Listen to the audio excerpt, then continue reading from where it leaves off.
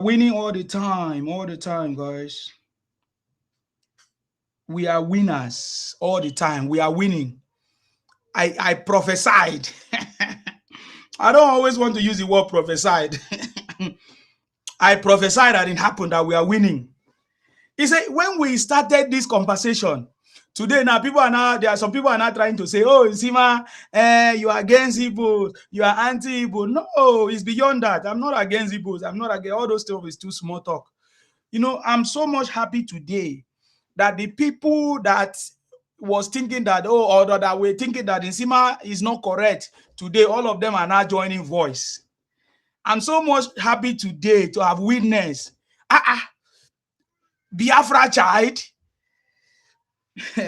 Biafra child is now joining us to say Nnamdi Kanu is a criminal. Hallelujah.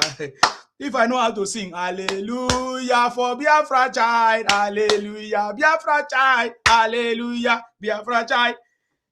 It means that we are able to help people that are ignorant for so many years. I strongly believe that we are going to come together in full force. Okay, somebody's asking which of them. There's one guy called Biafra child. His name is like General. He used to be part of those IPOP people, strong IPOP people. I remember those days he would come on my platform, he would abuse me, he would call me names because I was calling out Nnamdi Kanu. I was telling them Biafra is fraud, this and that. You see, but today I was on the same platform with him and he was explaining, he accepted responsibility as well. And he was telling them that there are so many things he was doing that he never knew. It was just based on trust. That he never knew that Nnamdi Kanu was using the money. In fact, never knew that Nnamdi Kanu was deceiving them. My brothers and sisters, be happy for me. Because today is one of my happiest days, you know, on this earth. Because what we started, and people were against us. I remember those early days. Nsima was one of the few people that was calling out these Ibotic criminals. By the way, today, many of them, they were asking me, Nsima, oh, why do you say all the Igbos? Why do you hate on us? I try to defend myself small because it's wrong for anybody to think that you hate them because I don't hate anybody in this world, not let alone the Igbos that are our neighbors. I don't hate them. I only criticize and call them out. And now some of them feel like I'm saying that all Igbos are criminals. I'm not saying all Igbos are. I've never said all the Igbos are criminals. I say Igbos are criminals. That is what I always say. Igbos are criminals. It's not all the Igbos are criminals. I always say all Igbos are criminals. It's because I see that there are more than one or two people, and I'm not generalizing it. You get the point. But I reckon that with my investigation and with the people that I always speak with, 99.99% of them are always criminally minded. You get the point now. So anyways, I try to explain a little bit, but some of them still say whatever. But I don't mind because I know I'm saying the truth. I think part of the things that I've been doing has helped many of them now to know the truth. And I'm so much happy that they are beginning to speak up. And I will join forces with them to speak up. You know, I will join forces with them to speak up against all these things because I know that this is the only way to go out. The same way we were promoting Nnamdi Kanu, the same way we were promoting IPOP is the same way we are going to use to make sure that we expose the Ibotic criminals, we expose the atrocities of these people to the point that Igbo land maybe one day will be free from all this ideology that they have. In fact, I'm so much happy I can give you. Ianu, thank you very much. Yes. In fact, I was on Ikenga, Oroagu. There's a guy called Ikenga who also saw the things that I saw and came out and started talking about it. Even most of the people asking questions, they were saying that Nnamdi Kanu is a criminal. They also know that there's nothing like Biafra. Biafra is not coming. So I will join them to amplify their voices more, and so that people will know and join hands and let us spread this message. Yeah, some of us supported one of those things, but we discovered that they were all lies and criminals. So that is why I never hid it. And I've always been very vocal about this. I've never hid my intentions. I told them, yes, I was there. I was supporting you. I was even doing good thing for you, thinking that I'm doing good thing. I never knew that they were criminally minded things that they were doing. You know, until when I found out, I exposed it. I didn't wait any second.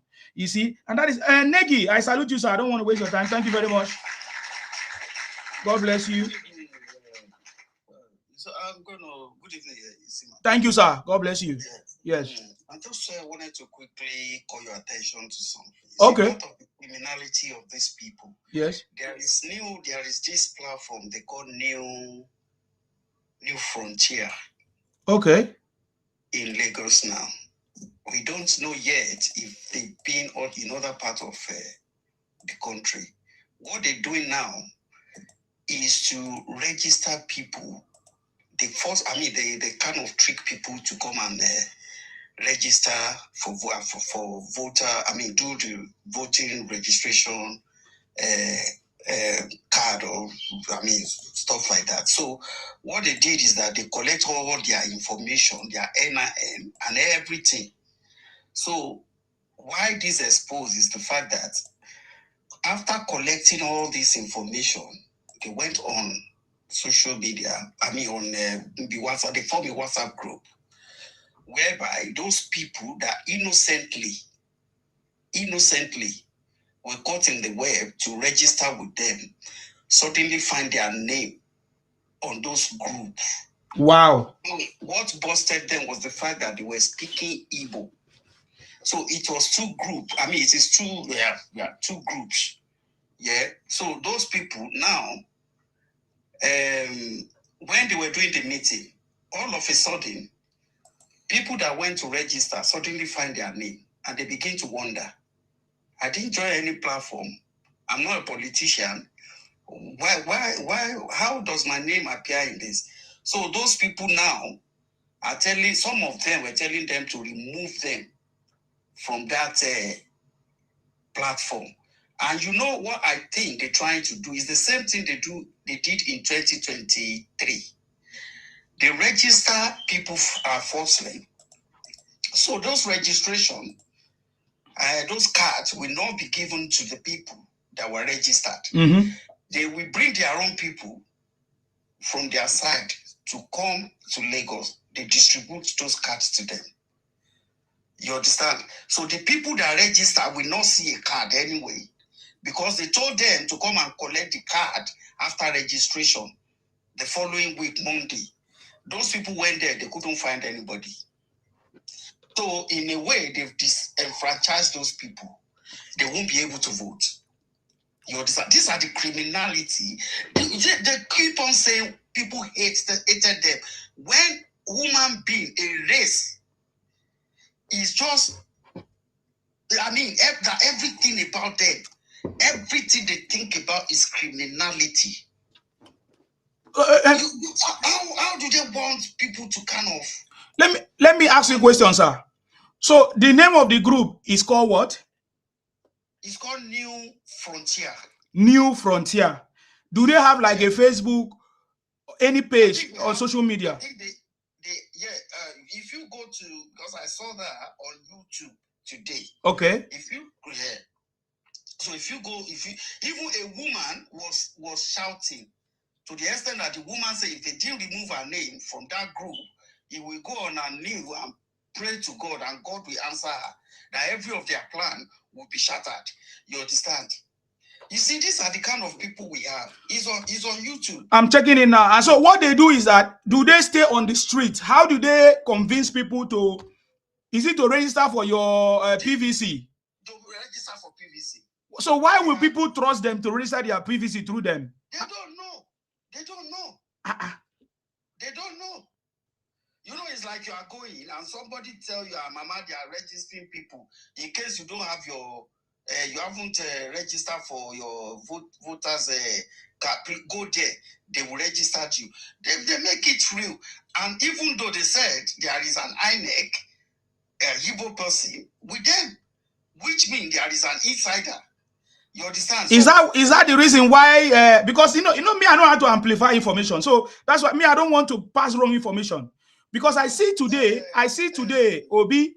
Let me tell you, I see today Obi tweeted that he wants them to extend the voter registration, because I want to understand if that's the gimmicks that they are using. So they will register, they will gather people, register people, and don't issue them their PVC, and then they bring other people and then give those PVCs to another group of people that are working for them. Is that what you are saying? Yes. Perfect. We can expose that one so easily as long as we can confirm it. And again, the other reason why they do that is that, you know, both Igbos and Yorubas that they included, they wanted to kind of gather them to brainwash them, give them incentive till voting till the voting period or election time. Yeah. You understand? You know, some of them will succumb to it because there is money involved. Mm-hmm. You understand? So another thing, because another lady also spoke, that they said there will be a meeting in a particular place that they shouldn't tell anybody. And that is what caught our attention. Look, what kind of meeting? Is this a secret court? Please, can we, if I can have those videos of those people that have spoken or text messages, because this is very, very wrong. If that's what they are deceiving people to do, that's what 100%. That's what they are deceiving. I think Ojo local government. That is where this thing happened. Labanzi, I see you, Labanzi. You know, the reason why I come here to let you know is because we need to bust these people. These are the plans, these are the tricks. You remember in 2023 that they caught a woman printing. Yes, is that church woman? That church woman. Yes. You understand? Yes. It's the same thing. At the end of the day, they say they want Lagos. You understand? I'm just speaking for my people because our liberalism is just too much. And we have to be very, very careful as a Yoruba people. You understand? Because these people are not playing at all. They never play by the rules. No, they are not playing now. If you know that one, that one is the truth. They are not playing. They are very serious. They want to do everything possible. So everything they try to do is to win an election for Obi through the back door. And this won't happen. We're monitoring them, you know, and we ensure that everything they try to do is posted before they realize it. You understand? This is a fact. If you go on social media, let me. Do you want to give me some minute? Let me see the Yeah. Give you some. Go ahead. Because I need more details because I want to talk about it because it's very important. You see, the Yorubas are still. I've said it before that the Yorubas have not seen evidence yet until when the election is finished. I want to see how the Yorubas will react to this and what they want to do. Because the people that are in opposition, the people that are fighting President Tinubu, or the people that want to take over the power, they are very, very serious. But I know that Yorubas have their own ways of doing things. But me, as an Ibibio man, a South person, we need evidence. We need to see. Because for us in the South, we can fight for what we believe, just like we have been fighting for. And we are all out for President Tinubu this time around. But we need more concrete steps or actions to be taken, in order to make sure that we give President Tinubu that vote. For me, I'm looking at 50 million to 100 million vote because I'm thinking that it's so easy to achieve that. OSG, you're welcome. You're welcome. Let me give you a chance to speak. Go ahead. I salute you. God bless you. Yes. Yeah, I don't know what the topic is, but as I was coming, before I got here... There's no topic. If you want to know the topic, there's topic on YouTube. It says President Tinubu wins all opposition. So it's like a general conversation. Go ahead, sir. Before I go through that topic, as I was coming, I ran into a particular social media post video. Okay. Where one guy from the Asian country was in Nigeria. I was saying he's surprised that Nigeria has train. I won't cry. Really? He said he's surprised that Nigeria have train. Is he the one that have been trending? Because I shared his video yesterday here with us. And I just saw this one. I don't know if that was what shared. Okay. So he never knew that Nigeria have a train. As in the guy, they don't see us finish. Say no, everybody say Nigeria to get train. I can't remember one mumu we thought say we don't need to the build coastal. We're supposed to maintain the remaining one. Because if I won't swear for the guy, because I can't remember say one mumu we want become president himself talk say. We could not do new road. We could not do infrastructure. Okay. Now, this kind of people now in the course of this nonsense. Exactly. You know, for every infrastructure, I see no reason why a meaningful person will condemn any infrastructure. You can argue that yes, they didn't bid for it very well. You can argue that maybe the budget was padded, but arguing that we should not have it. There is something wrong with that person. No, that person not where. So as I see that guy video for Facebook, I say, which kind of thing? I also can say, well, you know, before. Why is America if not because of the infrastructures? The UK as well. Now. It's because of the infrastructures. That's it. There's nothing else. It's just the infrastructure. It's the infrastructures. There's nothing else. It's the infrastructure.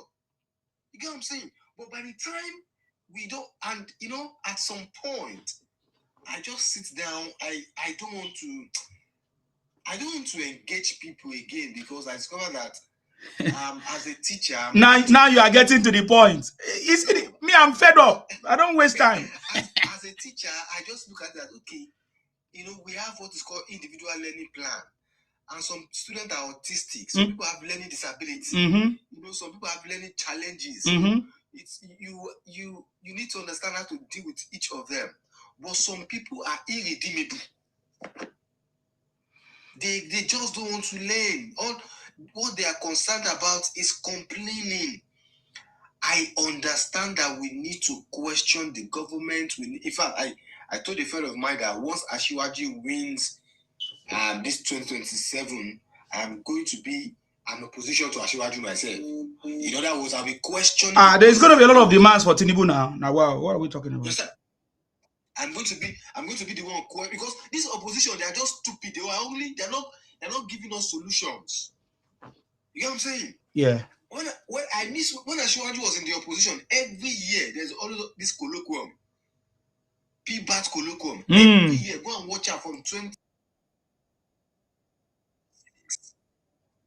up to 2015. It was when it was in 2020 that I think they stopped because of election and all of those things. Since then, he has stopped. When Asiwaju was in the opposition, these were facts and figures. So I wasn't surprised that Asiwaju immediately unbundled the security stuff.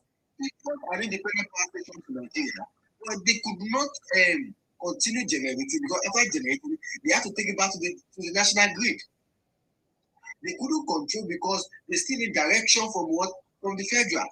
But now, you and I, if we have our small money, if we buy one solar panel, we could carry 2 hours, 3 hours, sell for make our money for it. You know what I'm saying? These are the things that he has been talking about long before now. I know Asiwaju and APC to be more about what construction and infrastructure. Lagos takes no time. They will always be somewhere in Lagos that they are constructing road. Since 2003, they will always be somewhere. The first thing he did, while he want to say very well, the first thing he did was to see how they can generate revenue from Lagos. As it stands, when I saw the 2005 revenue generation in Lagos, do you know that Lagos State generated times 2 of the entire other states, times 2 on VAT? Lagos State alone. The one that came next to it, the gap was much. So the first thing is you need money. Because the truth is, if I am not, I still find it difficult with some of my friends. We argue, I tell them corruption is not just an individual. But when you look at it, even in the countries of the world, when things are working, there's still corruption. So you cannot eradicate corruption, but you can reduce corruption, or you can curtail corruption. One of the best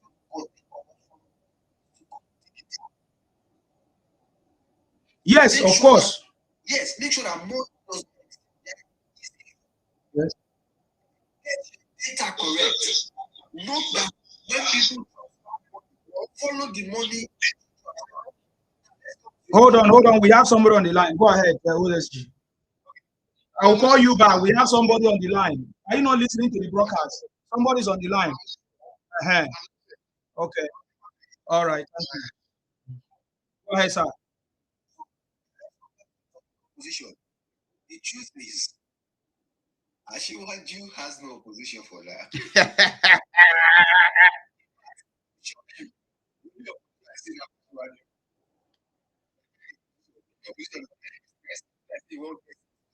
Maybe Najio will help. Because like an activist who activism is different from politics. I've listened to some of the which way answers questions. political angle.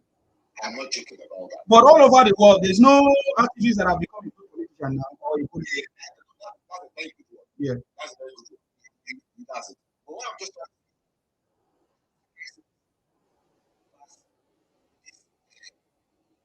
to say, and the other man, we our assistant.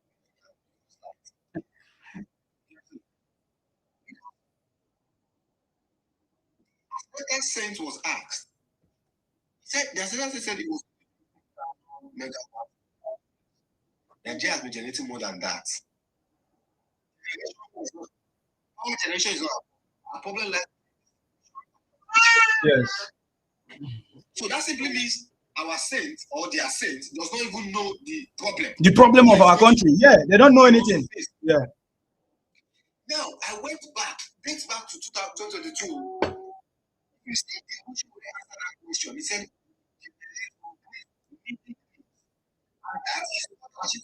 done by saying that local government, state government can generate.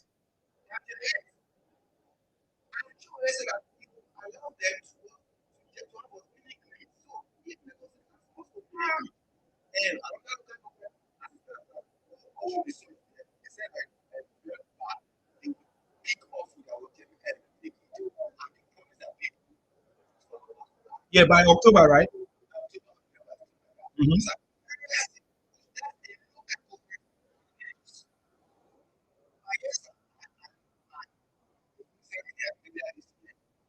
The president.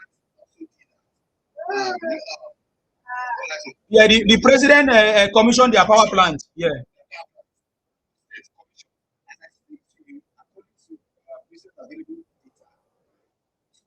States now have their power plant. You know what? That national grid, that by itself, no, you don't need to collapse. Now you go collapse and itself because people are not going to use that again. These are the power generation will now be closer to the people. We still need the national grid, though. We still need the national grid. No, we will need it for some people who don't want to, not for everybody. You know what I'm saying now? We'll still need it because now you don't have to the power you don't send to national grid again, you can generate within yourself. And if you're not aware, some estates in Lagos, they only do what is called captive power. Some estates, yeah. In their own estate, they will have their own power plant and power supply. And these people now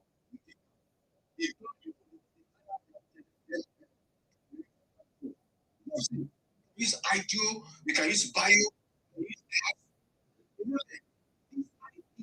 that these people don't know. Like I said, the best thing I watched one, let me these people comment.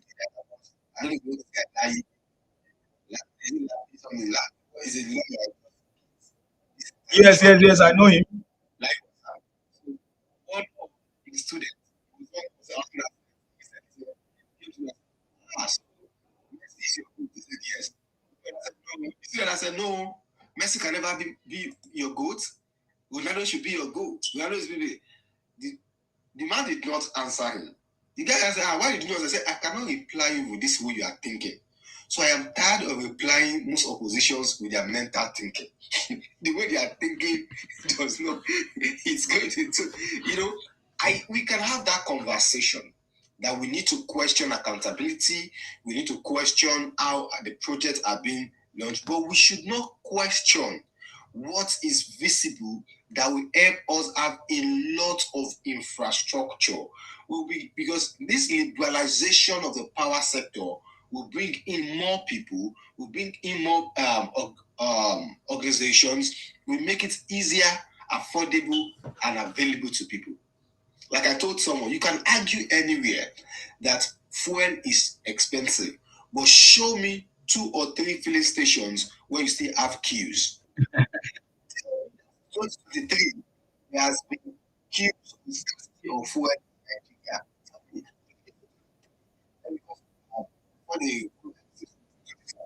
That has been scarcity. Again, you can tell me that fees, secondary school fees is expensive. Sorry, university school fees is expensive. Since 2023 till now, have you seen ASU on strike for 1 year? We cannot begin to debate other things about the quality of education. But for now, our students get admitted and they graduate at the same time. And okay, now that we have talk about what affordability, they are two different. Now begin to look at, okay, even our universities, the landmass most of these universities have, why can't we do farming there? Why can't we have private into the university, invest, and collaborations between the town and the town? When there's perfect collaboration between the town and we have to know what we want. And this kind of collaboration will make education affordable, accessible, and available. But unfortunately, the only of this emotional is if you don't and it's look as if you are not being sensitive to their pain. That's what they keep telling you. Bag of rice. And I asked them, they say, yes, the bag of rice are talking about Nigeria is 50 kg. And I don't know why to choose the bag of rice. It's quite, it makes me feel you are using economy of a nation to bag of rice. Is what we buy here. I might take I eat about 2 months. Because that is not the only food. So the opposition don't have what to say. I'm happy. I want to see how they are protest because I don't know how true it is that they've already protected clothes. Children or Tinubu resign, unfortunately. And now what they are saying is that we paid ransom. Maybe they also paid. What the news I just channeled earlier today is that of the people to life imprisonment. Life imprisonment. So imprisonment is not enough for them to just buy them straight up. And now, and I don't know. I hope why they are going to the in your state investigate. We still call them to come back. Governor of your state. Everybody should come and investigate. I don't know what they want to investigate. Now that already the culprit going that. So, well, you know, I do not see. I still find it difficult. I was expecting Atiku to be a viable. Unfortunately, he lost his own stand. My brother, I'm disappointed in you. You were expecting Atiku, somebody that have been contesting from 1992. My brother, why? Why you? I don't know why he's misbehaving anyway. I don't even in your state anyway. Listen, I'll be here. Okay, thank you very much. There are some of the things that you said, which I just want to also share my own opinion because that's yours. And you said that they are saying that fuel is expensive in Nigeria. With what parameter are they saying that? Is it based on how it was sold before, or in this new regime, based on how this new regime is operating? Because based on this new regime under President Tinubu, what we know is that Nigeria, we now know how the true stance of Nigeria, our economy, our true value of our economy, the true value of our naira and everything, which is no longer being subsidized. Are they comparing it to how it used to be when naira was subsidized and petrol was subsidized? Is that what you're saying? That the cost of petrol in Nigeria? Because if you compare it to the whole world, Nigeria oil or fuel is the cheapest. So I don't know. So that's why I'm asking that question. Thank you. Now let's speak it this way. Authority, you're welcome. Let me ask. I think he's been talking for a very long time. Okay, OAG, just calm down. Let him talk. Yeah. Add more authority. So, all right. I feel what I agree with you that it's global commodity. We moved subsidy, so pricing. On the global stage, Nigeria's fuel or petrol is still one of the cheapest. I take it from you because if it's a global commodity, which is dollars, exactly right. And I think in the UK now, a liter is 1.48. If I'm not wrong. It is not just about price; it's about the affordability of location. Okay, fuel is also about what are the what is the minimum? What are the other cost of living in Nigeria that we can incur? That's the reason why. Yes, they are right. This is expensive. They are not right, sir. If you look at the cost of living in Nigeria is cheapest, you look at everything in Nigeria is cheapest. Except you tell me that somebody doesn't have a job. And if you don't have a job, then what are you doing? You are a useless person. For somebody living in Nigeria, that's why I like you always have this conversation. Now, if you look at it, from the angle from somebody living in Nigeria, working in Nigeria, is under the bracket of minimum wage. Again, I'm going to say this: minimum wage everywhere will not give you good life. Will not give you good life.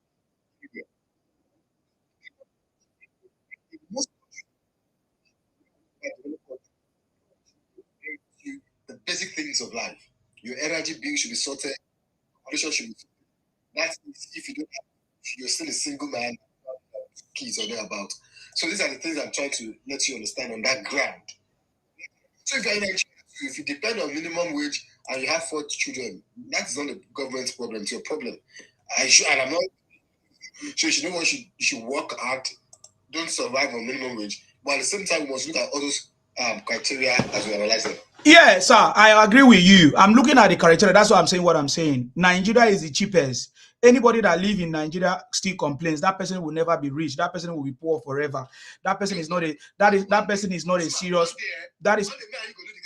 Yes, we can do the calculation. That person is not a serious person. If you live in Nigeria. If we do the calculation, it's not that easy. Oh God, what are you talking about? Why should you be on minimum wage? Why are you calculating minimum wage? What are you talking about minimum wage? You can't live on minimum wage in the UK.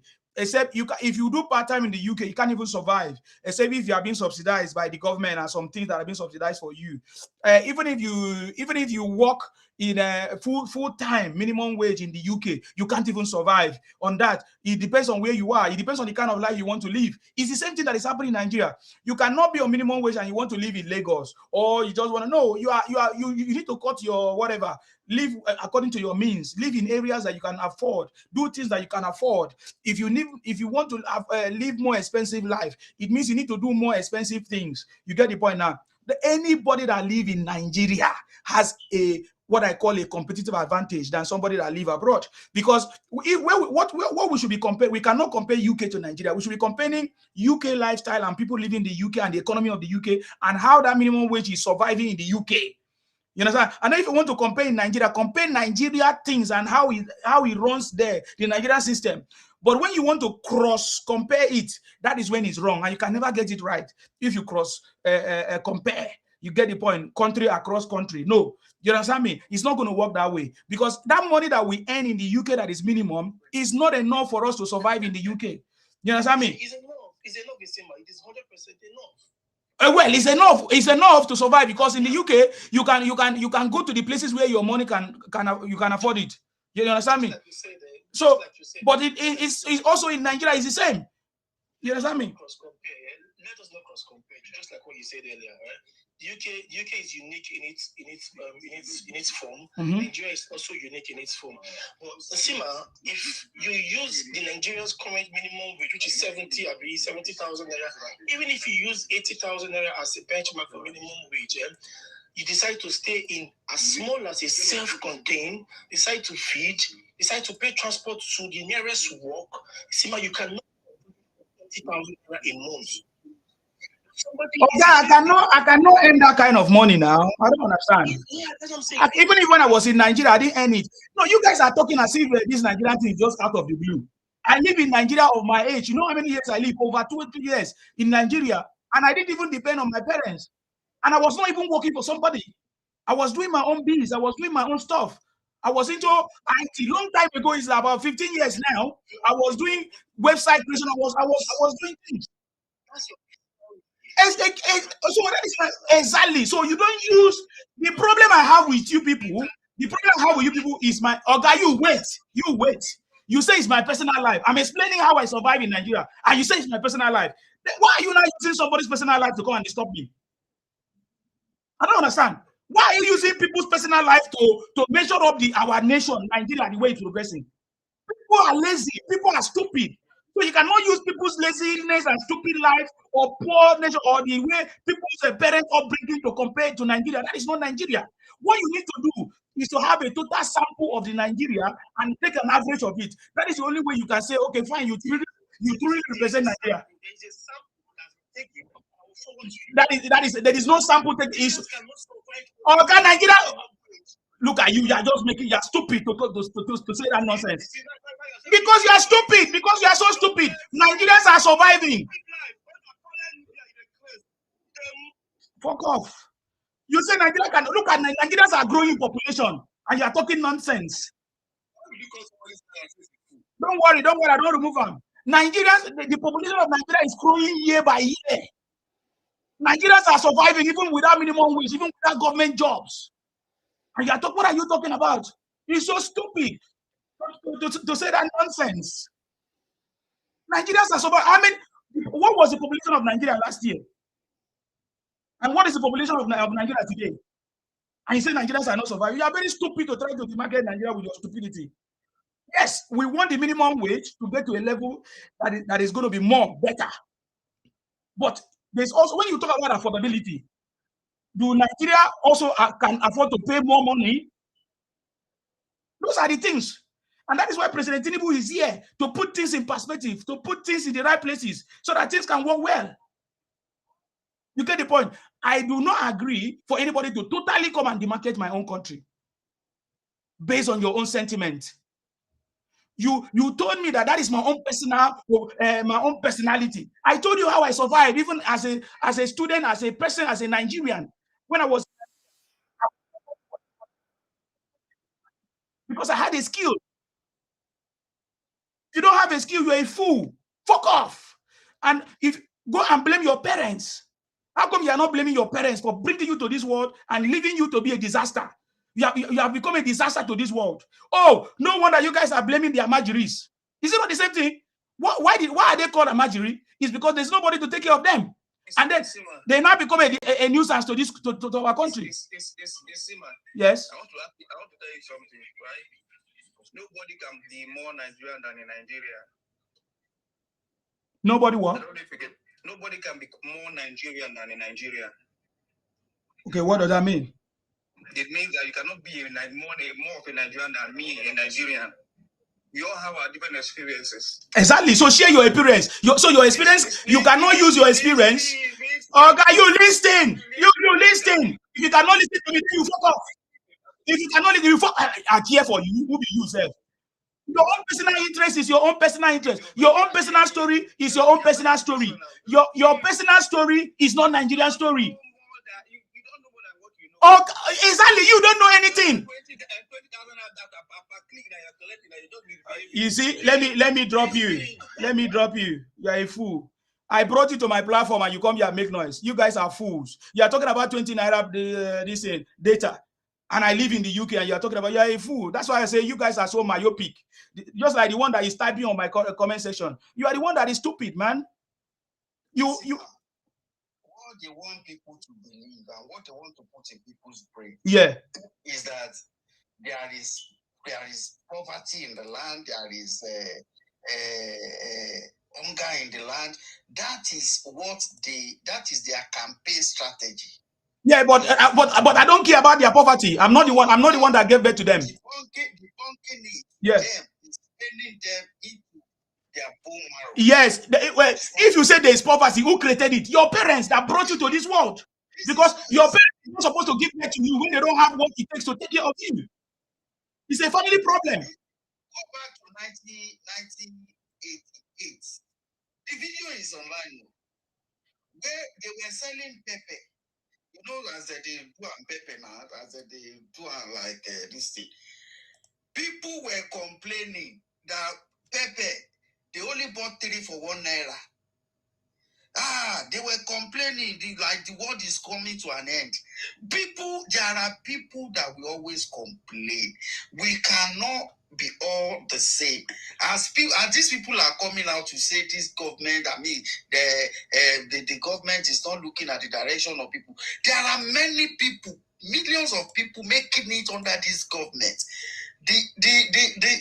What people are missing is the inability to key into government policies.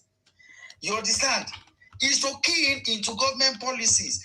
And when reform is taking place, things like this will happen. And that is why the government admits that, look, we know that, things Or like if their parents don't care about them being poor, why should the government care? Yeah. Nonsense. Because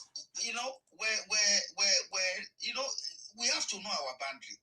When you have the ability to give birth to 1 child, give birth to 1. Exactly. When you have the ability to give birth to 2, give birth to 2. You can't just be giving birth with the intention or with the aim that the government will take care of them. No. So let me give you a story. I believe you live in the UK, right? Yeah. Now, if you go and pregnant a woman, even if you are married or not married, and you pregnant, or you people have a problem, maybe you were married, you have a problem. You know what the government does? You know what the government does. If you are working, the government will take your money. So it is the parents. The parents have made Nigeria to be poor. If you want to talk about it, so the parents are the cause of the problem. How can you bring a child to this world and you don't have resources to take care of that child? Okay. When a single man is having like 3-4 wives. Exactly. So I'm giving you how it works in a developed world. If you have a child, it is your responsibility to take care of that child. Even if you are divorced, the government will reach out to you and collect a share of that money to somebody who is taking care of that child. That is how it's done. Which means, with that understanding, I understand that for every child that we are bringing to this world, we should be able to gather or cater for that child. Give that child at least to the level of, say, accountability, say 18 years or 17 years when they are at the age which they can walk by themselves as well. You get the point now. So anybody that said that is a poor person, it means that your parents failed you. And how come you are not able to ask your parents question that why did they bring you to this world without training you or sending you to school or allowing you to learn a skill so that you can become somebody in the society? How come now you have now become a burden to Nigeria and trying to give us a bad name? They are telling us about poverty. And I don't understand. Is it the story of this poverty that is going to make Obi to become president of Nigeria? I keep asking them. No, that's what they want to be putting in people's head. So you understand? They want to make it like a chorus. And when lies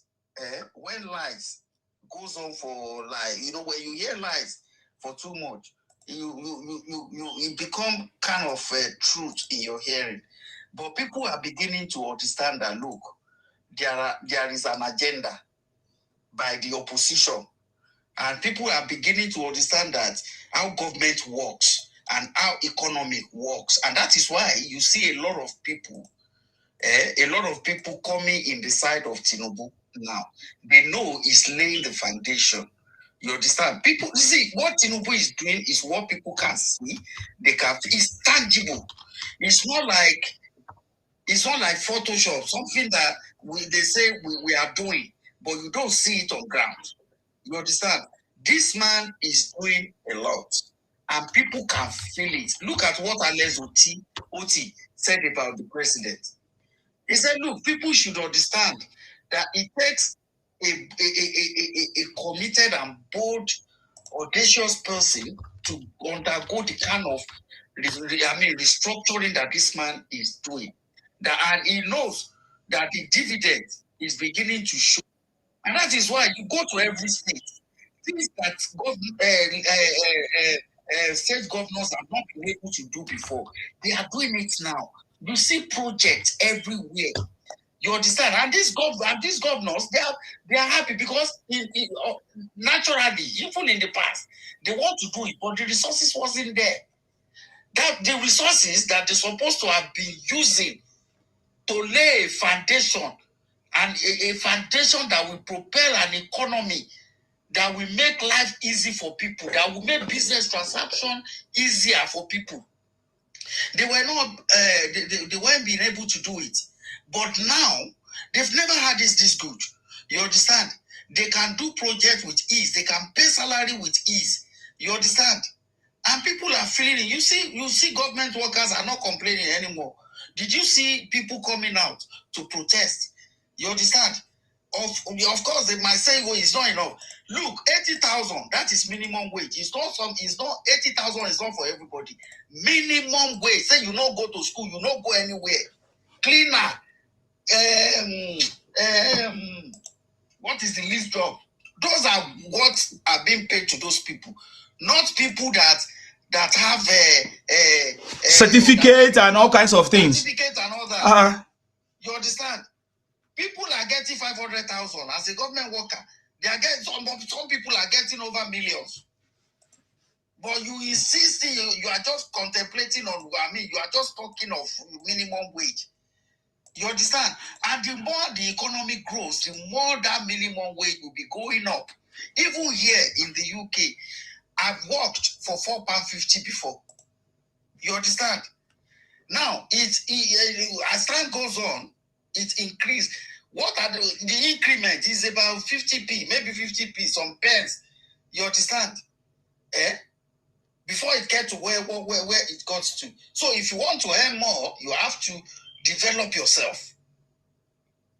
That's where you're gonna you develop yourself, so you get to another level, whereby you'll be getting a substantial money that will be enough for you. Without you doing that, you're still gonna remain where you are.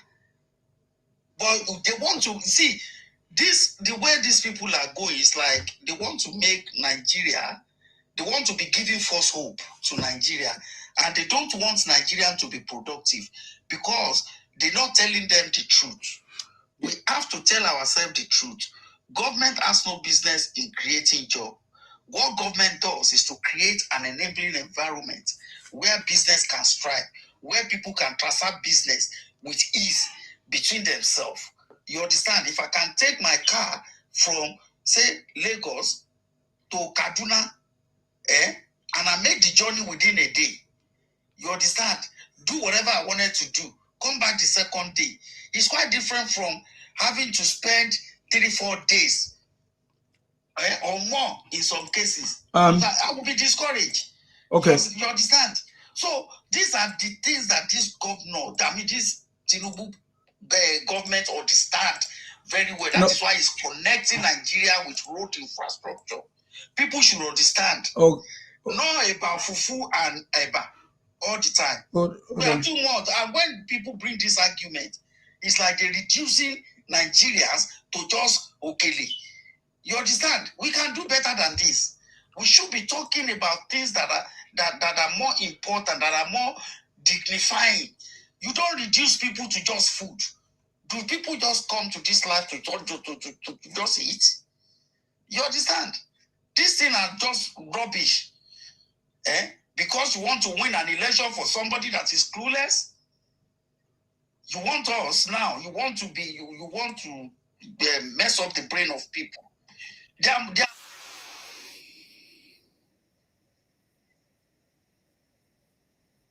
be rich tomorrow. You understand? His level is stage by stage. His life is stage by stage. Some of us that are here in abroad, we don't even envisage it. We don't know we're going to be here. But this along the line happened, and we find ourselves, that is how life is. But making it as if everything you have to blame the government, turning the blind eyes to those positive things that the government is doing to stabilize the economy. Our economy is stabilized today. Our monetary system is stable. You understand? Foreign exchange is stable. You can predict. You can do things with accurate predictability compared to what it was before that. You want to go and buy markets. you are worried how much maybe dollar will go up or drop, or all those flip-flop kind of a thing. But reverse is yesterday. If people cares to hear, he cannot satisfy every of our needs in 3 years. It never happened anywhere in the world, and our own case will not be exceptional. People should understand that these people coming out here on platforms deceiving them don't mean well for them. Nothing Obi is going to do differently. That is why he's not talking about alternative view. That is why they're going about finding a backdoor ways of doing things, using tricks as a means of gaining or winning power. And it won't work. Because for us, that really love the country, we won't accept that. We won't accept that. We want this to be done the right way. You understand? Which this president is doing. In terms of security, we've just had praise the president few days ago about the way he's handling insecurity. And he said the way he's handling his yielding results. He praised him, but they don't want to hear that. It's always to them. It's always bad news. Look, my brother, I called home every day. The major thing I ask is electricity. How is the electricity? He said, he looked. I asked again today. He looked from his. He said, this thing, they're not going to take him again. No. You understand? He said, we sleep with light yesterday. He's still on today. And he has been consistent since last month about that. So I intentionally ask every day. But these people become online to want us to believe that, reverse is the case. It's not. It's not. We're not helping the nation by using falsehood to want to gain power. You don't use falsehood. Got to face reality. Because people can see some certain things that you are talking. The more you are talking contrary, the more you are losing what do you call it? You are losing relevance in the face of people. Because what you are saying is not in accordance with what is happening on ground. They will look at you like a fool. Who are you trying to deceive? Anyway, Nsima, I've sent the video, I've sent it. Check your this thing. No wahala. No wahala, sir. Thank you very much, sir, for coming. God bless you. Can we hear from OG Chuku? Go ahead. What do you have to say? God bless you. Welcome. Yeah. I don't want to say much, though. But yeah. What got my attention is, the other speaker before this one now. Okay. He said, I don't know. He said about 20,000 naira they give you guys. He said they gave me 20,000 naira data. Now, wow. Yeah. So the thing was like kind of funny. So I wanted to come ask you if they gave me $20,000 data. By the way, you can get data on ticomobile.com. It's one of my businesses, one of my partners. You can get your data at ticomobile.com, even in Nigeria. In the comment section, let me see. Let me spell it for you. Maybe my moderator can type it. Somebody can type it here. Tico Mobile, like Tico, Tiko, then mobile, mobile.com. You can buy data there, SIM, or even electricity and all of that. So the guy that said they gave me 20,000 data, it's because they also gave him the same money. So they gave him that money for him to come and fight me. And he's thinking that everybody that is on TikTok talking about Tinubu or politics or against Obi, they also gave that person money. So that is why he thought that everybody is collecting 20,000 data. So I don't even know what he's talking about. Where I live, I don't even know. I use unlimited. I use Wi-Fi. So I don't even know what you're talking about. Anyways, yes, that is the spelling. Tico Mobile. Thank you. TicoMobile.com. Yeah. not be agreeing. Most of my followers, most of the commenters are the people that we are educating. They don't know what they are talking about. They have never had opportunity to travel out to see what we see, where we live, and then so that they can appreciate their own country. You see, when you don't know the value of what you have, you give it up, right? And then later you realize that wow, you even had something valuable, but you do not appreciate it. You get the point now. So most of the people that talk the way they talk is because they don't know. They are talking out of ignorance because they are trying to push an agenda, their own agenda to bring their own candidate on board. But the only way they can do it is to run a propaganda. How can you say the Nigerians are not surviving? They are in poverty, but every day we are increasing. Our population is increasing. Now we are over to our population, and every day people are giving birth. People are delivering babies. Every day we are seeing new cars. Every day we are seeing people building new houses. Celebrating. In fact, right now, before when I was growing up, it used to be that party they used to celebrate. They used to celebrate party only weekends, maybe on a Saturday. But now in Nigeria, every day is party in Nigeria. If you go to clubs, they are already filled from they are filled up from Monday. So where did they get the money? And they are drinking big drinks that I've never drank, even as I live in the UK. What are you talking about? Even the kind of house that they are building in Nigeria, you can never even see that kind of house in the UK.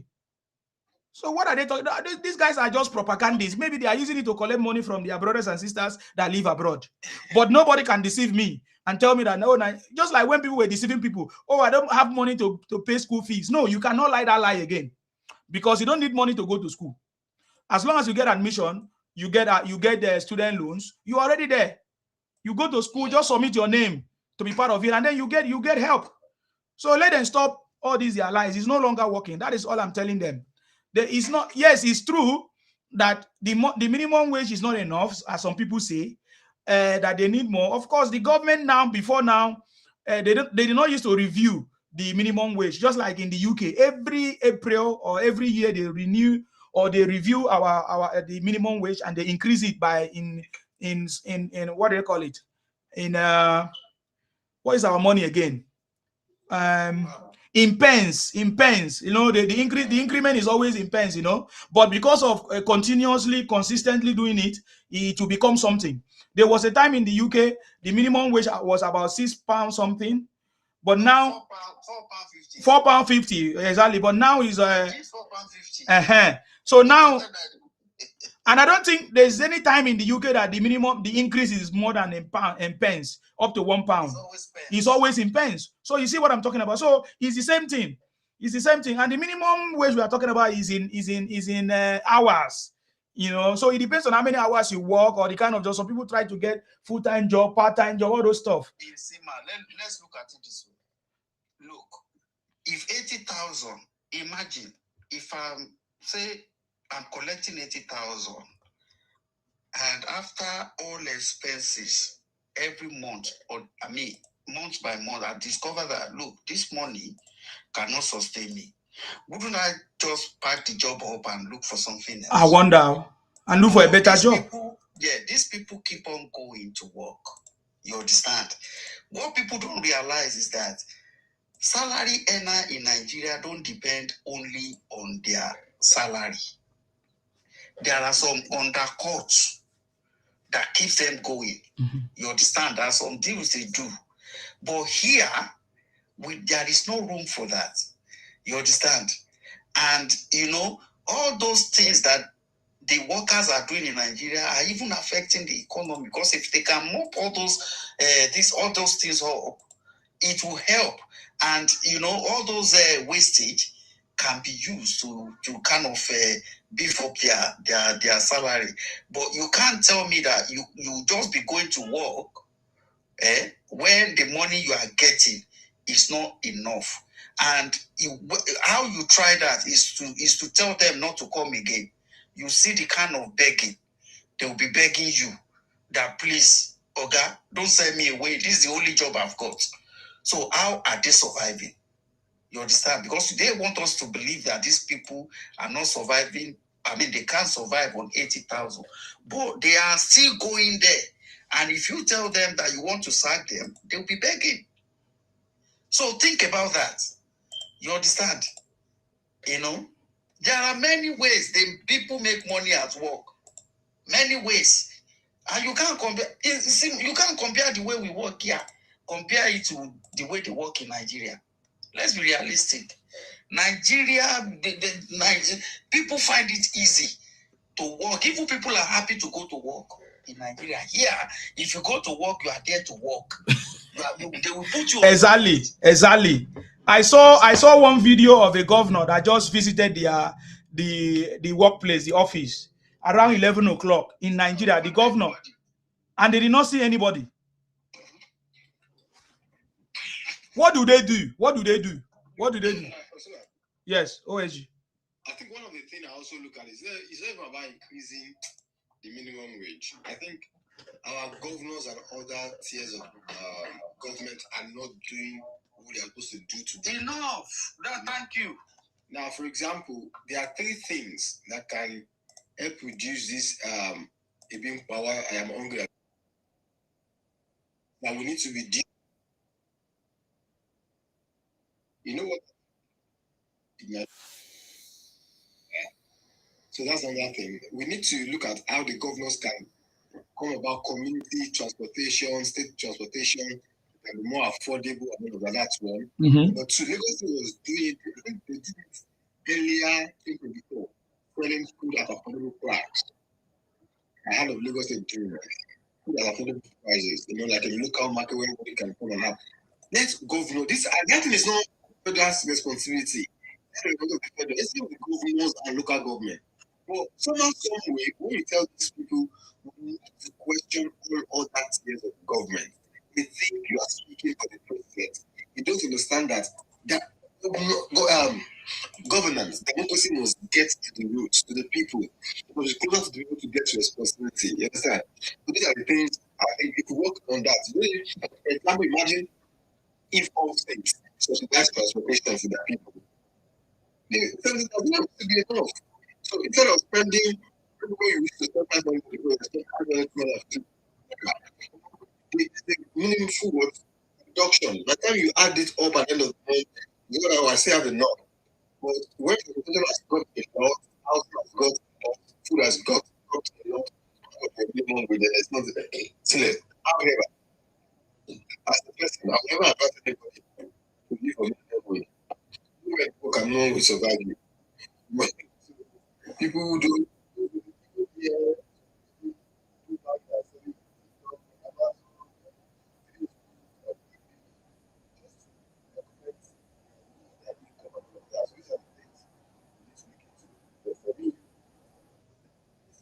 we have in Nigeria now still rest with the governors, the local government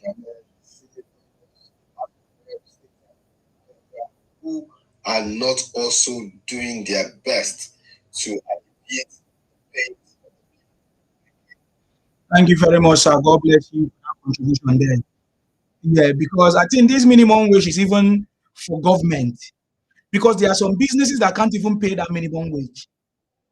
Are you aware? There are some businesses that can. That is why the government is very careful on how they put the price, the minimum wage, because it can cripple businesses. You understand me? Yes. Yes. Another thing I tell people is this: Nigerians, if you are a young man in Nigeria and things like these are happening, if you have small money, that one will you don't need to have small or serious boss. For your area, for example, in Lagos, the mainland, I'm just looking for 20, 50 people who will be dropping at a particular location in the island in the morning, and I'll pick them at a particular time in the morning and return them to my area. That would be my job. You know, I'll just look at, okay, if you people are to watch boss, everybody must meet me. You would have paid for a minimum of a week. If you don't come, I'm not refunding your money. If you come late, I'm not refunding your money. So it will, just as it is here in the UK, if you miss your boss, you miss her, nobody goes for it. So I would have planned that, okay, I need 10 people who are working on the island. You pay for 1 week ahead, blah, blah, blah, blah. I will meet, this is the pickup station where I will pick you, all of you, and I will be leaving there as early as so time. They will get, and for afternoon when you're closing this, I'll pick you up. That one, na side hustle. Imagine I have 20 people who are paying me 10,000 each, maybe per week or thereabout. You know, you're making your money too. Aside hustle, all you just need to do is wake up early, go job them, come back, do what you want to do before it's time, go pick them, come back, and you're done for the day. But like I've discovered, most people are following the opposition to see bad news. And once you are fed with bad news, you can never make progress in life. That's one thing. Yeah. Definitely. So, anyways, let's move away from these poor people. Hi, bestie. What's that? Hi, bestie. Hi, bestie. Yeah. What is hi, bestie? What is that? Who are you? Hi. Hey, gay. Where they carry small children come here? Okay, so that is all he wanted to say. Oji Chuku. Anyway, Oji Chuku, you sound Igbo. Which part of Igbo land are you from? I'm from Imo State. Imo State. What do you have to say about the case of Nnamdi Kanu versus the people that are saying that they should release Nnamdi Kanu and the people that are saying they should buy Nnamdi Kanu? Which side are you? Well, on social media, I've not been following trends on social media. No worries, OSG. Thank you very much for coming. So, where is the trends coming from? Where is the what? People are saying they should buy Nnamdi Kanu. Yeah, at least you know Nnamdi Kanu now. Yeah. So did you support that they should release him or they should buy him? Because, you know, the government actually, will I say, pardon Nnamdi Kanu by sentencing him to life imprisonment, because from the offense they listed that he committed, it's supposed to be capital punishment, but he was given grace for life imprisonment. So, but some people are saying now that life imprisonment, I think, is also a capital punishment. I don't know. I don't think so. Life imprisonment is too small for somebody that buy over 30,000 people, according to the news. So, anyways, yes, through his commands and through his groups and the people that he set up and used. So that was the judgment. Anyways, but so I'm just trying to get your own opinion. Anyways, what is your opinion on all this? If you said I don't know, they already sentenced him, so I don't know if it's possible to get any other sentencing for him. So I don't know where the news is coming from. Yeah, because how he came about is because some people that believe that the government is wrong to sentence him, that he did nothing. You have listened to Obi said that he did not. It means Obi is sponsoring some people who are now going to the government or appealing the case, saying that Nnamdi Kanu did nothing, that they should free him. And some people are now saying, wow, what audacity. So they are now urging the federal government to give him the capital punishment, which is death, according to the law. So that is how this case has surfaced again. And lots of people that used to even support him are now saying he's a criminal. Do you believe that Nnamdi Kanu is a criminal? Or I don't know. I'm trying to get They passed a judgment on him. So whatever the law court, and I don't know. So okay. Nobody's opinion on it. Yeah, definitely. Anyway, so do you have any candidate for general election? Yes. No. Why now? I'm not into deciding. Oh, you are not in politics. You don't support politics. You don't do politics. Yeah. I don't do politics in Nigeria. I'm not even in Nigeria. It doesn't matter now if you're not. Okay, so if you don't hold your governors accountable, your leaders accountable, how do you think that they are going to do their job very well? Like the governor in Imo State, is he doing perfect job? First of all, he's not democratically elected, so I don't know. From what I'm saying, why are you laughing? How can you say a sitting governor is not democratically elected? How was he elected, though? Yeah. Of course, you should know. Like, to me, whatever thing you do, as long as the people do not support you or vote for you, whatever you do, even if you're doing good, is actually not okay for me, unless you go through the right process. So that's the issue for Opus Adema. Do you know what? I can see he's been trying lately. Yeah. This response you gave now know where you belong. I now know where you belong. Voila. To be smart by you guys get voila. You know, so this is we answer now. Me, I know where you belong. Me and you know. Yes. If Sodima declare that he's supporting Obi tomorrow, all of them. All this thing that he's doing that we're not talking about, you see that, he's the best governor. Look, he has built, he has planned. No. That is not how it's done. That's not how it's done. See, Hope Uzodinma came first. You understand? Just like we now going out for election, that day I voted also. So going out to vote your right candidate, and you voted, and at the end of everything, then they kind of bring out another person to present you. It's not nice. Yeah, but how did they bring out another person? No, that is not what happened. You are not sincere. It's just like now. Let me explain. When we conducted the election, I came first. And what is the name? Richard's in-law came second. Then the other guy had a roommate third. Then Hope Uzodinma fourth. Then they didn't give us the process that led to him being the first from third position. No, how did you? What is the process that told you that he came fourth? There's no such thing. What you just said now is the rhetorics of Nnamdi Kanu and IPOB. It's not true. From INEC results, that is not correct. Are you in Imo State? What do I need to be in Imo State to see INEC result? What I'm saying is not presidential election. I said, who did INEC declare the winner? Yeah. Then how did the Hope Uzodinma emerged? And how many? Like after a year plus. Yes, now so he took the case to court and he was able to defend it, and the court see the reasons to say, okay, fine, no, that is maybe we made a mistake or there was a mistake through INEC, and they made him the governor. So how is that wrong? It is wrong. It is wrong. How is it wrong? How is it wrong? So you think it's fair? It's fair now because the court declared the court is the only fair will I say place that you can get judgment. Last hope. Is the last hope of every man anywhere in the world, even in the developed world. If you take your case to court, as long as you have evidence to present, then they look at the evidence and they will say this is based on evidence. Since you the person that watched the God, I don't need to tell you. Since you are the one that is opposing it, you should tell us the evidence that Ife Dioha won the election. Because if the court announced Hope Uzodinma, you just told me anybody can say anything. It doesn't make sense. God, INEC declared and the case was taken to court and the court proved INEC wrong. How? Explain what the court. Why should I do that? Oh my God. Oh God. God is not correct. What this is the rhetorics of Nnamdi Kanu and IPOB. This is the rhetorics of Nnamdi Kanu and IPOB.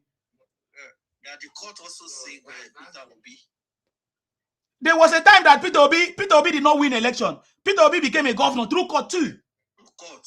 Yeah, you guys are here making no. This is the rhetorics of IPOB. Don't be like this. No, don't worry about them, sir. They will always be like this. These guys are criminals. They will always be like this. I know them. What do you mean IPOB? You are IPOB. You are IPOB. I know you.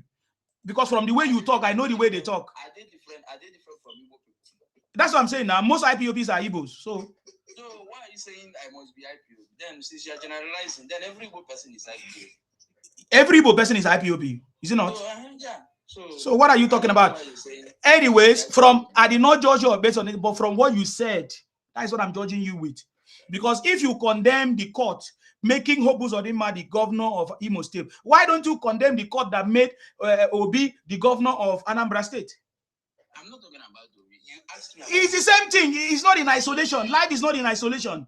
So that's why I give you a complete knowledge. Comparing two scenarios now, I don't know what transpires. It's two different scenarios. There is no two different scenarios. That is a lie. That is a lie. The competent court of Nigeria pronounced Hope Uzodinma the governor, and that's it. It happened. There's nothing else. It's the same thing that Nnamdi Kanu is doing today. Nnamdi Kanu say, oh, the court, there's no court. In fact, Nnamdi Kanu was saying that there's no law in Nigeria. There's no court. Today, Nnamdi Kanu is suing somebody in Nigeria. Show me the law. Can't you see how he's like, he does not have sense? No one is a criminal, he's a dropout. He's been sentenced now. I think the matter should be... Yeah, but which kind is the matter?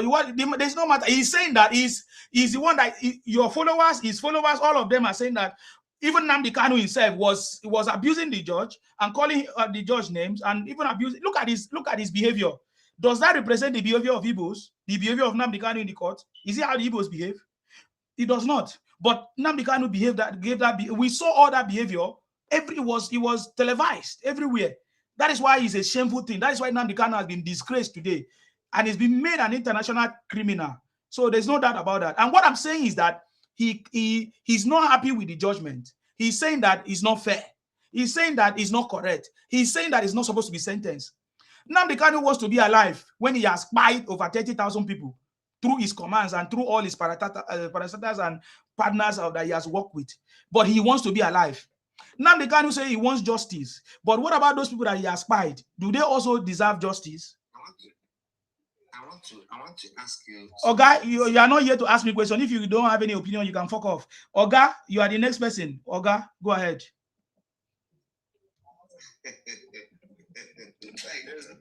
There's need for him if he wants to ask you a question.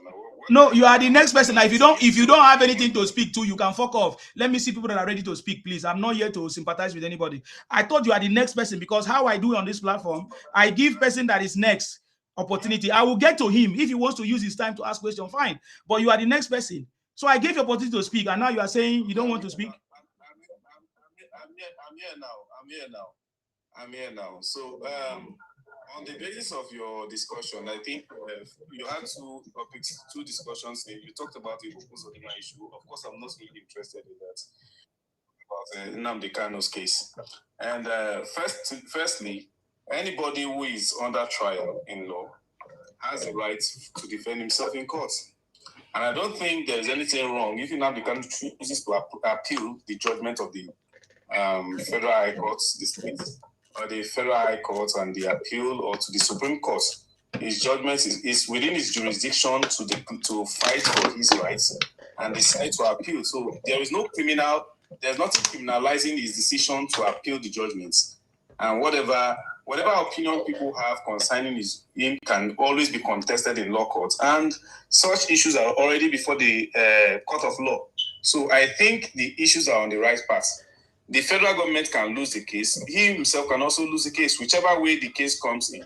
I think we should allow people to stand in for trials in the right place instead of condemning them before judgment is being passed. The first court has decided and is on appeal, and I think it's within his rights to decide to appeal that judgment. And if the appeal goes well as planned by him and he gets justice, that is fine.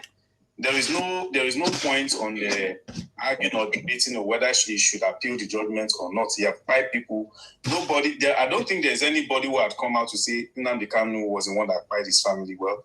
But those are judgments that are left. Those are the. Oga, you have not seen the videos, eh?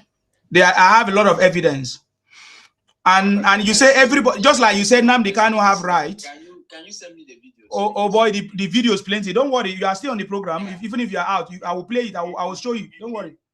Your position, if you have, were you able to go to court to present those evidences in court? Yes, those evidence were used against him, and he was sentenced to life imprisonment. About 7 counts or thereabout or more was given to him. So that is the evidence. Were you in court yourself? Oh God, do I need to be in court myself? I sent my representative, I sent my lawyer, everybody were there.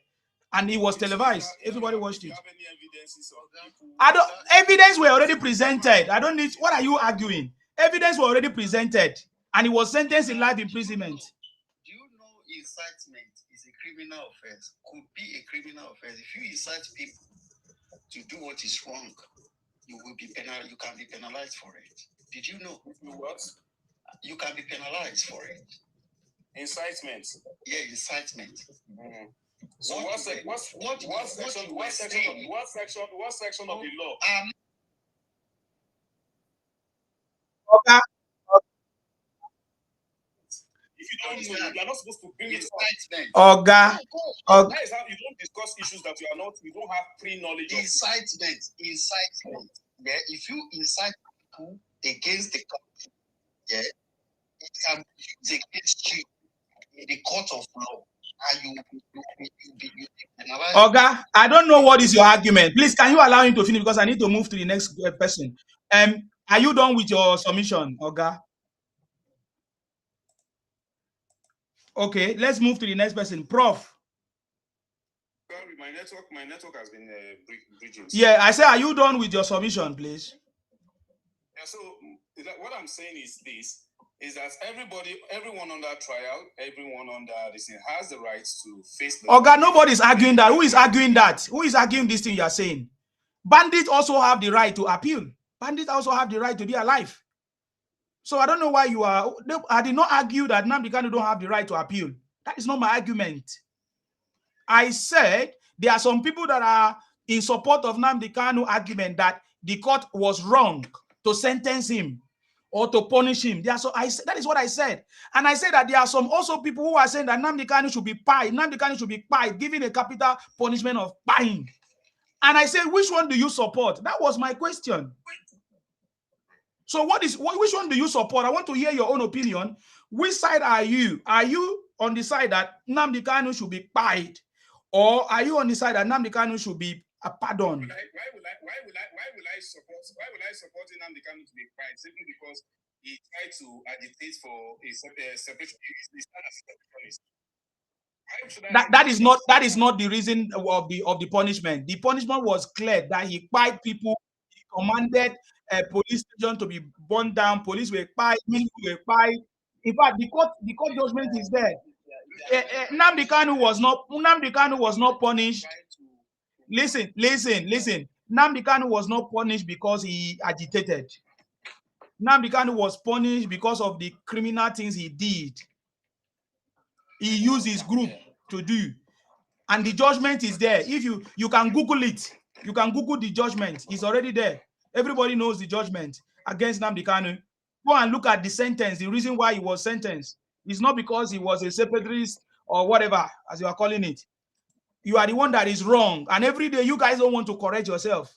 I have been doing broadcasts to correct. The Igbos. So we should start moving forward. Ask the guy to go on Google now or any form of. Yeah, I've just told him to do that now, sir. I've just told him to do that now. You should just type is incitement an offense. So I don't know why you are deceiving yourself.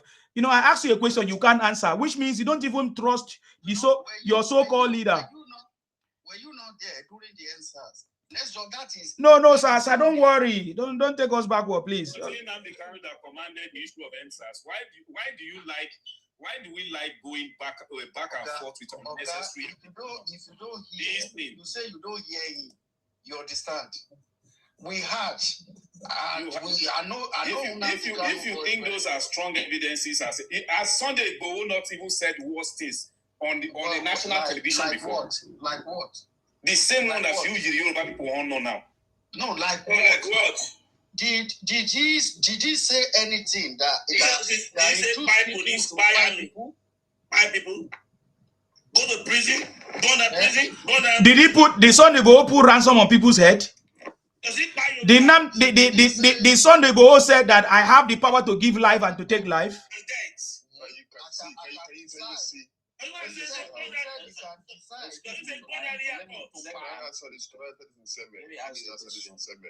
Let me ask a question. Those decrees that were made by Nnamdi Kanu, was it in other regions? Because I don't understand the decision on a lot of people's faith. Yes, it was in Yoruba land. So the life of your people doesn't matter. Yoruba land. So Tinubu is Yoruba man. And where he got it? Yoruba man. It's not Igbo.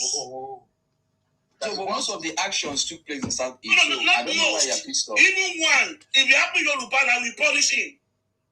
Yoruba land is not Igbo land. You don't take that kind of sense. Okay, let's say you happen in Tinubu is not Igbo leaders. That is that kind of behavior is okay. Okay. Yeah. Why did Nnamdi Kanu order the execution of Yoruba leaders? Why? Prof, are you ready to speak? speak. It's not your time. Hold on first. Hold on. It's not your time. Prof, are you ready to speak? Okay, I'm going to remove you. When next you are ready, you come back. Because I don't know why you are here and you are not talking. You know me very. So, Chief, what is it that you are arguing on? What is it that you are arguing on? You are saying you see the double standard here. You are saying Nnamdi Kanu did incitement or vandalization, blah blah blah. Sunday Igboho was not the supporters on April 13, 2024 that they went over to Oyo State of Assembly and they took over the assembly of Oyo State. Sunday Igboho. Sunday Igboho. No, sorry. Don't compare this again. It's my time. Okay, do your time. I will tell you. Yeah. His supporters, or the Republic supporters, he's not the one. His supporters, people that kind of like that resonate with what he said when Oyo State of Assembly. No, that is not where he ends now. Tell us the full story. What happened?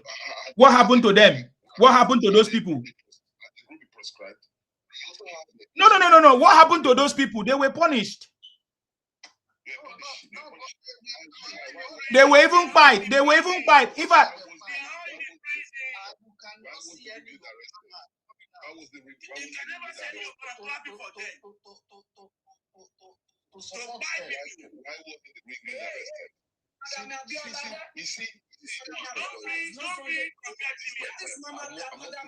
and according to the news, it was not even Sunday Igboho. No, High Chief, we are correcting you. It was not Sunday Igboho. It was someone else. No.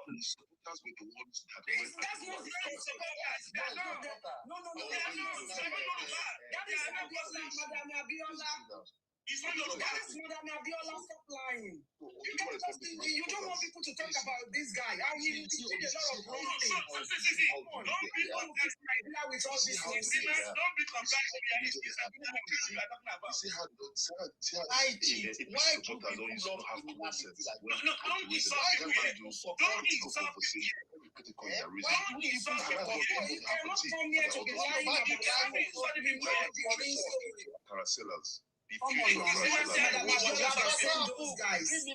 Chief, I would rather sell a Canada to become feature of sellers.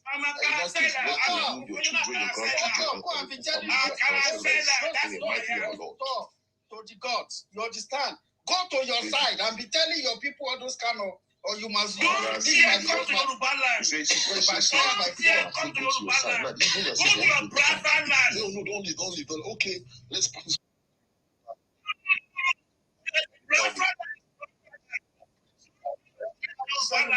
You guys did.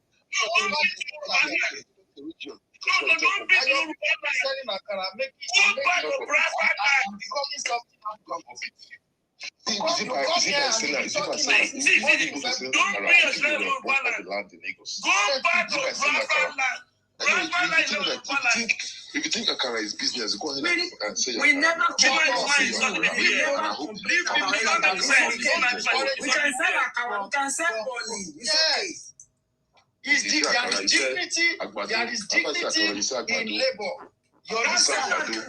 It's why not the time of the criminal. I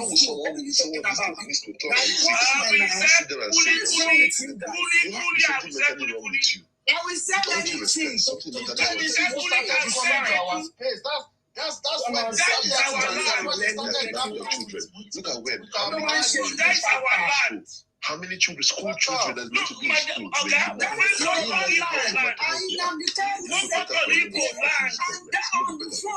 He was telling them that they should go and do this one, and the guy was telling him that you already went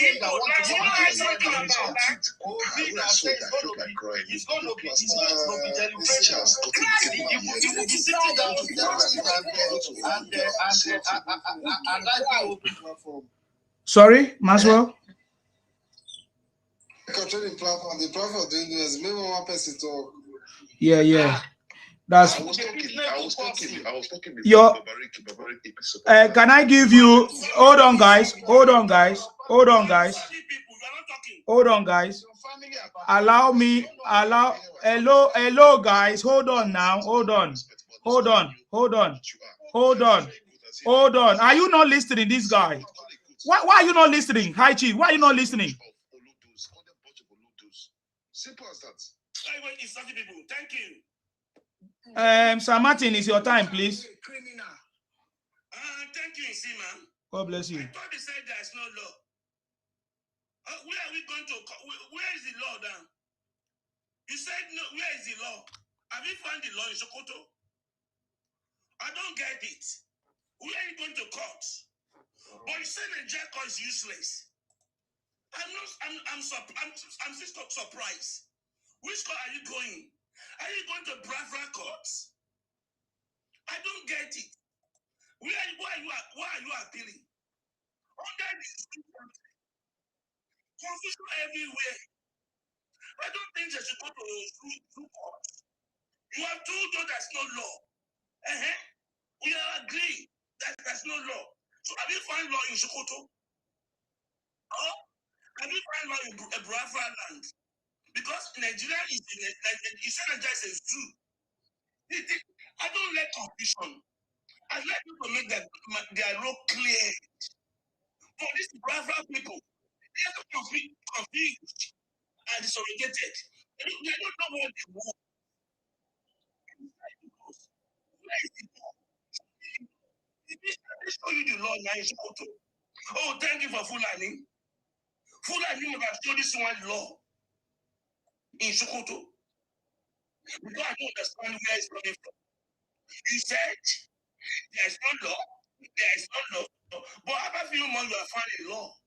Where did you find it? Did you find it in Biafra land? Because you know where Biafra land. Maybe you found it in your dream. So I'm waiting to see the court that is going to hear this case. Because as man concerned, Nigeria, the court Nigeria is zoo. Because everything they are saying is not coherent. We go back, we go middle, we go center, we go left. What else are we going to do with Biafra? The moment you done Biafra gang, bandit, you lost your brain sense.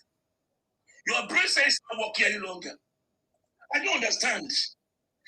Okay, I don't know who's going to handle the case. Okay, I remember they have Biafra Supreme Court. I saw the video. Maybe that court go to hold the case in Biafra land. But we're still looking for the location of Biafra land. We haven't found it. To the best of my knowledge, I still don't know where they're going to take this case to. Because I have to question, where is the law? Second one, Biafra land. So I'm waiting for someone to come and explain to me the meaning of those two questions. Because I'm more or less confused. So in any case, I can't wait to see the way the Biafra land will handle the case. I want to see the Biafra judges that will handle it. Not in the Nigeria called Zulu. Not in the Nigeria saying there is no law. Because you have no right to go to that court. Because you already said that there is no law. You have no law. There is no law. Why are you making it difficult? Why are you going to court? There's no law. End of story. We have said no law. Everything goes. So we don't need too much drama. And again, Biafra land judges, I've seen that they wear wig. That Biafra court.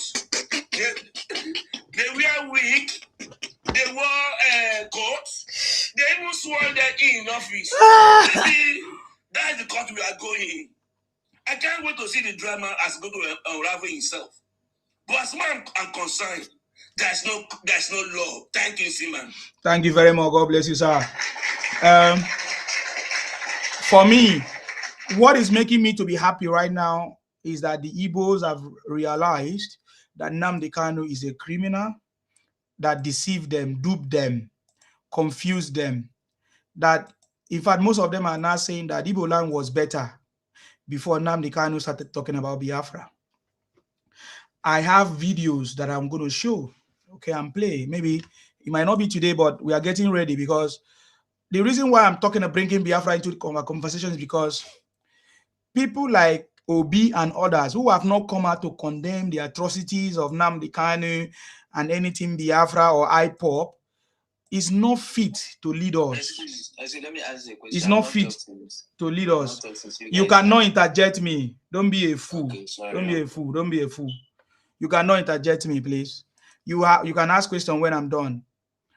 The reason why you see me now, most of my conversation I bring Biafra in, is because the campaign is already at the corner, and we want to ask Nigerians, a man like Obi who said that IPOB have not committed any crime, or Nnamdi Kanu did not commit crime, and has not condemned Nnamdi Kanu criminality, and he has not paid solidarity or condolence to people that Nnamdi Kanu died, over 30,000 people that Nnamdi Kanu died through his commands and his groups, and the police stations that Nnamdi Kanu brought down through his commands, the police people that Nnamdi Kanu died, Nnamdi Kanu put ransom on people's head, go and bring Wike's head and all of that.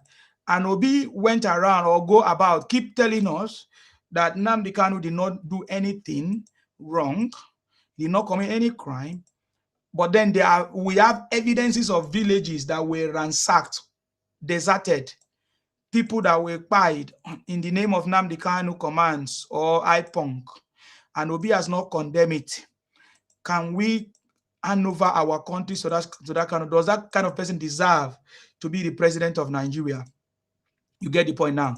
And now that Igbos have realized, so many Igbos, I was on some of the Igbo platform today, and they were all speaking up, which means that the reality has come. The Igbos are now speaking up about the atrocities of Nnamdi Kanu, how Nnamdi Kanu brought death, destruction to Igbo land in the name of freedom, in the name of Biafra, that they have realized that Nnamdi Kanu was a scam, IPOP is a scam, Biafra is a scam, collecting their money, donations, and then enriching their families. In fact, some of them are now saying Nnamdi Kanu should return their money, the money that he collected from them in the name of Biafra, promising them Biafra.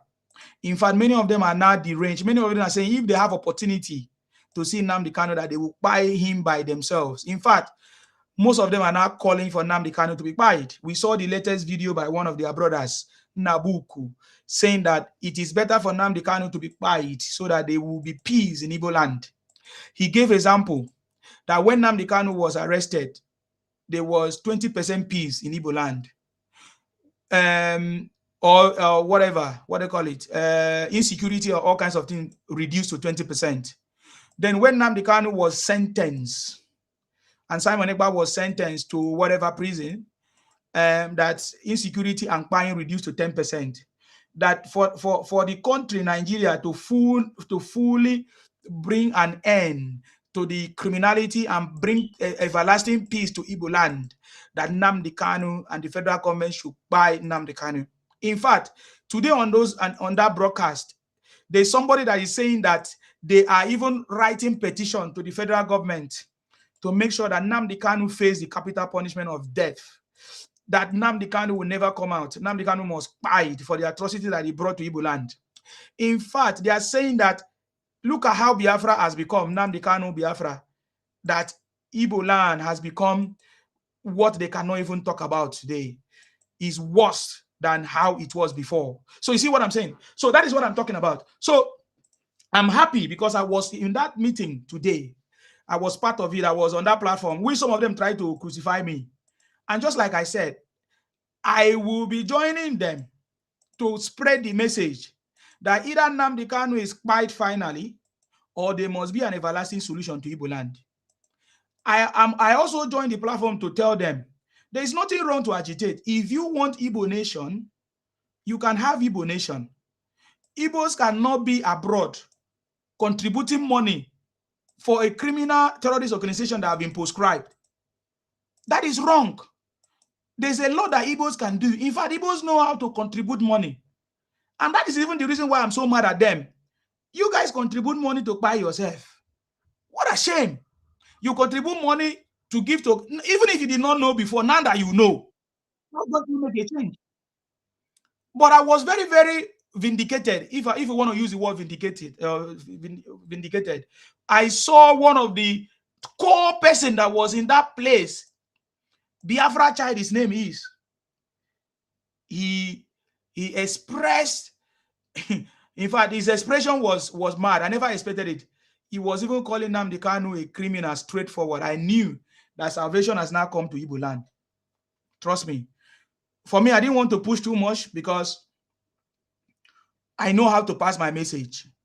I told them there's nothing like Biafra. There's nothing like all those nonsense that they are doing. They need to support their government. They need to support their leaders. Just like the way we were promoting Biafra at Nnamdi Kanu, we can also promote somebody. You understand me? German Boga is saying, Nsima, which platform? The platform is Ikenga. Ikenga, if you don't know him, Ikenga was one of the front runner of IPOP too. But today, Ikenga is against it.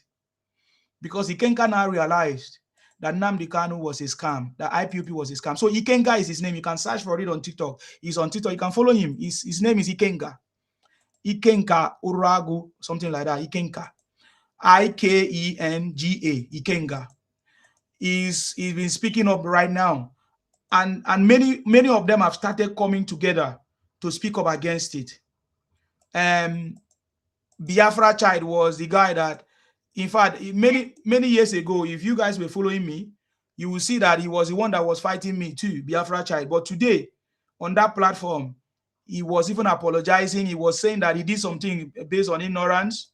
And now he's coming out to say that Nnamdi Kanu must be quiet for scamming them, for deceiving them. Though he was still believing in the so-called Biafra. And I think Ikenga was able to kind of educate him that there's nothing like Biafra. Or he was still supporting something ESN. And Ikenga told him, man, how can you support the product of a terrorist? Because ESN is a product of Nnamdi Kanu, the terrorist. You get the point now. So what I'm saying now is that Igbos are coming up to condemn the atrocities of Nnamdi Kanu and IPOP. But how come Obi, the man who said he wants to become president of Nigeria, has not condemned it? How come Obi, if these guys that work with Nnamdi Kanu are not saying that Nnamdi Kanu is a criminal, how come Obi is telling us that Nnamdi Kanu is innocent? Was it that Obi is the sponsor of Nnamdi Kanu? Was it that Obi was the one that was pushing Nnamdi Kanu and is now feeling guilty? You know, because the people that was working with Nnamdi Kanu are now telling us Nnamdi Kanu is a thief. He was a criminal and all of that. How come Obi is not condemning it? So is Obi an Igbo project? Because we know if Obi do not condemn IPOP and Biafra, it means Obi is Biafra. Will Nigerians support a man who have failed to condemn criminality and Biafra? Biafra is about separation of Nigeria. So how can you support separation of Nigeria and you want to become president of Nigeria? You get the point now. So one of the things that they were arguing about with me is that, so Nsima, I don't generalize. I say, no, I don't generalize. I say Igbos. Well, I didn't explain that. I don't generalize. I accept responsibility. I mean, if I generalize, that is wrong because it's not right to say all Igbos. It's not. It cannot be all Igbos. But the majority of them, 99.9% of them are the criminals I'm talking about, especially the ones in IPOP, IPOP, Biafra criminality. You get the point now. So what I'm trying to say is that maybe in case you see me, I might bring some of them for some interview because some of them are now coming out in full force. They now know the truth. Let us listen to them because now they are beginning to condemn Nnamdi Kanu. They are not even saying Nnamdi Kanu must be quiet. You see, it's not about that. But I think what is changing now is that they can see that there is nothing like Biafra. All those Biafra concept is not working. All those nonsense things, the Biafra rubbish propaganda is not working. You know, so if you are wondering why there is so much silence on social media, why you are not hearing them talking about Biafra anymore, because they now know the truth that Biafra is a scam. Oji Chuku, what do you have to say to what I've said now? What do you have to say? Okay. After listening to what you have said, I just want to ask you just a question. Do you think Biafra will ever be a thing of the past? Like, do you think Igbo people will stop agitating for Biafra?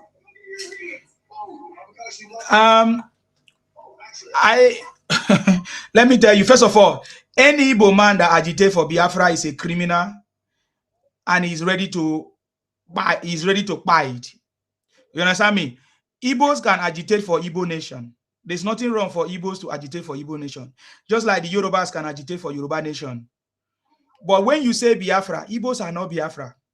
When you are talking about Biafra, you are talking about expanding into other people's territory. You know, trying to Igbonize other people, especially the South people. Like what the Igbo women did in Finland, declaring 40 states, putting South as part of their Igbo nation or Igbo Biafra. No, it would never work. You are asking me if Igbos will ever stop agitation. We are not concerned whether Igbos stop agitation. What we are telling you is that the Igbos that are talking about Biafra are the criminals. Because they are not, and they do not represent the interests of the Igbos. And the reason why they continue shouting is because the prominent Igbos, the politicians in Igbo land are not in support of it. Because if the politicians in Igbo land believe in the Biafra, by now they could have gotten it. Because the politicians in Igbo land are enjoying Nigeria, are enjoying Nigerian politics. So therefore, it means that the people that are talking about Biafra are either ignorant or either criminals, or either they are using it as a political movement to continue to buy people, their kidnapping business as excuse and all kinds of things. This is what I find out from the group of people that I've met today. You know what I mean? They are saying that there is nothing like Biafra. They are saying that they should join hands and build Igbo land. So any Igbo person that is agitating can only be a criminal like Nnamdi Kanu, or like previous criminals like Ralph Wasurike, and all of them. You get the point? Yes, now, but he repented now and he become a billionaire through. Can I have that question answer, please? Yes, sir. Go ahead, Sir Martins. I salute you, Sima. I saw you in that platform. You did excellently well. Yes. I'm so proud of you. Well, thank you, sir. I want to answer a question. Well, I listened to you on that platform. I must salute Ikega. Ikega is doing a very good job. Respect, let me talk. Let me finish. Mr. Sorry for not pronouncing your name very well. We know that there's not called Biafra. No tribe in Nigeria called Biafra tribes. You can say for Igbo country, nobody's stopping you. I don't see Igbo stopping agitation. I don't see it. I see that it was changing name from Biafra to Igbo country. How does the Biafra affect you as a Yoruba man? No, because those people that call Biafra, they are not Biafra tribe. They own their own tribe. They are all human beings. You can hear their voice loud and clear. They are Nigerians. You see my study here. Sorry. I'm asking you, how does it affect you? Because I'm a Nigerian, and this man is a Nigerian. It's not interest, it's my interest. No, so I mean the Biafra issue. How does it affect you? I said to you, it affects me because the man that sat down in front of you is a Nigerian, and as a Nigerian, I can talk in so interest as well. Have you got it now? So if you call Igbo country, if you call Igbo country, it won't affect me because I'm not Igbos. But this man here, you had it in some area to Biafra land, and he's a Nigerian, and I always share in sentiment with him as a Nigerian. I can talk on his behalf as a Nigerian. So if you call Igbo country, it doesn't affect me. I won't have anything to do with Igbo country. Thank you. Okay, yeah, but to me, I think the issue of Biafra is not just a mere word. Like me now, I'm from the southeast. I can tell you that forget what you see on social media. Like 90, just like you said, Nisima, 99%, 99.9% of people are Biafrans. Even most of the politicians you're talking about, just don't look at what you're seeing on the screen. If you go to their communities, most of them identify as Biafrans, and that's why you don't see Obi condemning it. Even most of the like Ojus Okalo and a lot of them, they know they are Biafrans. So most of them just tend to shy away from it, and you can't run away from your shadow. Even me as well, if you call me a Biafran, I won't be offended or hypo. It's like it's like a usual name. So I think the issue of Biafra is not something that can be forgotten, or just like you guys are saying that they should forget it and start answering Igbo nation. It has really gone beyond that. If you see what's happening, so That's just the fact. This is the simple truth I just want to say. No, what you are saying, in the mind of you people, you and Igbos that are doing this, your minds are so myopic. Maybe you can say that. No, but listen now. Don't interrupt me. When you were talking, I didn't interject you or interrupt you. Your mind, the ideology that you have is what is keeping you in the cage, in the small world that you have created for yourself. You understand me? Because number one, Igbos are not Biafra. You understand me? Ojukwu stole the name, just like anybody that talk about Biafra is a criminal thing. You understand me? You understand me? And when you talk about Biafra, it means you want death. Because that is what happened to people that talk about Biafra. Because you want to steal something that do not belong to you. That is why Nnamdi Kanu is in Sokoto prison today. Because do you know what you always do? You will always look for dubious ways to steal the land that does not belong to you. Just like Nnamdi Kanu was using force to force people to sit at home, to force people to follow his rules. And this in the East, even in Igbo land today, Oga, stop interjecting now. Igbo land was subjected to terror because Nnamdi Kanu was using the unknown government, the ESN, the criminal force to buy people. So many people kept quiet because they don't want to be quiet. They were looking for a competent government that will come and save them. Buhari couldn't save them because when Buhari tried and some people were accusing him that he's coming to buy Igbo, so Buhari removed his hand. And that is why many Igbos quiet. But President Tinubu came as a competent president, the leader that Nigeria ever needed. President Tinubu brought peace to Igbo land. It's President Tinubu that brought peace to Igbo land through the coordination of some governors like Soludo and other people who came together. I'm telling you now, you are laughing because you are laughing out of ignorance.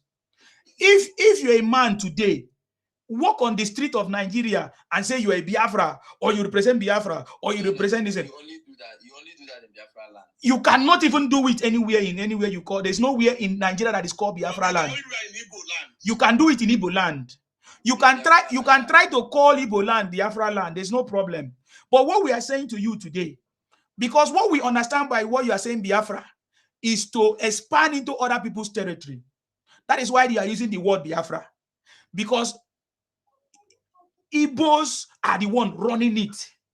So it is safe to say that you guys can use the word Igbo to get, if Igbos don't want to be in Nigeria, there is no problem about that. But anytime you use Biafra, it means you are inviting the wrath of Nigerians, other Nigerians like Yoruba people and others, to come and fight for you, trying to take territories that do not belong to you, like the South. Excuse me, which territory? Like where? South is not Biafra. It's not Igbo Biafra. But you have Igbo people over there. We have Igbo people in China. We have Igbo people in the north. In Delta State and Rivers State. So when you now have your Igbo nation, those Igbos that are in those places, they can come and join you in your Igbo nation. You see how it works? That's how it works. So you don't Columbia regions and territory that does not belong to you. You get the point now. To me, this is a very good point. I've thought about this as well. Like most people in the South, some of them do not align with the same thought. So I think most of them should be removed from the issue of Biafra. To me, I think we should just manage the, let's say, the 5 states, and then a few people that can that feel that they are Biafrans in Delta and River State. But if they feel that they are not, then we can. So let me ask you a question. Why are the prominent people in Igbo land, the politicians and others, are not in line with your Biafra? Why? Yeah, because they will be seen as trying to divide Nigeria, and of course, the punishment for any politician that will publicly declare separation. So is it not the same punishment that applies to ordinary person? No, it's not. It's the same punishment. It's the same punishment. It's the same punishment. Most of them are custodians. So are you telling us Obi is a Biafran? Constitution? Yeah, of course. Obi is a Biafran? Yeah, even your deputy senate, what is it called? Deputy representative in. So Obi is he Obi? Ben Kalu. Yeah. Is Obi IPOB? So hold on. So why did Ben raise an indigenous bill instead of raising a Biafra bill so that Igbos can leave Nigeria? Because if he does know what it looks like. Looking at the constitution, since the constitution didn't give the provision to separate from Nigeria. No, he can raise. Do you understand what it means to raise a bill? Oh, okay. Yes, now you can raise a bill to ask to seek for that. So have you considered the Senate? Please, how many seats are in the Senate? Yeah, Mr. Save. Mr. Save is here. God bless you, Mr. Save. Go ahead. Thank you. Yes. Thank you, City Boy, and good evening, everyone. You're welcome. See, people like this guy is not someone that you can even give a platform to speak, because most of these people are the people committing atrocities in our land. So, they are the one coming to your platforms every now and then to instigate violence and bully you, provoke you to say all Igbos are criminals and all that. It is people like this. So they will always jump to your platforms, so that when they push you to that level and then you start retaliating, they will now say you are against Igbo. Yes. And then they are the one pushing you. They are the one instigating the whole problem, jumping to Yoruba platform, jumping to Hausa platform, just to instigate divisions, to score political goal of, they hate us, therefore we want Biafra. So I will, beg your indulgence to, if you see people like this, they are unteachable. It is better they go to their own platform, Igbo platform, to get taught. You are not here to teach someone in primary school to say whether there is something like Biafra or not. Oju could have started the Biafra of a thing. Told them that going back to talk about Biafra or agitating all these things we are doing, it shows that we don't show respect to people that died during the war. So what is the essence of going back into saying anybody is a Biafra? I'm a Biafra, this one is a Biafra. So they will always come to your platform to instigate you, to push you, and then when you now go to a moderate platform, they will now say, Isima is against Igbo. Isima is saying all Igbo are criminal. But these guys, they will come and instigate you. When you now retaliate, it becomes that you hate all the Igbo. So they know what they are doing. Don't give them your platform to always come and bully you or propagate this thing. Because if you even tell them to talk about politics or this governor, they don't have any clue. They don't have clue of anything. He's telling you that someone that is in government cannot do it. But him, a non-state actor, can do it. Imagine that. A non-state actor can create security outfit that doesn't have identity, that doesn't have prison, that doesn't have judge, they don't have court. If you now arrest person as you claim you have security, when will you judge the person? You will just pie the person in jungle justice. Once you tag someone, Sabo, you pie the person. That is madness. And when we tell them this thing, people will they will say, no. I used to come to Isima's platform to discuss politics every now and then he will tell me, brother, these things is because of provocation. Please, I'm not classifying all Igbos as criminal. Even not just today, he has been doing it for a long time. But when you push someone, even if they are in jail them, there are some provocations that you even provoke Ijele. You make him go out of line, because it will now see our people as if we are all Olodo. We are not being respected today because of atrocities of these people. Because people now classify to say, if we can believe in criminality, this kind of people ruling us or proposing to give us a nation, that means we are fools. Because many people don't see that Igbo people can buy into this kind of ideology without procedures and protocols. So if you see people like this, they know what they are doing. They are intentionally coming to instigate you, and then later they will go to our platform to say, hey, you see, even in Sima, why do you bring him? You say, no, they know what they are doing. So I thank you, but you just remember that most of us are pushing back and will not, relent until this whole issue died off. If you want to, if Nigeria is not working, like Nigeria is not good for everybody again, Yoruba people can say they want their nation. Ijo can say they want their nation. Fulani can say they want their nation. And it is not me and you that will do it. We have lawmakers. We have people to propose to say, okay, if this union is not working, this is how we want to do it. Not you in one room shouting in Sima, shouting Biafra. They are shouting this one, this one. And we've been saying it. The reason why most people from our side are not even supporting Obi today is because of his complicity in regards to this thing we are talking about today. Because you can't be saying they are not doing anything. And the members are saying that this guy is a criminal. And you say he did not do anything.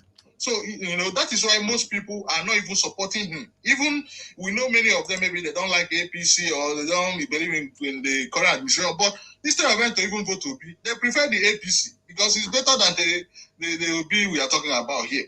So those are the things I would just like to say. Don't allow people like this.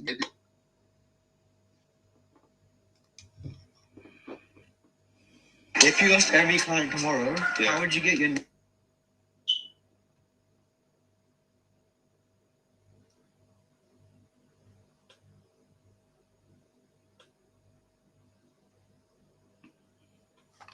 in the election already. It just remains 2027. We are waiting for them.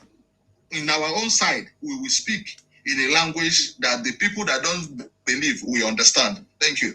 Thank you very much, Mr. Save. Mr. Save, good evening, sir. Good evening, sir. That was Mr. Save. My friends, respect. Thank you, sir. Mr. Save is an Igbo man, oh. I'm so impressed. Excuse me, Mr. Save. Yeah, he wants to ask you a question now. Yeah, go ahead. You're talking about, saying some things about me arguing with Nsima and all that. So when you came here, we were having a very healthy conversation. So I don't know where you think I'm trying. Don't worry, ask me your question. Don't go into trying to just ask me any question. No, I'm trying to correct the notion that what you are doing. Hold on. Explain this thing that what you are doing is instigating people like to what, hate what on did I do? Igbo. What did I do now? What you are doing is representing the stupidity of your class. What did I say? What did I say? What you said is that Biafra is achievable and we must believe in Biafra.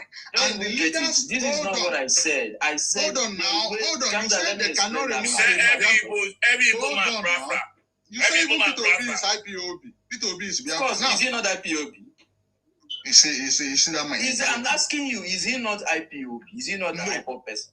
No. IPOB hold on, let me explain it. He said, IPOB was, hold on, if he's been sympathizing with them or maybe been compromising because of maybe his feelings with regards to what they are doing. IPOB is a group created by one man that is in prison today. And the members of those groups have established that the originator of that group is a criminal. So if you now see yourself or call any Igbo man an IPOB or which was created by a criminal, that means anybody that you call an IPOB member is a criminal. That is the interpretation here. Look at what I said. Look at what I said about. If you want to ask me questions, ask me. I said, if you don't have anything to ask me, please drop, because you are not representing the true narrative. You can go to IPOB platforms to be talking about that. Nsima is talking about what Nigeria. We never even talked anything about IPOB. Hold on, sir. Nsima is talking about we were talking about government here before Nsima said something about IPOB, so I had to wait. Nsima is talking about what Nigeria. Nsima is talking about Bola Ahmed Tinubu's administration. Nsima is talking about governance, performances. So if you have any of those questions to ask Nsima, what Nigeria, current administration, performances of the government, you can ask him. Stop going to Nsima platform to be shouting Biafra. Have you seen me before on this platform? No, whether I see you here before or not, I'm telling you that what Nsima represents. So where you are going, the angle you are going is instigating Nsima and any other people listening here to see the stupidity of our people. And then that your stupidity is not representing who is your people? Where are you from? I am from Ebonyi State. The Igbo people are not that gullible and stupid. It's just that we allow most of you to be speaking on social media, shouting everywhere up and down, instigating violence and division among the ethnic groups in Nigeria to say we hate the Igbo. Okay, I'm not doing politics with you, understand? So I'm not even interested. Like before I came here, I told him that I am not into politics. This platform is not an IPOB platform. You understand? It's not Biafra platform. It is Bola Ahmed Tinubu's campaign platform, and then governance, Nigeria platform. I'm asking you, Mr. Are you not a Biafra? God forbid. Even Ojukwu is not a Biafra. After handing over, even Ojukwu's wife, Ojukwu's children, they are not Biafra. They have never one day talk about. If you go to Ojukwu's wife's platform and talk Biafra, it will just block you there. Let me ask you. How do you differentiate? Let me say, for instance, now, you are not a Biafran now. Maybe you see yourself in any part of the country now. Do you think they will not label you Biafran? So how do they distinguish you from me as a Biafran that you allege that I am Biafran? Thank you very much. If I travel from my region or, to any other region, they call me Oyigbo. No, I mean, if they say you're a Biafran, since you're an Igbo person, what would you do? Hold on. Nobody will come and call me Biafra outside. That is, unless the stupidity, your stupidity now engulf people's narrative to now say that people are agitating. But what they are calling me is an Igbo man. Mr. Savage. Yes. Mr. Savage. Yeah, I don't want it. Sorry, my brother. Sorry for cutting you short. I just want to help you a bit in that explanation to this, the young man. I mean, many Igbos have come onto a Sima's platform. We've not how they've spoken. Majority of them have spoken the way the young man is speaking now. Then Mr. Savage spoke here. I'm hearing you speak for the first time now as an Igbo man, as a core Igbo person. Even immediately after speaking and beginning to show big respect, seeing Igbo in another dimension, because I'm seeing a very special Igbo man come on this page to talk a very, very reasonable way. So the question of him asking you that people will label anywhere you go, people will label you Biafra is a total nonsense. It's a lie. The way you've spoken here, you've not spoken more than up to 5 minutes before people here recognize you as a great person, as a great Igbo, as a reasonable Igbo, as a responsive Igbo, a forward-speaking Igbo, a progressive Igbo who wants something good to happen to Igbo nation and the Nigerian nation as a whole. So he doesn't have to ask you that question that wherever you go, people will label you. People will label you. People will say, you really see the Sonilojo, the way people see you, the way you present yourself to people is the way people will accept you. So when you present yourself very well, people will never label you negatively. So that sums up what he's asking you about. So I don't want you to start stressing yourself or prolonging something. You are a good man. You are a good Igbo man. You are a good Igbo ambassador. And you've presented the Igbo nation in a very, very good way on this platform as far as I'm concerned. Thank you. Thank you very much. We don't know any Biafra tribe. We know the Igbo tribe. Hold on. Let's move. Let's move on, guys. OG, what are you saying again? What do you want to say? I just want to ask the guys here, since they are from a different tribe. So, you all now want to tell me that you don't see Mr. Savi as a Biafran. Is that what you're telling me?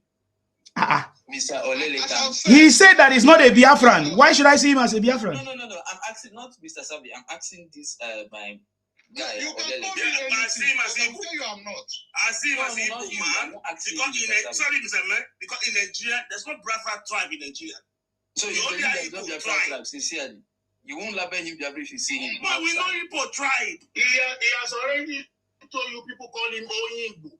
What else do you want him to tell you? I don't know. Okay. So he did not hear what he said. Because I've associated with a lot of people, like mostly Yoruba people.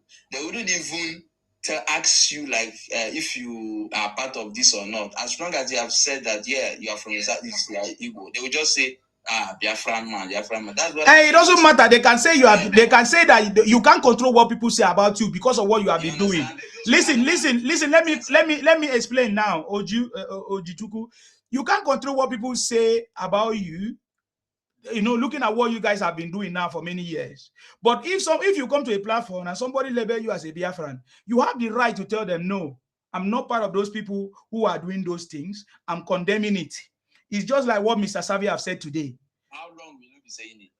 As long as possible, until when everybody have seen your. Mr. Savi, you have gotten a job. Or you keep explaining to them, okay? No. He doesn't need to. Look, if this job will take us decades to do, we will continue to do it. Yeah, yes, our next generation will also do it, because most of those your propagandas and lies representing Igbo in a very bad view of the whole world. Even here in London, who did our Igbo Day, Igbo Festival, the flag of Biafra was flying very high. Did you come? Hold on, you call it Igbo Day. You call it Igbo Festival. Yeah. And then you bring Biafra flag and wave. I'm sure you saw the Biafra flag. Hold on now. When you now bring Biafra flag and wave, does that flag represent Igbo? Does it represent ethnic group? Does it represent tribe?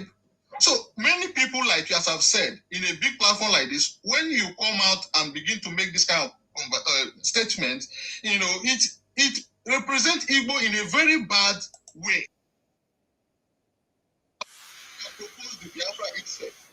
They know that if they don't hand over this thing, right, south, many people will, more damages will happen to our people.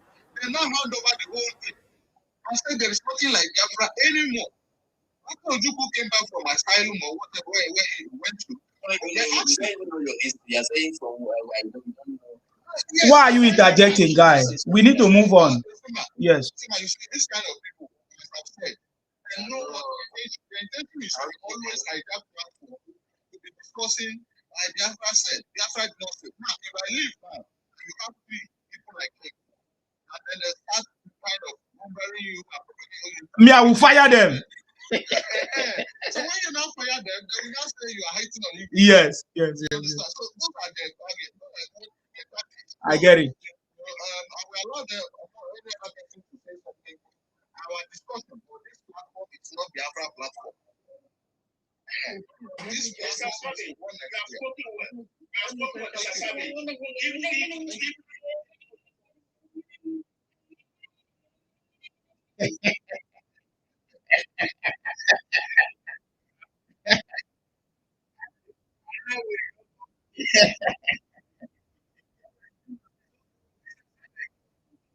Guys, we need to move on. There are people that want to speak, please. Yes. Yeah. Olaleko, don't worry, we'll still deal with this top conversation. Hold on. There is Ikwere is one here before Julius. So Ikwere is one. Go ahead. I salute you, man. God bless you.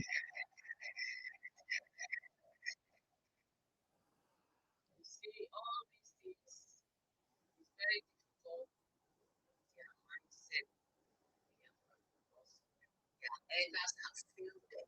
Let us be sincere. Let us not be deceiving ourselves that they are coming down, fighting themselves, fighting and not the truth of us. Let us not be deceiving ourselves. We have to say the truth. Yes. If we don't say the truth, there's no healing inside it. Because people get back that we are not careful. We are not Igbos. Igbos remain in 5 states. Anybody in South Africa is Igbo. When we get our regional, when we do regional, they pack their things and go and meet them there. How can a tribe stay sit and work for 4 years and they have to want every month what we want to because that is Igbo's project. They project make sure SLS development did not emerge the election to deceive people will hedge on him. All their plans where you say go and handle it. They say who said, hey, I don't come. Why my people? Now it's out of hand because where they think it's going to be, it will not be so. That is why see them now coming out and I say, they are not. No, you people deal with it. You see, yes, Oga Savi, this one Nigeria you are talking about, I'm sorry, we are not staying in this one Nigeria because it's not working. Exactly. People are looking for others. You understand? It's not working. We everybody has to go back to their region. So,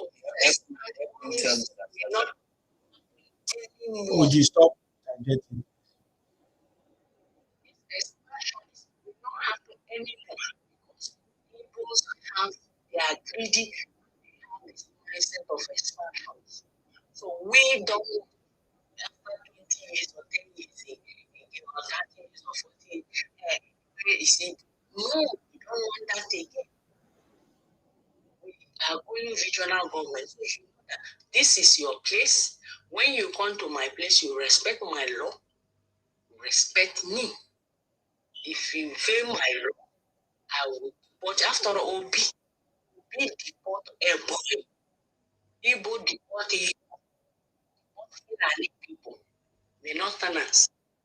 So why can't you, if you come to my region and you mess up, why can't I deport you where you come from?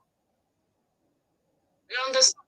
So all of them coming out tonight, feel that their eyes are opening, is too late. For me, I'm not pitying any of them. You understand? Because they are the one that contribute money because of their greed. Their greed and expansionist mindset have made them look stupid. All of them. Make them to look stupid. Bola Ahmed Tinubu. Let them give thanks to Bola Ahmed Tinubu for standing out. And to hope Uzodinma who come out. So be Soludo who come out to say 99.99% people in the bush are Igbos, not Fulani. But they have been shouting Fulani on all of them. All of them agreed. Make us to have hate all over Fulani people. You know, they Fulani. They thought they will use it to Yoruba people. Yoruba have mad the way you have. They ignore the propaganda the way you understand. So you people should, if you think this boy don't know what he's saying, the boy is saying the truth. But Savi is trying to cover him. All these things is too late. Nigerians are now wise. Our eyes are open. No more propaganda lies. You people have been deceiving Nigeria because they have been working with you people because you people have this mindset of Wasopia. No, everybody, even though it's 100 people in that state, their voice must be heard. Their voice, their identity must be heard. Their language must be heard. If not, these people have by a lot of leaders in Nigeria, particularly in South. Any South person that came out to stand up for South people, they will ban against them and buy them. This they are talking about Ojuku. Who first of all want to demarcate from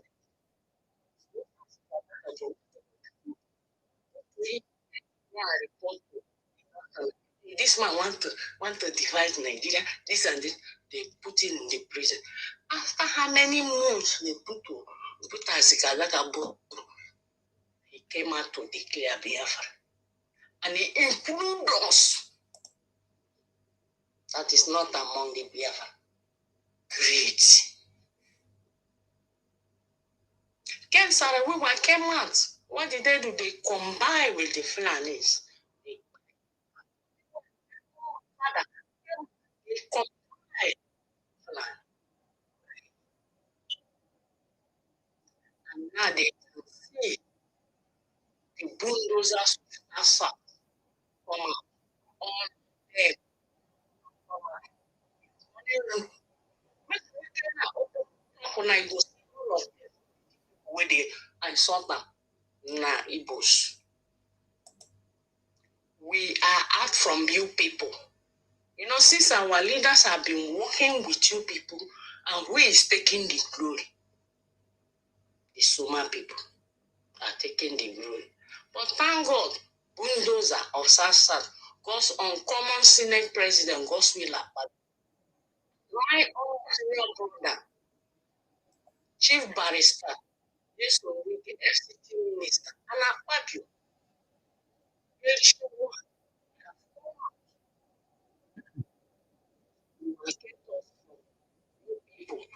stay in your lane.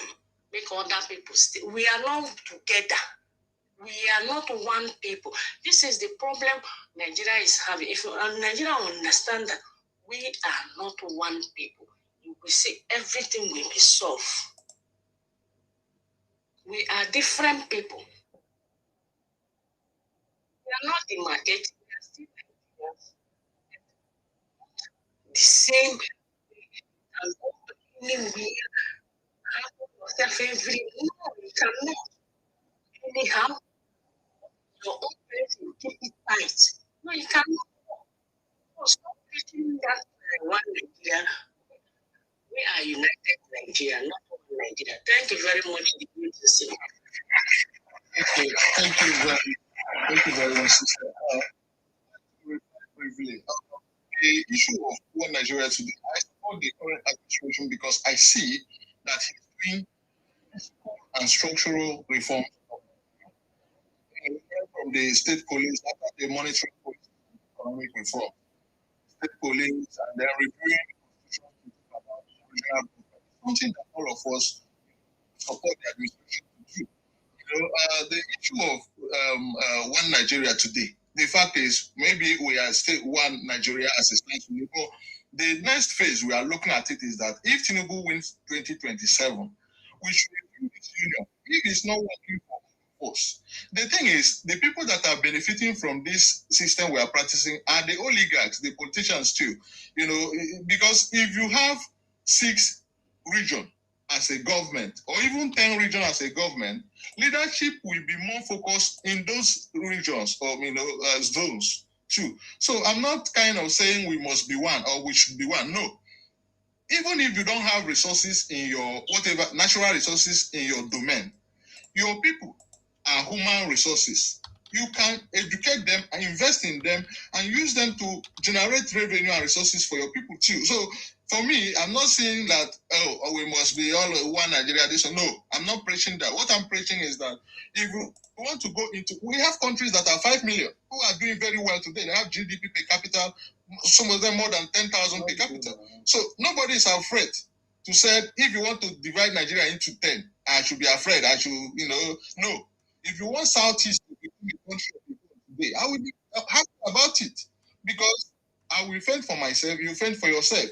If we cannot have any relationship when it comes to trade or any other thing, that will be a discussion that we can have on a common ground if we have collective or common interest. So the issue of talking about it in the sense that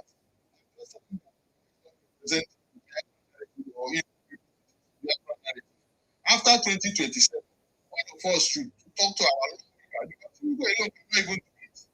If these lawmakers review that this one again is favoring them more than the citizens, they will not allow it to come to pass. But if all of us as citizens push to say, look, the system is not favoring us, let's go back into regional government or whatever they want to do it to have different units. It will favor everyone. If your governor is collecting a fat allocation and enjoying, you don't think about investing in the people. Life. So if we have regional government, if we are pushing Tinubu, we should also push our lawmakers who are proposing, because Tinubu can only do the executive work. He will not go and tell them the type of legislative work they should be doing all the time. No. We push them to say, my senator, this system is not favoring us. Review it so that we can be able to have our own government in our land. That is what I would just have to say in that regard. Thank you very much. Okay, thank you very much, sir, for coming. God bless you, Mr. Survey. God bless you. Julius, you have been itching to speak. Yeah, can you speak up? We can't hear you very well. Your volume is not coming out well. Okay. Go ahead. All right.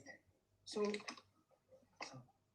yeah, the thing is, the Igbo need their own independence.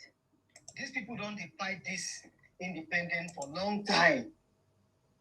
Small country like Elytra that close to Ethiopia, have their independence. Oga,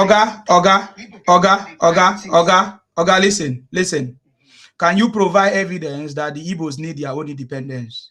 Because that is not correct. the Igbo leaders, the Igbo elders, the politicians have never said that Igbos want their own independence. Rather, we have seen nuisance, criminals like Nnamdi Kanu, Ojukwu, or Rav Wasurike, people that are not part of the government, are the people that are causing nuisance. We see how we ended up. So that is not true, that there is anywhere in Nigeria or any place that is being registered that Igbos want their own independence. There is not true. Rather, we see them talking about Biafra. We see them setting up different groups that are causing confusion. I can tell you today, if Igbos truly want independence, they have the channels. They can go through their senators, their leaders, and their lawmakers to do it. So, but what is happening is terrorism. It's not Igbos that want anything. So we have challenged them. I just asked you, why did Ben Kalu raise up an indigenous bill instead of a Biafra bill? So that is not correct. So you can take back that statement, because I don't want you to run that propaganda. Oga, I don't want you to run that propaganda on my platform, please. That's why I'm correcting it, because they will say Nsima was there. It doesn't matter who you are. That statement is wrong. Yeah, that's why I'm correcting it. Yeah. I was still talking about the same thing South Sudan. Those people get their own 2011. Okay, I'm not interested in all these stories. Can you go straight to the conversation, please? Okay, my point is, because if Igbos are interested in their own Biafra, they wouldn't be producing leaders to Nigeria, participating in elections in Nigeria. My point is, now we all need one Nigeria to be better, one Nigeria. And most of us don't know the real problem of that country. We just be walking around, they blame. Okay, if you don't know the problem, you can say you don't know. We know the problem of Nigeria. Okay, you are just talking nonsense. I don't want you to be wasting my time. You can't say most of us. Say you don't know. Then I will keep quiet. Say you don't know. Don't say most of us, because we all know the problem of Nigeria. Can I tell you my own problem of Nigeria? My own. Tell me your own. I will listen. My own problem of that Nigeria is what the system of democracy that we are practicing does not favor us. But that is not correct. That is not correct, sir. That is not correct. Religion that they brought to us, or Igbo people give us, is one of the problem of Nigeria. That is not correct. That is not correct. What religion do you believe in? You. What religion do you believe? What religion do you believe? I'm not a religious person. Fine, that is okay. So if every Nigerian, you need to talk to your leaders that we should not use any religious person to rule that country. Oga, every region have a leader. So it's wrong for you to tell me that. I think what is actually wrong is the people not calling out their own leaders. They are quick to call out some other people's regions leaders, but they cannot call their own leaders. Have you ever seen, when last did you see Igbos protested that their leaders have failed them? But you have seen Igbos lead protests across the nation that Tinubu failed them. When you see, so me, I don't hide my mouth. Please don't interject when it's not your time, okay? That is the biggest problem of Igbos. But with what we are trying to set up now, with people like Mr. Save and others, Ikenga, all of us will rise up and will begin to call out Igbo leaders for failing the Igbos. You get the point? That is the problem. Other regions are developing, but Igbo land is not developing. That is the biggest problem. That is why Igbos are exporting their products across the whole world, everywhere. And they have not called their own leaders attention. That is the problem. If they start to call out their own leaders, there will be a big change. Just like we are calling out our own leaders in Akwa Ibom. We abuse our leaders in Akwa Ibom. Why Igbos not doing the same?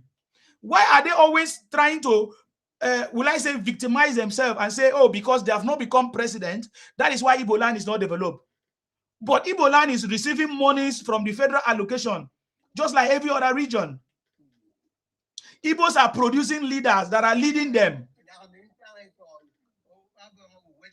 Oga, no, they talk nonsense now. That is my problem. No, they talk nonsense. Now, you don't even allow me land before you even talk. Now, the reason I say that democracy is not for us is that the Western world that gives us that democracy, they have their population number. They know how many citizens they have in their country. They can control the population. They know, even though they want to go and borrow money, they know what to do with it, with that money. You get it? So those things affect us. We just did one. Who's this man now? What is this man they talk now? Who's that now? Maybe people get sense talk. Do you want military rule? Even though your president don't even know the population of the country. So we just they born, they do things. He said the other guy said, "What that person will get sense? You get sense, now you there here." And you all the suffer and smiling. Oh God. Oh God. Our educational system need to regulate because our educational system only taught us how to hustle, make money, to be a billionaire, to do this. We don't even know who we are as a people. What are you talking about? Oga, why are you disgracing yourself? Are you talking about yourself or another person? Because there's no educational system that taught me how to hustle. If Nigeria even taught us to hustle. Now you come up with your country, UK. See this one.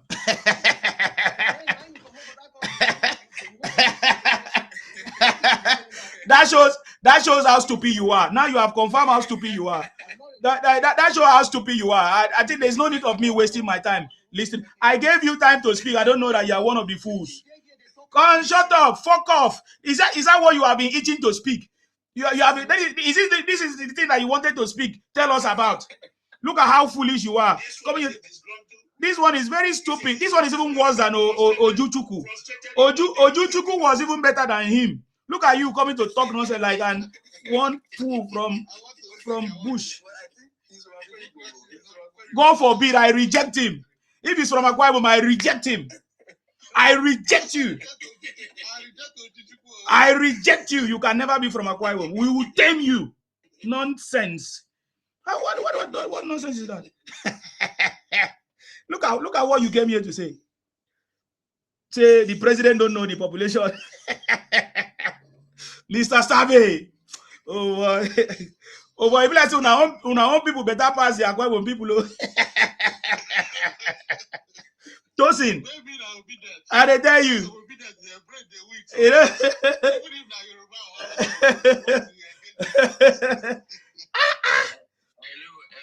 I salute you, Tosin. You're welcome. Yeah, please, I just want to speak briefly, and my advice is for Ojuchuku. You know what? The reason why I want to give Ojuchuku is better than that person that left. Oh, go ahead. That one, no, that one.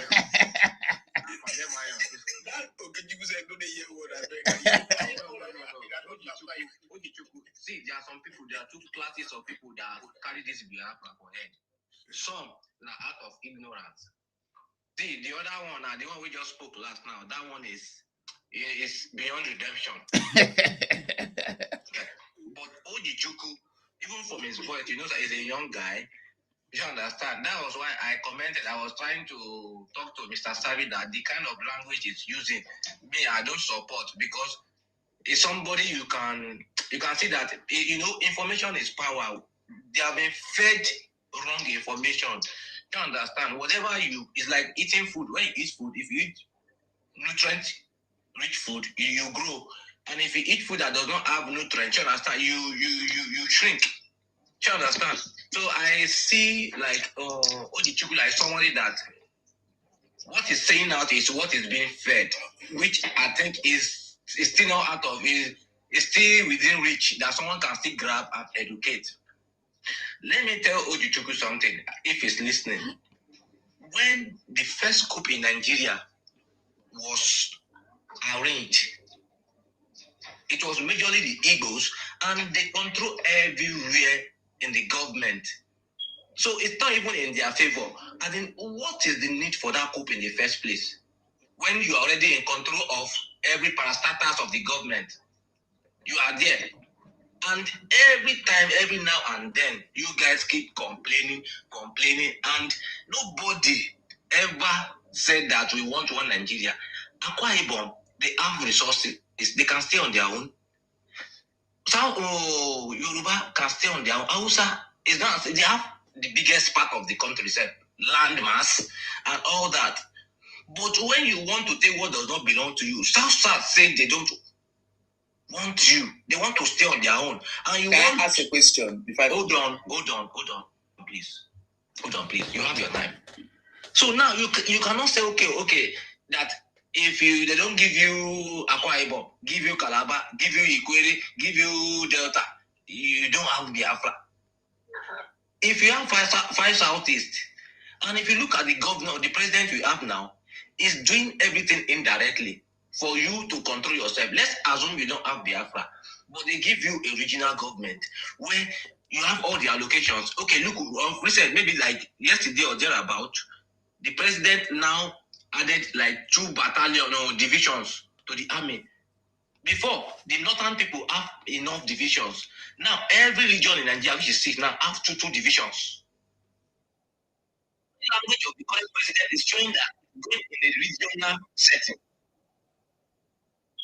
Everything that was once in the executive list of the federal government is now being released to states for independence. So you can develop at your own pace. What level do you want? Even if you want the Biafra eventually, it depends that they give.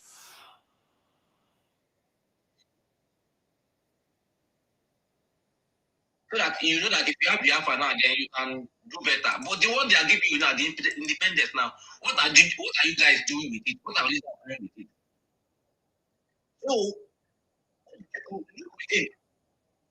forget about also within your region. There is a big problem there. Your leaders and your people. And it's a very big shame that you people allow elders are there to feed you everything. And anything other people say to you does not make sense. Just the guy is a young man. You should think independently. You research on your own. As in, the logical, allow one man to distort history.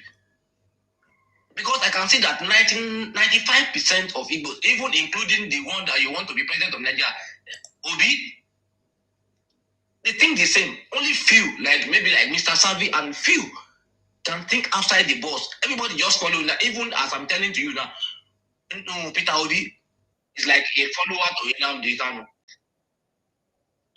You respect him, he does not say anything negative in the public. He's never there. And so are many leaders in the Igbo land. It's very, very shameful. So, Ojichuku, I want you to think outside the box. Nobody's going to forcefully join you to Nigeria. No. You can be independent. There is no forced union. But you cannot force South. Because even the Biafra is not emanated from the Igbos. It belongs to the Deltas.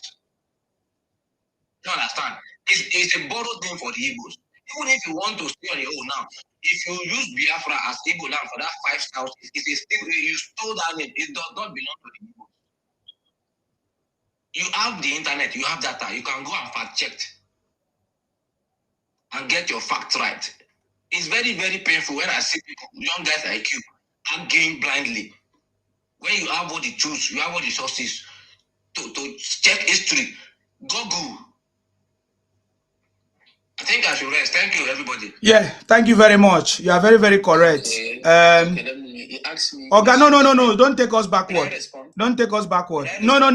You are not here to be responding. To him now. No, he's not speaking. You want me to remove you? Why are you taking us backward? There are people that want to speak here. You see, when you listen to, because I've been following them, I used to work with them, support them. When you listen to the concept of Biafra, they say that they were forced to be part of Nigeria. But I think one of their reverend father corrected them. But then they say that they were forced to be part of Nigeria, but at the same time, they are trying to force South to be part of their Biafra. You see the stupidity now. And we have been telling them our ancestors rejected it. And now they are continuing in the same failure that their ancestors failed in this Biafra something or Ibonization something. So that is the stupidity. It is better for you to have Igbo nation if you want. That's okay. So I just wanted to chip that one in there. Oji Chuku, don't think that because I keep you on the platform means that you should be responding to every conversation. No, he asked me a question. He's not asking you any question. What question did he ask you? Okay. What did he ask you? What? He said about if I don't understand history, especially the first coup that occurred. So I wanted to ask him, you know, which are the who are the people that, you know, carried out the coup? I want to know. Okay, I was thinking you want to answer. Now you are asking, well, please, let's move on. I don't have time. Labanzi, God bless you, Labanzi. Are you there? Eva, I'm in lovely, so I don't want to talk now. Yeah, I always enjoy your job that you are doing. So that when I'm free, I will talk later. No wahala, sir. No wahala, sir. God bless you. Thank you very much for coming. God bless you. Wow, Tosin, thank you very much for the gift. YA, you guys are just blessing me tonight. Wow, that's powerful. Thank you very much. May God replenish it wherever you're taking it from. God bless all of you. Dayo, what do you want to say? Unmute your mic. Dayo, unmute your mic. God bless you. Wow, that's a lot. Dayo. Okay, Dayo is not available. I'm going to go to Rufi. Rufi, sir. You're welcome, sir. Sir Rufi. I salute you, my brother. Thank you very much, sir. Thank you. Long time. Long time no see. Okay, let's go. We are winning. We are always winning. Tinubu is winning. I believe you. Oh my God, sir. I can give you numbers. So you know, say the winning is too much. I can't even talk about it. It's plenty. They don't know what to say again. They don't know what to say again. The only thing is now to fight people and to abuse. All the platform I went today is I didn't even talk. I was just looking because when you say something, if you say tell me what Tinubu has done, when you start listening, they will say no lie. This is a thing that today now. Imo State, the power plants that Imo State are built now. In fact, somebody still came to here and said that if you don't give me electricity, I said, Oga, did you go to school? Because if you go to school, you are waiting for federal government to come to your father's house and put lights there. That's where you will believe. Your state government is generating. Every state in Nigeria now go and generate. You did not see. For the first time in history of Nigeria, lithium, Nasarawa, that lithium that they are taking without the money coming to the ports of Nigeria. No Matawale, what is the name of this governor? He came on here 3 days ago. He said Nasarawa will vote for Asiwaju 100%. Abdullah Sule. So it was on ear. I said, where did you put your ear? Can't you see lithium? In fact, I'm just hearing it. When they showed the guy where they were putting hand on that bag, I now said, 3 years? Is it how to build this nation? Is it that what have been suffering for 60 years? And somebody is still telling me today how many roads. So you expect Tinubu to come now and turn Nigeria to America of 250 years, and Nigeria you are not yet to 70. We are even just maybe 65 or 66, and you are telling me this thing. And your leaders for years they have failed us, and you say that in fact that is why they don't see anything to campaign. And thank God that our Minister of Defense, Musa, they were carrying propaganda I think this week that the man want to leave government. He said who told them he's going to sue whoever that started the news. All because the guy is winning. All because they are changing it. The game changer has come.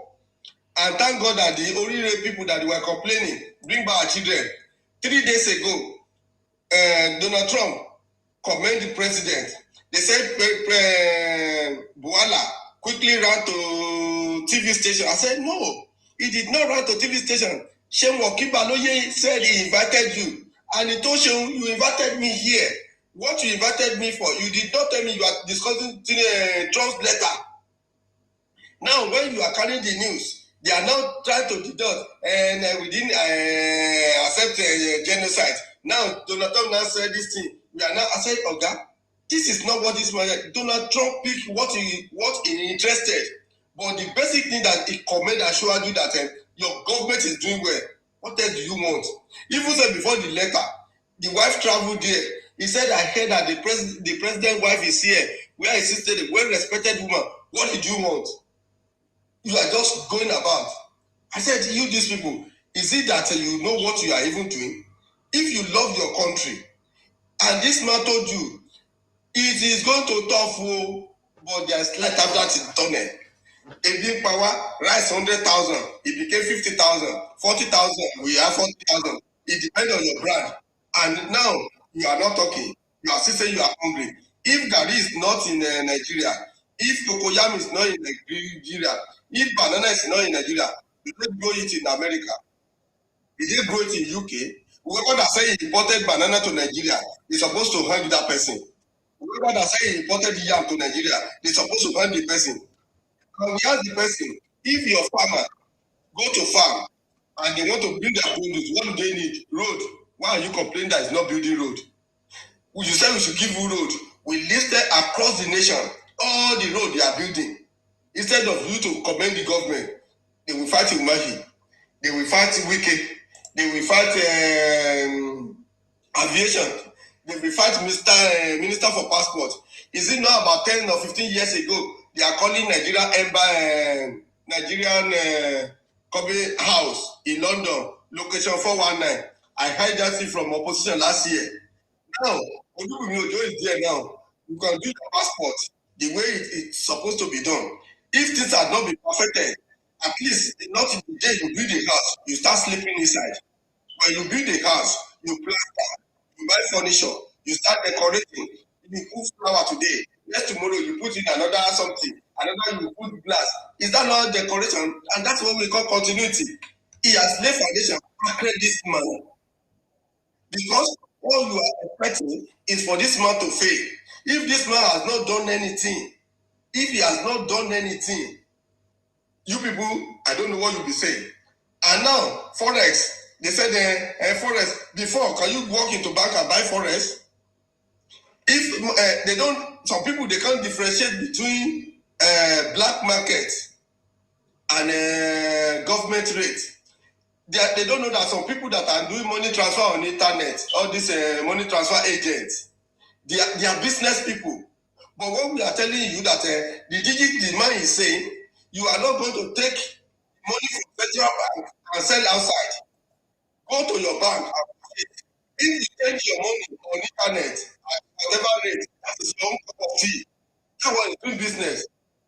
If you want foreign exchange, you have your naira equivalent, go to the bank and transfer your business. That is what the man is saying. So, and the rate, it will be whatever the government say, not that they give it to you, you go to Broad Street or you go to Alausa and take money. That is what the man is telling you, it's no more. And people are saying, and these are the things that is on ground. And people will still say, they didn't see. And okay, tell us what your candidate has. They start abusing you. They start cursing you. Well, I want to thank you that at least if we cannot go to Arise TV, if we cannot go to another TV station in Nigeria, but we can have a TikTok for many people to come out with our agenda, and people are hearing us. Let me shock you. There is a local government in Lagos that people said Tinubu did not. I'm not saying Tinubu did not. Omotala, thank you. Tinubu did not. Lagos, thank you. But it transformed Lagos. There is a government, local government chairman of Orile Agege. The man came on air on the platform I was 3 days ago. If you see the work of that man, we asked the man that how are you securing our school so that our children will not be taken away. He said presently now, he has 26 primary school under his local government and all are being fenced. I now asked the man, sir, when you fence it, why can't you put camera and put the monitor in the principal or headmaster office? He said, sir, I have the camera down. He said, yes. Somebody asked us about those management at Lagos. He said he's thinking this thing. He said what he has done in Lagos, in Orile Agege, is that he has told all PSP or people that are government engaged to carry. Don't ask any bill that house did not pay. You carry it, that he on the post of local government, he pay upfront. The bill of all the houses, he has paid upfront. And then he now employed task force from his local government to now take that receipt to all the houses. The reason why he did that, I now ask, How are you going to recoup your money? He said, we are getting it, sir. But the only thing, I don't want them to say because this house aid did not pay, we are not having their refuse. I don't want to. Because what else do you expect? Instead of them to tell their local government chairman, their state, where their governor is not performing, to come and learn in Lagos, they will say, Lagos is building when Lord Lugard was there. Lord Lugard did this. I said, Lord Lugard bring BRT to Lagos. Instead of you to go to your local government, you will not see. If they say Asiwaju did it in Lagos and it's doing Nigeria, you will say he did not do anything. Who brought this? You say Fashola. Who brought Fashola? Tell me your governor that have been governing your state since 1999. Who did they hand over to? What did your governor left that is subordinate or the president over to? What has he done to complement what he has been doing? Can you see where Lagos is working? Fashola was a part of Tinubu's government. Ambode was a part of Tinubu's government. Sanwo-Olu was part of government of Tinubu. Look at them. Tell me your candidate, where he has governed, whoever has he make to be a great position. I said Tinubu, I thought at 2031 now, Sanwo-Olu is there. Fashola is there. Ambode is there. Now, Abafemi Hamzat is coming now. Like that. They have already projected how Lagos will be in the next 100 years. But your governor, instead of them to learn, look at Fubara yesterday. I was shocked. Even I was shed tears for this guy. When I hear Fubara talking, I said, it shows that this guy is not a politician. And then he doesn't want to compromise. He said, I've moved back to my Rainbow Coalition. And the Rainbow Coalition, I've moved back to my Oga. You know when they said, when we died for, his father will lift him up. He know he has failed. And he said, I'm going back to my house. Whoever, I said, those people that are waiting that we are going to share money before we get, say no money to share. I love the guy. He shows that I don't really understand what they are doing. I'm going to learn.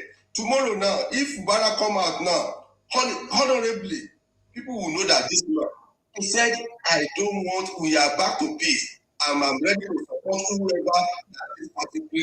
That is, it's not the opposition. Is that way we were shouting before? Look at it. I told some people I didn't want to mention the man. I said the man that made this guy to misbehave. Thank God the Baba is no more alive today. Because they are the one that is putting fire in the bomb. Don't agree. Fighting. It's about our country.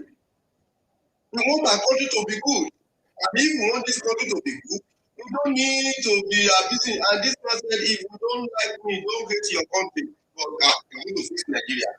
If I did not do it well, when you come back after my own time, me, your candidate, let us see.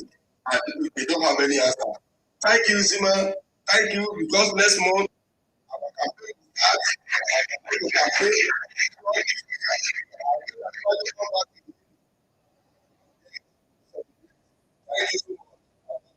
Thank you very much, sir, for coming. God bless you as well. Thank you very much. God bless you, sir. Thank you for everything you said. Thank you very much. I want to ask Mr. Sabe. Mr. Sabe, you also asked a question about what has happened today. The Enugu Air. Are you aware of what has happened? It's just 6 months in operation, the Enugu Air, and today they have crashed and many people have become had injuries. What do you have to say about that? Review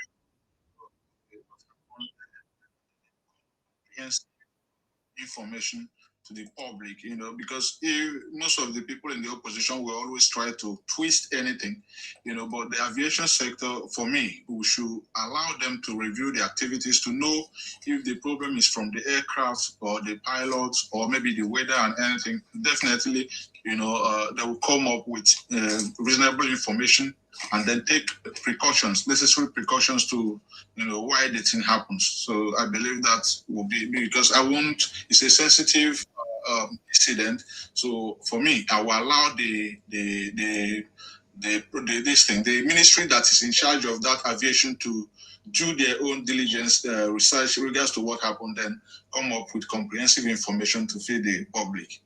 And that's what I will have to say for now. It's a very bad incident.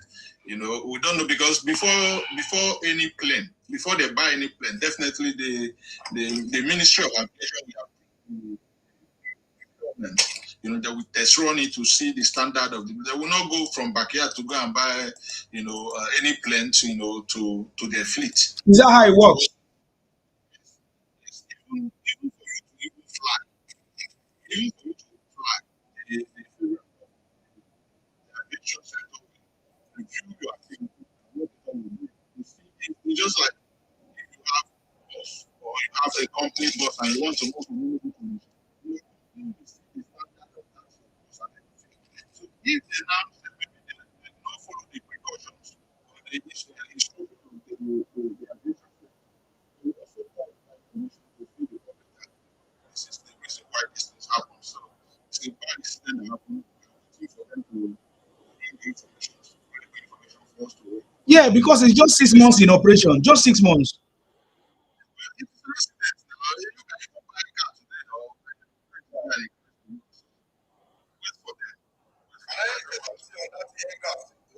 Yes, sir.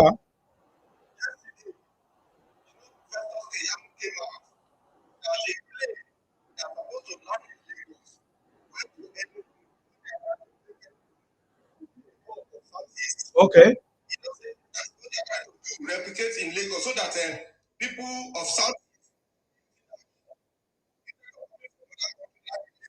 And then go to okay.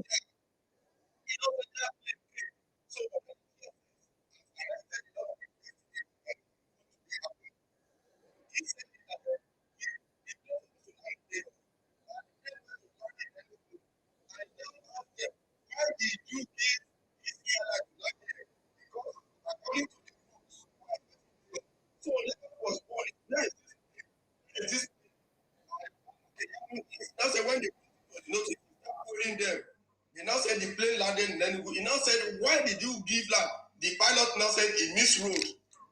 And when you miss road, you not land in Enugu. This is yesterday.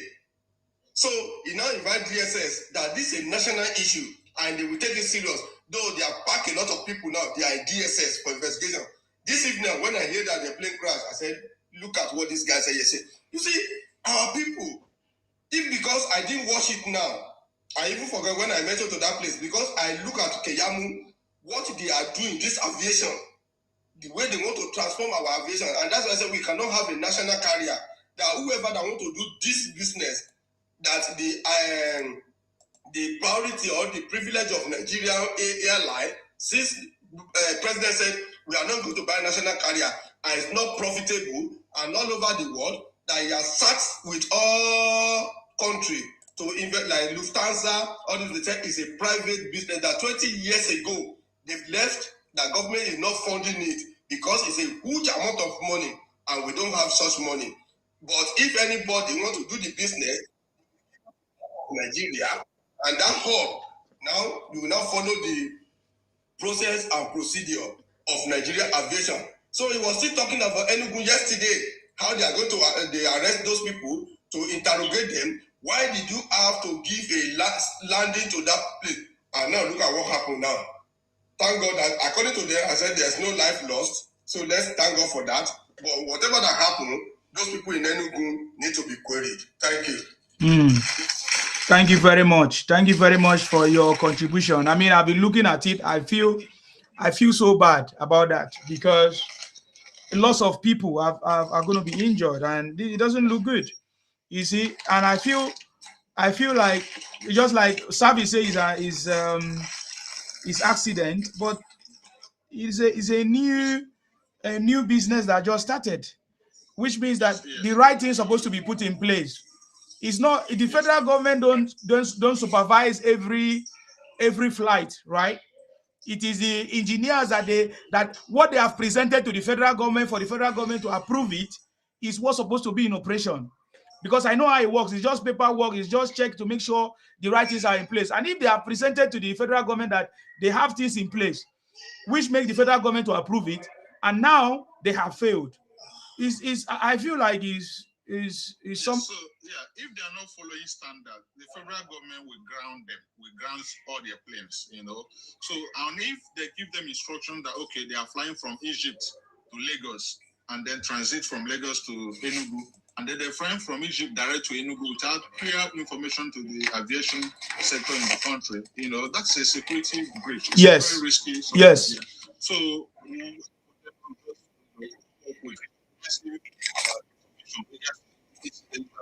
don't jump into any conclusion for now. The privatization of the Enugu airport is for the advantage of the people of the Southeast and Enugu State in particular. So, you know, having that privatization doesn't mean that the federal government will not oversee regulations. You know, so you must work within the standard of the federal government. So if you bypass the instructions and regulations to go and do your own activities, you know, they will punish you. And when they ground your plane, you will not say they are biased. There's no bias there. It's to protect life and properties. Thank you. Okay. Can we hear from you, DM? There's a lot of noise coming from your side. What is going on? DM Demi Bumi. Hello, Demi Bumi. Okay, I'm just going to take you off because you are making lots of noise and it's distracting us. Wow. Okay, thank you very much, Savi. I just wanted to answer that question because I think it's necessary. And because it's, of course, it's from your region as well. Maybe you have more information. That's why I asked you that question. Okay. Yeah, thank you. Yeah. No. You see, the Alesoti that our people have been praising have come up this week to, you know, tell them that the reforms, because every day is people are hungry, people are this one, is telling them that the reforms are in order. And the reforms have made that we are no longer subsidizing or borrowing for consumption. We are now borrowing or spending money, bringing the money that we are using for the subsidy to give to the states. Before now, Abia State were owing 30 months salaries before this current administration. Today, we are no longer talking about salary. In fact, we are praising OT, praising this and praising that. You know, the governor is working with the help of the federal government. And then today, we are seeing results. The geometrics, the private geometrics in Aba, the guy is telling them that he wants to invest state money there to expand the plant so that he can generate electricity and distribute to the whole of Abia State. The same thing with the one in Imo State. The governor, the power plant there have been there for a long time, but it's because of the reforms that the president brought up that we allow states, because if you build any of those things, it is a federal government property, you know. But now that you have it, you know, these reforms in place, the state government have ownership of the thing. If the one in Imo State is in counterpart operation and funding, operation and construction with the Egyptian, Egyptian company. So you have license to now build, generate electricity and distribute to your people. You know, the governor of Imo State is forming an alliance with NNPC and CEPLAT to now take advantage of the power plant, the gas plant there, so that gas plant will now be giving them, giving them this thing, supply gas to them, so that they will use it to power their power. These are what the reforms have put in place. It made more money come to the state, the subnational, and the local government. You know, so when people come up from the opposition to be shouting, Tinubu or this one, Alesoti that you are praising is telling you that what you are seeing as hunger today is as a result of bad leadership, previous bad leadership. So it takes a man of courage to do what Tinubu has done. So whenever they come out to tell you Alesoti is working, you tell them, have you seen what Alesoti said about Tinubu? Or that is why all of them are mute. I learned that they are now abusing him. I was actually waiting, you know, most of these people, I was actually waiting for them to start their abuse. Yes. Yes. The moment they see someone telling them the reality, the bitter truth, they will turn on to say, this man have collected money from Tinubu. Tinubu have given him 100 billion. This one happened because they don't want to hear the truth. You know, almost all the states, even my state, my governor that is not doing all the things that I want him to do. You know, the guy is build, because so we have a considerable number of limestone deposits in our state. He's building a cement factory of 150 billion naira. Where is he getting this money from? You know, so are doing extremely very well today. Even though if your governor or your House of Assembly or your local government is not, you can criticize them. Because the money that we're using to subsidize things have been given to them now. So criticize them to prioritize what your state wants. You know, after the election, we can start talking about regional government or change of any system that we want. But if you are saying that what Tinubu have put in place is not showing, the results are not showing, that means you are not ready to see. When it comes to federal government project, everywhere you go, federal government projects are ongoing 24/7, especially in the southeast where I come from. A whole lot of work is ongoing from Abia State to Port Harcourt, Abia to Okigwe to Ebonyi to Enugu to Nsukka, a whole lot of things. From Nsukka to Lokoja, from Benue State, from Benue to Nasarawa State, Kefi side, a whole lot. All the geopolitical zones are seeing presence of performances and leadership. If we use that money to be subsidizing billionaires that will go and buy Gucci, and we were using anybody that's paying $1, we are spending 216 naira to subsidize that expenses. If a celebrity buy Bugatti, if you buy the Bugatti $200 million, each dollar we spend, we are subsidizing 216 naira. You money, yes, that you no longer have credit. You put money in an economy that doesn't have every and then you get to this level. Everything on prefer to answer the back a solid foundation for progress. You know, not all this one they're going online. As I said earlier, Tinubu have the majority in the house to do so many things when it comes to Obi doesn't have that leverage to do all those things. And even if, which it is not possible, even if Obi become, let's say, president, we will not talk about this regional government because he don't have the majority to propose these things and pass the bills. The president can propose anything, but if you don't have the majority and where we dare to carry out the reforms, it will not go through. The oligarchs who are sitting on top of these whole reforms, the fuel subsidy, the monetary, this thing, all these subsidies, they will not allow it to go through. It is not me and you shouting on social media, all these people, obedient people. It is the big men. Yeah. Thank you. I wanted to ask you, sir, in what you are saying right now, how come the people from that side always say, "Na road we go chop, na road we go chop"? Yeah, you see, we have been telling our people that the issue of you want presidency, look, they don't give person presidency and they don't dash person presidency. And having a president from your region doesn't necessarily mean everything in your region will work fine. Will be 100%. Yeah. We have Katsina State that have produced Buhari as military president, produce the other guy, the one that, what's his name? As a president, civilian president. We have Buhari again as a civilian president. 3 from one state. What is the situation of Katsina State today? Bandits are ravaging the state. So having the president from your own region is not even the solution to the problems.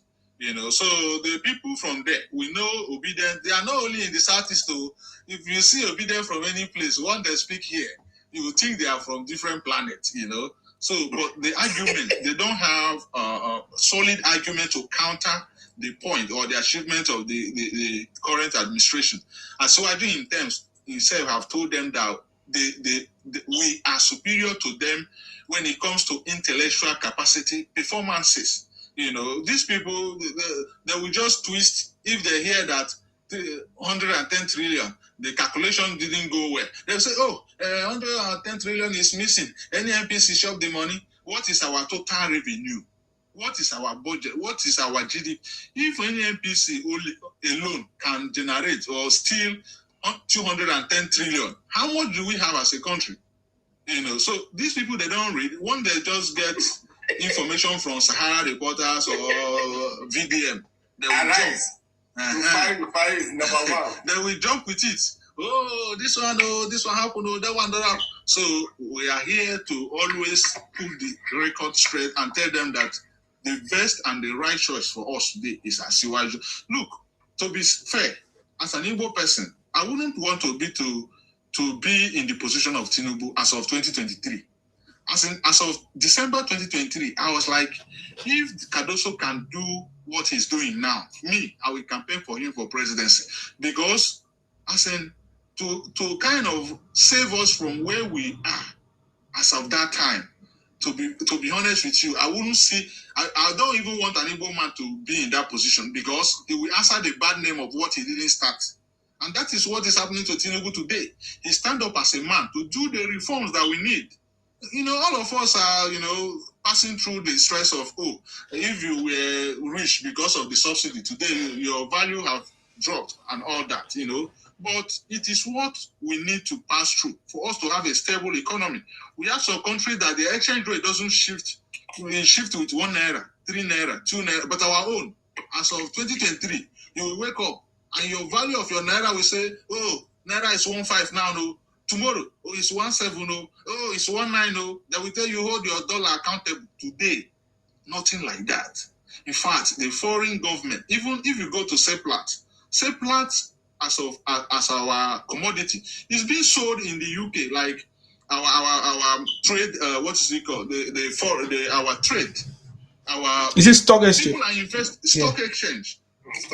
People are investing in our stock exchange today because they have seen that we've stabilized the economy and it's growing. We all need patience for us to, benefit from this whole thing that the president have already done. He's not doing it for himself. If Tinubu keep quiet and use all our petroleum as of 2023 to be doing subsidy, he will enjoy his life. He will not be poor. Even if he drop out of the race, he will not be poor again in life. It's just like all these people. Wike. If Wike resign today, you and him will never be in one class. Same with all these people you are calling their name, Umahi, all these people. They're not on your. You will never see them begging food or social media doing that. No.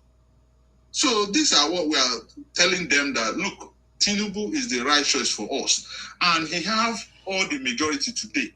So if we want structural reform, support Tinubu to give it to you. If you don't have majority, you can't do it. What this thing we are talking about, you might go to maybe one region in the north and they tell you they don't want regional government. But if you have majority of your party people and your presidency, and then they are proposing for this and pushing for it, it will be easier for you to pass those bills that are coming from the opposition to do it. So when I see people talking about this one, I say, no, it doesn't have what it takes to do it. I wouldn't want to be in that position, to be honest. Thank you. Thank you very much, Mr. Salve. Let me take some comments now, because we also have other guys who are watching us on Facebook, on X, on YouTube, and other platforms. I see Linus Okon on X saying Peter Obi and co have nothing to campaign against Tinubu. Dino said Obi is IPOP. Everybody knew that, or everybody know that. King Ogunremi said, I salute you. Thank you very much. That's on Facebook as well. Akin Wumi Samuel on YouTube said, absolutely and perfectly said. Indeed, he said he is not Biafra, despite he's from a Ebonyi state. He is very proud to be an Igbo man, but refused categorically to be manipulated and brainwashed as Biafra. Correct. We have many comments here, but there's not too much of time, because Mr. Salve, I just want to say something why other people can contribute to this. I've noticed that yesterday is it yesterday or 2 days ago, there was a news that Nigeria have signed agreement with Morocco and other places to send our gas to Europe. Is that correct? Yes. But we're already having a very major problem in the country. And now that many state governments have generated, or will I say, built their own power plant, there is shortage of gas in the country. I will take already my state, for example. Ibom plant was commissioned in 2010, very long time ago. It's been over 16 years now. But do you know that there has been shortage of gas for so many years? In fact, the last supply of gas to that power plant was in June. One of the reasons for that is because they say that the FG is owing.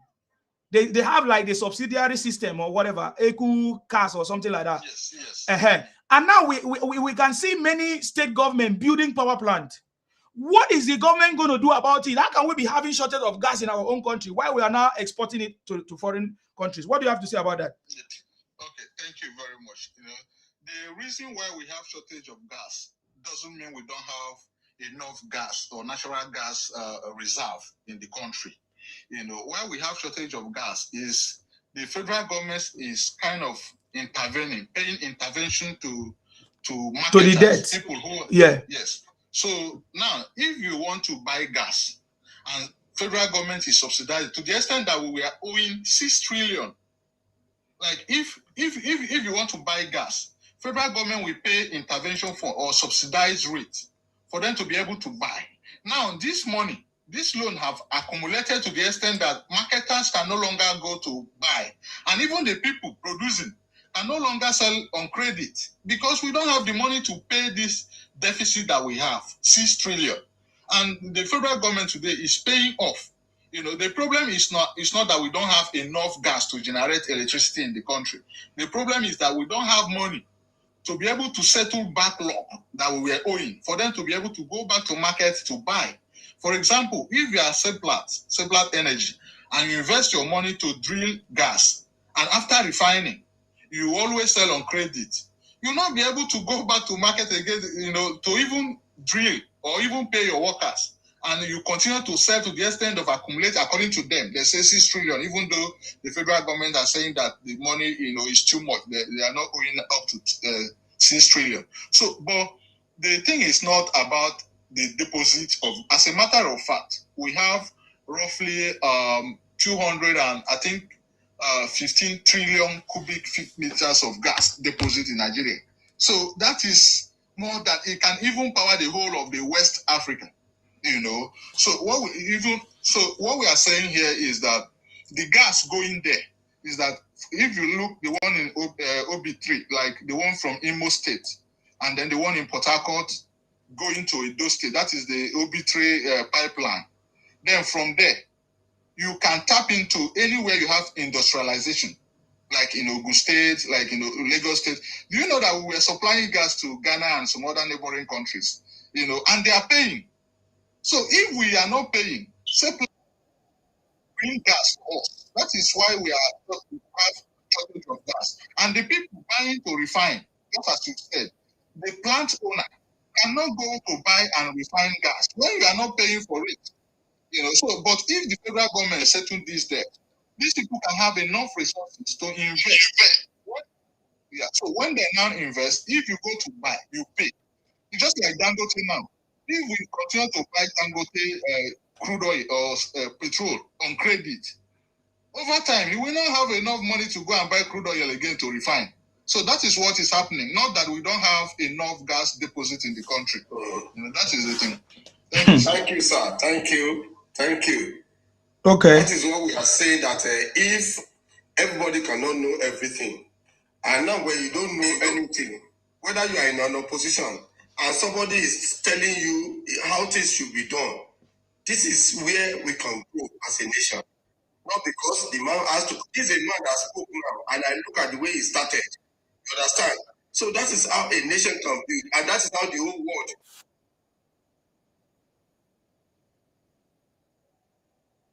Governance. You sit down, you bring. It's not about this man. This man has said something that I learned from it now in this gas. That why are this planting this thing? And before you know now, if we continue in this route, 2031, like I told some people today, I said, come on, if Ashwaju second term entered, and the way states are having plant now, they are, maybe some people have it before, and they are resuscitating it, and federal government was able to partner with them, so they have a monetary problem, and they have the light. I said, you will pay. That is why you see something like when you are in the house, any room that you are not in, even passing, you are not passing there, you shut it off because you don't want to pass the bill of your energy. I said, people will pay, you won't light. Yeah, we just give you a free light that you have for money to end. Thank you, sir, for enlightening our people. Thank you. Thank you very much. Okay, Salsa is here. Salsa, do you want to say something concerning this? I'm still listening to the speakers here. Okay, so you don't have anything to say. Dayo, do you want to contribute to the question I asked about the gas? Go ahead. Dayo. Please, I'm driving, please. Okay. That's fine. Okay. About the gas issue, in addition, as it is, it's a matter of who has to do it. About that public mention in Akwa Ibom, the thing they can do, they can go into public PPP with NNPC. Like they do with that, just like the federal government is doing with Ajakuta now. You know, it's NNPC that is in conjunction with Ajakuta, that they are the one supplying the gas to Ajakuta, rival of Ajakuta. Are you hearing me properly? Yeah, we can hear you. Go ahead. I'm somewhere where around now is, yeah, where I'm here is very noisy. So sorry about that. So what they can do, they are quite one.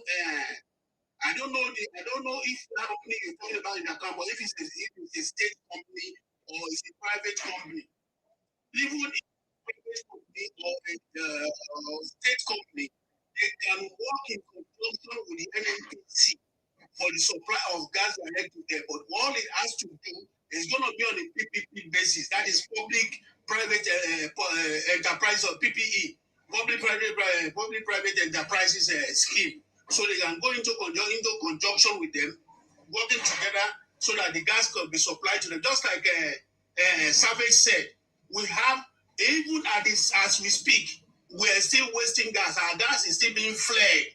We are wasting gas. We've not been able to get all our gas in components as plenty as it is. Nigeria as it is, I don't think if you count the people, the country that has the gas deposit, cubic deposit, highest cubic deposit of gas in the whole world. If you count 1 to 6, Nigeria will be among.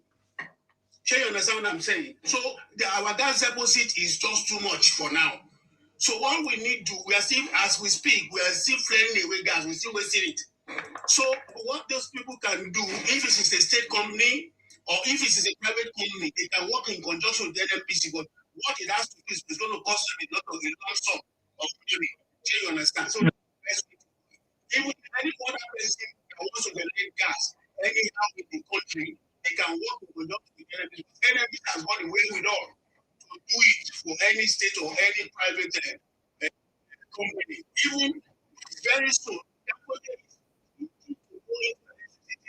supply itself, electricity generation, transmission, and distribution itself now. So I'm seriously eating, seriously eager, waiting for that to get involved into electricity generation, distribution, and transmission, and all those stuff. If it gets into it, we are gradually getting there. They're talking that of the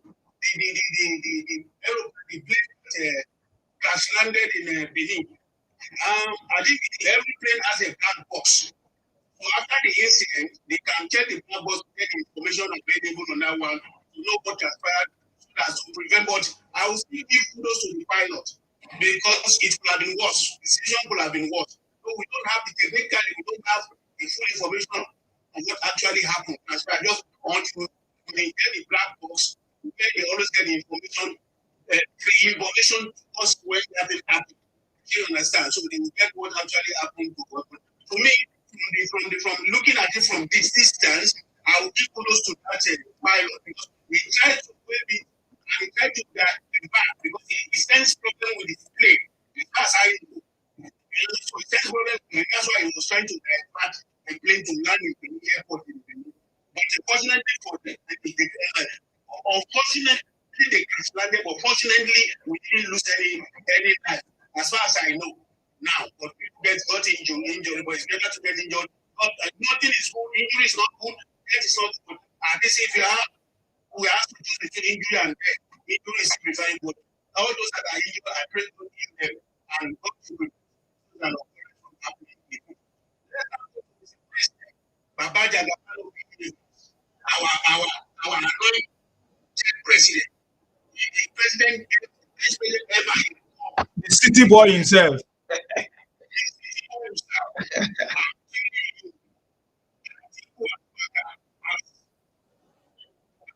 Once again, I don't know, this is an old man.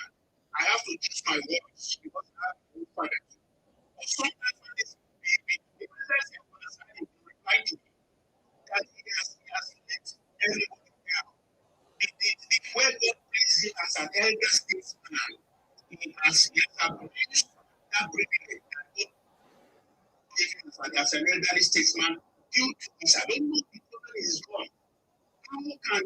How could you, as an elderly statesman, watch your own country to another country, for that country to do what? To come and defeat the actually does not have qualification. America should come to the president. It is, oh my goodness, this is what an American will never do. This is not a president never do for your country. No matter how it's playing, no matter how they want to become president, they will never bring the country down. I think it's a disgrace what he has just done. He has let people like us down. So we are not his fans in the beginning. I don't believe in it because what he has done without public knowledge, when the sort of assets and the say, credits, when the president the $66 million and when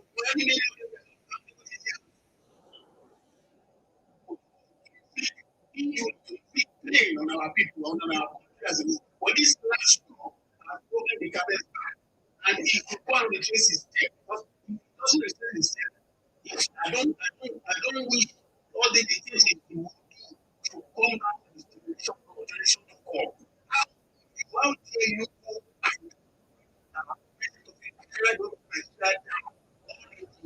that you want to do? What is wrong with these people? How can power, what kind of power is he looking for?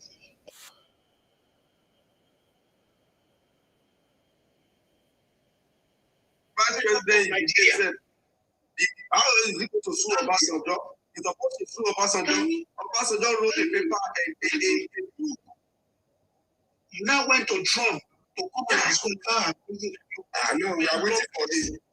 You pay lobbies to come to degrade your own president of your country because you want president. This is not good. Talk to these people. They are not helping matters, they are not helping issues. He's getting closer to his grave. When he went to contest with Buhari in 2023, he took Oyedepo to Baba Obasanjo and he frustrated that Obasanjo should forgive him because Obasanjo has done a lot of damage. You did not do that one. You did not sue Obasanjo and you did not commit. It is Asiwaju you are spending $1.2 million to lobby to tell Trump. We are waiting for Trump, and Trump will those things because they came out yesterday that case has died since I think 20-something years ago. That even self, they mentioned the two people, I forgot their name, that involved in that case. That is not even self that tried to Asiwaju. So what they are trying to do is because they don't understand. The Minister of Aviation now, Mr.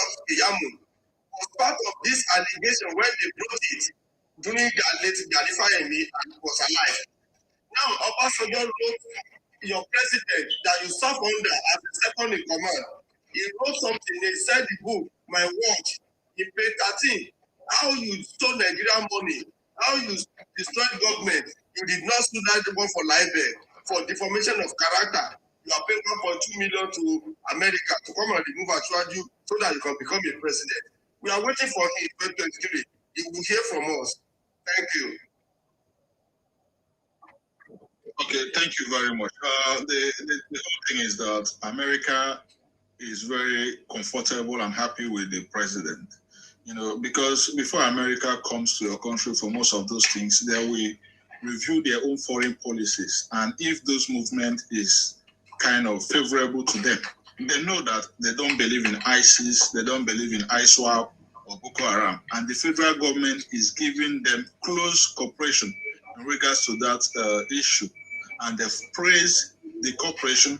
You know, even the president, the Trump administration have praised the cooperation of our military and the presidency in that regard.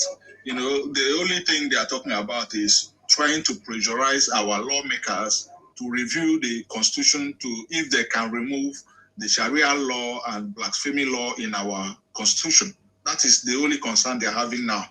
That is even why they are saying that they want to withhold the foreign aid they are giving to Nigeria to pressurize the lawmakers to review the constitution, because to them, they're saying that the Sharia law is what give enabling environment for banditry and Boko Haram and all those things. So we need to review it. But that is not an executive activity.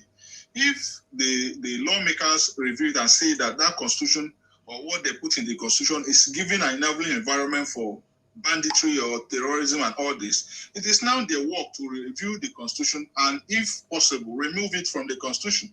You know, it is not about the presidency. The military, the US are very, very much comfortable with Tinubu. So anybody going to lobby, I guess Tinubu is actually wasting his or her time. Even as speaking, when they were proposing those Sharia law of a thing, Atiku was the vice president then. So he didn't see it as a problem. He was a vice president where they were doing Sharia law in the north. You know, the second opposition was a governor then. He was part of the people that enabled the Sharia law to happen in Kano State. So when they come up to be shouting this one, look, the US are very comfortable when it comes to foreign policy with the Tinubu's administration. And they will just take their money and put it in their pockets. They will not do anything when it comes to not supporting Tinubu. They will prefer Tinubu to all the other two candidates remaining because they have implicated Kwankwaso and they know that the Atiku government was part of the administration that enables the give room for the Sharia law of a thing. So they will not blame Tinubu in any of these things. Tinubu have not put any constitution or proposed any constitution that enables extremism or supporting extremism. No. So this is that's what they don't know.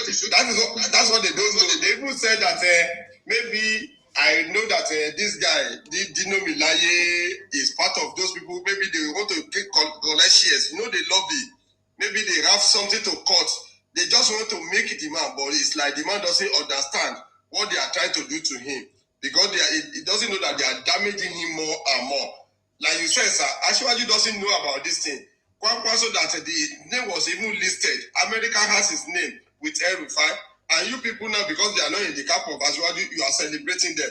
They don't know that if at all America will do this people now, because they are not in the camp of Ashwaju, you are celebrating them. They don't know that if at all America will do this people now, because they are not in the camp of Ashwaju, you are celebrating. So it's like, yeah. So now they said maybe they want to those people that say you should pay that money to the lobbies that look for these people that you cannot see anybody in your country to do all these things for you. Now you went to that place, maybe they want to collect cut and those people will get shares. So let them continue lobby. They will see the reply. They think that they thought that maybe every Nigerian doesn't read. But this time around, we know yes, we are playing politics, but there's a game that you play in politics, and there's a game that you don't play. So already he will cry at the end of the day because America will not listen to them. America will not listen to them.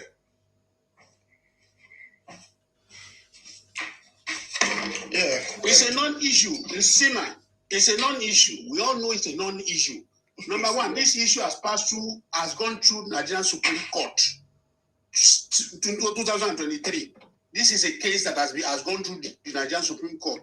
And as far as I know, according to Nigerian law as it stands today, any judgment that has passed through the Supreme Court and has been dealt with, you can only take it to the court's court of law.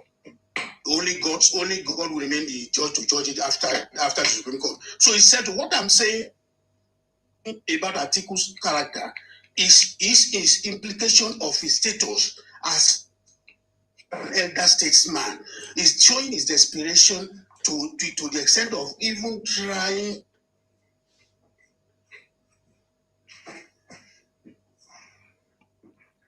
We can't hear you. That's what I'm about. Them taking that issue to the US, it doesn't hold waters. You understand? It can't stand. It doesn't. It's a foregone conclusion because even this case, drag that case. They investigated this man up to Scotland Yard. They investigated this man up to FBI. Even during Jonathan, he was dogged. Tinubu was dogged. If you could remember, during Jonathan, he was dogged. ICPC. They did every other thing. Even the new Ribadu was in charge there. He came out and said it. I said, look, I was the one who investigated him. I investigated him up to UK, up to everywhere to get him implicated. But he wasn't. He came out clean at the end of the day. So it's a settled case. It's a settled issue. But what I'm against, even if Obi is doing it, it's not for somebody of article status to bring your country down. Because, and what these people don't realize is that anybody that is the president of the Federal Republic of Nigeria is representing the whole lot of the citizenry. So anybody that's representing the country, you should respect. You can have differences with him, just like Ashwadi himself used to say: hate me, abuse me, curse me, but love Nigeria. You can hate him, you can criticize him, whether constructively or non-constructively. That is your own cup of tea. Nobody, you can't force anybody to like anybody. It's not done. But don't bring your country down, all in the name that you, or your own selfish interest. That's what I'm talking about in Sima. I'm still very much with you. Let's go on. That's okay. Saulaliko, God bless you. Thank you very much for that contribution there on that subject. It's very important. I mean, talking about Atiku, I have a very long conversation, but I don't just want to go into it today because we still have a lot of time during the campaign. You get the point now. We have a lot of time during the campaign. Yeah. For me, what I'm looking at is the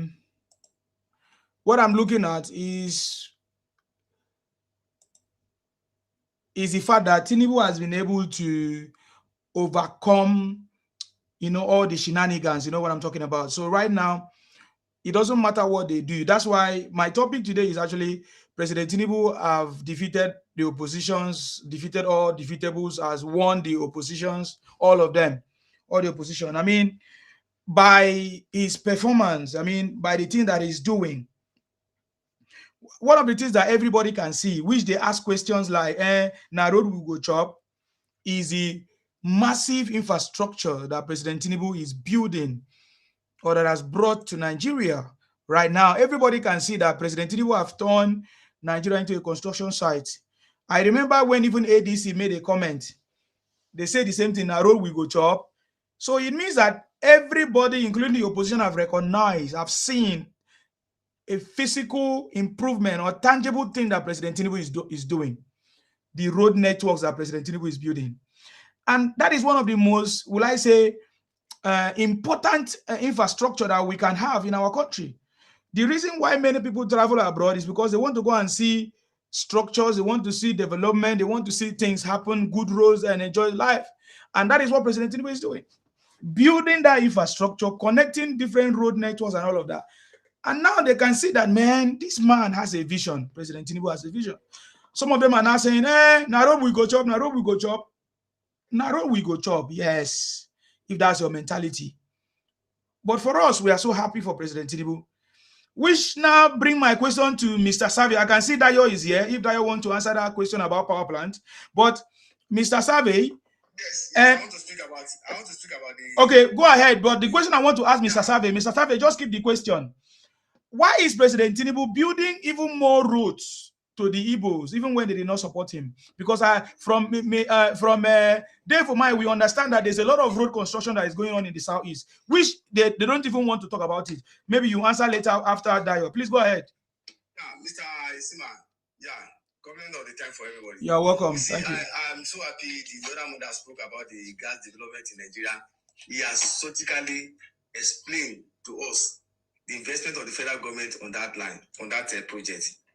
You see, I think we have constructed a gas pipeline.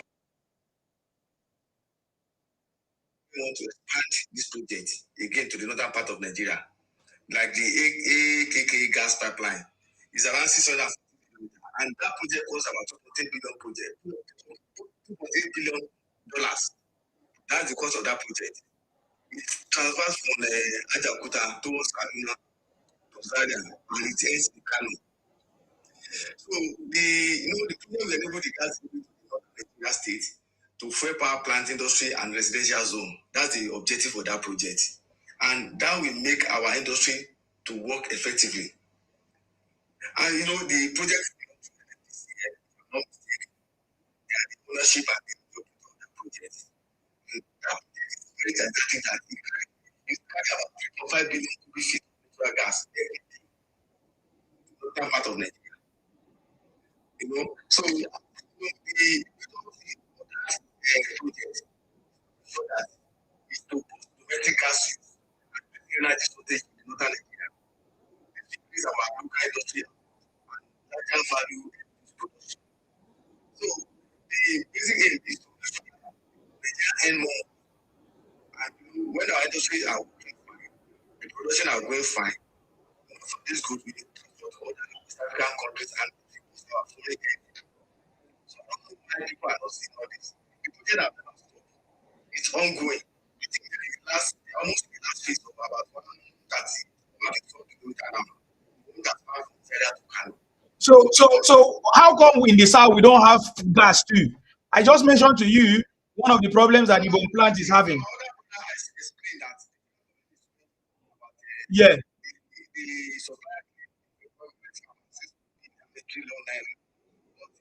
Now they even say the money is more than that, although federal government is disputing that amount according to they say the federal government is even moving them.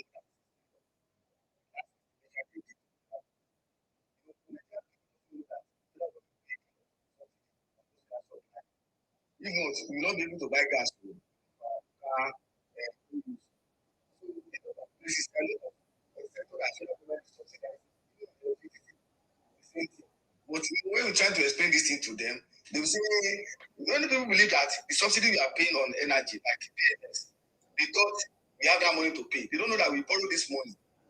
You see, when we stop paying this subsidy, that means that we don't pay this subsidy. So the internet revenue, another tariff rate are increased so that we can able to share more money to the state. But you know, a lot of people that criticize Tinubu, they don't even know their councillor, their local councillor. They don't know that the local government are taking money now. Most of the local government are getting like, I think they say some 500 million to 1 billion. There are some state governors that agree with the ruling of the Supreme Court, but allow the local government to function effectively. They take that once the money comes, they share it like Lagos State. Lagos State doesn't hold local government fund. They share it to the local government. It's only Seyi Makinde that refused to allow the local government to operate effectively. I think you understand me. There are some other states, like Abia State, they are doing well. Alesoti, they are doing well there. Enugu State government is doing well. Bago in Niger State is doing well. So a lot of states, like Bauchi State governor, use their own money to sponsor people to go and study Quran in Saudi Arabia. What does that one? We can't hear you. Those are the people that promote all these extremists in the north. You didn't send them to Indonesia, to China. You send them to when they come back, they told the corruption, start buying people. See, these are the problems. Mass marriage, mass production of without adequate provision for them to go to school. They have the largest number of children out of school in the north. It's now over 16 million now in the north alone. So how do we want to navigate this country peacefully? And the problem is spreading towards the south. Because you see them moving on a truck, Dangote truck, coming to southwest, south. Most of them now go and hide and accommodate in our forest, planning how they kidnap the people and taking them to the forest. These are the problems. So we are forced to share from the problem that's being orchestrated from the north. We, the south, we have a good value system. We have a good value system. Let the time we have talked. We train our time, we make sure that that's our own way of life.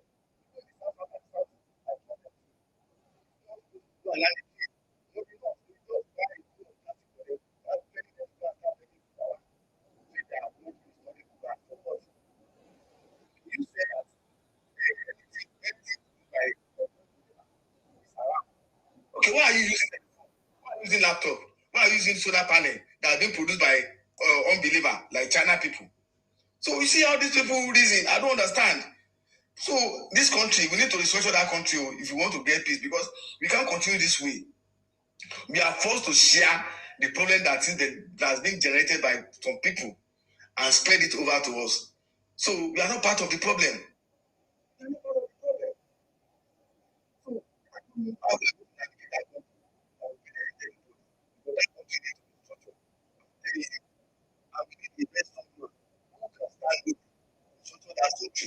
If not, I don't. Even the issue of state police, there are some northerners that are rumbling now. They don't want the state police. They don't. They just want a free day. They know that all the crime and evil they are perpetrating across the country. You know, so that doesn't want the police. Look at government knows. Look at government. Go and do your own area. If I come there, if anybody comes to the country, I want to come to the arrested and prosecuted. And if you come for anywhere, you want to show that you know people under the normal general law of the Federal Republic of Nigeria. That's the only way we can move forward. But mopping up everybody together in the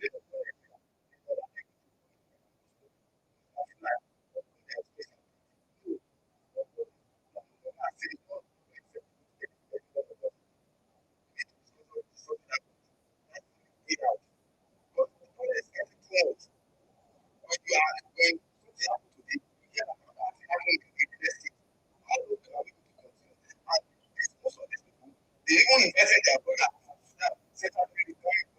Mali to come and participate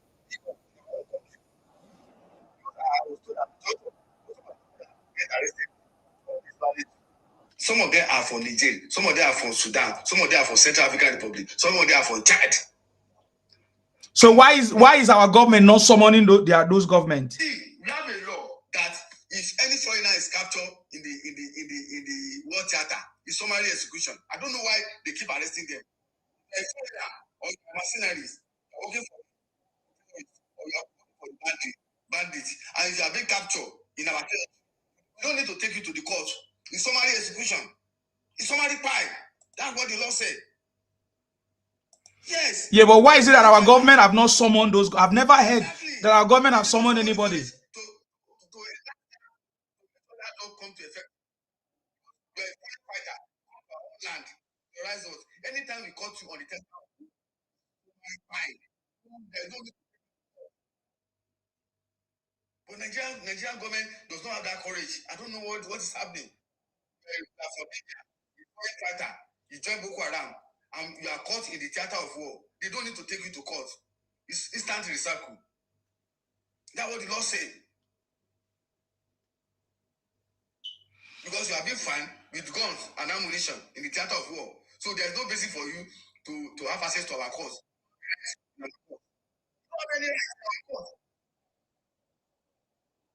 You are not a citizen of the country. You are a foreign fighter. You are banditry. You are being caught. They don't need to take you to court. So this thing is getting out of hand.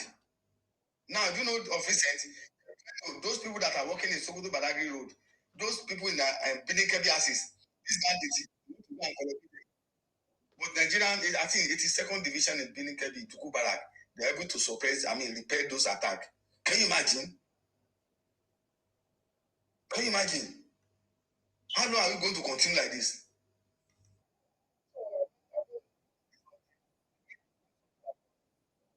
Population is growing. If you go to any south, even in southwest now, you will just be wondering, where are these people coming from? I've been to Abeokuta about last year, then this year again. But the population I see in Abeokuta now is amazing. I begin to ask my uncle, all these people, why? They say they don't know. People just coming. Ago, in Fortan, in Ogun State, my sister are married there.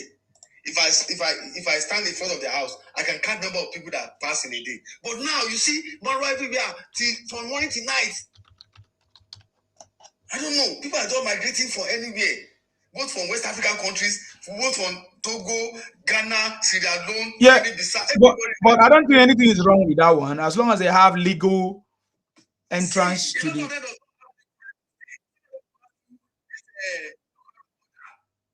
Because our immigration are corrupt. A lot of them were found with no identity, no passport, nothing. if those kind of people come, a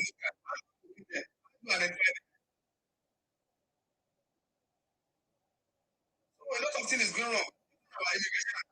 They are not patriotic enough, especially those in the border for their own benefit.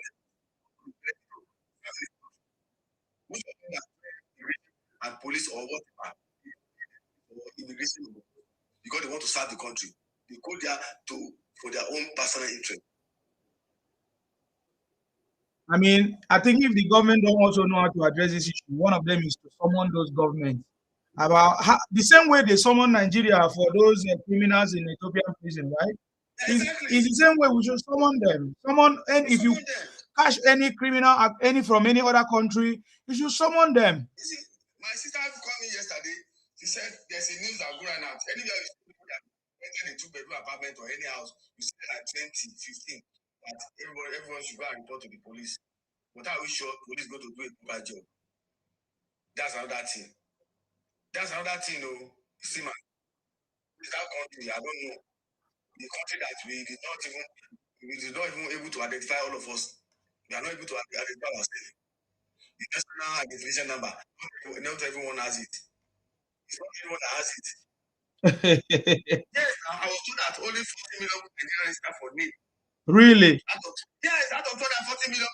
So that my brother was correct then. There's one of my brothers that came here. He was telling us that even our government did not know how many people population.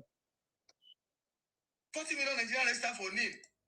So what happened to over 200 million remaining one? Hey. So how do you want to cope? Eh? So there's a lot of things that is going on there. We need to control that country properly. I think that is what the president is doing now. Are you aware of the 12th division now, right now? It's part of the restructuring, right? Strategic. Northern Elder Forum, they sometimes call their senators to make sure that any bill that will restructure the country, they make sure they voted against it. No matter even they are a member of APC. I'm telling what is going on. But it's not going to stop us now. But the majority you have to vote by majority. It's not by minority. Yeah, to restructure the country is not going to stop us. We know how to do it. Yeah, it's better because I want the president to have that courage. See, trust me, we know how to do it. Just if they do these shenanigans, if they want to be the stumbling block for the progress of Nigeria, it's very easy to deal with them, man. It doesn't matter any step you say is anti-north. What is anti-north? It's a step that will benefit everybody. Nobody's left behind. The state police, you have the resources. Go ahead and start your own state police. Nobody stop you. I don't know why everything about changing of country to a better situation, they always say is anti-north. I don't know why. We know why now. We know why. They want to continue to enjoy the money from the south. That's what it's about. Now. Exactly. You know why? Anti-north. Thank you, Sima. You the mic. Thank you very much, Adayo, for coming. God bless you. God bless you. God bless you. Okay. Just like I said, to cause problem is so easy. Safemi, go ahead. Okay, thank you very much. First of all, I will say that if you look at the Akwa Ibom power plant alone, the federal government is owing them 28 billion naira. Yes, but they have given about 11 something. They have paid about 11. It's still remaining like 15 or more. Yeah, so if they now have liquidity, which they call legacy debt, if they now have liquidity, they can now go to the supplier of gas to supply them gas, because these people are, refining this gas with their money, like Aradel or Seplat or any of them, in the oil sector and gas sector. So the power plant, if we pay them the money we were owing them, previous administrations were owing this money, they can now go to the market to buy gas again, and then they will start supplying power to the people. So that is how it is. Back to the why you asked about the infrastructure in the southeast. I think the president himself is intentional to see Nigeria develop all the geopolitical zones. He doesn't care about you voting him or not. Maybe after the election, he cares about performances and how he can. Because the thing is, if you develop one place and the other place is left underdeveloped also, it will cause push or pull factors that will push people to migrate to other places, So he understands these things. That is why whether you vote for him or not, he know that maybe one of your brother is capable of delivering when it comes to road infrastructure, and he give him that position. He didn't give it to him because the people voted or the people. He felt that the guy is qualified to, run that ministry, and he give it to him. The same thing he did to Wike too. He knew that Wike is in the opposition party, but he know that this guy is enough qualified to handle this ministry. He called him and put him there, and the guy, the Wike, is also delivering in that angle. So that is why our people should look at it beyond this issue of I want to vote president, I want to be president. Someone that doesn't care about you voting him or not, and giving you that strategic ministry, you should be very happy that he did that for you. And your brother that is also representing you, he show you working in your region and every other region.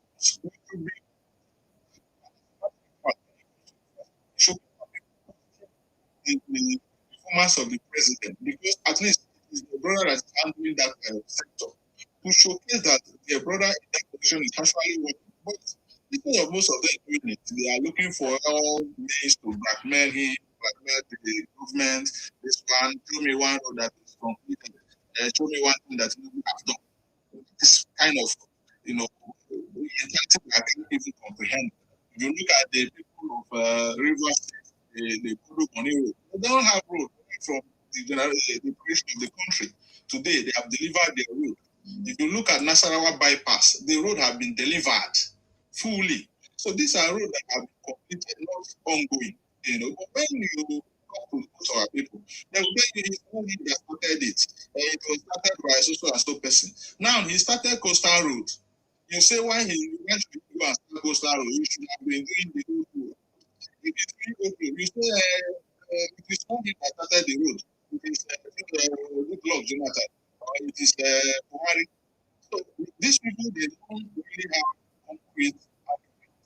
So they understand that despite the sentiment that because we allow us to kind of monitor to affect every other sector, every other so that is what I see there, that he's giving us that vision, and he's intentional to see the South is working. Because if you see this, our people every day on social media, you feel like, okay, these people need federal government presence. Let me do it for them, while I'm also doing for every other. I commend the president for his presence in my region. In the next election, the people that have seen what he's doing will speak. This is not about want, no. They have delivered in their positions when they were previous former, and overall the president have delivered. Even the Abia State governor, I don't have anything to say that there is no opposition in the southeast. If any governor in the southeast allow opposition to win, that means that maybe they do it deliberately. And shouting on social media. The real people who have voter card are the areas. And the local government chairmen, they are all in the APC. The senators are in the APC. The governors are in the APC. So the leadership there should define the election and the outcome of elections in that. That is what I would have to say. So everyone, peaceful, 100%. I know Femi wants to speak, but I just wanted to put a little bit more on this Southeast Development Commission. Because President Tinubu gave money for development in the Southeast, and some people couldn't use the money. They say they use the money to rent a big apartment. So much money. What do you have to say with this kind of leaders? And they are even young people, though. Why should they do that? Why do they do that kind of a thing? Because for go for states to develop on their own. But if you have regional plan, it's taking you 30 years.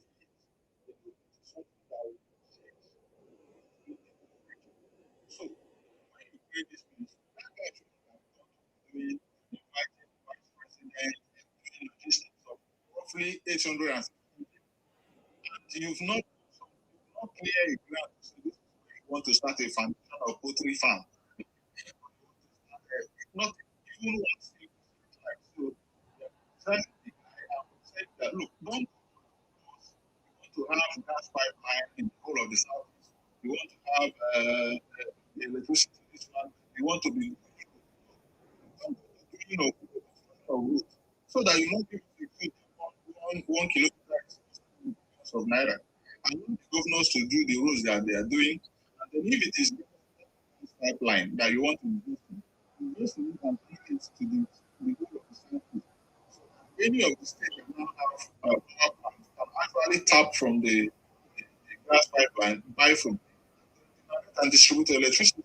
Or you want to build power plants, you can invest in it and bring. When you invest in this thing, it will become a collective project for the south. But this guy is trying to give away money, employing people and doing this, criticizing him to do his activities. If he's not competent enough to handle that, we will tell the president.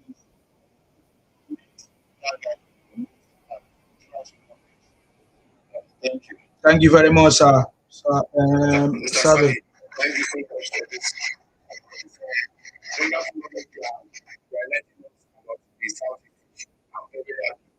But today, I'm very happy to hear all this. Yeah. I was in their midst today. Now wow. I was in their midst today. Some of them won't finish me.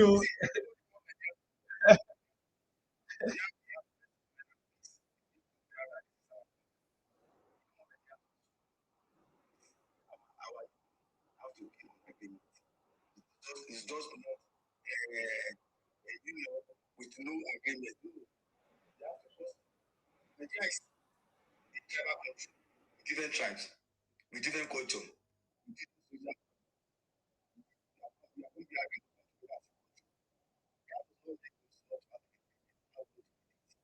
Because you cannot bring your own problem, then I will shoulder it.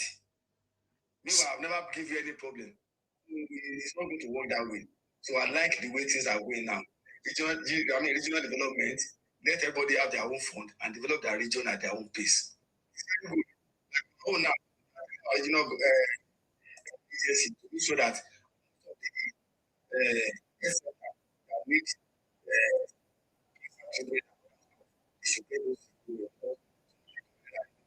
Southwest. So a lot of ideas that we are telling them to how to help a large Oyo State and Ogun State that can put. But people are no longer have interest in agriculture, so now to have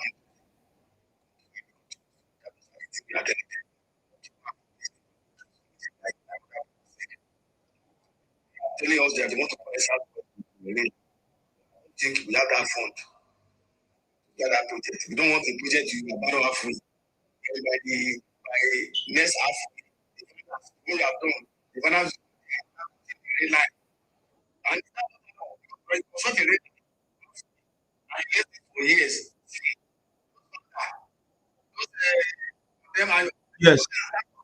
Yes. Start that kind of project. Man of 2 years. Everyone will see. Benefit everyone. I want you to do benefit people. We don't take anything like seminar. You don't want what benefit?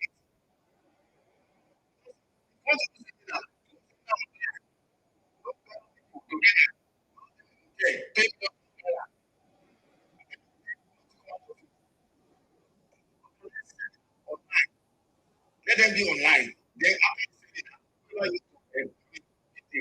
the grants, take on individual any seminar. Don't say go and bring experts. Say you are bringing millions of dollars to bring us London. Come and train people what? Online. And most, I mean, we have a lot of our youth now become Okada rider. Good. So good. Everybody can become Okada rider. Get his thing.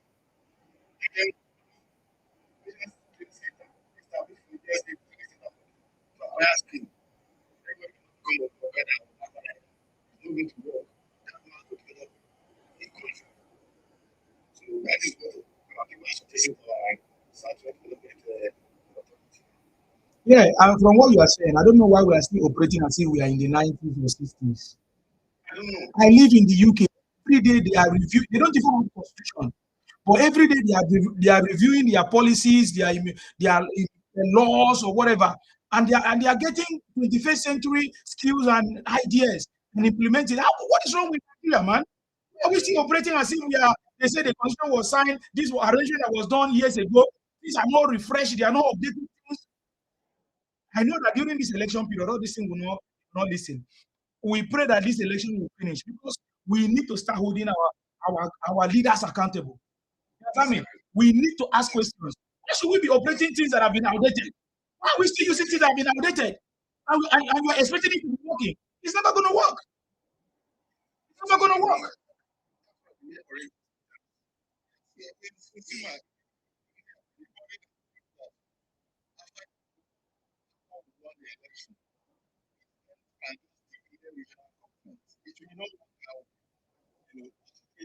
Is the collective contribution of all of us. Look, we do this thing.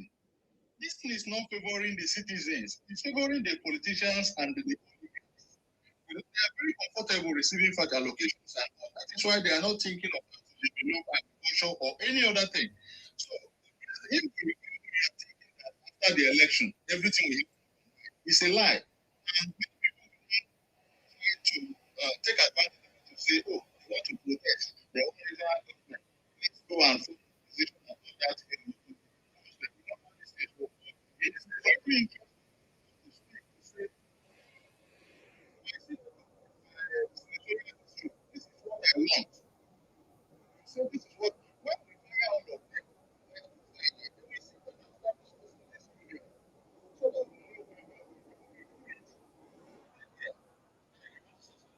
No, Femi is the person to speak anyway. But now you just say what you want to say. Yeah.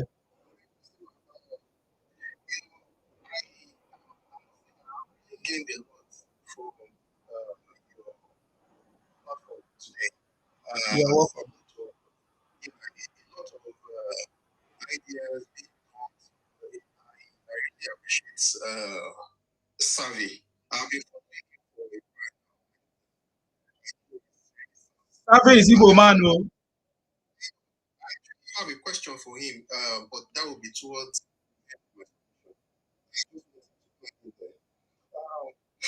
I would like to start my submission by first talking about Atiku. Atiku is now, he knows this is his last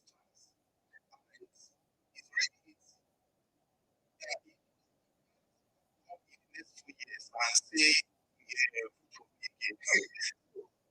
his last.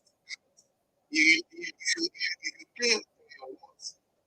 You know what they call last card check. It is in his 11th round. He knows that this is the end. And so he has become so desperate, he's ready to do anything. He doesn't have that clout. He doesn't have the popularity to defeat Tinubu by any means. So he has resorted to he doesn't need any other means for that way to force with Tinubu. So he's ready to spend that stupendous amount to bring Tinubu down so that Tinubu will not be on the ballot. But it's because this issue has been trashed and concluded.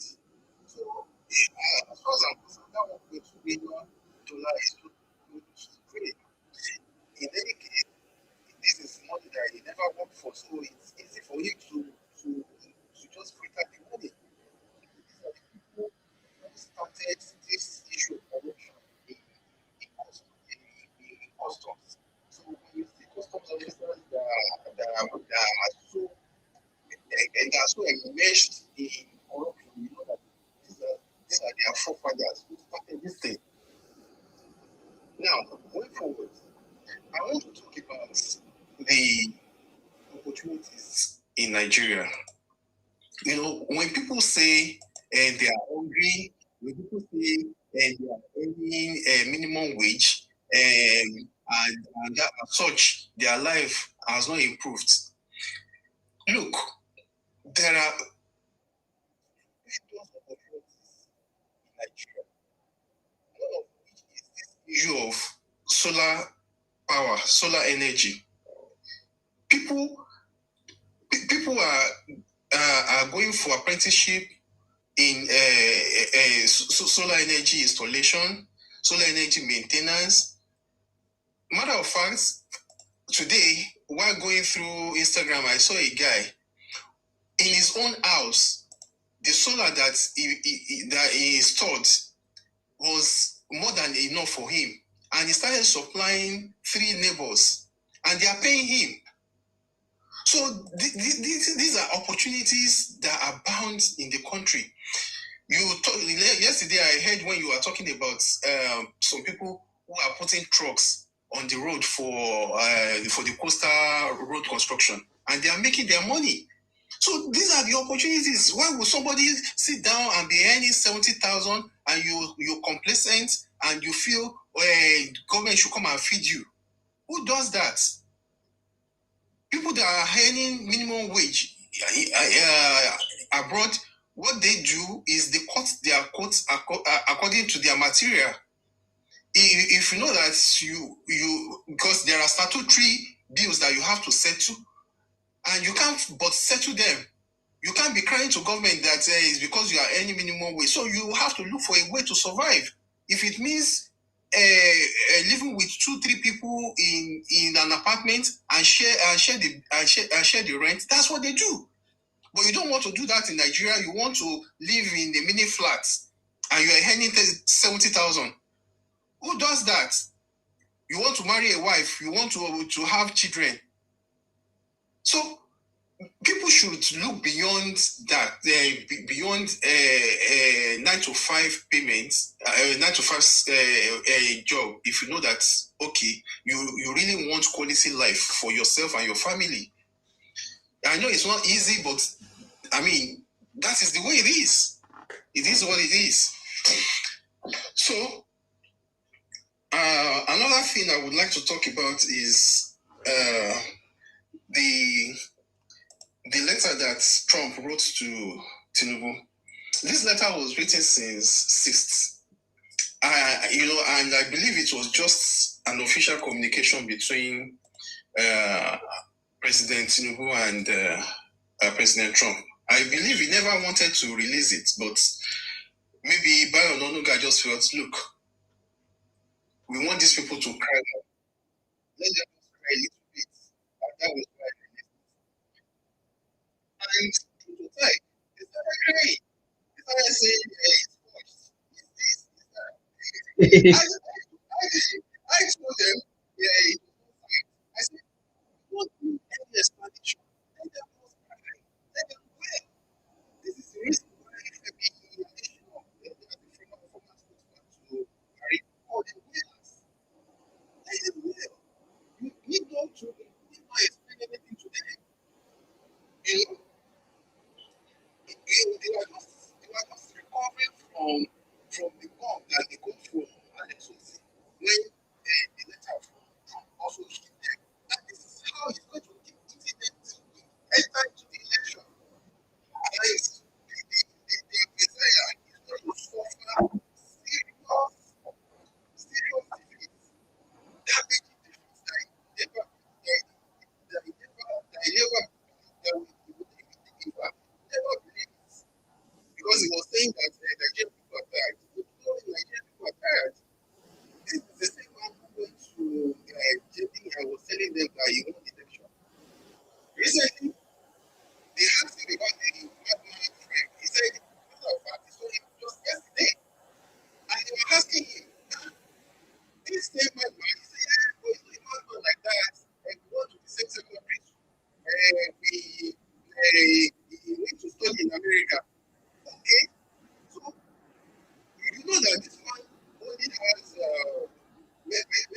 challenges, and you are calling him a madman as if it's a lunatic.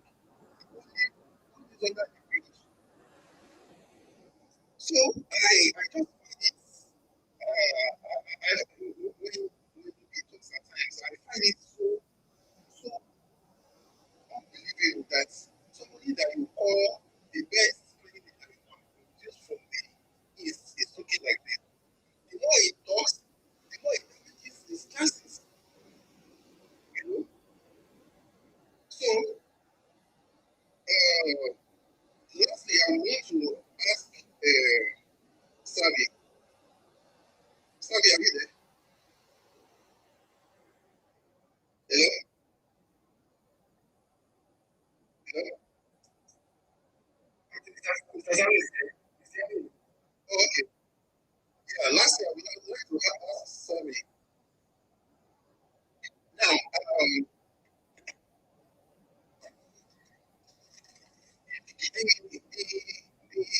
the parents leaders that were arranged before Justice Owoye, these are the people who self-confessed that they confessed to the count charges. I think about 21 count charges. They admitted that they were guilty. And at the end of the day, instead of them to be given the maximum penalty, which is necessary, Justice Owoye rather said they should be sentenced to life imprisonment. See, I mean, I find it awkward. I don't see any I don't see any reason why it should go that way in the first place. Because it is already in our constitution that if you kidnap, not even all those other charges, just kidnap alone attracts a death sentence. So why would he go? These are people that you know that they are top most wanted terrorists. It is because of these same people that some school children were kidnapped in Oyo State because they wanted to they wanted to negotiate for them. It was because of these same people, the Memuda and Abubara. These are the two people that they were negotiating for, that, okay, we want you to release these two people before we release the kids. So why would you want to keep those people that you know that are dangerous? Why would you want to keep them for life imprisonment? So they will be feeding off the state money in the prison, and we stand the risk of these people kidnapping our children again and start asking that we want them released. And we also stand the risk of jailbreak because of these same people. So why would you want to keep them in prison rather than just ending their lives? I can't fathom the reason behind this life sentence rather than death sentence. That's my question for you, Mr. Savi. Okay, thank you. I'm not a lawyer, but you see, Nigerian government are actually trying to operate within the international laws, like trying to, if you look at the foreign policies, trying to maybe not be extremely severe, because there are some sentences that you will give. They will tell you, why would you sentence someone to fine or hanging and all that? At the end of the day, it will bring kind of maybe criticism from the international communities and maybe the US and the UK. So these are the major reasons. But if our law actually define that anybody that involved in TT and being arrested in the field of war, he should be fined. The Supreme Court can appeal the sentence, because the lawyers, the judge, have the right to say, okay, you choose death sentence or life imprisonment. But we can also appeal. We can appeal it to make it death sentence. So those are the things. But as I've said, the federal government need to be decisive when it comes to tackle terrorism, so that it to anybody that want to rate, so that if you commit social crime, this is the result. This is what you get from it. If you are being caught in terrorism or bandits, all those kind of spying people, you will be pied. If they catch you as terrorists. So but the severity of it is that this international relationship of a team, if you go to some countries like all this UN, Europe and America, they will tell you it is too severe to sentence someone to hanging or all those kind of things. So put the person in custody until the person pied. Unfortunately, any administration can come and then give any of those people pardon, which is not what we want in our society. So it is better if you commit a crime, you do the time, especially when it comes to taking another person's life. You should go for it. Taxpayers you for life. So for me, I want anybody that comes to terrorism or kidnapping of people to be pied, because wasting our money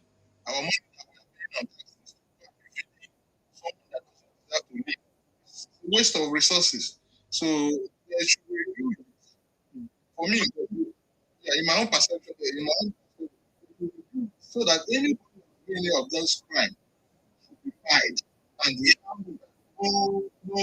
there's nothing to appeal. No government will come and say they want to pardon you, because the moment you are sentenced to death, pardon you anymore. You are on the death row. I know that DSS says they are going to appeal. Get the maximum sentence. I feel it's going to be easy if at the High Court they consider this sentence already, because the DSS will not need to go on appeal again. It's going to be left to those TT guys if they want to go on appeal. It will no longer be on DSS to start moving that case. So at that stage, that they are fit as determined. Because those people are too much of risk to be left in prison. As I've said, just because of international relations, how severe we are when it comes to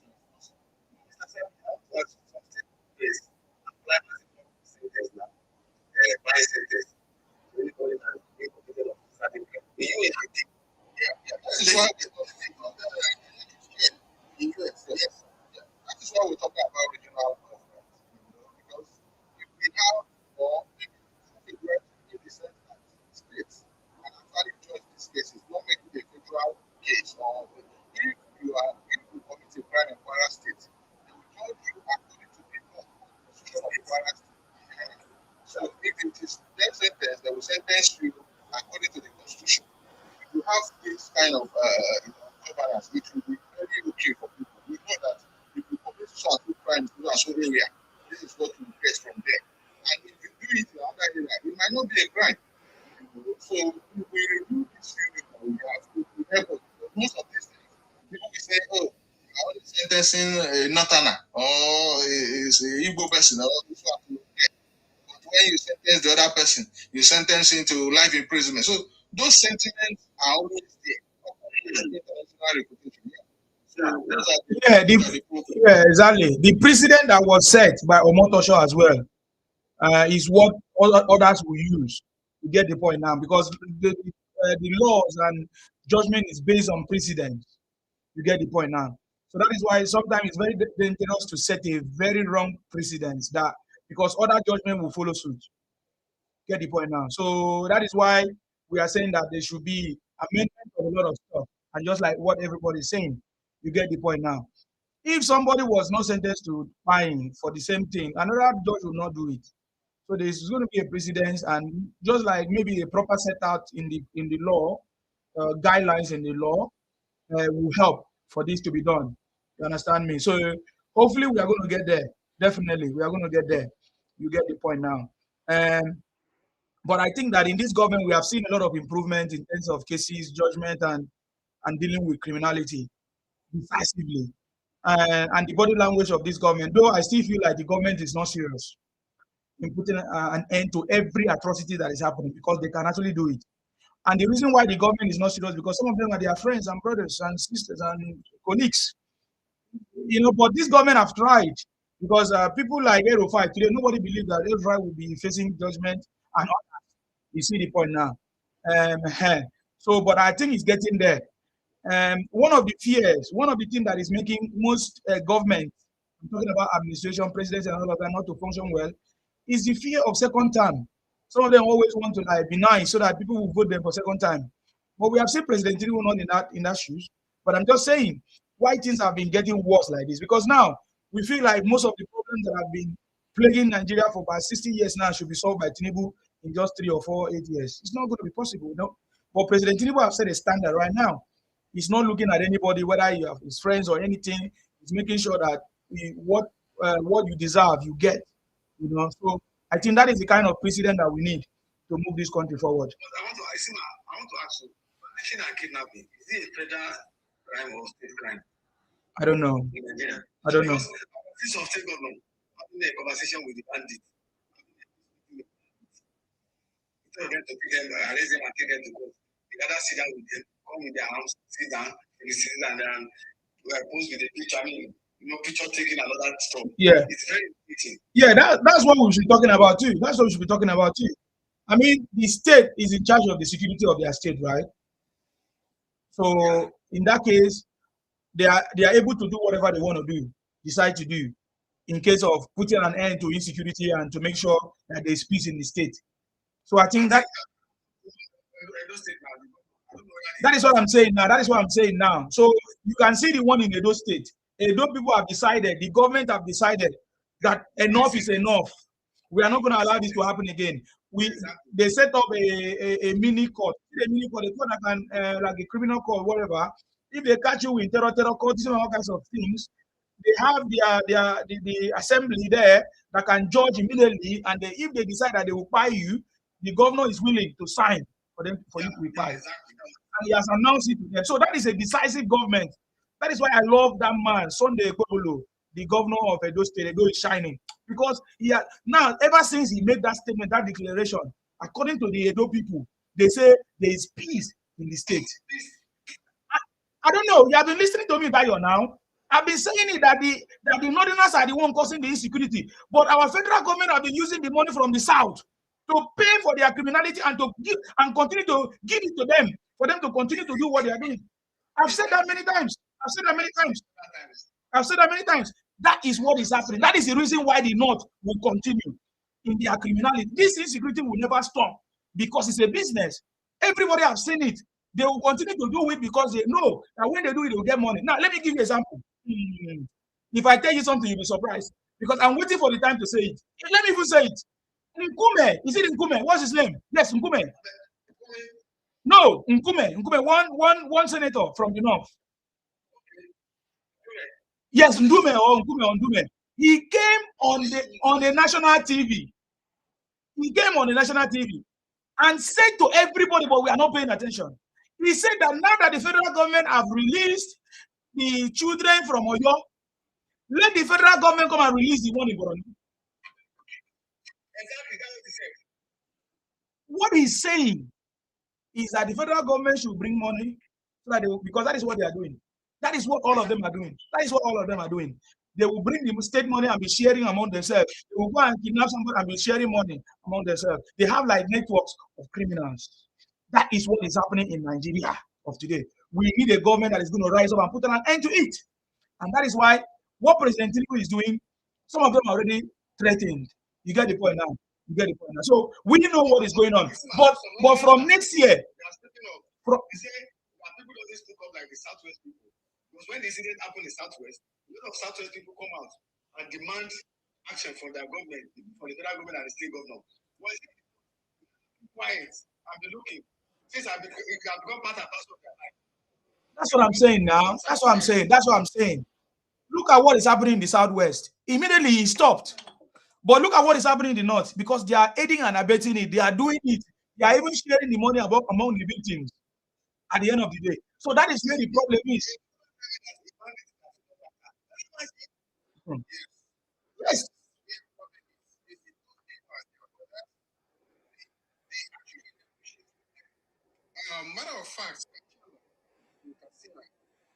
you remember, it came out like a month or 2 months ago now, and it was saying that the agreements reached with the state government did not fulfill. I mean, they've not fulfilled all the agreements.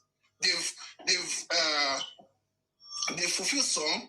They've not fulfilled some, and that is the reason why he's going to go back and start attacking. He actually mentioned the number of schools that he will attack. He mentioned the names of those schools he will attack. So when you sit down with these people and you see you make it look like you are at their mercy, then this thing can never end. When they have one-on-one contacts with the governor, it can never end. He actually said they were sending military men after him. That is the reason why he will continue to do it. That what they need. One of the things that he wanted was they should not be sending military men to be killing, to be paying his people, because they kept sending them. They were paying his people. That if they stop, then he will stop. Who are you to start to be saying that? So these are the things, because if military men see those people and they are going after them, there are contra instruction from the state government who don't want these people to go after them. So the military men at times they are caught in the middle of this thing, and they are when they have instruction and they are having counter instruction. This is how they kept managing this thing until the thing has now deteriorated to where it is now. When it first started, if they had all stood up and they have confronted it, it wouldn't have festered to where the point where we have found ourselves now. Thank you. Thank you very much. Can we hear from Kenny? Let it don't be that we are giving him a lot of time. For Kenny, can we hear from you if you want to say something? Yoruba Heritage. If you want to say something, please go ahead. God bless.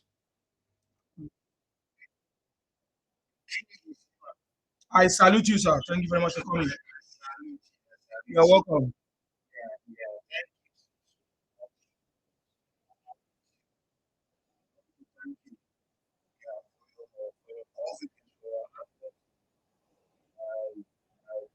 God will continue to protect you. Amen. For us in Nigeria, because you are really doing a great job. Thank you so much. I've been following you for a very long time. You kind of person, you always stand your ground, and then you always stand on what you believe, and then you love that. You always stand on the right path.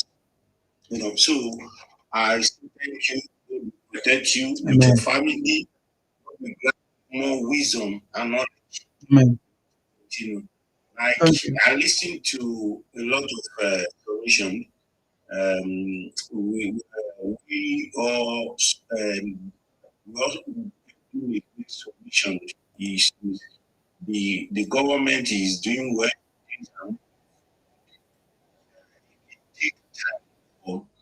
I live in UK, but couple of times now, like twice now, I've already visited Nigeria this year, and then I see a lot of improvement.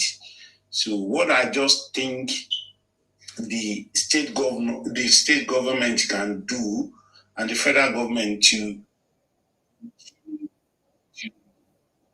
only because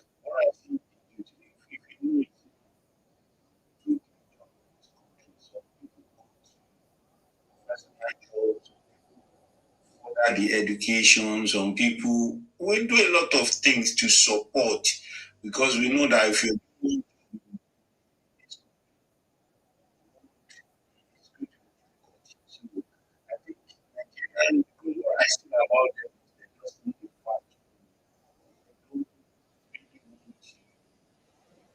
through the process. So, I think the idea of the technical school, so they just need to go and learn something. A lot of them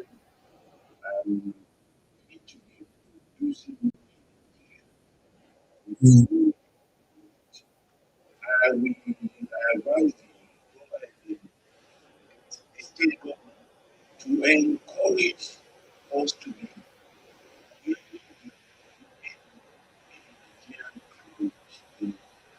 that is going to bring business for artists, a lot of things. How we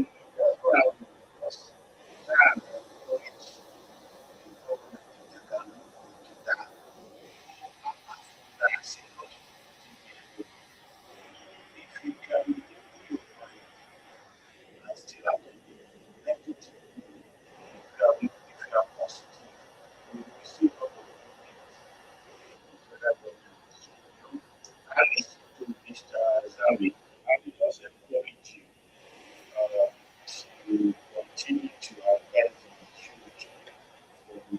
from the east. We to maybe to be more like when you are going to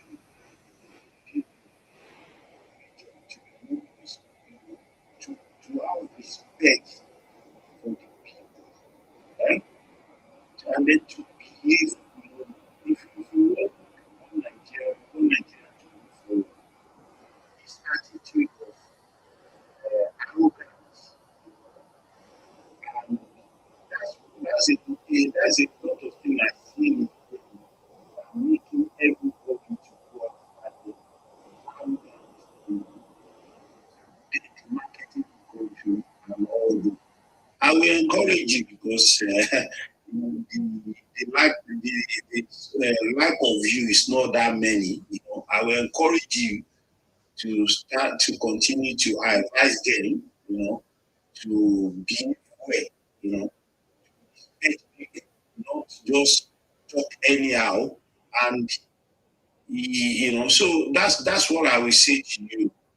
Because I've been listening to you, I see all of your submissions, which is good of you to try to thank you.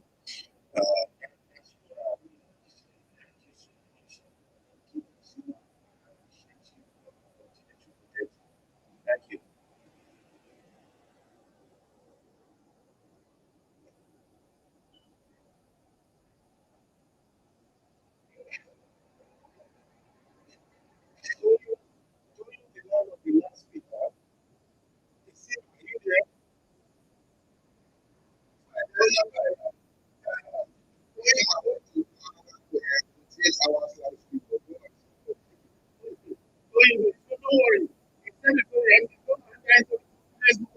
Very soon. So I think going the line of the last speaker, I think that Mr. Fabric is all ears. That's a very good advice. Let's even see our equal brethren coming on to stand with us. Let's align with the center together so that we can bring a fruitful progress to our country in general. Because according to the Yoruba program, they say that anything that drops on your eyes definitely go to your nose. So, because when a bird flies on top of a tree, if the tree is shaking, the bird will continue to shake. But if the tree is stable, the bird will be stable on the tree. So, let our country's tree be stable so that all of us will be stable, not be shaking. That's it.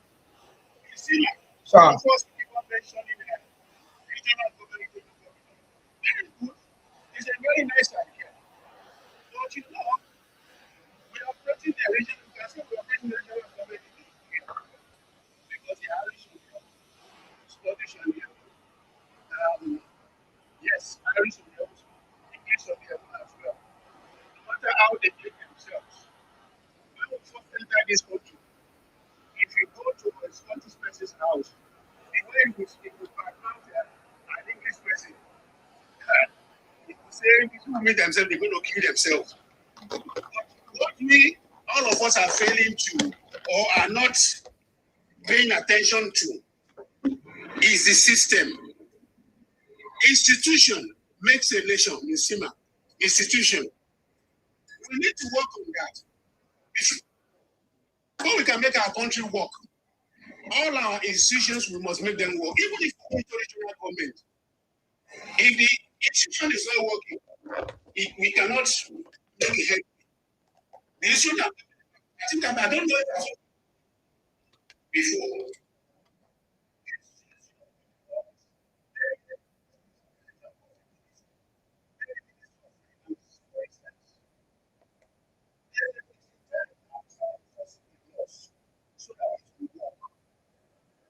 I don't know.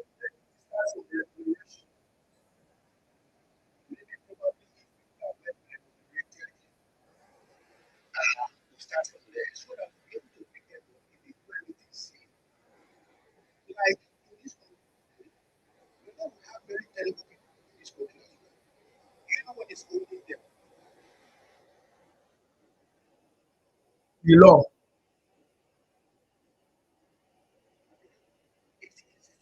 We didn't hear you.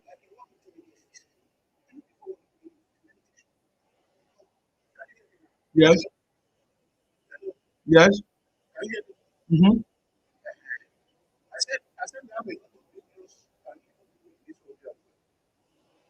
But what is holding them from committing crime, people crime, it is the law. That is holding them from committing anything dangerous or you understand? So the moment we build our institution, it is very, very important that no matter the regional people we make, if the decisions implanted in all those regions don't work, there's no coming. Trust this president. He has started the regional government. People that have been talking about regional, they're almost there already. Somebody has given us a local government autonomy.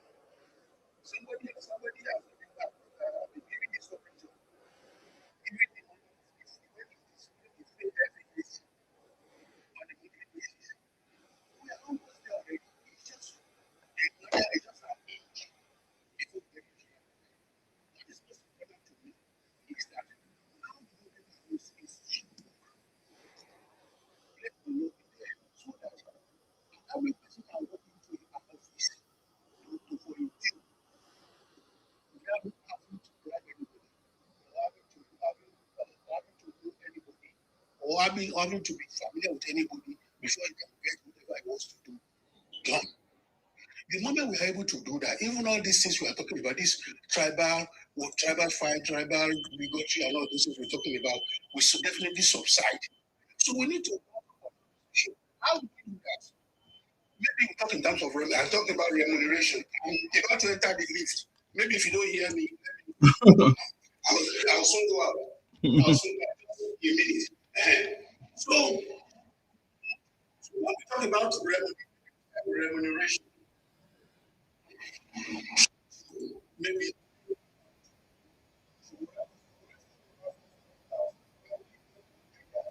this present situation, let's give it to the president. What he meant on ground is huge. But being a clever and a smart man, he's been able to maneuver his ways and achieve a lot under 3.5 years. If anybody who doesn't say that, let's give him Jiggy Bola means fire. You know when he was governor in Lagos State, he distributed free classes to people. So that's Thank you, Mr. Sabe. Yes. Anybody says she doesn't see what the president is doing now, let us give him Jiggy Bola. If he uses it, maybe he will see. You understand? Yes. So many things. Somebody's talking about 40 million out of 200 something million getting the NIMC. On that premise, let him even still give kudos to the president. Let him go and see those that have gotten their identity from 2023.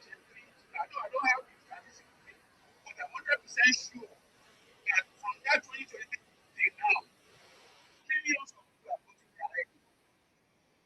These are things that have been done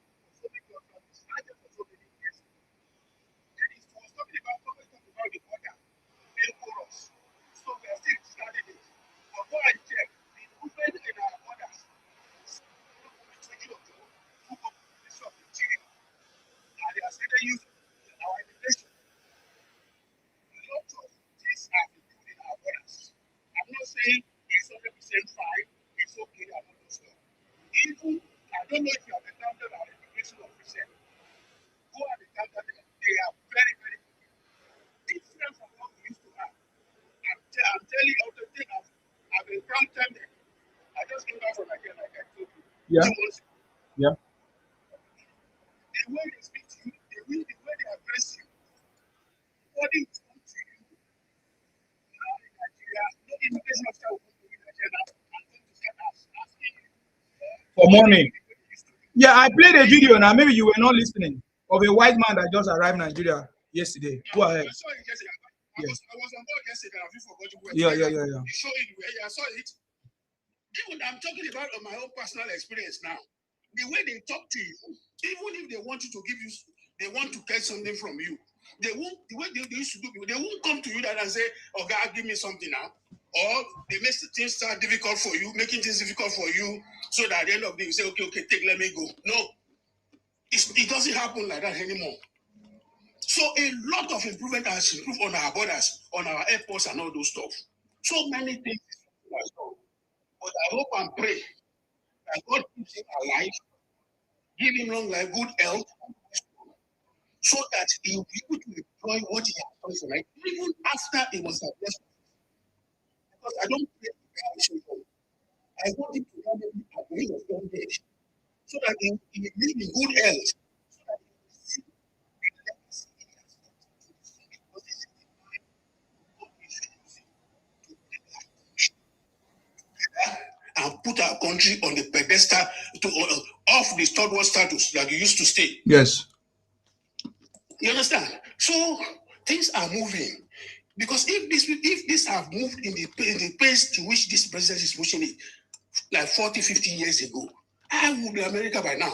I'm telling you. If all the previous president that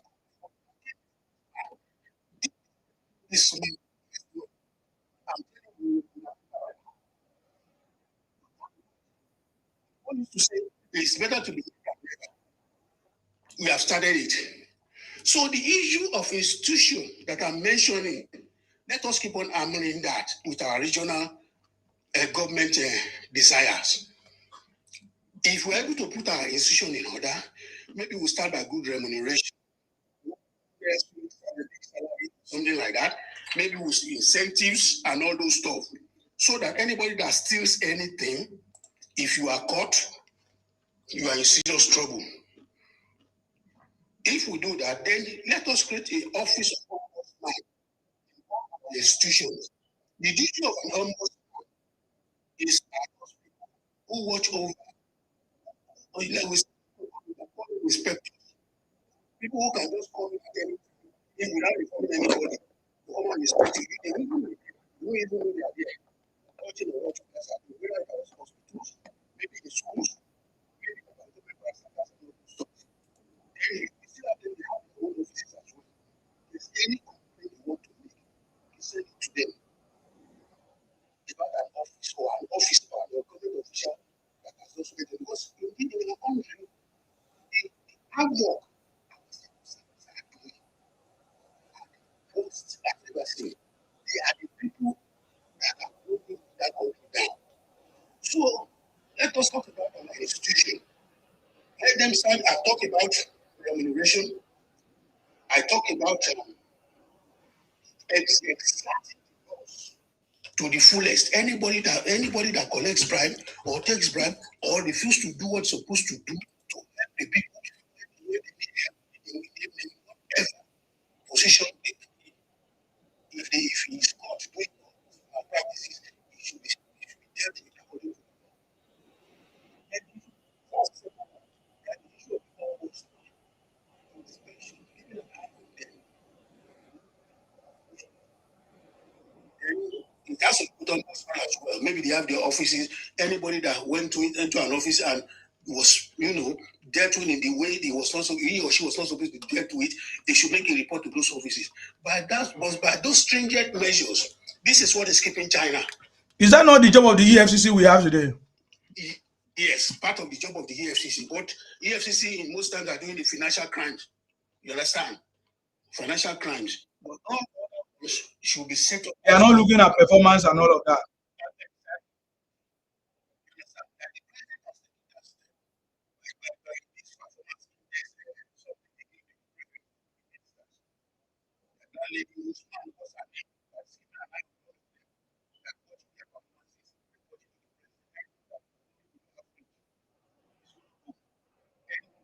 Do you think that thing is working? Because there are many of them that are not performing. And we never hear them talk about it.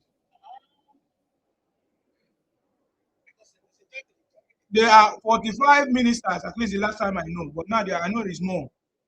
Out of the 45, how many do we know?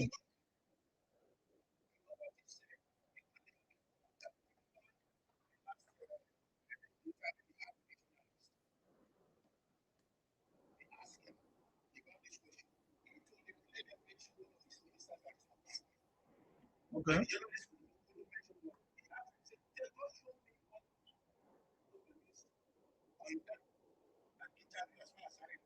Mm-hmm.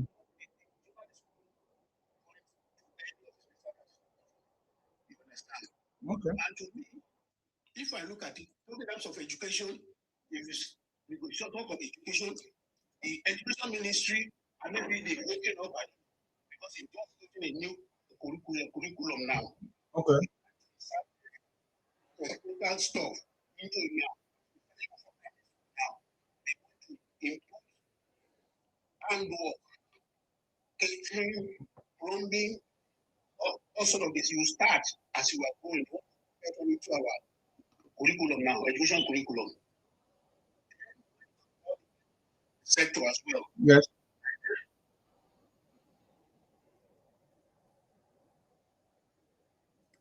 I think we lost you. That have been created. Now, yeah. Then when you talk about the cesarean, free cesarean,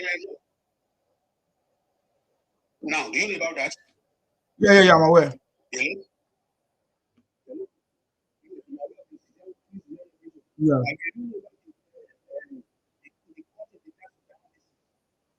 Yes. Yes.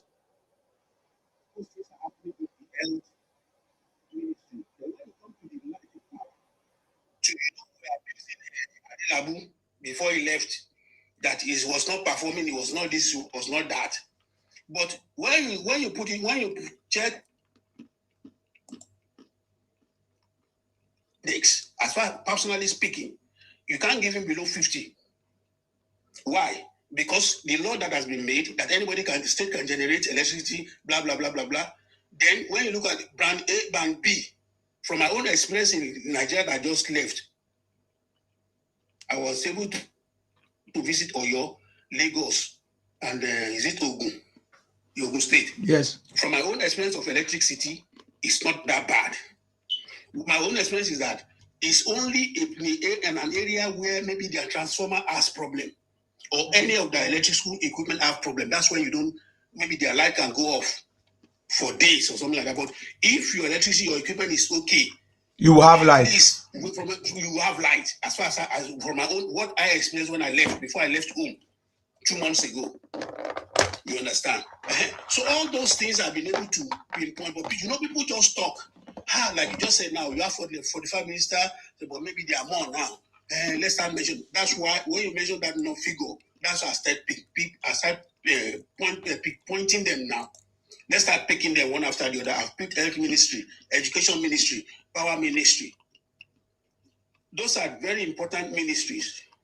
When you go to defense as well, defense, we complain seriously about insecurity, but as it is now, serious action is taking place now in the defense ministry. So when the president, when they ask him, just show me one of my ministers that is not performing, and none of the journalist present was able to say this particular minister. I don't know for whatever reason they couldn't say it. I don't know.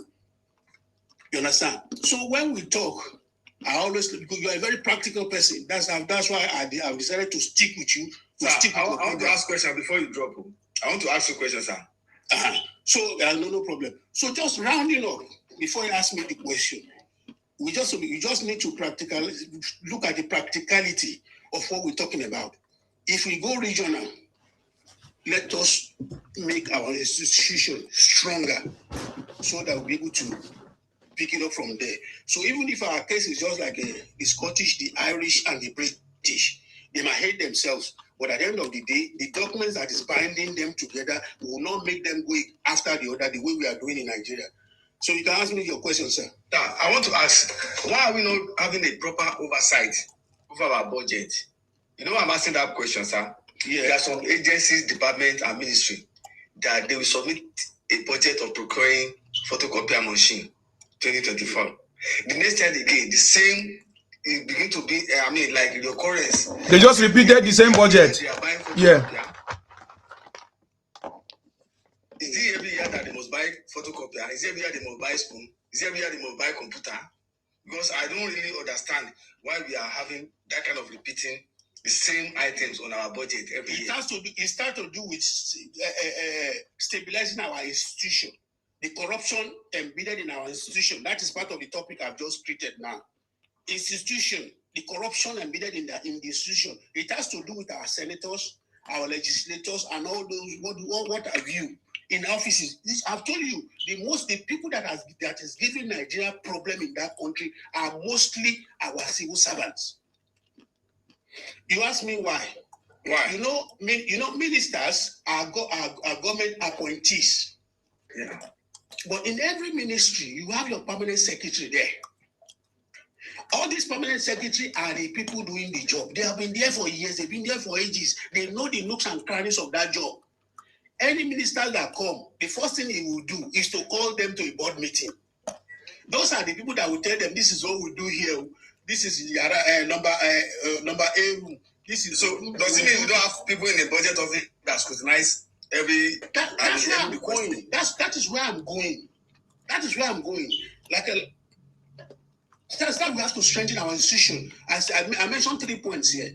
I said, firstly, maybe we check at the remuneration, not necessarily salaries, increasing salaries.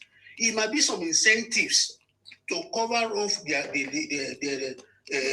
monetary aspect, the physical aspect of their lives, so that they won't have excuses to say, because hey, how much am I earning? That's why I'm here to I have to do this and that to steal money. That's number one. Then I talk about the corruption. That is, we have the law. Anybody that goes against the law in his office, like now, I don't have to go know somebody in an office before I have to get whatever I want to do done. I don't have to. The laws are there. Everything is there for you to work with, just like in the advanced countries of the world. Anybody sitting in the desk, he or she knows what to follow in that office. So the moment you bring anything that is outside of that documentation, you just say no. It can't be done. This is what to ask. This is what I Is there any way we can put our budget online, a website whereby Nigerian can be with 3 months prior to the time of submission to the National Assembly? Why not? If not, the budget, I don't think we can vent on that budget. Whereby I don't think our budgets are that you can vent on it.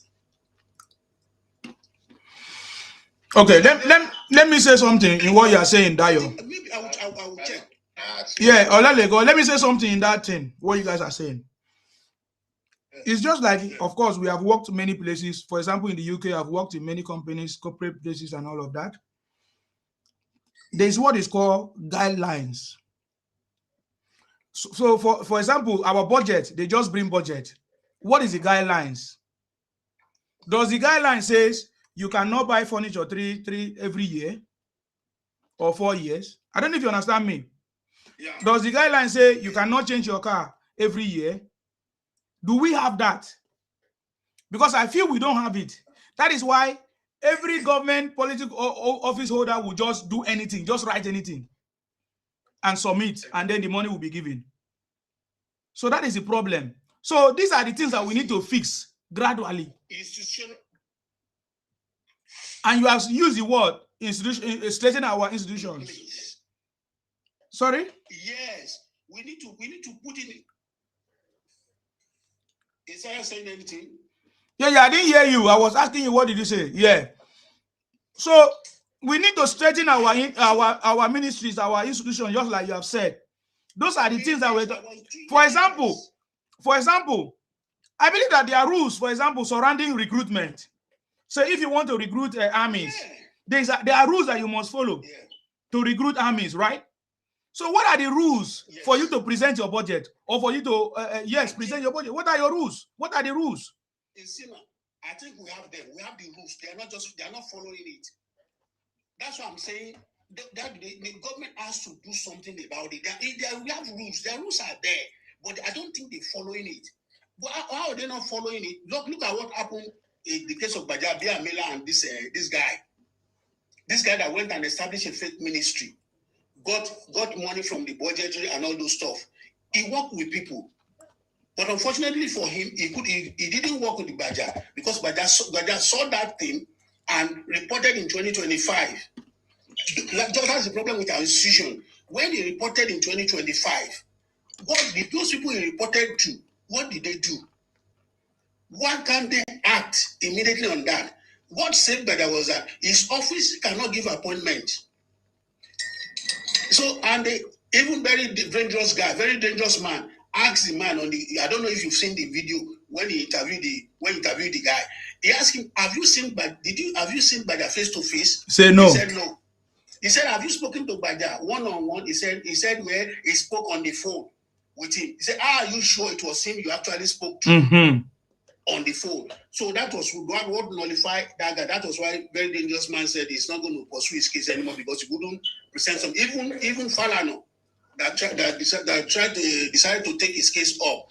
He said he asked the guy to bring evidences and all those stuff. The guy couldn't bring evidence. So Falano asked to answer off his case, say he's not going to get involved in his case. So what I'm saying is this: there are some accomplices in that situation. That is what is wrong with our institution. Those our civil servants, our officials that were into that. Thank God the investigation is going on about it. So when they come out with what they are going to what they are able to come out with, they will see the true picture of what actually transpired.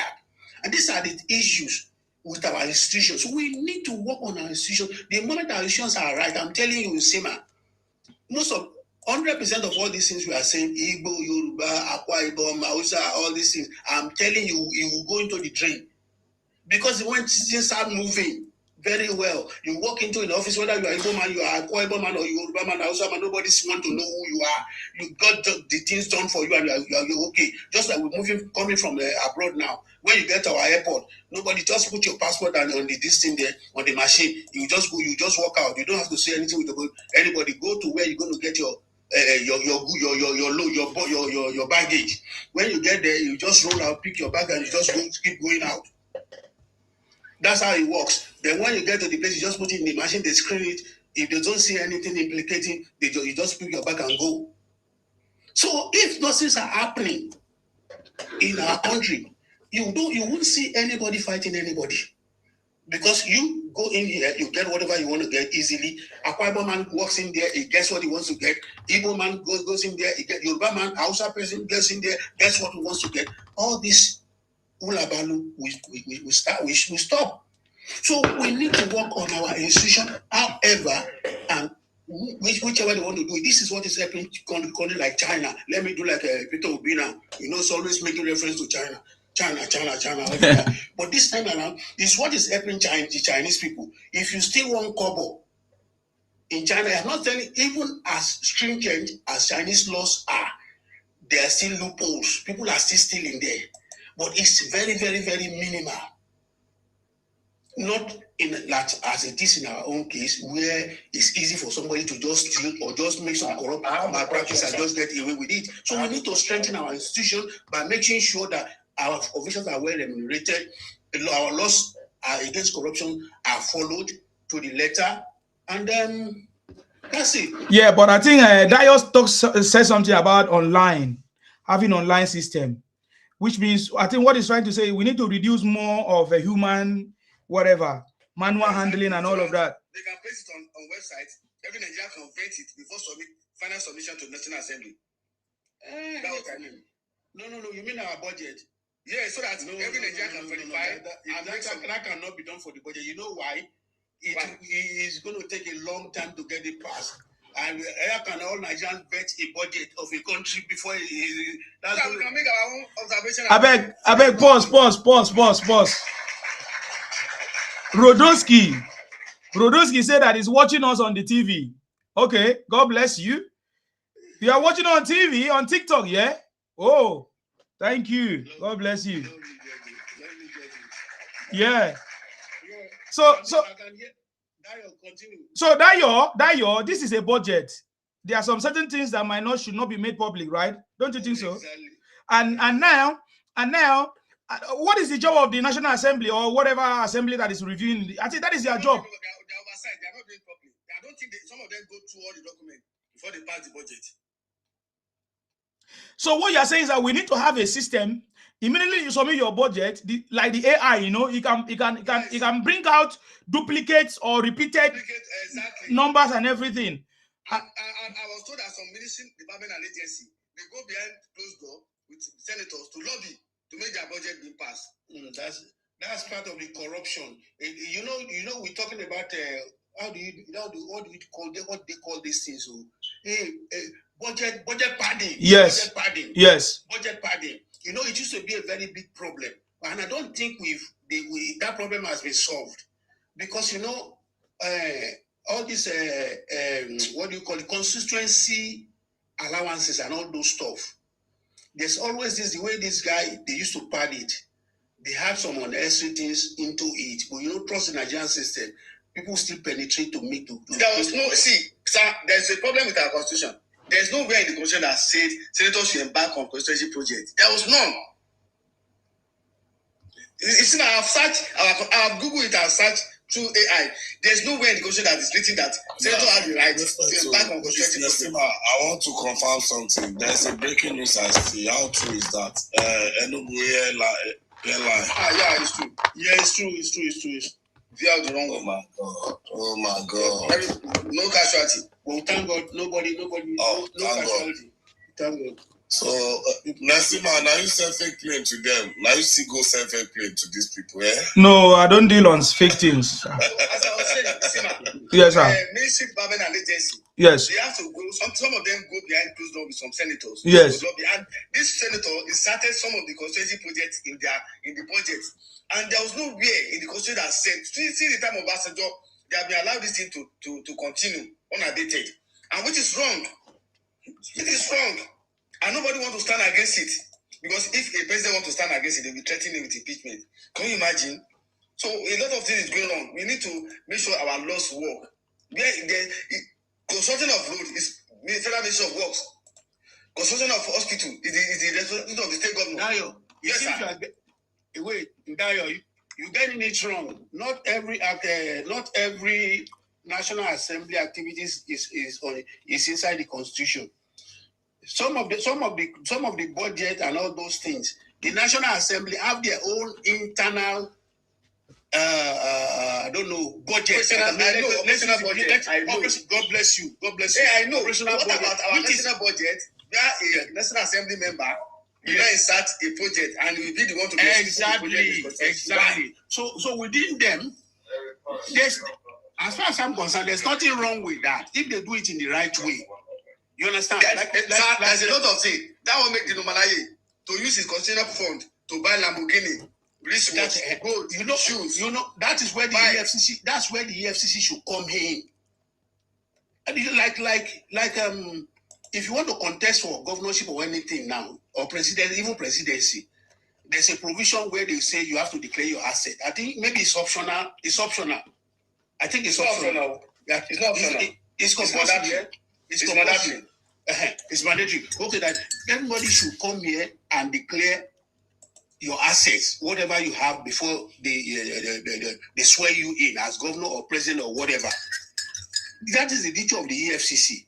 If somebody presents is a constitutional allowance and they gave him the money and he used it to go and buy a Lamborghini, it's the duty of the EFCC to do that. But the EFCC cannot work unless that senator or legislator is petitioned by some people. I don't know the number of petition. That's the problem. I don't know the number of petition required, number of people that would petition. I don't know the number of those people required to petition before EFCC can act. But if nobody petition and EFCC couldn't see by themselves, we are unable to activate civil responsibility. Yes, every concession. So all those things, all those loopholes, we should. That will make Abaribe spend 20 years in the Senate without any tangible constituency project. Yeah. So it's wrong. Yeah. So all these guys needs to be scrutinized financially scrutinized. So anybody occupying any public office, from time to time, they should be checked. The law should make sure. No, sir. I think let's be practical, because I always be practical now. So Dayo and Sir Ololeko, you have spoken all this big language. Yeah. How can we do it?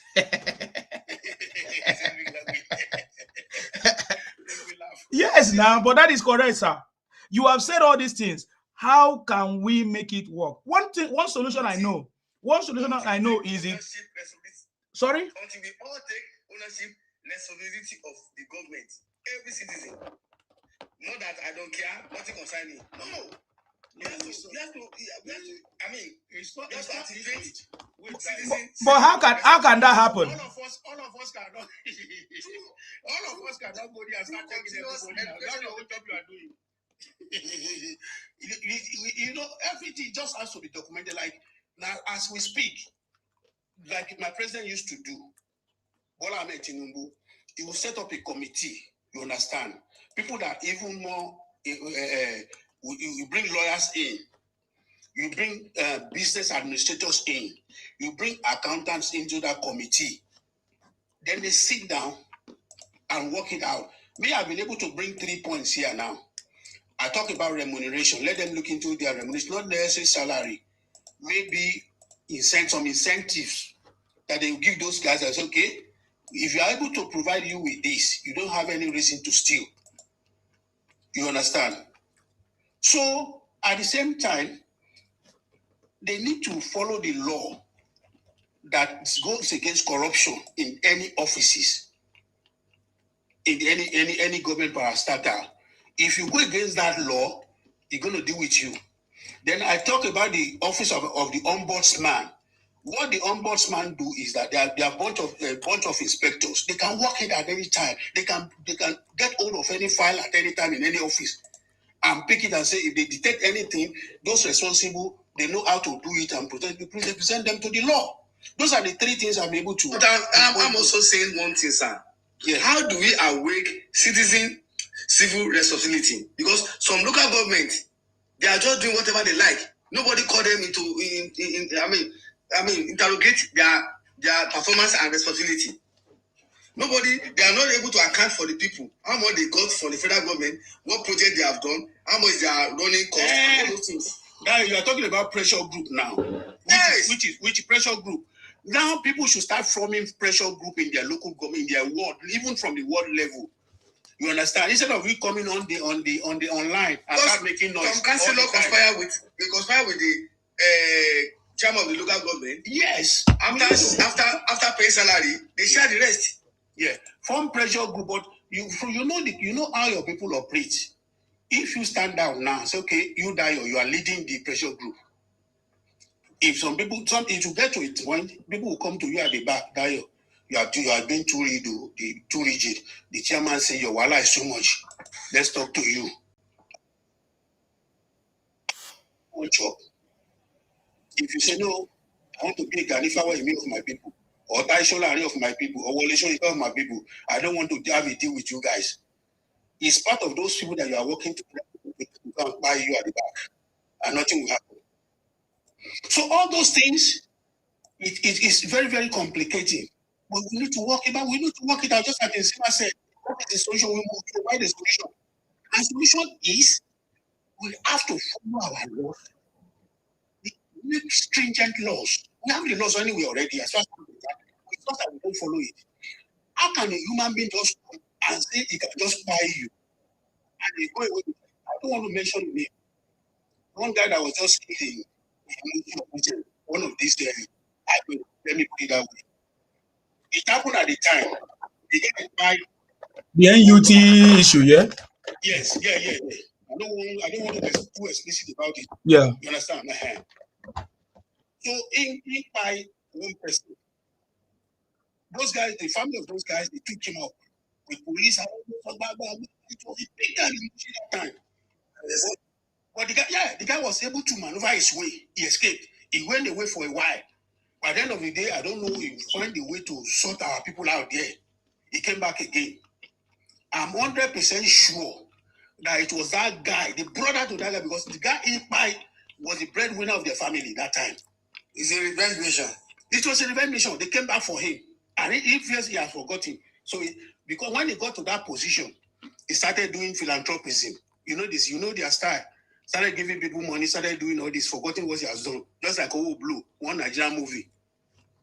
That time in the early, was it 80s or early 90s, that they acted.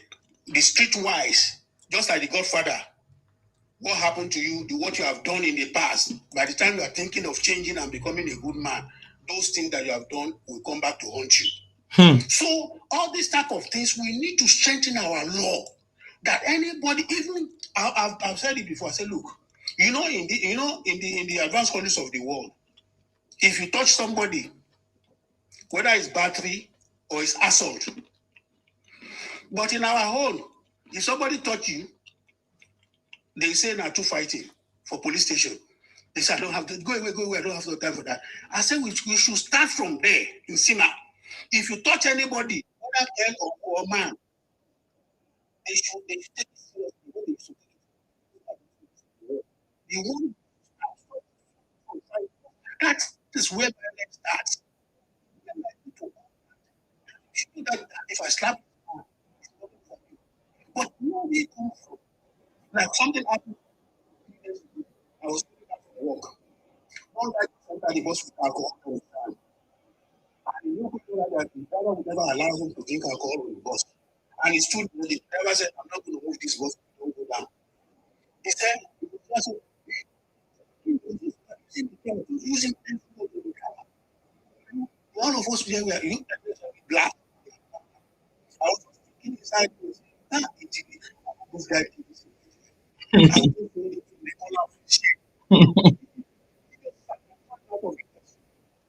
but nobody here.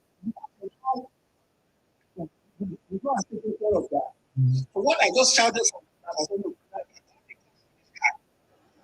all the going to work. I was telling me, I'm here, call for me. Another person now came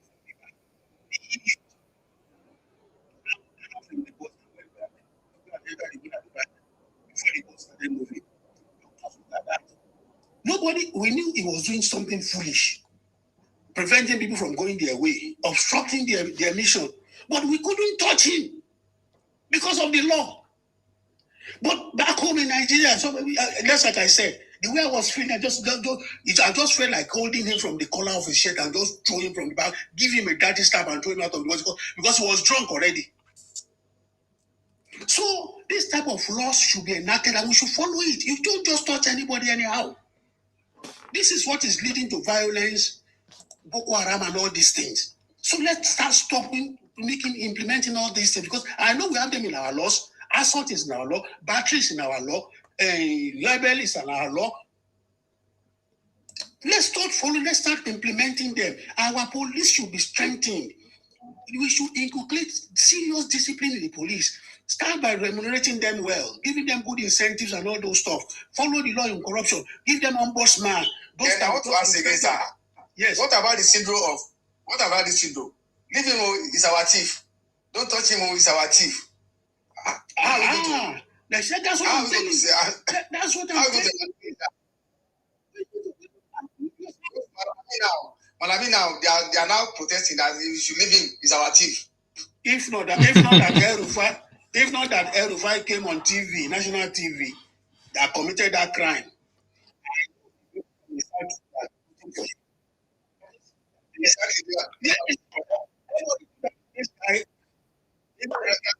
Malabi now. The same way they wanted to do for him.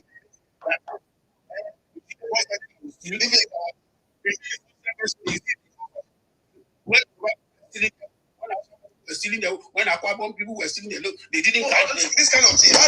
How do we get over all this kind of thing? Yeah, but that is law now. The law must be followed. The law must be followed. It doesn't matter who he is. No matter who he is. That's it. Law must be followed. That's the solution, my brother. That's the solution. No eye service. Take care of the law. Anybody that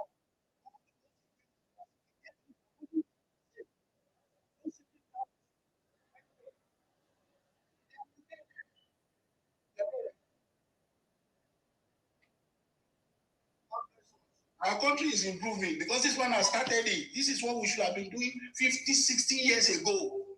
But thank God, it's never too late. We are there now. And let's also support Ashiwaju. People like Savage, let him keep on enlightening the people. The sinners who they were fighting him before, but now they are seeing the light through Nsima. They see the light through Nsima. Nsima, I strongly believe that if we allow our country to stand absolutely in the pedestal of law and order, we will get it right. Definitely. If we allow it to stand on the pedestal of law and order, we will get it right. Definitely. That is what must be done. Like me, my child cannot go and do anything bad. If it's caught according to the law, I will not go there and say I want to go, even to bail him. I'll just wait, maybe the law will allow me to bail him. Fine, I will do that because you can only bail if the law. That is what we are saying. Is everything is about the law. You can only bail if that offense is bailable. But if that offense is not bailable, there's a guideline. Oh, yes. I won't say because it's my son, I'll go there and start defending rubbish. No way. That's who I am, my brother. So the same thing we should keep on doing in that country. Things will go well for us. Any policeman caught taking bribe or doing all this rubbish, let the law take his course on him. If he's going to lose his job, let him lose it and still go to jail, not just losing his job. That's how it works. We follow the law. The ombudsmen too. Let them do their job. Inspectors.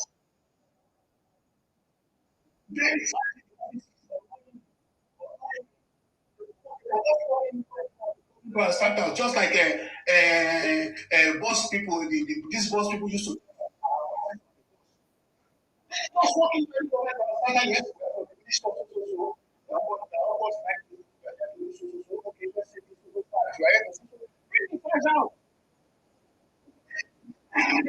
Bring the price out. It's not treating the price.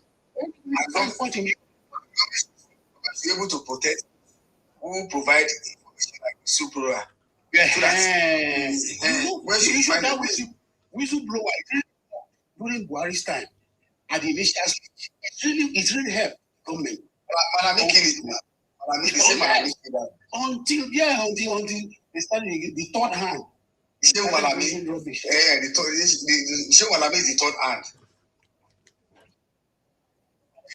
hand. Can I ask one question?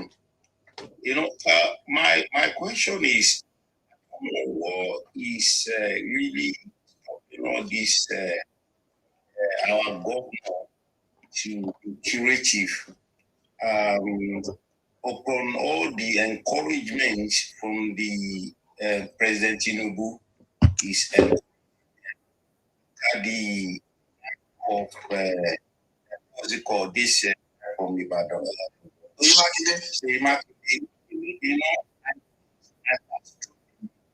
And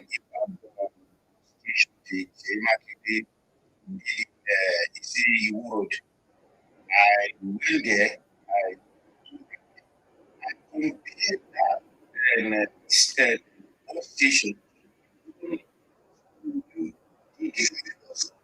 And then I'm looking at you think this one is okay for people, but why people are going to be accounting? That one is substandard. Yeah, yeah. So actually, I really like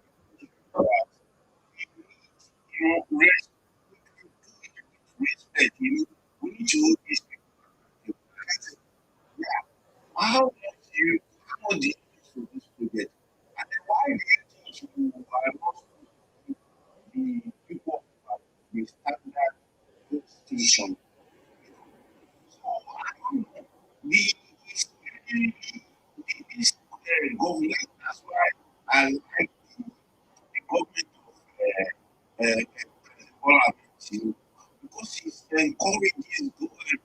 governor to try to not just sit down there and waiting for the money from Abuja. You know, like Mr. Olale told me, you need to all these state challenge each other to be better. They are all community, you know, to at least bring into their states. Is doing. There's no provision really to carry on the water down. Every time it's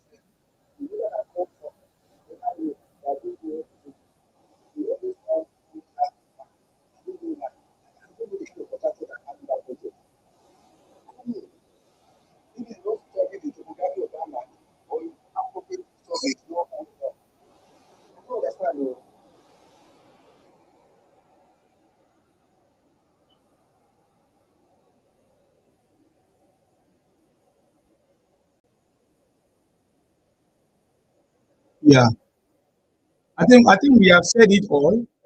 Everything that we need to do lies in our hands as well. If the people don't demand for it, the leaders in power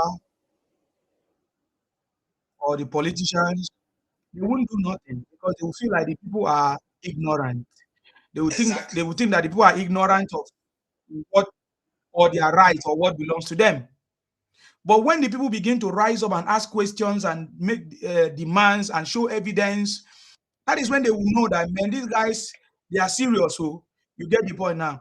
So I would say that the reason why things have been happening the way it happens is because, or is happening, is because the people have, I don't know, or they cannot hold their governors or leaders accountable. Basically, that is what is going on there. Because in the UK, the reason why any leader cannot do anything stupid is because they know that the people know their rights. Exactly. Sima. You know, the day I noticed that Sima Kine is going to be dangerous, 2020, during COVID, he said that he gave UCH about 100 million.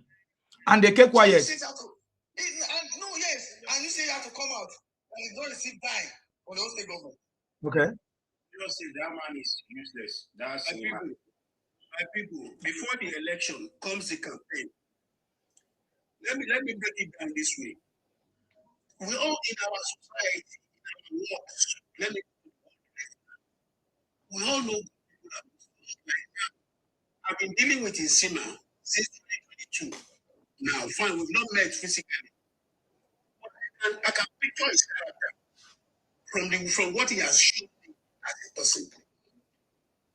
Preferably if I'm an Aquabomite like him. Let's say there's time for election. Somebody like Nsima now came out to be chancellor of our ward. Case study now. Okay. Nsima, I have not met physically, but this man, he will never go out of his way to. He doesn't tell you to your face. This kind of a person has the quality. You know what our people will do? They know very good people in our society.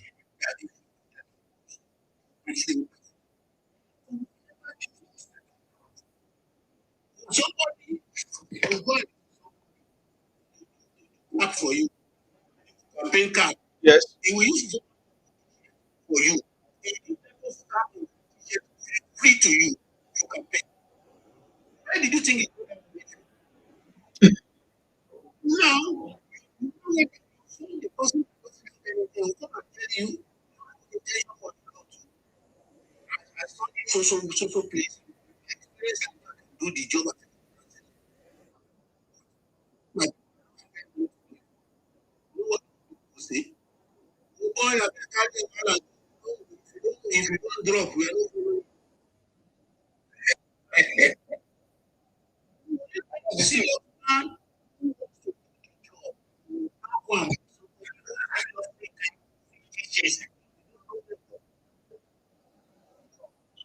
when we vote in there, you printing the Mm-hmm. When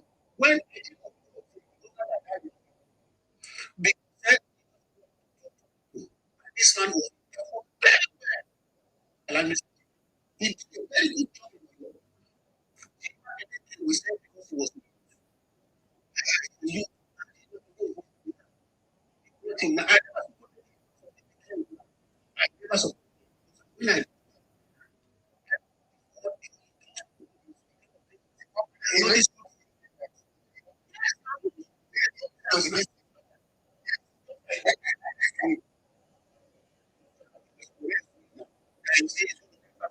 Minimum.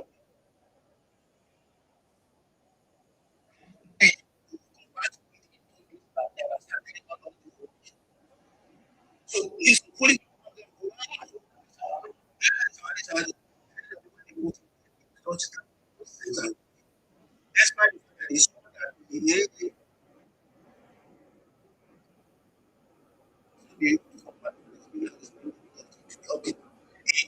Where is the chairman? Is the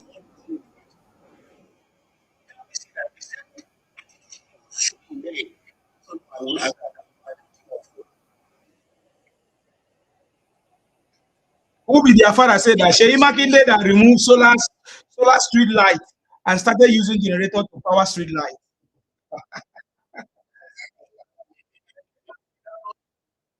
Can you imagine?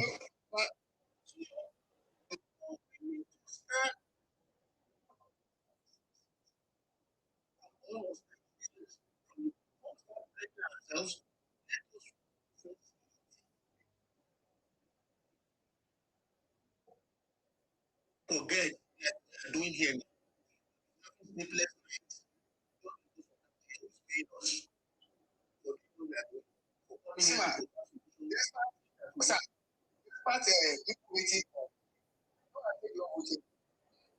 tell you one example. When I arrest 30%. Yes, yes. Zone. This is what and this is what they used to do. Yes. Oh, they keep quiet. Same things. When they see the presidency, to support the only Allah that doesn't even get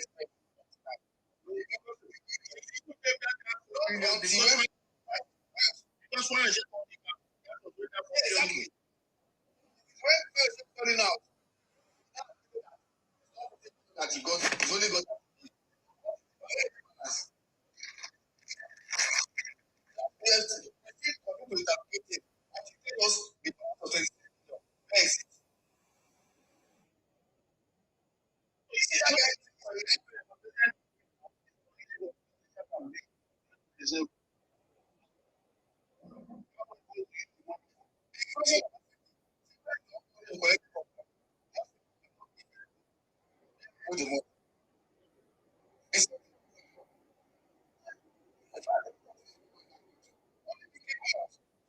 this is what they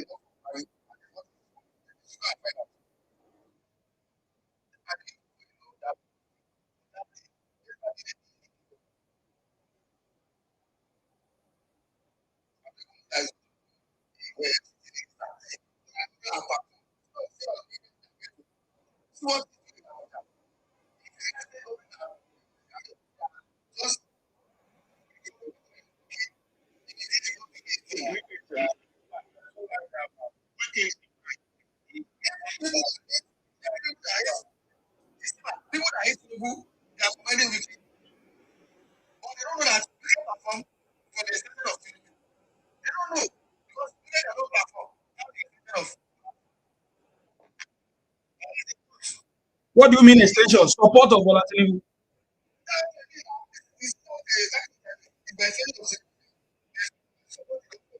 Yeah, but Tinubu, we get told them now. We get told them. We get told them. Yes, we get told them that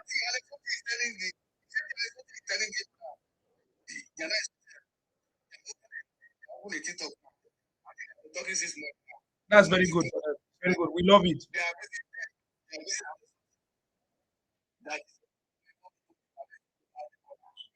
I don't care about it.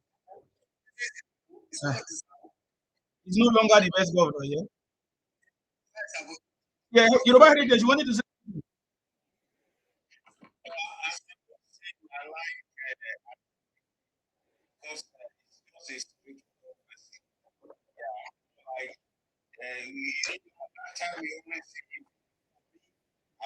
Enyendeba. Enyendeba.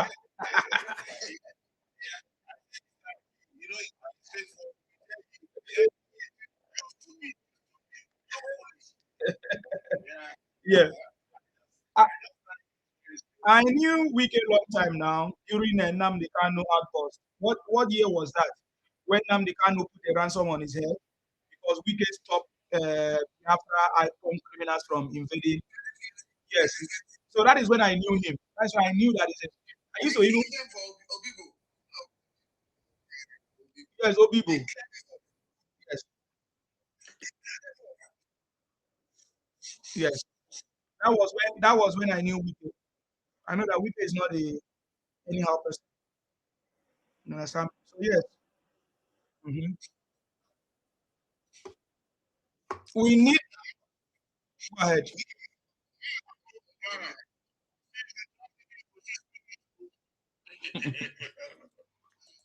You say, hey, myself and stubborn, but Wike's stubbornness is more than my own. Please, don't try Wike. And he think that he was joking.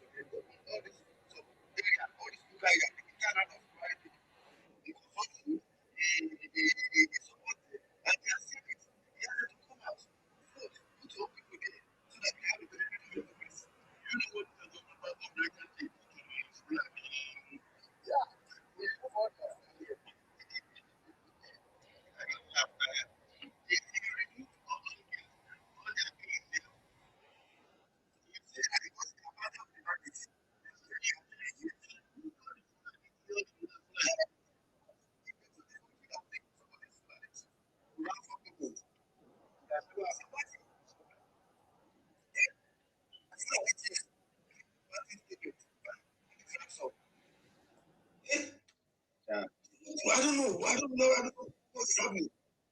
That's what I think. The Tinubu is the Messiah, is the Messiah. Then you that we stand the war is going on now. It's making that it's a fair person. It's making everything to be equal to everybody. So it's making us, the ideal of and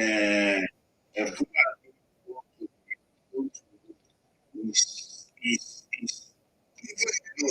See, I grew up in the north.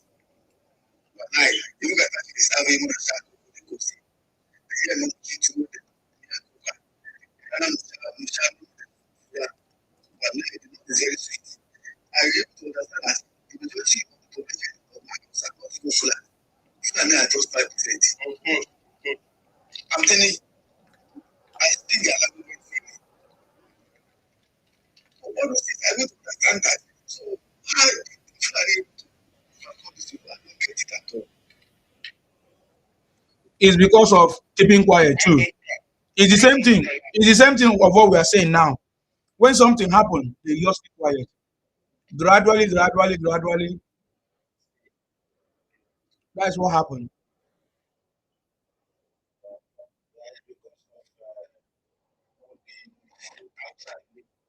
Quiet for a very long time, and then they have that kind of, they don't actually want to fight for power. So I'm God now say President Mohammed is making everybody to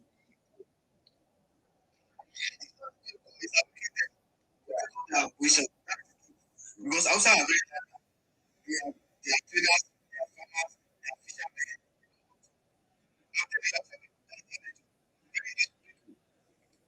They are very contented. They are contented.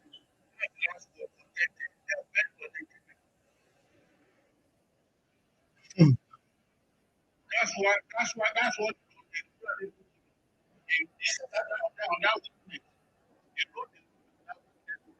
start writing them. Now it's thinking now. They keep on asking them, what's wrong with you?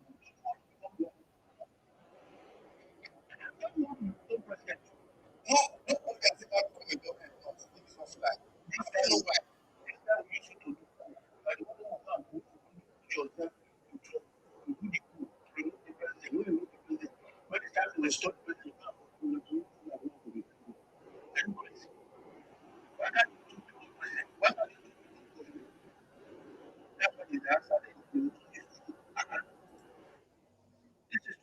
You can be governor now. You can be president now. That's what's going to happen to you. My brother. Just as I go to It's not Fulani, it's an Hausa. It's Hausa. Even yes. They have a different language. These people, you can find them towards the mainland, towards the Niger border. They speak their different language. There's a lot of minority in the north too. A lot of them are not Hausa. Yes. When you come down towards Koko, Yawiri, towards Zulu, you see they are speaking different language. Up to Masamago. I'm telling you. It look like Setima is not Fulani as well. No, it's a Lupe man now. Setima is Kanuri.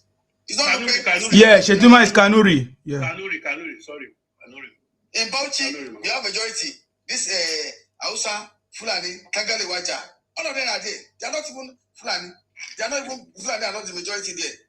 When you go to Gombe are not even Fulani or Hausa. They are different people. That's why you can see the majority of them. You see, they are rooting against Shetima. Yes, so they thought Baba will not use his brain. They thought Baba will listen to them. They went to Baba at the back to dump Shetima for second time. He told Baba didn't know what he's doing. Even in Bono,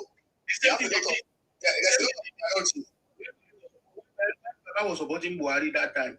His people came from Katsina, 2 a.m. to meet Baba at the body lawn.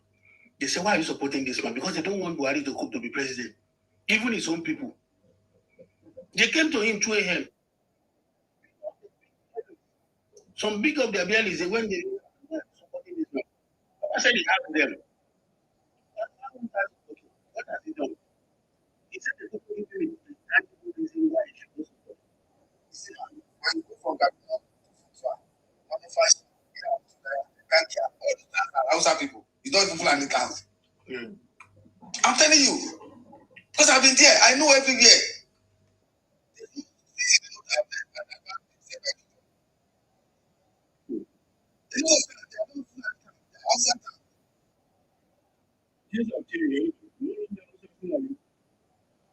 Hausa is Hausa, Fulani is Hausa. Fulani is Fulani.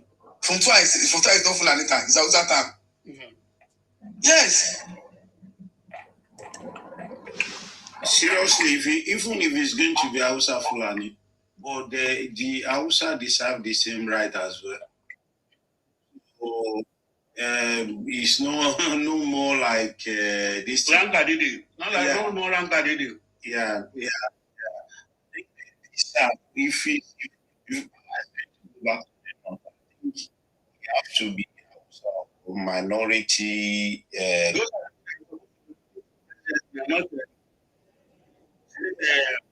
my friend Nsima should not be president.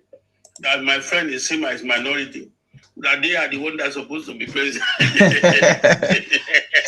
And we have been keeping quiet for years too, as foolish people. Yes, yes, now.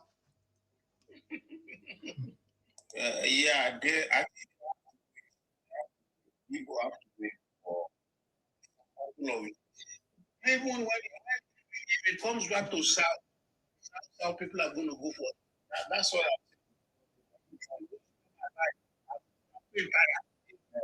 that time. Yeah. I go campaign tire. Never me.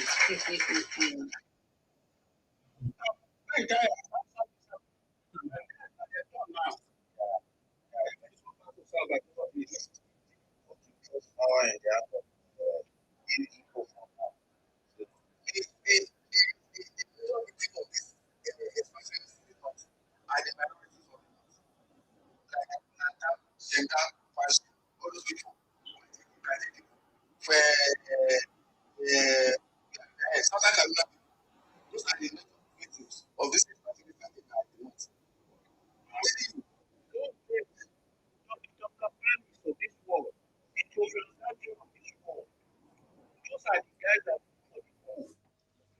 when they succeed, they bring food and man to come ahead.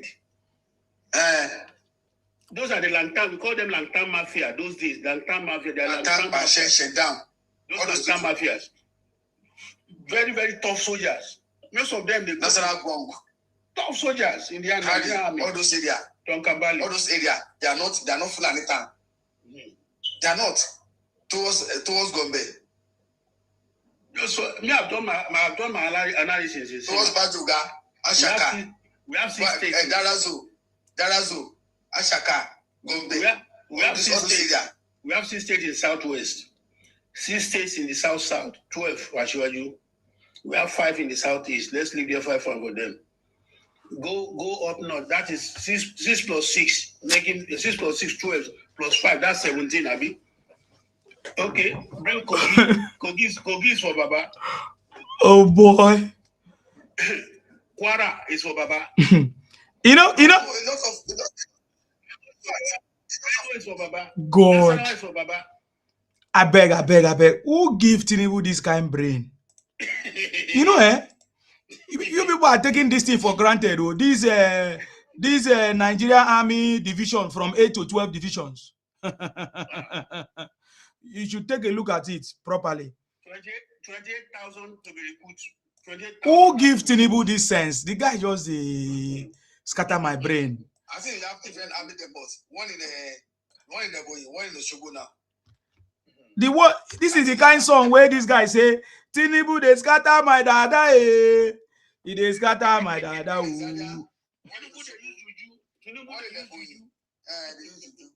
He said the people are beginning to love Tinubu. 82 division, which is in Enugu, Anambra, Abia, Ebonyi, and Imo. You see? And we have 2nd division in Ibadan. Yes. Yes, 2nd division is Ibadan, Oyo, Osun, Ekiti, Ondo. You see what President just did now, eh? I could remember there's a time one of my elder brother go to North to go and want to join the army. NDA. The NDA. They pass through the training and all those. They pick only one of them out of 8 that go. They pick only one of them. So now, if you want to join the NDA, you don't have to travel down to the north again. You just have to, maybe you go to Ibadan or something. So what Baba is doing every time is just giving you reason to continue to support him and love him more. You see, one of my classmates when I was in the north is his son to the emir of Gwandu, Jokolo. That Jokolo. the ADC to Buhari that time is the son. The guy is so dull. We sat for the exam together, but he was choosing. I wasn't picked.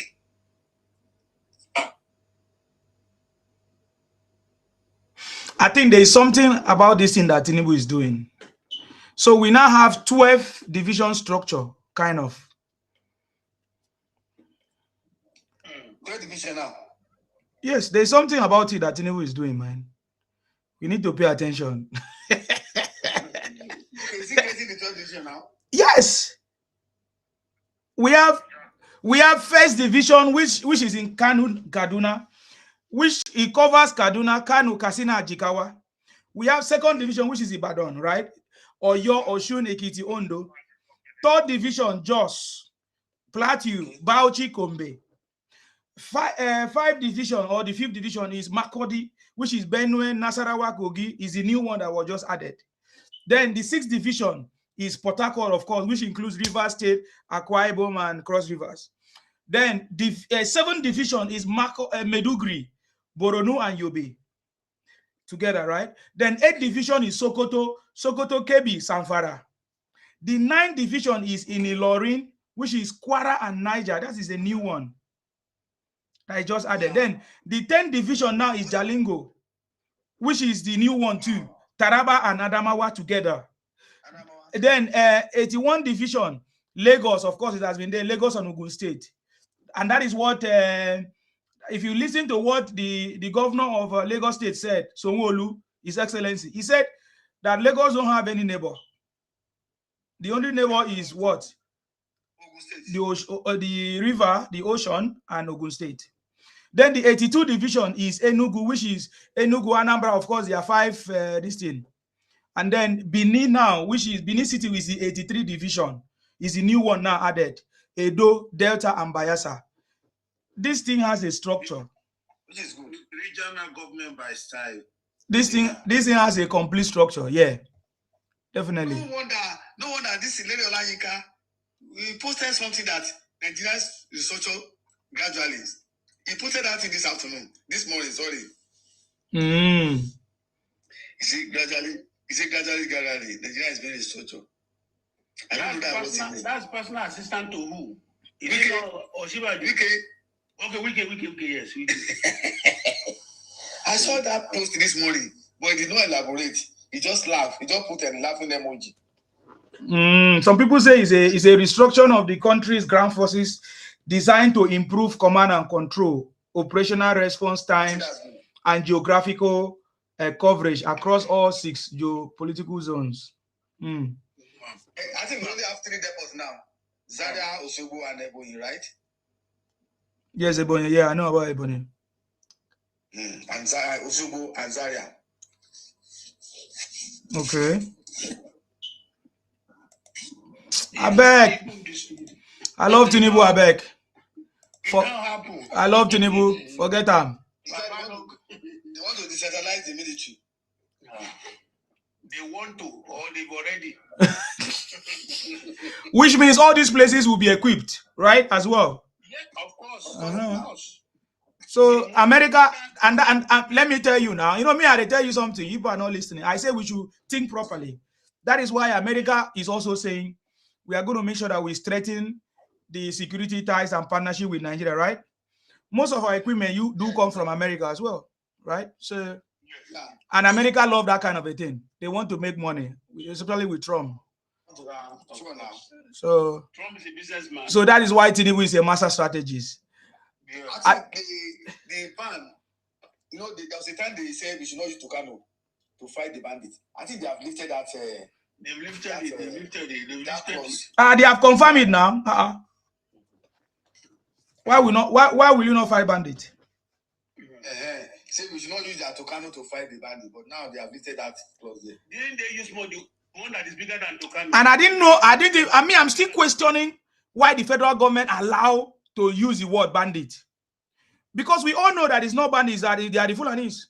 What the Fulanis came together and they arranged for it not to be called Fulanis, it should be called bandit. Why should we do that? Why should we do that? That's what I'm saying now. That this same Kumi and Nkume. budget. Oh, what are you you gonna? put in the budget like Niger Delta volunteer force.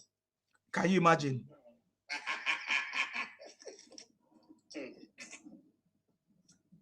That Gumi said they use you. I don't know why never have. So that Gumi think that the government cannot deal with him, eh? Yes, now they use you and you they work. I'm telling you. It's terrible. It's terrible. I keep asking myself, why is the federal government using the money from the south to fund the terrorism in the north, the Fulani terrorism? He said we should put the Fulani bandits in the budget too. We should give them money. Just like Obi is saying, Nnamdi Kunu don't do anything back. When they ask him why, he say, you know that guy. See, Obi is very manipulative. He say, well, they are not terrorists because I don't know the information you have about them. I don't know the information you have. He was telling Sheung that I don't know the information anybody can have about them. But as for me, I live with them. I work with them every day. I see them every day. So I don't know any information anybody. That's how he just maneuver that questions. Sheung asked him, are you sure they are not terrorists? He said, for me, it's people I meet every day on the road, and I don't know any information anybody can have about them or any information or intelligence anybody can have about them. But as for me, I see them every day. I live with them. Can you imagine? Obi is a boy. So we want to tell us that all those buying and the videos everywhere is not aware. And he has never one day talk about it. Yeah, as long as in his state or in his region, he's not aware. No. Never. We saw several mass graves of people, bones litter the floor. I mean, litter the ground everywhere. And he's blind to see that one. No, Nnamdi Kunu was just talking. He didn't do anything, or he didn't commit any crime. He was just he said he's just puffing.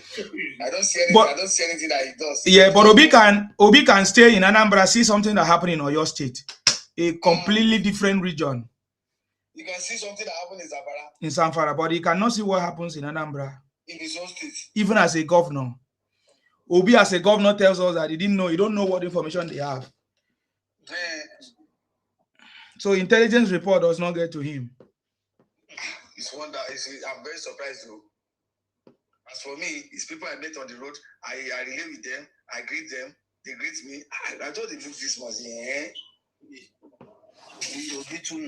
And the end of it that they want to equate the Kanu with Sunday Igboho. I cannot challenge them. As you ever see any broadcast, where Sunday Igboho say they should go and buy the soldier, or they go and buy the police, or they should be buying themselves. There's no, we don't do that. But Nnamdi Kanu was commanding that the Yoruba leader should be quiet. Exactly. The South leader should be quiet. He never commanded for Okezi Ikpeazu to be quiet. He never commanded for Abaribe to be quiet, or any of the Igbo leaders to be quiet. But they should buy Yoruba leaders. He never broadcast say they should buy Ikpeazu. And they should buy also South leaders, because Wike, of course, is a South leader. Yes. That is the same pattern they did in 1966. That's the same pattern. That's the point. That's why I say they are working together. They know what they are doing. We are the one that keep pitying them. These criminals, Biafra criminals. You get the point now. So I think we need to do more. We have started, but we need to do more. We need to do more. You keep on calling them out. We need to do more. Calling them out. It's yielding results. Yes. People are beginning to see the light. The Sima light, the Sima torchlight is beaming. August, I know you always want to promote me. You follow, don't be only me. All of us now, where they do this thing. No, be all of us, they awake, they talk. I bet.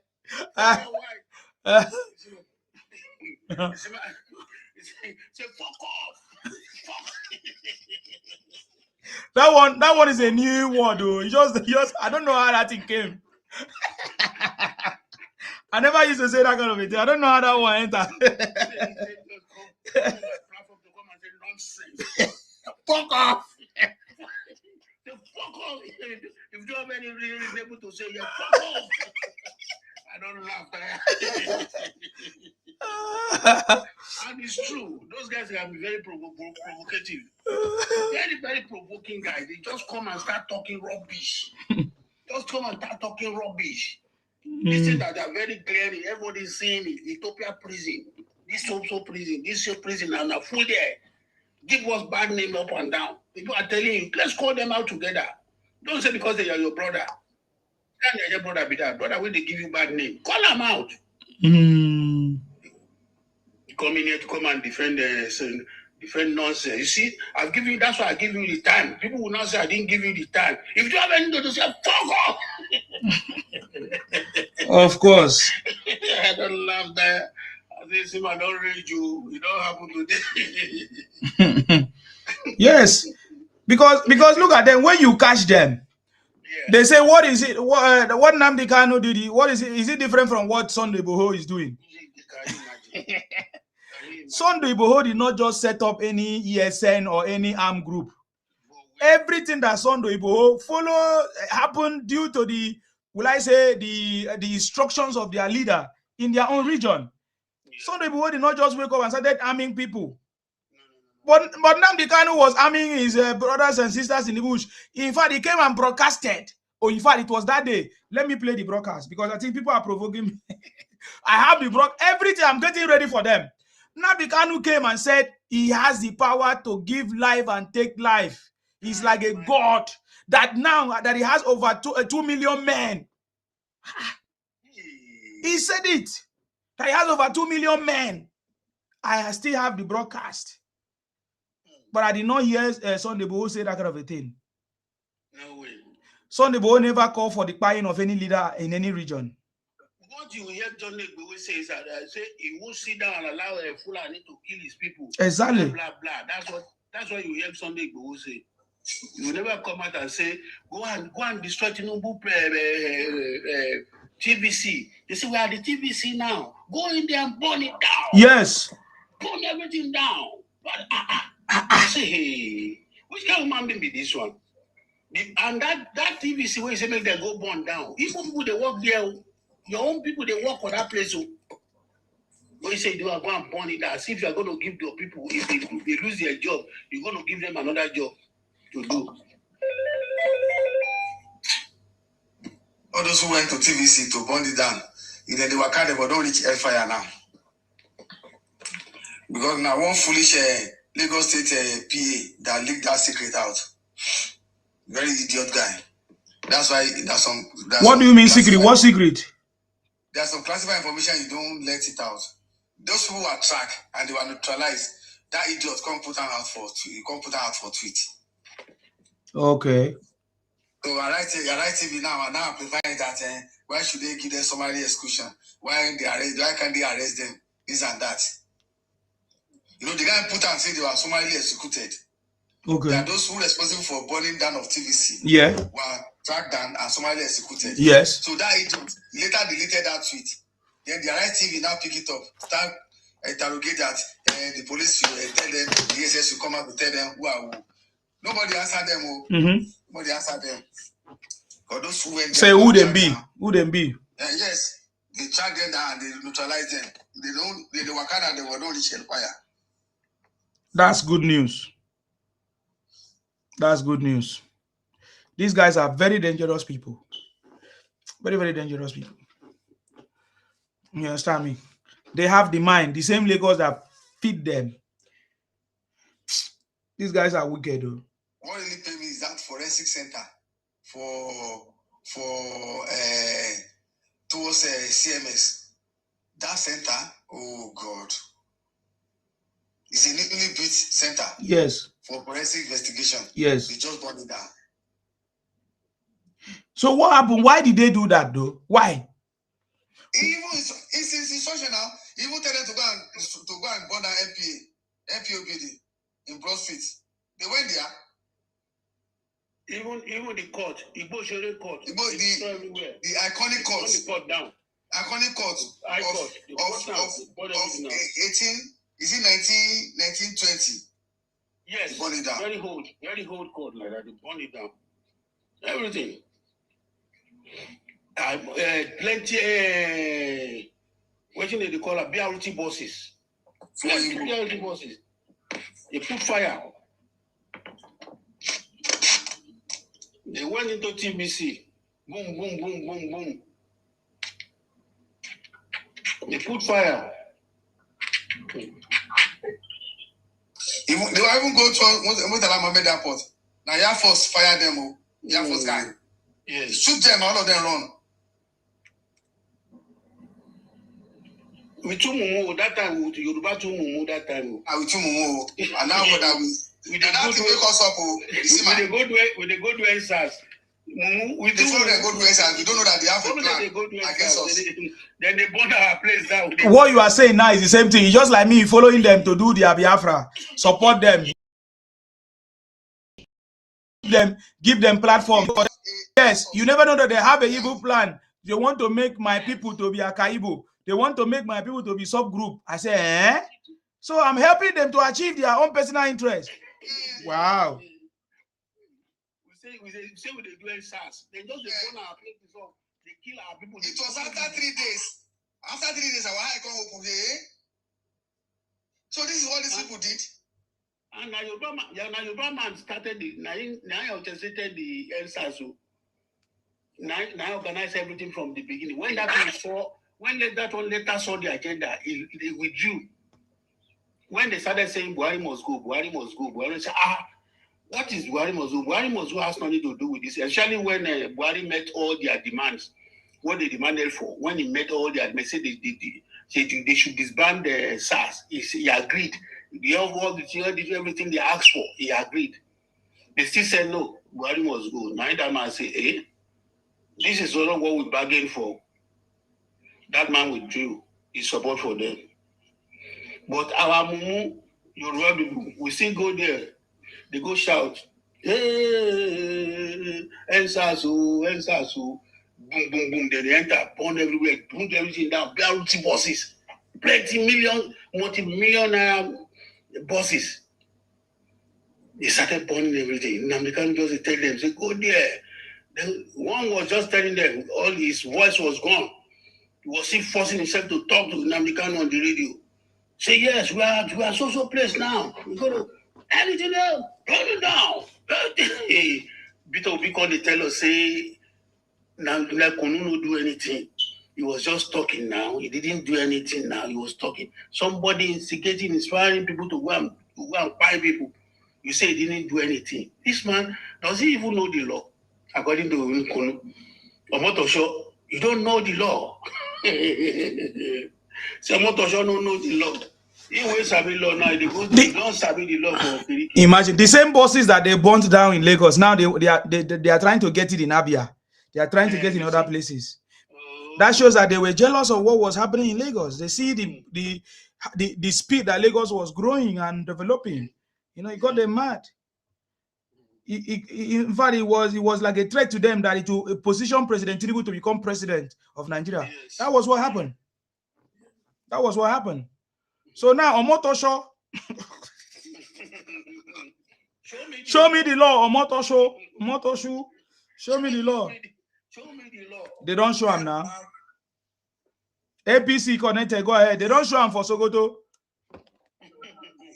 They're cooling feet there. And I really appreciate for that. I beg you, as he come with APC, many doctors say, now you they sponsor me. Oh, I salute you, sir.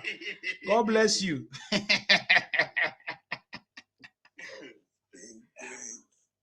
them, let them say whatever they want. Let them say according to King Sonny Ade. We say let them say anything they like, let them say. Yeah. I really like what you're doing, and may God bless you. Thank you. For everything. Thank you, sir. I wrote something on the board concerning my illness. Concerning what? I wish I get a support for that. Support? What is that? I've not seen anything. No. I'm trying to walk. I gone to many hospitals for that. You are trying to what? I don't get it. I'm trying to walk again. I need your help and support. What kind of help is that? What kind of help? Getting a walking stick.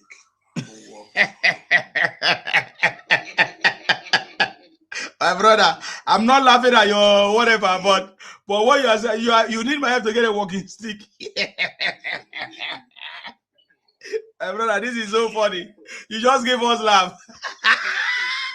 He knew you are from the south. You people used to use to walking stick. Exactly. You need walking stick. Are you seeing us sharing walking stick here?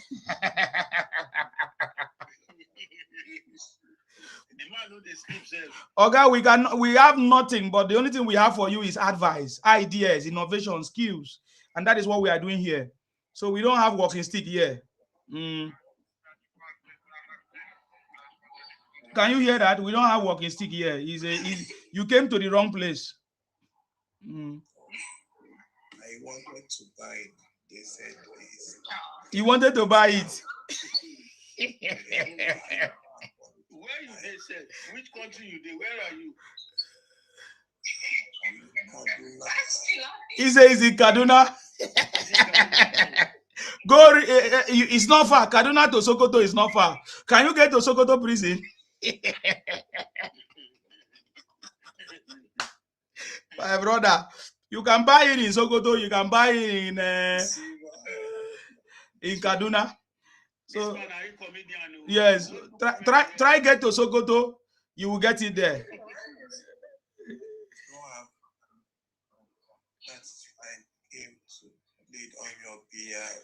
We don't have it here. We don't have it here. We don't have it here. What we have here is Tinubu.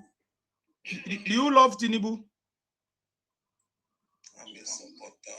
Yeah, a supporter. So that is the only thing we talk about here, sir. We don't do anything charity.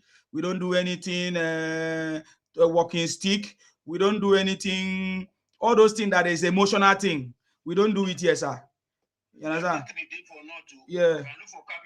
You can look for help where you are, not here. This is online. Do you know how many kilometers you are watching me? Okay, you want my money. It's not working. We don't share, we don't give shishi.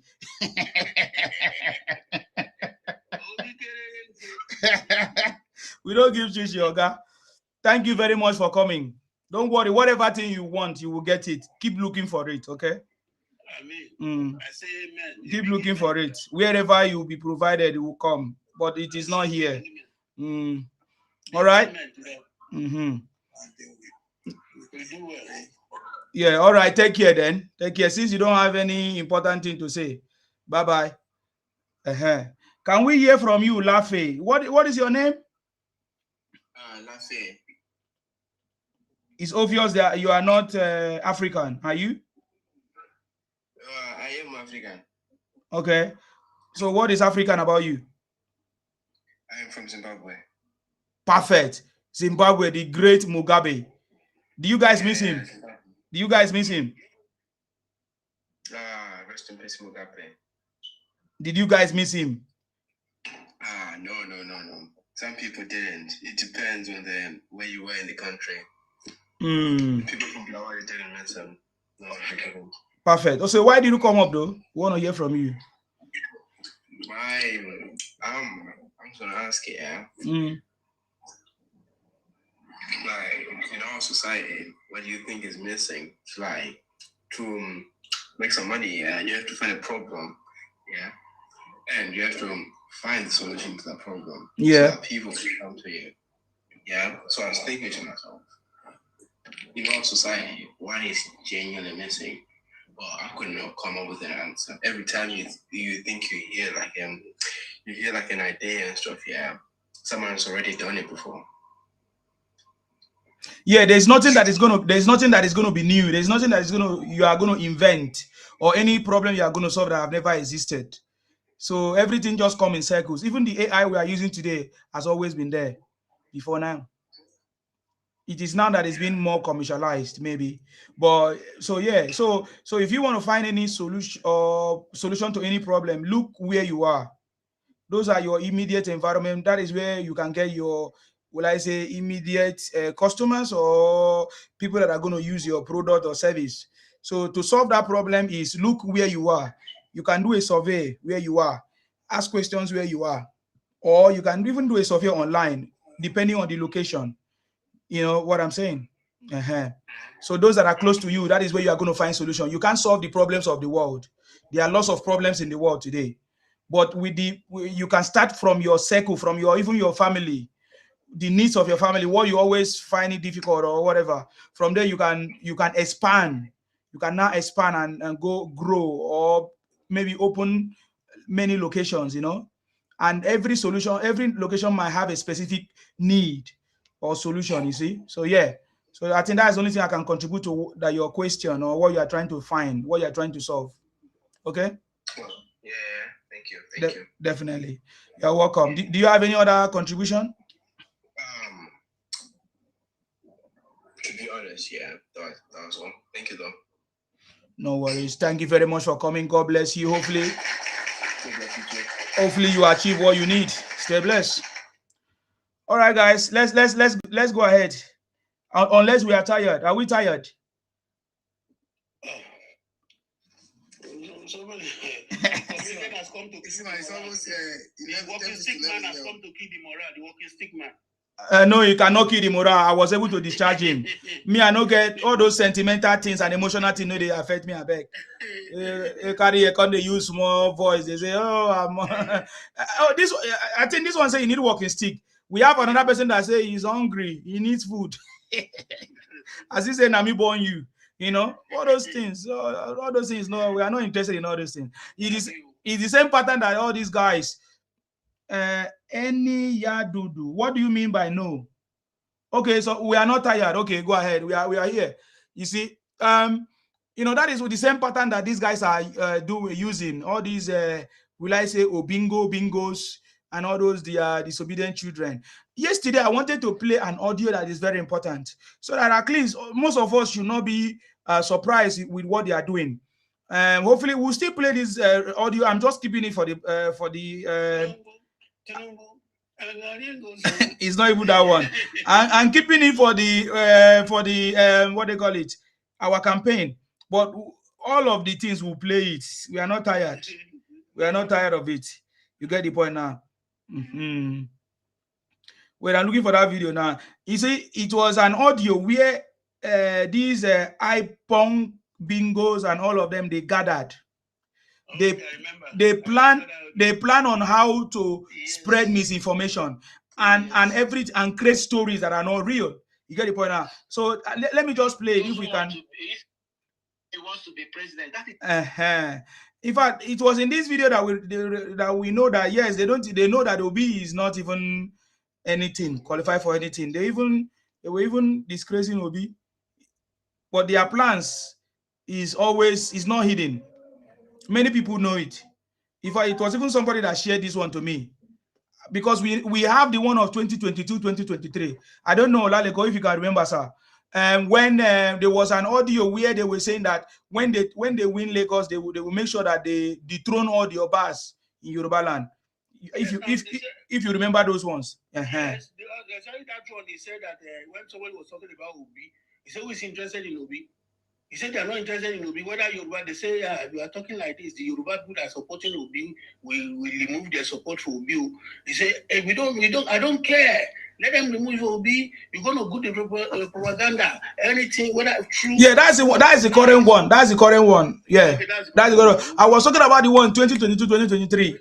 Yeah, when they were sharing it across everywhere that if they win Lagos, Lagos. See, man, that won't make Yoruba come out. See, anybody that come out is going to die. I will bring it back. Yeah, so that will remind them. You see, man, then they say, how did you? You see them? Then they say, how did you? Yes, ma'am. This time around, there's no need. See, if Peter B doesn't want to, if he wants to be president, that is his own personal ambition. It's not our own ambition. So let nobody give you that excuses of you are trying to make other Yorubas that are supporting P2B not to change their mind. They should fucking change their mind. P2B's presidency will not change me. It will not change even 30% of Igbo population. So let us dive down all those politics of a thing. We have not started the bigotry, and that is paining me. We have to create. You hear that? The bigotry. Now look at how he planned, or how they are planning on what to do, right? Let's just listen. Bigotry WhatsApp group where we now edit and start distributing them, telling fake stories. We have to. In fact, we will pay to put it on BBC, CNN, all Fox News, Al Jazeera, so that people will start seeing all these things. Let us start changing the narrative. Man, you are doing what you are not supposed to do. Because if it's bigotry, we have to start doing the real propaganda. We have to start painting the color. We don't have to start bringing real stories. Real stories are not bigotry. We have to start bringing fake ones, give it highlighted headlines, take it up from there, run with it. And for crying out loud, so when we are growing up, we heard they are the most educated. The Igbo race was the first people that embraced education in Nigeria. Go and fact. So you see the jealousy. You see the thing now. You now begin to say, when we were growing up, we heard that the Yorubas were the most educated. Now you now say, oh, the Igbo, this city.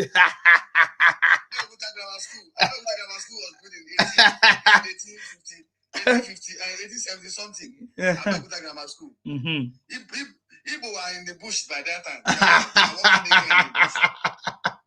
You see, so all this thing is not new to us. We already know that that's what they are going to do. When they share all kinds of fake news, like when there's the news now that they say the minister of what do they call the defense minister wants to quit. These are all those things, all those stories. Like they just be fabricating things. See, whoever bring it out, by the time they start dealing with them, say that Igbo times. So you don't arrest her now. They don't charge her to court. He was begging. Yes. By the time they start picking them one by one, they will know. Even the person that connive with VDM to bring that AI video, I think they catch him. Yes, they caught him too. Yeah, they will arrest her now too. Yeah. I saw show where they're saying they should free him, this and that they have just bailed him. Even himself is going to jail. If he's not care. To arrest himself is going to jail. He's not. And the new cyber law now has come to enforcement, right? I just saw the news. The new cyber, is it cyber crime or whatever? What is it called? I can't remember now. That's why Minister of Defense said, whoever bring that story out, they will fish it out and take the appropriate way to deal with him.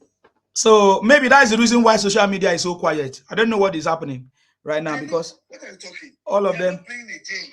You see, I heard that the NSA said that kind of lies, internet lies, they want to use it to disrupt the country. They will not allow it. Whoever. You know what happened to one TikTok girl in Ghana? There's one TikToker in Ghana that posted a fake news about the Ghana. She was arrested now.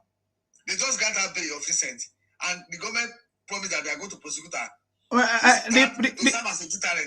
the problem I have as a deterrent to others. Yeah, the problem I have with Nigerian government is why they are doing selection. Because VDM did the worst. So they haven't. So I don't know why the government is doing like that. Exactly. To the point that they watch VDM go and receive fake chieftaincy title. Based on what? So I don't understand. So that's a problem. They are quick to go and arrest AI guy. They are quick to arrest other people, but they left him. There must be something wrong somewhere, and that is why our government is failing in many ways. Even when they are trying to improve, but they are still failing. In fact, there's the latest report from the IG of police. Can you imagine how VDM was able to get some sensitive document, and they have not still arrested him? They came on TV and be lamenting. I don't know where we are going with this one. I've said it many times that the government is not serious. They are not.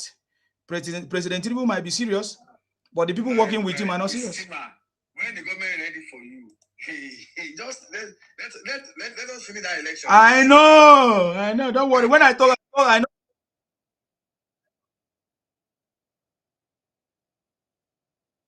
I salute you, Mr. Ola. How you doing, my brother? I'm okay. God bless. See, let me good morning to everybody and the works and Yes, you're welcome. It is high time we started telling these people things the way they are. Now, they will tell you that they are not bigots. But how many of them have you seen coming out to debunk this audio that you just played? I've seen the audio, I've seen the video evidence. It is a screen record from a Twitter space conversation. Now, the fact that most of them are not coming out to debunk issues that they all share the same sentiment. Some are going to come out with their full chest to say, yes, this is whom we are. Last time I did under the guise of, no, we are not bigots. But at the end of the day, if this thing falls into their hands, everybody will come out and they will all enjoy whatever they want, they are open to get. That is why I keep telling people, especially non-Hebrews that are supporting this man, that yes, you might be supporting this man because of your own objective belief, your own fairness that, okay, this man deserves it. He has the capacity to change Nigeria, which is what they think. Nigeria. But people behind this man, especially his kinsmen, are not seeing it from the angle of he can fix Nigeria. They are seeing it as from the angle of this is an opportunity for us to achieve our long-term goal, which is to dominate Nigeria, especially the southwest. It was evident in the civil WAR when Ojukwu to the telling him, because you guys said you were fighting your Biafra, we wanted to control your territory.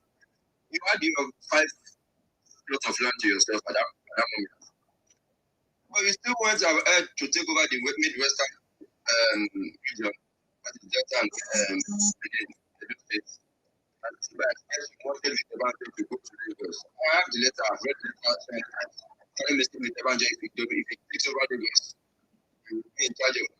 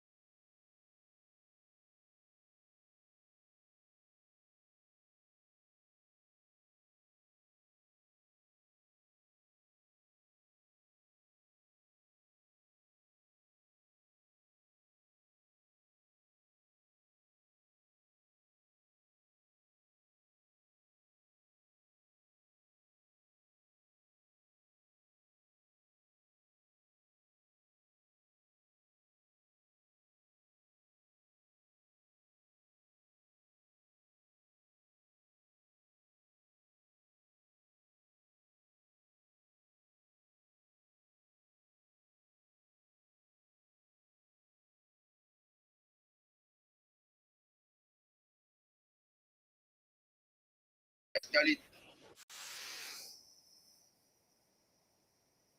come out to debunk or to condemn this just to us. They will keep silent rather than discourage this kind of mindset. They will keep quiet and try to downgrade the narrative there as if they are not part of it. They are all part of it. Only a few of them is coming out their fingers saying, yes, we will push the negative narrative, we will use it to do that. Because I don't understand. Everybody wins for elections, everybody wins. Some people win, some people lose. And you move on from there. Whatever since the day this man was announced as the winner, whether you accept it as a fair or not, ever since he was announced as the winner, everything about it. If this man shares what belongs to all Nigerians, they will say it's too ambitious. If it's not sharing anything, they say it's too simple. Everything to go as though they've never seen anything good about this man. The last 3.5 years there. So, what does he have to do to subscribe? Just to show you that you are just out to castigate him, to condemn him on all sides. And that's why I don't care. I don't care what this man, Nigeria, I don't care anybody. You want he's been doing right. You guys never commended. I mean, the best way to approach somebody is to say, okay, if this is not right, but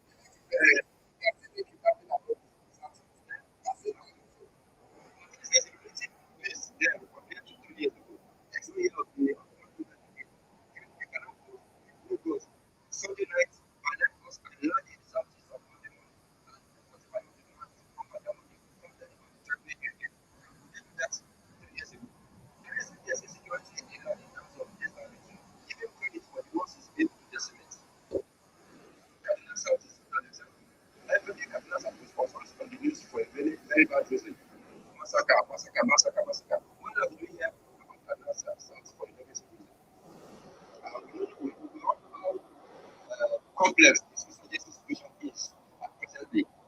Because the worst kind of war for any military officer is the enemy. This kind of war. This one that they are not structured for. These people who are fighting, these people who are fighting, they live amongst us. So you cannot just start because if you try to attack them the way you confront the conventional war, then there will be a lot of collateral damages. So this is the most complex form of war. And the South was see how peaceful it has been now because they were able to negotiate with these people because they had a base. Negotiate, arrest those people, prosecute those people, and those who are the an ideology is negotiating with you, negotiate with them. That's how you do it. You do it peace in the South and also. But this insurgency, they have so many places. And you're not even know who to negotiate with. Some are pushing the Islamic narrative, some are pushing the Fulani hegemony, some are pushing the business structure. Some are easy, imaginary, different of the imaginary. So many places like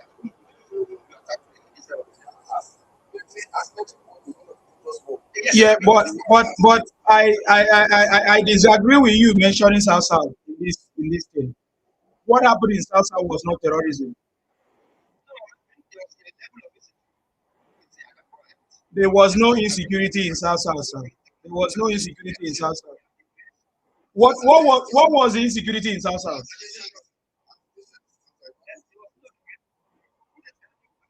No. You can't put what happened in South as insecurity. It was about resource control. There was even today they have not still cleaned up the mess that happened there. But we were not buying ourselves. We were not organizing kidnapping. We were.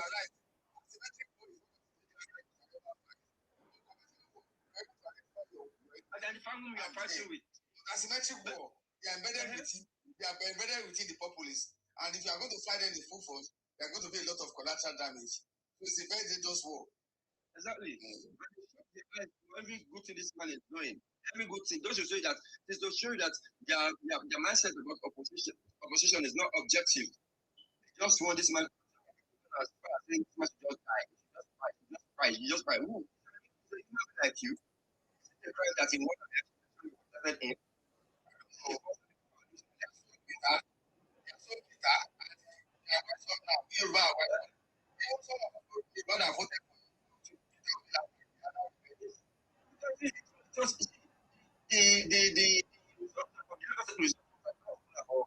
Yorubas. That's how this is why I do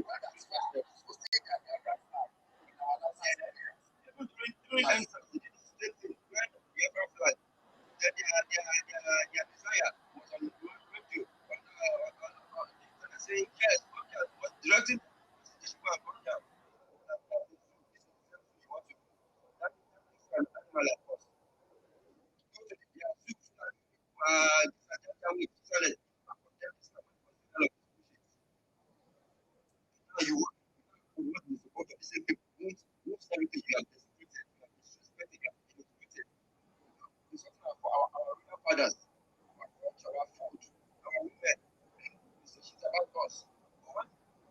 After going for your December Christmas time, you come back in January to December again, you go back to play. Whatever we do from Lagos, you used to pay your child. But the same Lagos that you said to me is coming down. And every secondary school people today, secondary school students in the southeast today, if you finish the secondary school, the next is that you had to go to Lagos. I'll come to my brother. Because Lagos is like a blue passport for all of them. This is the same Lagos you got them every day. But they might have made Lagos hospitable for you. Because this is a man who from Nigeria ever made a non-Yoruba commissioner in the States. He made Igbo people commissioner, made them essays. That is to show that he has the people's heart at heart. The people at heart, he doesn't discriminate. Any Yoruba man has become a congressman in Southeast. He got nothing to ask.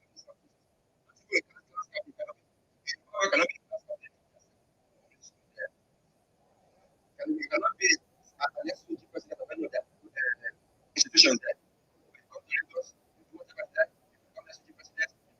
You become councillors, you are becoming an honorable in the state. And look at what this man is lawmaker. The other opportunity to give people a good place in Lagos. Instead, you started being tribalistic about the office. Only your people in an office that is meant for the people of the people of that state. Yes, it's an eye opener for us now. It's an eye opener. Yes, correct. People coming back, you know. They are not the only foreigner in Lagos. We have people from the south. We have people, Hausa people in there, dominating different areas. We have different Hausas. They dominate my 12 and the likes. Igbo is dominating. Plus, what is your problem?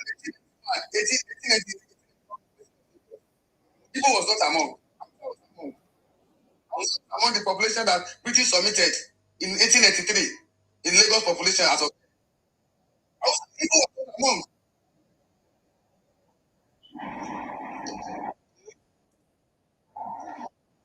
They don't even. Yeah, that is why I blame the Yorubas. Yes, I blame us. I guess I said this is an event. What year did you say Igbos came to Lagos again, Dayo? Oh, Dayo is gone. Go ahead, sir. It's not about them getting a chance to lead this country with all fairness. It's just a chance for them to institutionalize their long-term.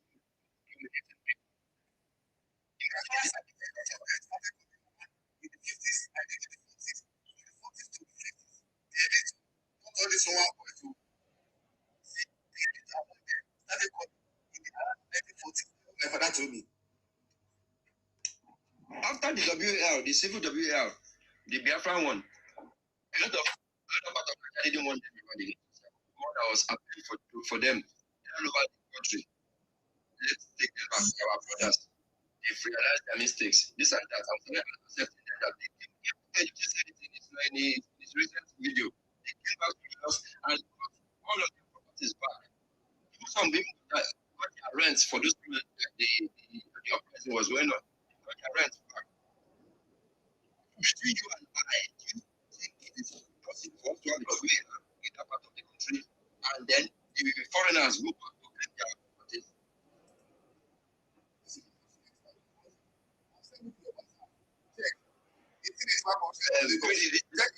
Check in your WhatsApp. I'll send it to you. Thank you. You are not there. You are not there. You are not there. We start coming, making defeated in the forces. I don't know them before.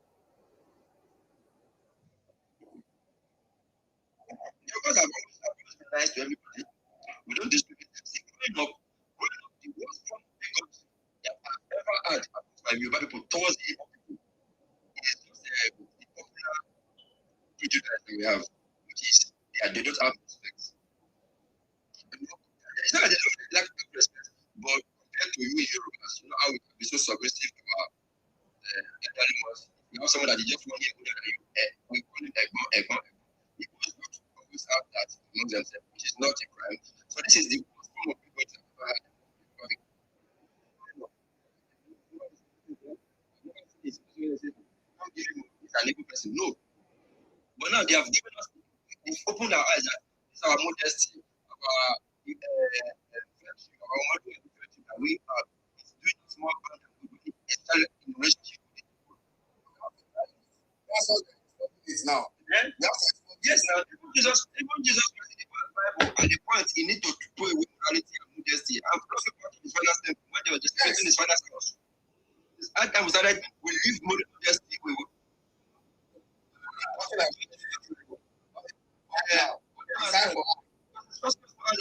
Would you visitors or strangers that you guess they ever come to your house and telling you come to the guest room? It's not giving you boundaries within your own house.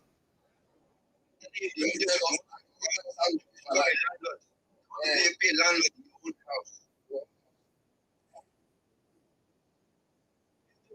For themselves.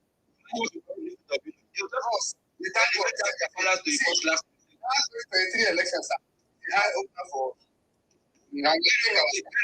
it's going to last for 100 years if guys not taking.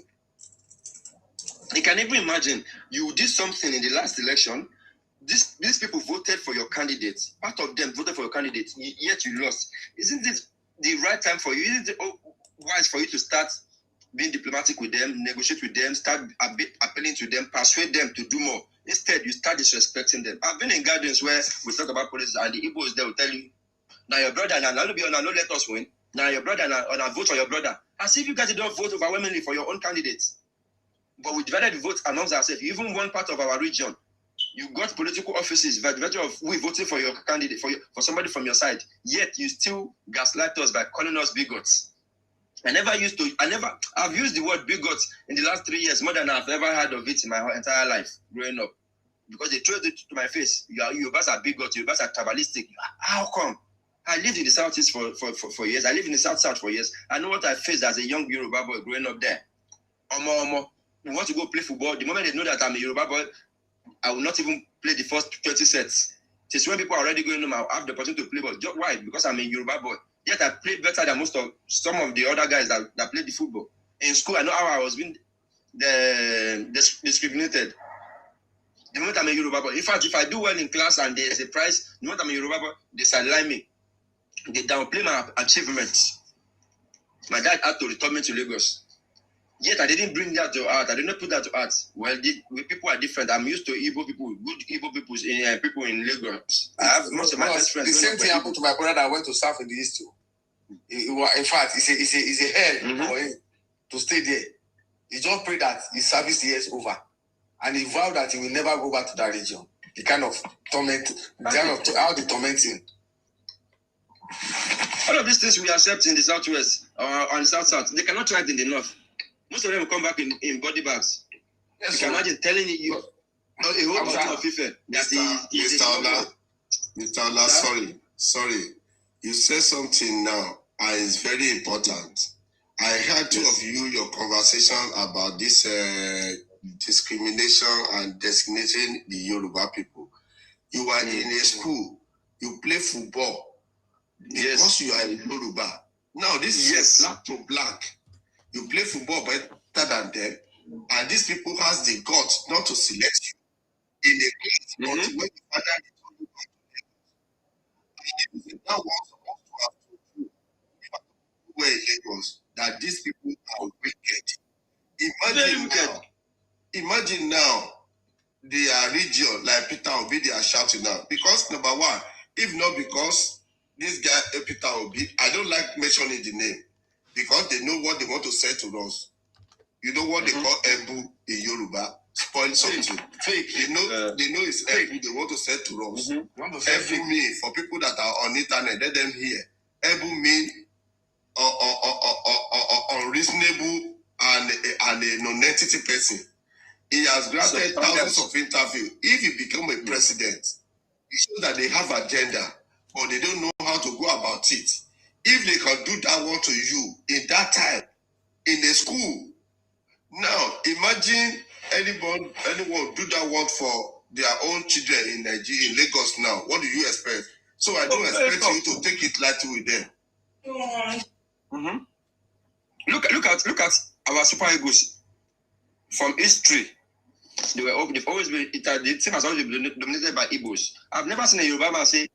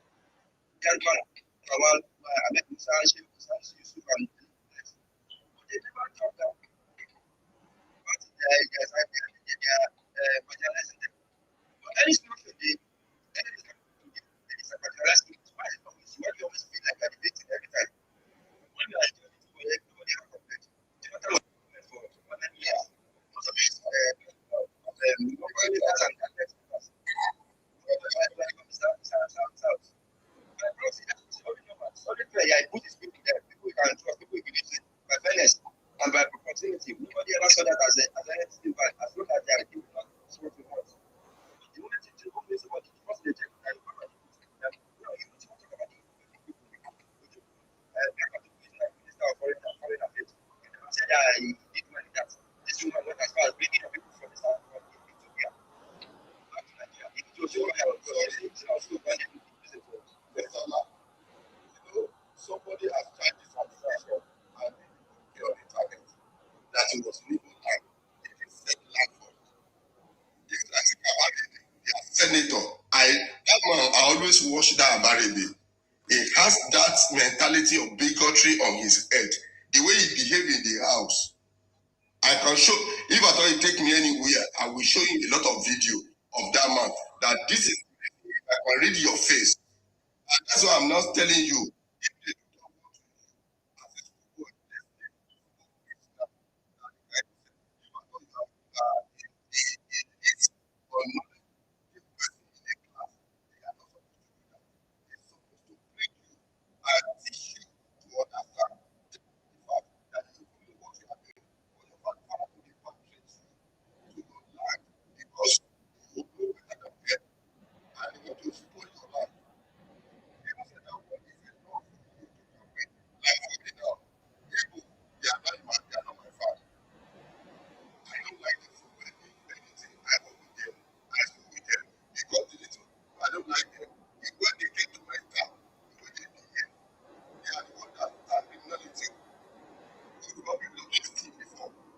It's in their blood.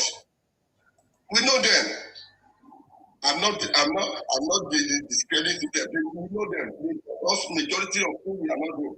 I heard about respect you are saying. When you see any person that you know is older than you, if it's a month, you know how you prostrate. But they don't do that. They wake their father and their parents with legs. So we see them, we know them. I live with them. I live in First Act now. I'm not ashamed to say that. I know them. People say go to their market in Alaba. That is why I'm pushing that government of Lagos State should take that Alaba to be a BRT or destroy the place. You don't need to buy education. So let them come to Nigeria. Samsung is there, LG is there. Why should you need Igbo to go and bring China? Or you see original display television in the outside, then they pack another something in the car. We have seen a lot now. If I'm a Lagos State government, that's what I'm going to do for them. And I'm praying that will not be that 100 years. It's going to last forever because what they did to you, what I hear now, that's why I come up. They did to you in the class.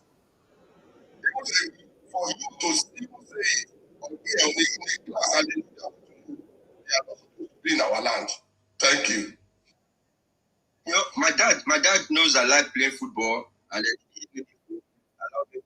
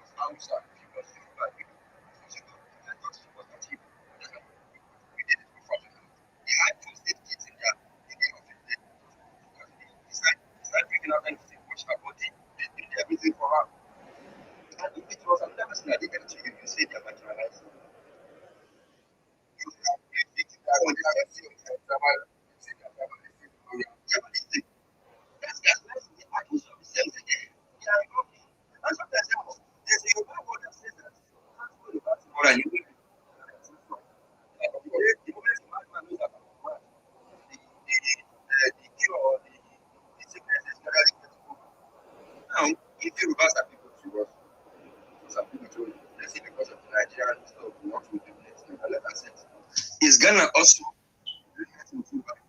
to tell you everywhere you go to, you must cause a confusion for Nigerians there. Ghana the same thing, South Africa the same thing, Ethiopia the same thing, Kenya the same thing, Malaysia the same thing, Colombia the same thing. Even Emirates the same thing. Everywhere you go, the moment you have 10 people in a particular territory, in a particular community, that's creating boundaries for people there. They're telling you that they do these things. They are doing these things. Why is it always you? Okay, Yoruba people are bad. Southerners are bad. They don't like you. Those are bad. They don't like you.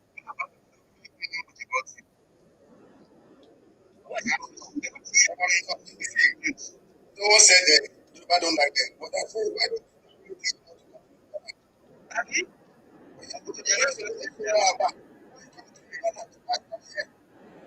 just quiet. You can't say anything.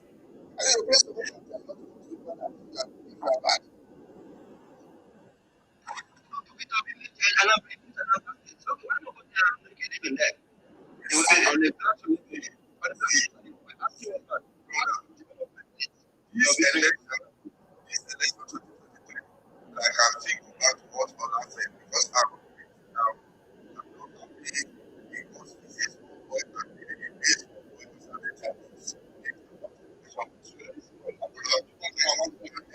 Guys, can you tap on the screen, please? I'm getting restrictions. Go ahead. I don't know who is now reporting the page. Go ahead, sir.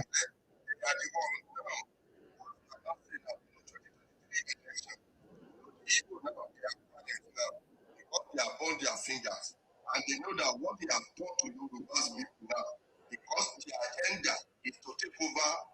That's why they are telling you the only the effect. No, but that's because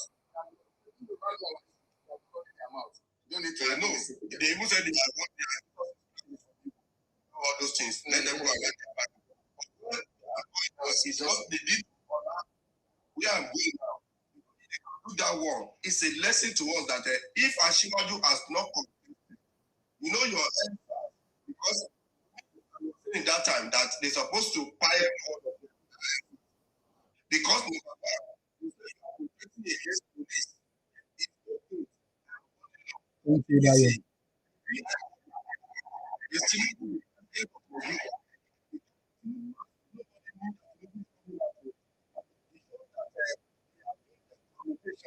And they know that can win this election. It is here. The person that can win the election of APC that Buhari Nigeria is the ticket.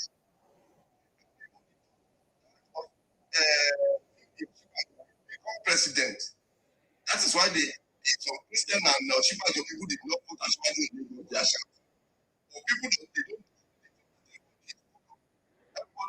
to school and we understand some statistics. That is why Tinubu lost in it for Shibajo people. And I said, yes, if for Shibajo and I'm dead, I'll tell you whether it's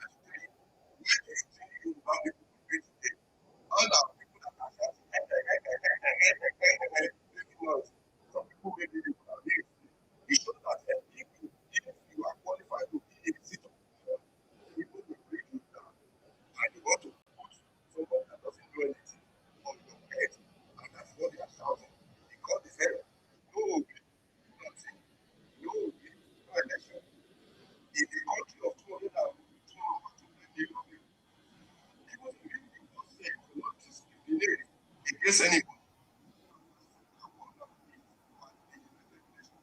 And you said in your primary school, I know book more than this person. And they said, and they will make sure they sideline me. Even back then. So, whoever that is here, they should know that whether you call me, whatever you want to call me, for me, I'm not vote for any. I rather vote for Hausa. I told people that there are some good people that like I don't care. There's people like let me tell you. It was supported by IDA. The election that I visited, the first election that I know, Awolowo, Snake, and Shagari. Now they say elected before they said the worst president. That is their slogan now. The worst president in Nigeria, no problem. The worst election is 2023. I now ask them in 1982-83, Shagari, Awolowo, and Zik contested. Awolowo has 19 states.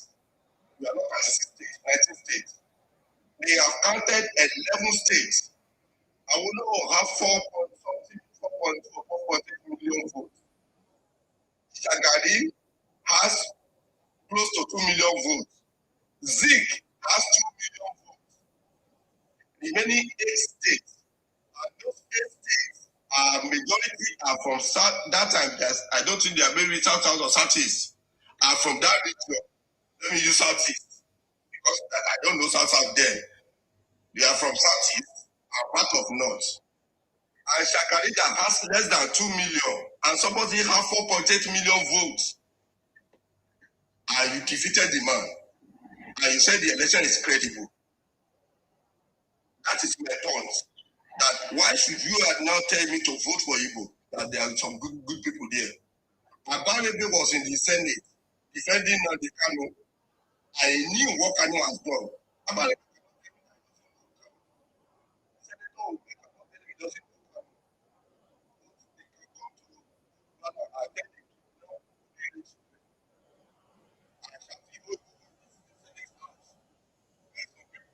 are causing problems. Abarebe comes to stand. What are we talking about? If it's not to debate, I will tell them.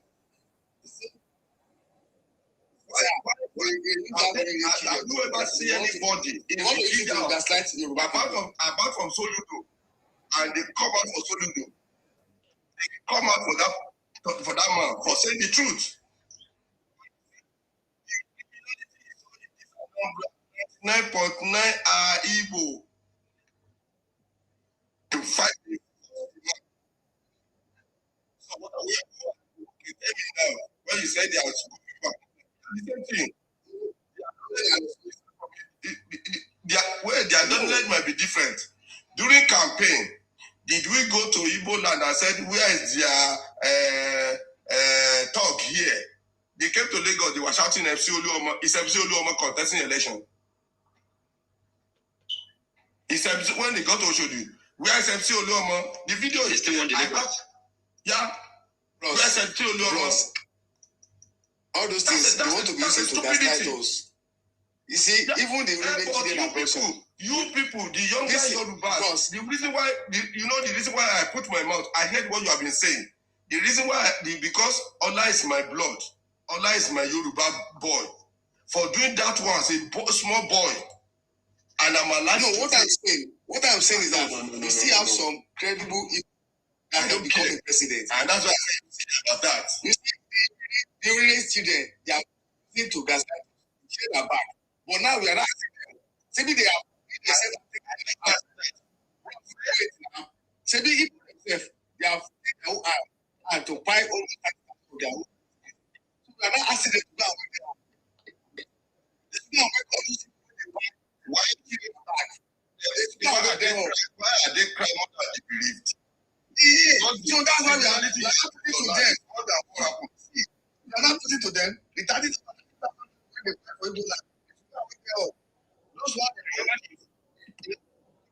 I used to watch when they are plenary.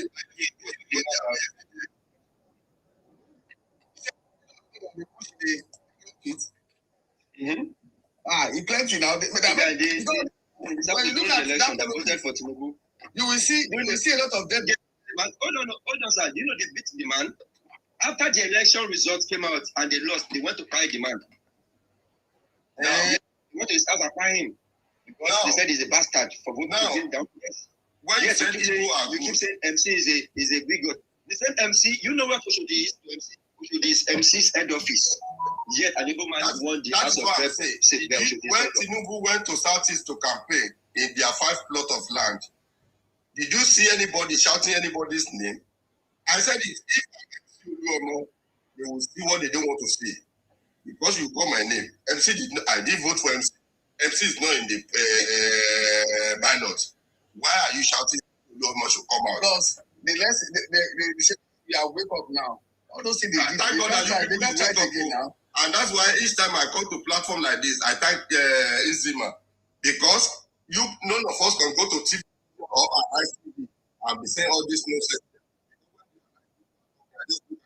Particularly they are that in charge. When they are asking questions, they will be promoting Obi as if Obi has knowledge. Millions of questions you ask Obi, he will be telling you nothing. In fact, I don't see them. It's a collective agenda. Because we know, and we ourselves, we Yoruba, we are very diplomatic and we are not fool now. We know. We allow Tinubu to lose Lagos in 2023, and that is why I'm bitter about that one. What Yoruba? Even in the state that I belong to in Yoruba land, I told them, if you vote for this thing, vote for Obi. Don't come and even ask me for what I can give you. I will not give it to you. Because you must vote for who I said you should vote for. Not every citizen and government will provide for. There's something for your community. See, bros, we don't even need to worry now. A lot of people have guesses now. They know that things don't go anywhere. They are just running their mouth. All those kind of expansionist agenda in their mind is not going to work. You know, a lot of people wake up. They know the kind of pushback they are getting now. They know. They know now. All this election, but I learned that there's something that is going on in Lagos right now. There's a group of people. They say I have forgotten the name of how they are called. So this group of people, what they are doing is that they are deceiving people to collect their details to register for PVC, and they don't issue the PVC out. So and they will delay to issue the PVC so that they can give it to their own people when they come around. I don't know if you understand. It's not possible because No. There's a report. There's a report that that's what is happening. No matter, see, you don't know who Tinubu is a master strategist. In fact, sometimes I tell people that Tinubu deliberately lost Lagos to make a point. See all those gimmicks that are used, these are gimmicks that have been used in the Obasanjo election time. You know what it is? For somebody to fight a federal mind, for a whole currency just because they don't want you to win.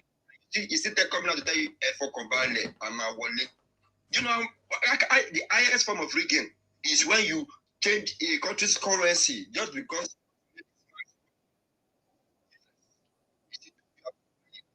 Before you heard it, you think Tinubu has not heard it. I think Sanwo-Olu has not heard about it. I think MC has not heard about it. They know, let them continue their moves among them. They will come and give us the feedback. Tinubu is the master strategist when it comes to that. Tinubu is making people governor in their own state. He's making people president in their own state. I heard the story. There's a particular INEC office that when you come there to register, they will delay the process. And they will give their people the. I remember the name. They call it the New Frontiers. Yeah, that's what somebody told me. Yes, sir. That's why we are calling on the INEC. Wherever Igbo is in our land as INEC official, they should remove him. After all, they told us to remove Amukuba. They told in the world to remove Yakubu Muhammad. But they don't know that Yakubu that did this before Yakubu brought Tinubu to office. Yakubu was so smart, more than Obi. When Obi went to Canada,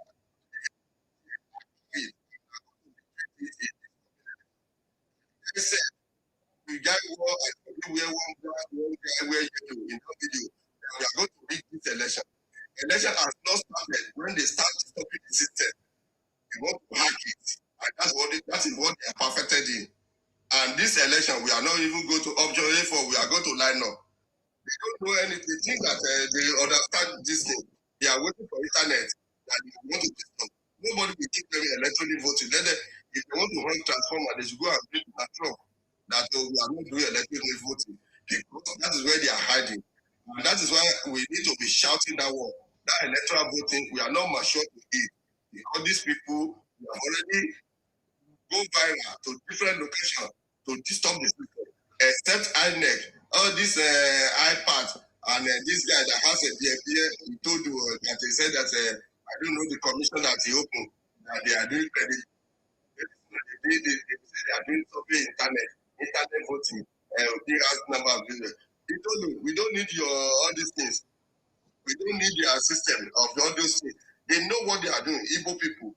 You say you trust them. That's why I don't trust them for anything. If Obi can stand, and somebody said the system of nowadays, what the youth of nowadays understand is computer. That we will read the election and you will enter. The video is there, and Obi was walking majestically in that hall. Is that not? Is that AI?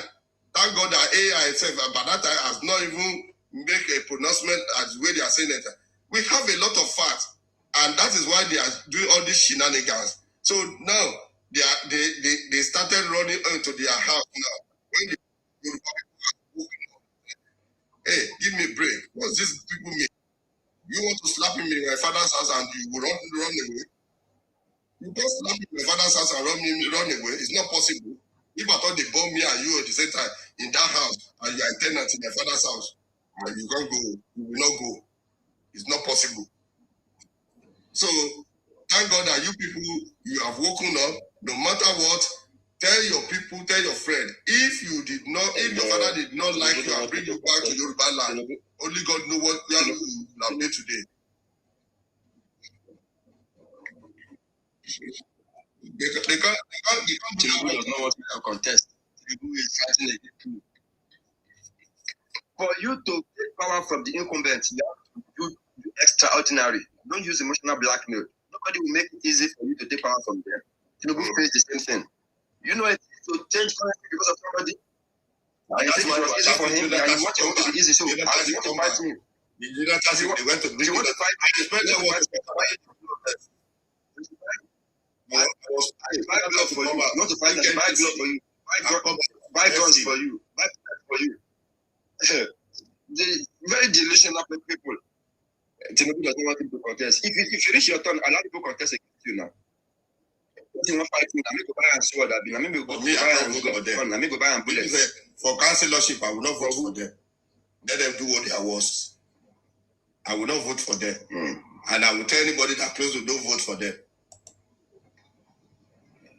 If I come to your 5 plots, don't vote for me. Even if I don't need your vote. How can you be telling me that wrong?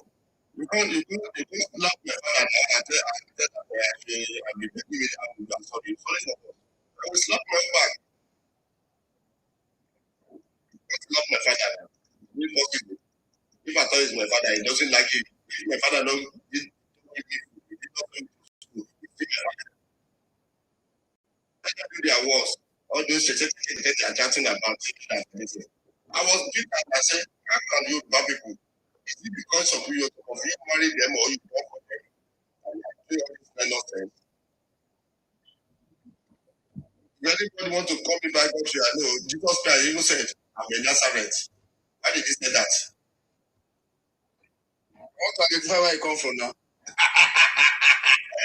So who am I that can I identify where I'm from? They want to be Yoruba now. They want to be Yoruba by force. I don't know what somebody please. I always ask them this question. When this man was government around president, what development? We asked them that Peter will be brothers for them in Anambra. Why are they not living in Anambra? Why are they running to Yoruba land? And if Yoruba are bad, their father are bastards. Their father are bastards. Not to tell them not to come to Yoruba land. We have told them now. We let them know. Yes. If Yoruba are bad, their father are so foolish. Not to tell them not to come to Yoruba land. It's their father that is bastard. Not to tell them not to come to Yoruba land. If Yoruba are bad. So they cannot do without coming to Yoruba land. See, if you want to checkmate them, that Matori build house in that place, turn it to its residential, no spare part motor. If your motor that is the truth. One bush and let them go and be doing their part. Plus, do we invite them? We never invite them, and then they come every day, day and night. So if Yoruba are bad, they think that if Yoruba are bad, their father is supposed to tell them, say, don't go to Yoruba land. But they are bastards. Their father refused to tell them the truth, not to come to Yoruba land. If you want to buy bastards of motor, you don't see, go to their Igbo and buy it. They are born bastards. That is the truth. They are born bastards. Their father is supposed to tell them not to come to Yoruba land. That is why Alaba, that location, if nothing they want to do there, if you bring hospital, there are a lot of people in your job, let them be using it as general hospital. We need a bigger hospital in that place. Because they should build hospital there and send them packing. I'll be happy when I see Caterpillar in that place. They will come to Lagos with polybag and go back with Ghana must go. I don't care wherever they come from. Yes, they're not appreciating. If polybag, they will carry polybag enter Lagos. December, they will carry Ghana must go back their village. Yes, Lagos is bad to them. Lagos is smelling. Lagos is this and that. They build Lagos. Go to Badagry prison. Over 400 Igbo are in a Badagry prison. Over 400 of them are in prison there. All over the world, they are in prisons. All over the world. Anywhere they find themselves. Just give them prison, please.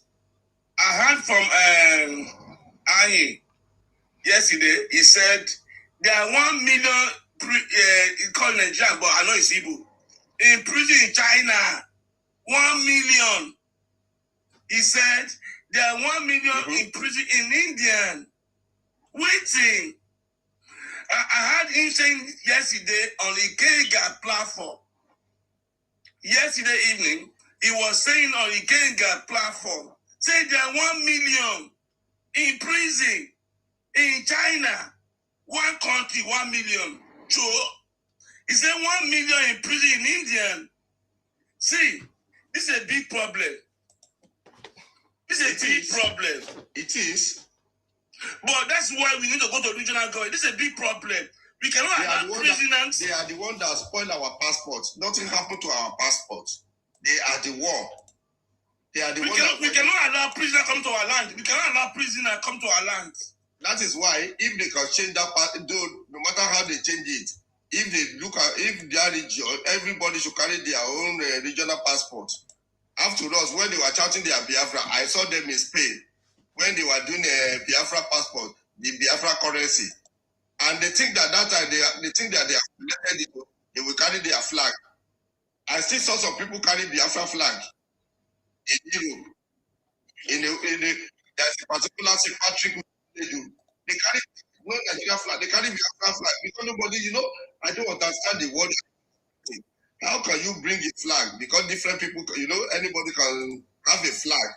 And they were tiny Biafra, and I look at it, I just laugh. I just look at it, I just laughed at these people. People believe that they are smarter than you, whereas they are nothing. That is why when I see my Yoruba fellow Yoruba, the way they were talking, Igbo is good. Which Igbo is good? Where is it good? Is it not the same school they went to that we went to? What are they doing that we are not doing? So what made them good? In medical field, we are there. In aviation, we are there. In presidency, we are there. In legislative, we are there. In international, we are there. So what are they doing that we are not doing? My concern is, are we going to allow this 1 million people in China to come to Nigeria? And when they brought Ethiopian people that they were shouting, your man there, I said, look at this. Who told them to distribute the mandate? So in 2 countries, you have 2 million prisoners. 2 countries, you have 2. India, 1 million. That is why when South Africa sent them away, I didn't want government to bring them back. Because of people in South Africa, they were shouting at the canoe. The video is there now. In South Africa. You know that South Africa said, give back. They can't stay there. Because the uprising in South Africa today, I don't care what they talk about. It was because South Africans might have been looking at people like foreigners are taking our job. They can't do anything about it. The moment these people said they want to become things, it was like the last straw that could become back for them. South Africa, I know a lot of South African people, they say, why are your people so nasty like this? And I said, okay, my words. Look at the way other Nigerian people, the way they say it's true. But look at South Africa, where you see South Africa pronouncing the word. I wish people Nigeria, you know that we are not the same region. That is who they are. When are they carrying the African flag in South Africa? And now the South Africa goes to go back. Why don't you put the African flag and not the Kano people? That your Mazi, your king. Mr. Rufai, let me address your point there. I'm in Dubai. See, whenever we have any gathering of like Africans, especially Nigerians, I have my group of Yoruba friends and other Nigerians that will go there. See, when people come around, I'm telling you, this is not me that's letting them know, blowing up the police here. Whenever they come around, I'm like, those people now, you guys are very important. When they come like this, they start to have arousal, start making noise, start forgetting, you see all those plans. It's threatening to understand us. Other the Ghanaians, Africans, you Ugandans when they say, "How do you why?" That's why I saw the video. You know, it's when Tinubu came in, he went to the United Arab Emirates. So this issue.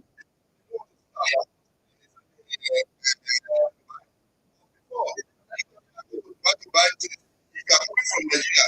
You don't even get visa from internet. So today there is problem for Nigerians to get visa here. Dubai. Also, when I got my international passport, I want to go for holiday with my wife.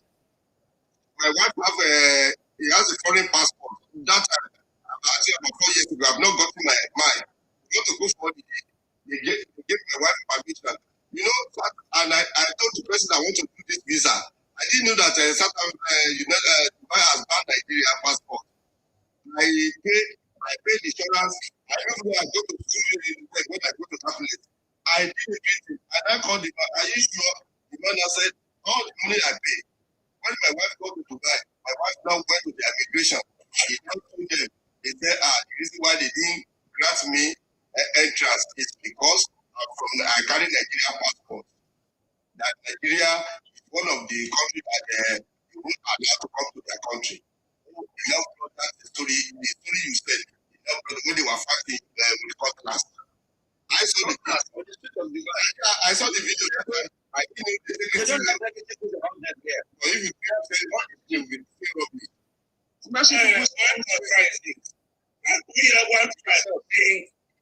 Akuya one try to be 1 million in China. 1 million. Yeah, supposed to be more than that. They are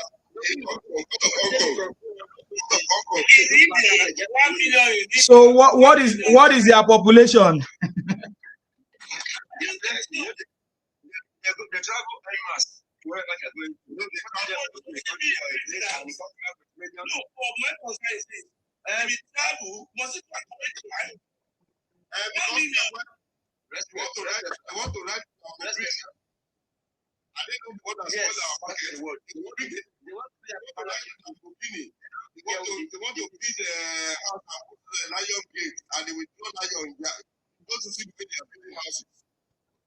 They want to build as a chief. When they will not pay. And somebody that went with good money and selling the same market, that one will sell it 10 naira. If you come because they stole the goods, they will sell it 10 naira, 50 kobo. They will collect money. They know what they are doing. And they said they are millionaires. Who's going to general business? Who's going to general business? My thing is, if they are releasing them, they go to Igbo land. Our sir, Mr. Respect.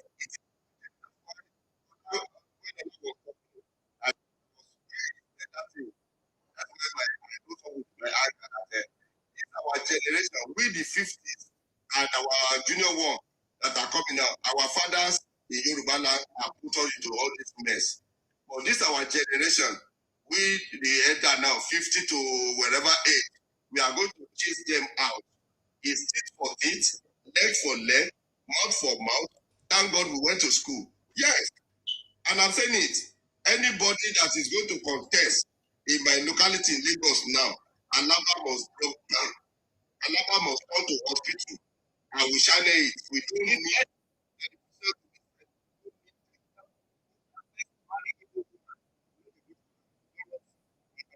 blood among them. Because that, some people do not.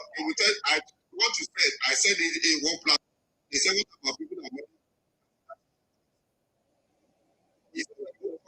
you don't come to my land and respect me, I will respect you. If Yoruba, you marry Igbo, and you are my locality, you cannot win the election now. You know what happened to Lake Akeredolu? What the woman? Now Igbo woman. Igbo. What you take our IC? In the other deny that you want ticket now. Even abuse the war. He abused the war. That is my town now. You know, there's a man, I will remember his name, because that war is trying to telling us who will be our governor. I follow the woman now. I follow the story of that woman. He doesn't know that whatever she's doing that time, that we are following up and down. our governor's sake, and you took it to signing check of my state. That's stupidity. We chase her out now. Do you think that the person can enter our day? That's one of the most highest king in Yoruba land. Let her come to a war. One of the highest king in Yoruba land. This man was put to the honor of the greatest king. I was very, very mad when I saw it. You are your own. You don't say don't marry. It's your choice to marry whoever you want to marry. Ross, they showed him for war. You might run for war. Now, but then they say if they at least even she cannot even stay in that Imo. That's the comfort. I don't care whenever she want to stay. She cannot even stay in Imo State. I was very, very disappointed when this woman was abusing a lot of where. Let me shock you. Any old person that you see, no matter where they stay, they will build houses that they say, you should come and shoot me and carry the new house, you know. Where is the house? I mean, do you want to tell me that Akere doesn't have money to build a house? If you are 3-bedroom, he doesn't have the money. I beg. This woman took her time. Where is the goodness in Igbo? This woman took her time to know that we Yoruba respect our king.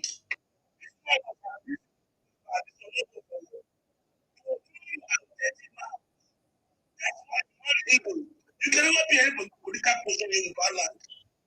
We don't respect our elders. People say the Hausa people know them. Go and check in there's a particular year, about 20-something years ago, I went to Kaduna for training in Amdala Hotel. I met an Igbo guy in one of there's a Catholic hotel around that place. We now went there to eat. I now saw this guy. When this guy narrated the story, the way the guy was helping us in that area, he said the way they buy his parents. Is it today that also I've been fighting them since now? Do they think that because history, because they take history out of our this thing, everything should return back?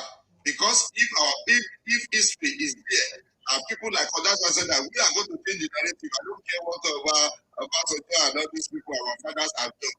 In our own generation, we are going to teach them lesson that they will never forget.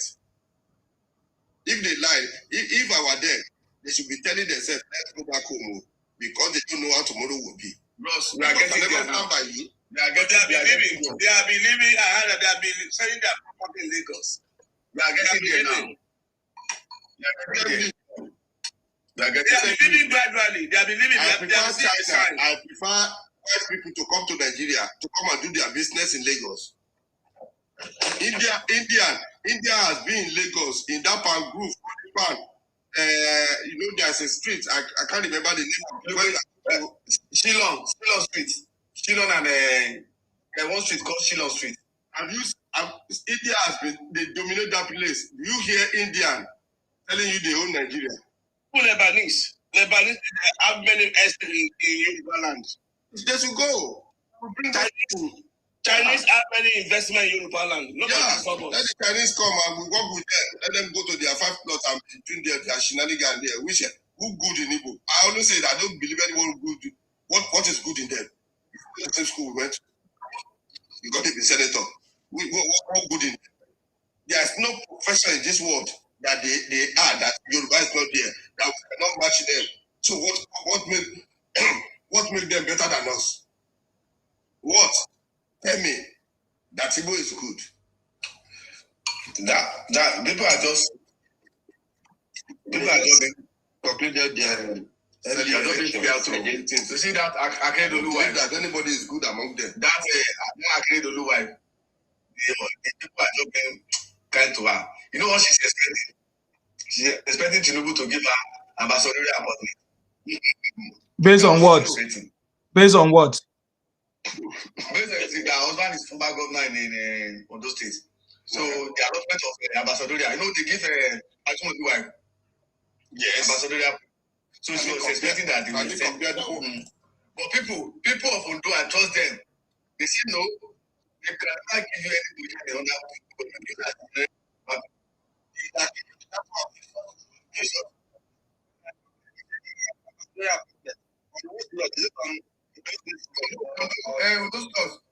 the same person that is expected to do people. I think people didn't give us any problem in Oyo State. So they gave her. She's the representative of our husband and the people of Oyo State. But the other one, she was even in her own state. There, she go back to where she married from. And the same people, the same place. It's not a lie. The video was massive. They chase her out. Can she live among our people? Can she live? She can't. She can't live in Oyo. She can't live in her own state. So she's now started. She started in Ibadan now. You know Ibadan. Ibadan is like the Lagos. Ibadan. Anybody can stay in Ibadan now. By the time people will realize they will chase them out. But this time around, whether we realize or not, any you like in our own time, after 2027, we will chase them out. Maybe after 2027, after 2031, when Tinubu finish, we will vote at least Nigeria will not end. We will see 2031, we will meet ourselves. That's where I'm waiting for.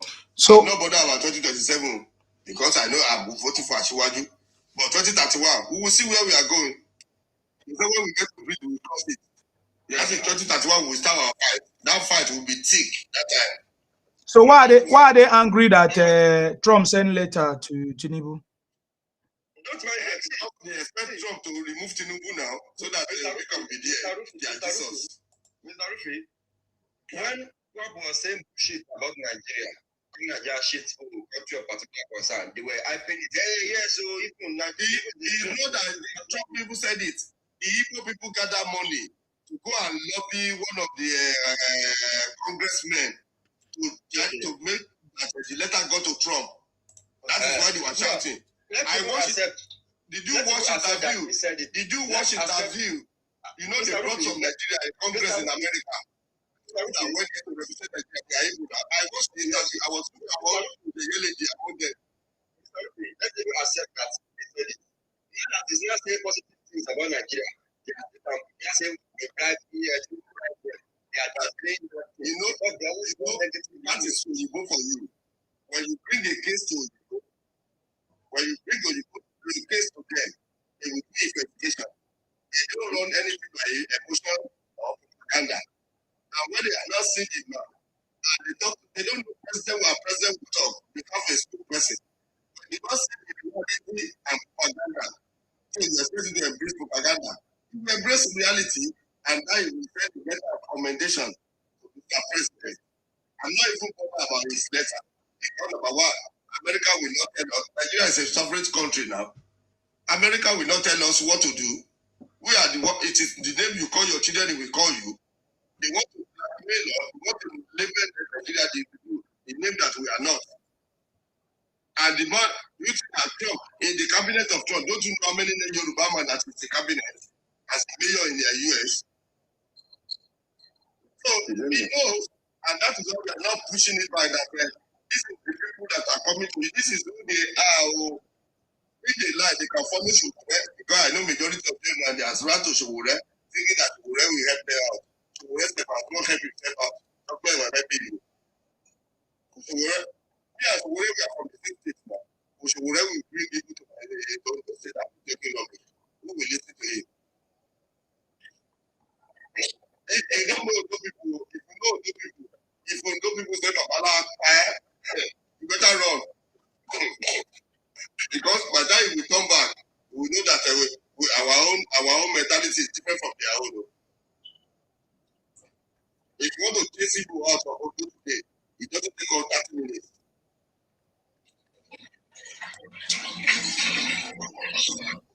What of nonsense is that? I'm not their fans because I don't want to. When you are talking of that, I don't even unless you cross your boundary to me. That's because we are there. We are not. We just. I don't have anything to do with it. And that's why throughout my stay in Nigeria, in Lagos, I don't even know their road. Because I don't know. I don't even know any good talking about. I don't even know whether they're up there, they take past. I don't even know, and I don't want to know. I don't even know to any street. I went to Kaduna in Independence Road. I stay in Atlanta Hotel. So you can't ask me any question about this now. I will not tell you because I'm not interested. I know them, who they are. I don't want them to eat me like a chicken. Yes. Somebody went to school. You are discriminating in this class. Thank God that you are gentleman. If I'm the father of that, if I'm your dad, I will give that teacher dirty slap. Baba, sir, if I share more stories with you, even if they to my dad, that's when I heard it. My children will go to school. I said, teacher, this the police will arrest two of us. I will fight this out. Me. I will be like an outcast in the class. We were two. Can you imagine? But the other Yoruba guy was born there. In Yoruba, he was born there. Can you imagine that community? This mother is telling me that I'm tribalist. Who is tribalist? That's not you. They will remind you that you are not part of them. But if you do this thing back to them, that's God that made me. It's not playing the victim. You go be like that. They are paying no the work well. They are paying no the work well. I'm telling you, they are paying no the work well. If you make a decision, and as a Yoruba man, if you make a decision and an Igbo man supports you, just know you do the mistake. Just know that you have been taking the wrong decision. They will not support you for good things. Any Igbo that supports Yoruba for what you go and investigate. Money, if there's money business between two of them, any Yoruba supporting it, money matter. After, if there's no business, Igbo will not support you. I know them. It may not be money, it may be that you make a wrong decision. That's why you see them supporting you. Anything money, people don't play with it. It's pretty. You do business with them, you are at your own. That's only for their store. How you be very careful. Now pick them, can't give you. Better you shine your eye. Let them do their own business and marry themselves. I always tell my people, don't marry them, or if you marry them, you are your own. People like although people marry them plenty. I don't.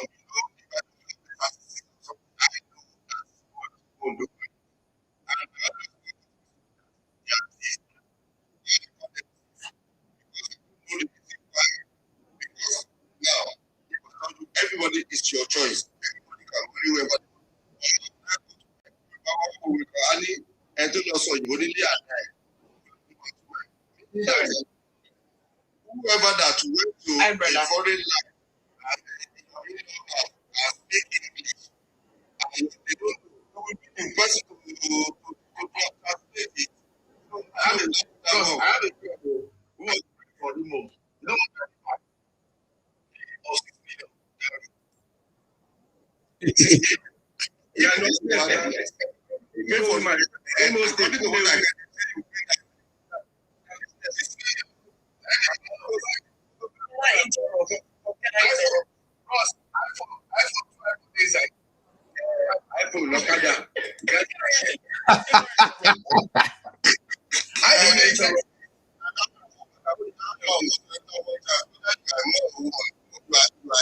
because why I call them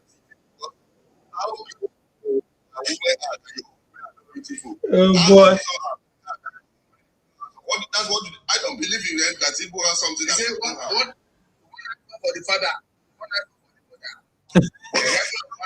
Wait, is that what marriage list? 6 million or 6 billion? Which one?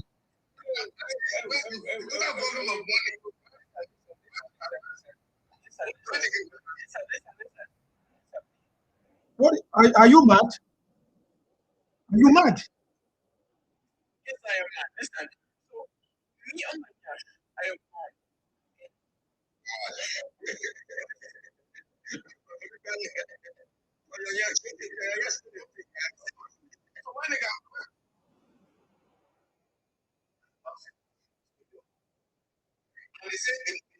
Say it again. Say it again. We didn't hear it very well. Say it again. Is that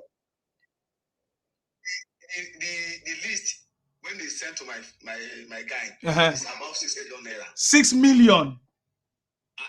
Yes, 2 iPhone dey inside. Wonderful. What of the last one?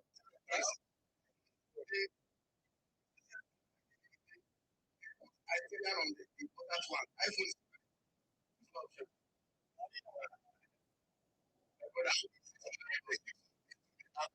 Listen, now when you know the end of it is that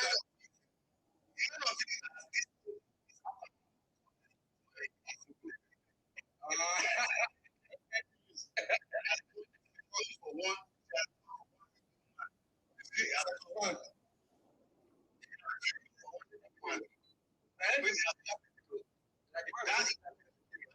That's not affect me. You know, whether the is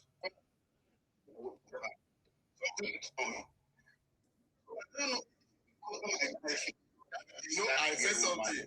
I said any Yoruba a thief. If you are not a thief,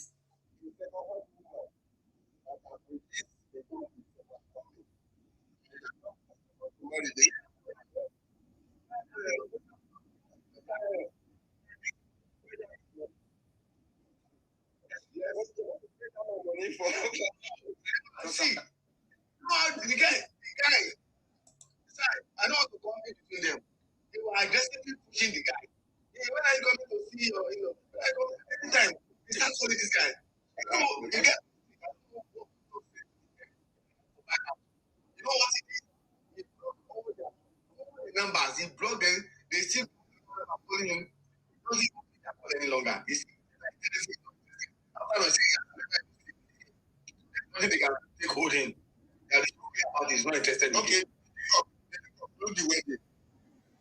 No, he's back out now. What is so special in that? He was not even making compulsory.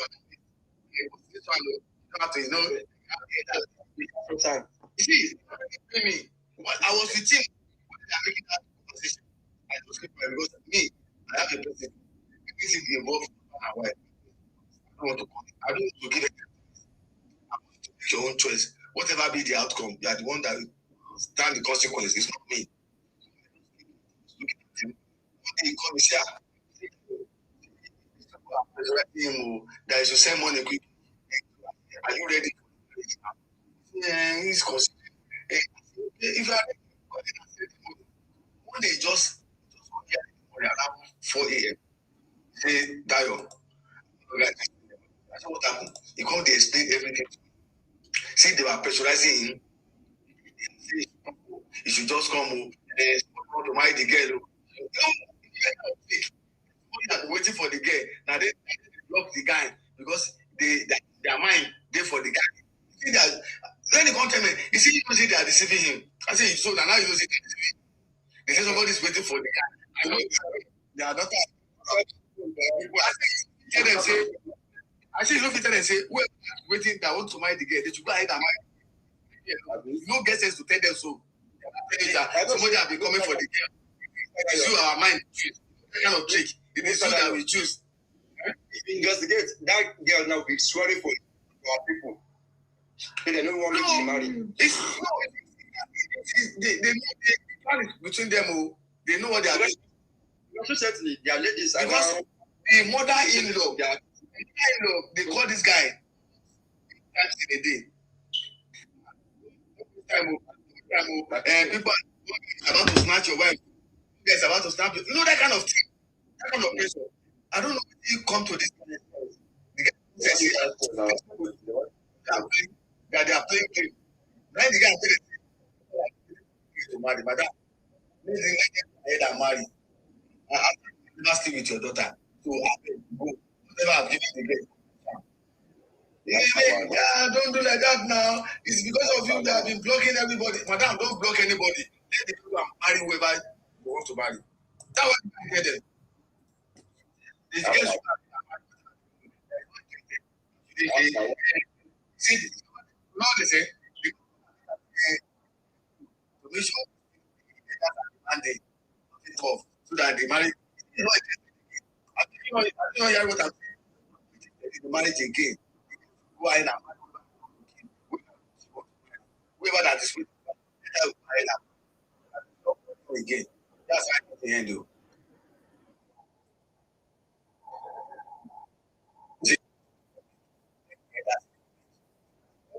Lucy, Mr. Dayo, they go swear for that your friend because they don't calculate what they always the money.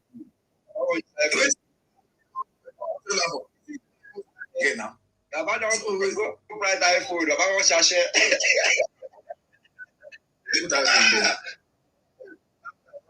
That's supposed to be.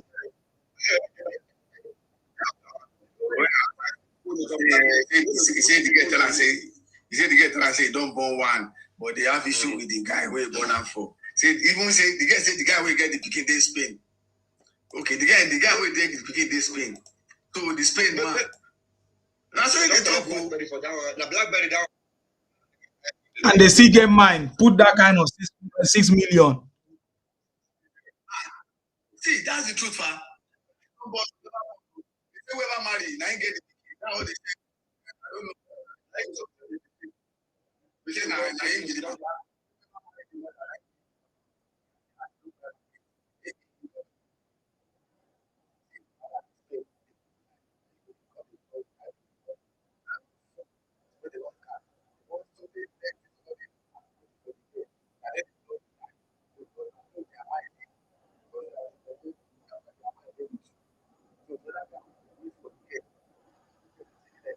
yeah, go wide and marry the guy. Very full. Now last I can't. Yeah, I can't. The money, just forget to get all those things. Forget. Let the girl go. Let the marry. And you have your peace. After a while. After one, I swear to God. If you let it 6 million.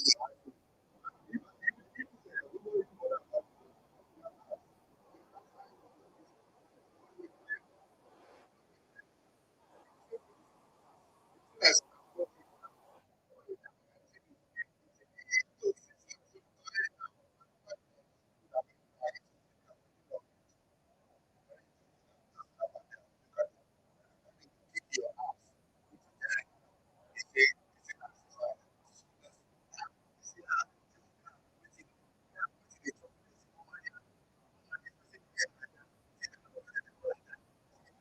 That kind of first daughter.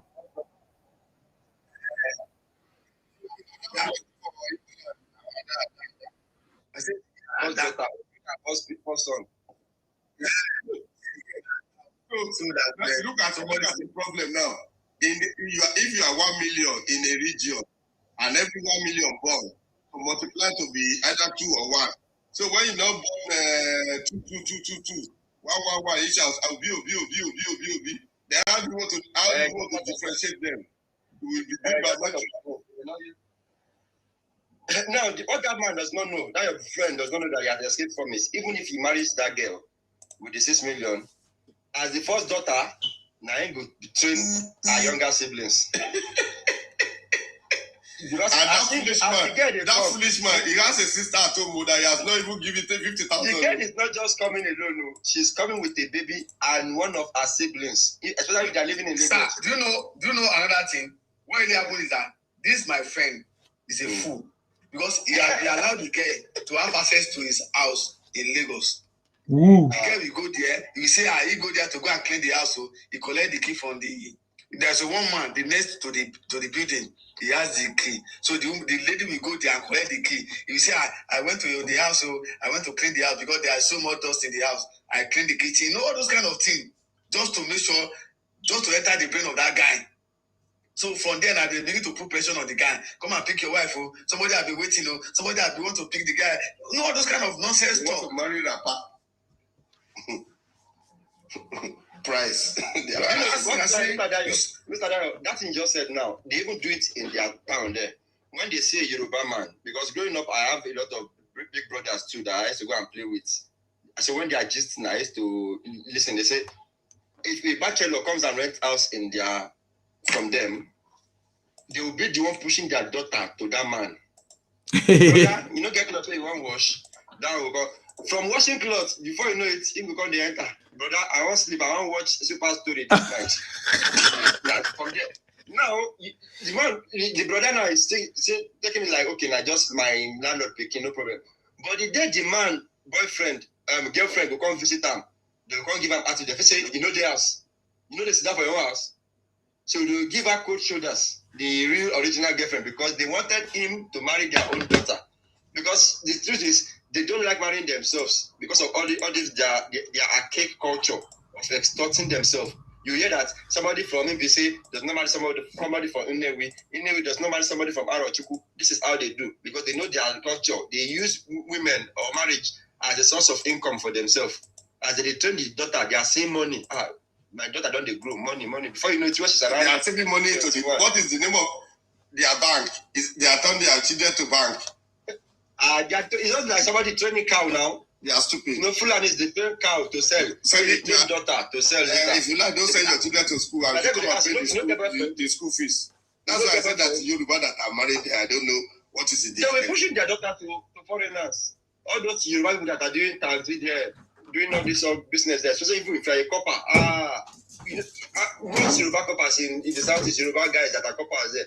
They enjoy it. Especially if you like woman, then they go. Thank God they didn't send me to that place. Woman, you don't see that guy. If they send me to that place, maybe I would know them very well. They didn't send me to that place. If they work for bank, they're going to push you. You go see sisters fighting themselves over you. They will fight themselves as that is how close they can be. They will fight themselves. Older sister will fight younger sister because of saying younger sister they follow you talk, but she get interest. Their mama will come they push them, and I don't see that guy. When you're why are they now raising so that they are better than person? Now so now. That is gaslighting. That's gaslighting. That is poor. They want to make you feel inferior. Foolish man. I don't know that. I said it. I don't know anything about them. If not because the only thing I knew about them, their character. They want to make you feel inferior. Very, very well. They want to make you feel inferior among themselves. Somebody from Ebonyi State cannot become councillor in Anambra State. Anambra State cannot become councillor in Abia State. Yeah, but I had that one after the election 2023 election. Just the election, one man wanted to contest for governor now. He was living in, is it Abia State? I think Abia State. All his life, he has been doing a lot of philanthropy to the children. They're sending them scholarship, giving them scholarship. When he wanted to come out for governor, they reminded him that his grandfather is from Ebonyi. Not even his father, his grandfather is from Ebonyi. They reminded him of his roots, that he should go to Ebonyi State and contest. But when he was gifting people, doing a lot of projects for you people, he did not tell him to go to his village to do that. That is how bigots they can be amongst themselves. They will remind you where you are from. And they want to be governor in Lagos State. They want to be governor. They will say Lagos is no man's land, and then no man's land. When they never become governor. We will see where they become Lagos. They always protect their own territory. They only protect their own territory, but they want to infiltrate your own territory. And you know, they are, you know, Igbo, there are quantities of years now. They will tell you, don't you see Obi? Obi will tell you the square meter of Belgium, tell you the square meter of London. Bangladesh. At times I look at it and say, okay, why do you talk to quantities of years? You better get out of it. If he decides to join APC, Tinubu should make him ambassador to Bangladesh. He knows about Bangladesh more than Bangladesh. I love this guy, Parara. When Parara they bought the guy, that Parara is like, Mr. Bangladesh, don't come. You see their things are Parara no go kick a seat. I love Parara. I love that guy. Bangladesh, where they talk about you see their things are their transport service. Indonesia. Countries is comparing Nigeria with. Is comparing Nigeria with Indonesia, with Bangladesh, with Sri Lanka. Imagine people in Bangladesh are running out of their country to survive in other people's land. You are telling us to be like them, taking us back to what we have gone beyond. Bangladesh of all countries. We can see videos that is coming out from Bangladesh now. Are you not seeing the way they jump on the train? They oh my God! You need to see. Oh my God! This man, no, I don't believe that man. See, we know if we don't meet them for years now. Even though they place Nigeria, say Nigeria rich. I don't know why they go come they think like that. And father, sometimes I will just that's how they think. They are very gullible. All of them face one direction. They don't even analyze. Say let me play the devil's advocacy here. Let me even think, is this thing right? Is this thing wrong? That's why I said that I used that Yoruba proverb before, that the day a madman knows that he is mad, that is the day you start getting solution. Let them think within themselves. Do a sober reflection on yourself. That why are people, everybody always saying these things about us? Even if Yorubas are saying it, let's say Yorubas don't like you because we are fighting for Nigerian dominance. Okay, outside people also don't like you. Cross river people don't like you also. Rivers people don't like you. My brother, they don't have outside Nigeria, take it outside Nigeria. Ghana don't like you. Kenya don't like you. Why? No sense of circumspect. They don't have sense of circumspect. They don't have it. No, they don't have it. Everybody don't like you. Do you know how many years Yorubas have been in the Caribbean? There's a state in Brazil called Bahia. Bahia is dominated by Yorubas. I will tell you 4 footballers here that are from Bahia and they are worshiping Oduduwa. Dani Alves of Barcelona, the popular Dani Alves, is from Bahia. He's an Oduduwa worshipper. Edu, the present sport director of Arsenal, that's an Arsenal legend in the unbeaten run generation, is from Bahia. He's a Yoruba apologist because he's a Oduduwa worshipper. Danilo, that went to this last World Cup they finished last week, is from Bahia. I can tell you, Junio Paulista, not Junio Palabucano, Junio Paulista is from Bahia. Now there's a guy called John Lukumi. He's from Colombia. He plays for, is it AS Roma? Lukumi is the Yoruba tribe that is in the Caribbean and in the Republic. That is yes, just like we have Egypt. Egba. Lukumi is the Caribbean Yorubas. That guy's name is Lukumi. He's from Yoruba part of Colombia. The Yorubas have been in all of these territories, in Sierra Leone, in Liberia, in Cote d'Ivoire, in Senegal, in Ghana, in Togo, in Benin Republic, in the Gambia, in Trinidad and Tobago, in Haiti, in Cuba. Name them. You will never hear that they are causing any problem for them. If only if he goes to Brazil today, the president of Brazil will go and welcome him at the airport. The biggest festival in Brazil is the Oduduwa Festival, and it is the third largest gathering of human beings in the world.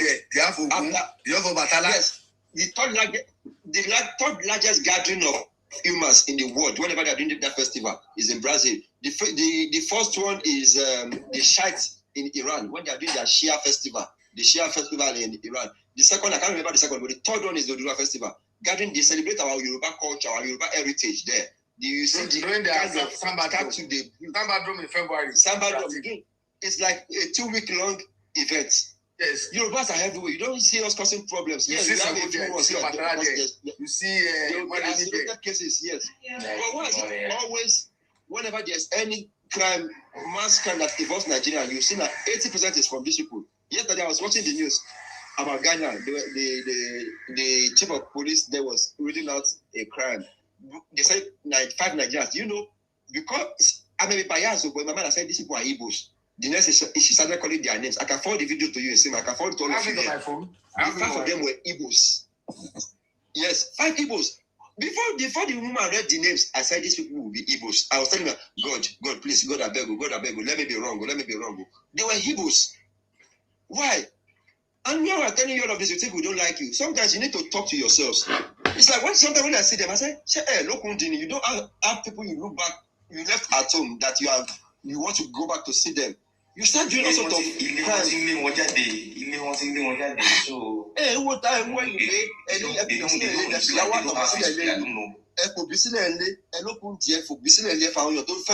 are you not loved at home? That you not go to other people's land and you don't even look back. You commit crimes that you may not see your family again till you die. In a country like United Arab Emirates, the word drugs, drugs, is a big crime here. If they catch you with more than 1 gram, your minimum is 25 years. And you see them trafficking all of these things. So for that, they say now 50-50. If you succeed, if you don't succeed, you pay.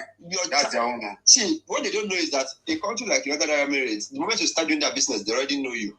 What they do is they leave you, they start monitoring you because they don't want to catch only you. They want to catch all your cartel, the people you deal with. So they are watching you. You are now the one that was the yes. Because let me tell you how it works. When you enter this country, they don't even take thumbprints. What they do is they scan your retina, your eyes, because everybody, just like the thumb, everybody has unique retina. They scan it. You can go. Now there's a camera in every place you go to. The camera is black. It's like a black ball like this. The camera only scans your eye. Yeah. So the moment you commit a crime, they know your name, they enter to the database. the last camera that saw your eyes will signal that is in this place, is in Oshodi, along Mafuluku. Wow. So they just radio the police. I'm telling you how it was. I worked with the military here as a storekeeper for years. So I know how they a lot of this information. So they radio all the police around that area to be on their lights. Now, when they see you, they see that you are not a big threat, they will not catch you immediately. They will not keep monitoring you. In fact, they would even come and buy from you. Just to be sure. Because they don't want to catch only you. They want to catch you and at least other people that work with you, those who buy from you, those who don't wonder, they say they have a lot of them in the prison in Dubai there. Bro, I mean, if you want, I mean, you want to tell, I know a lot of them, not even like, I know them one-on-one. I just say, Baba, what did they do you now? Stop this business. Nah, forget it.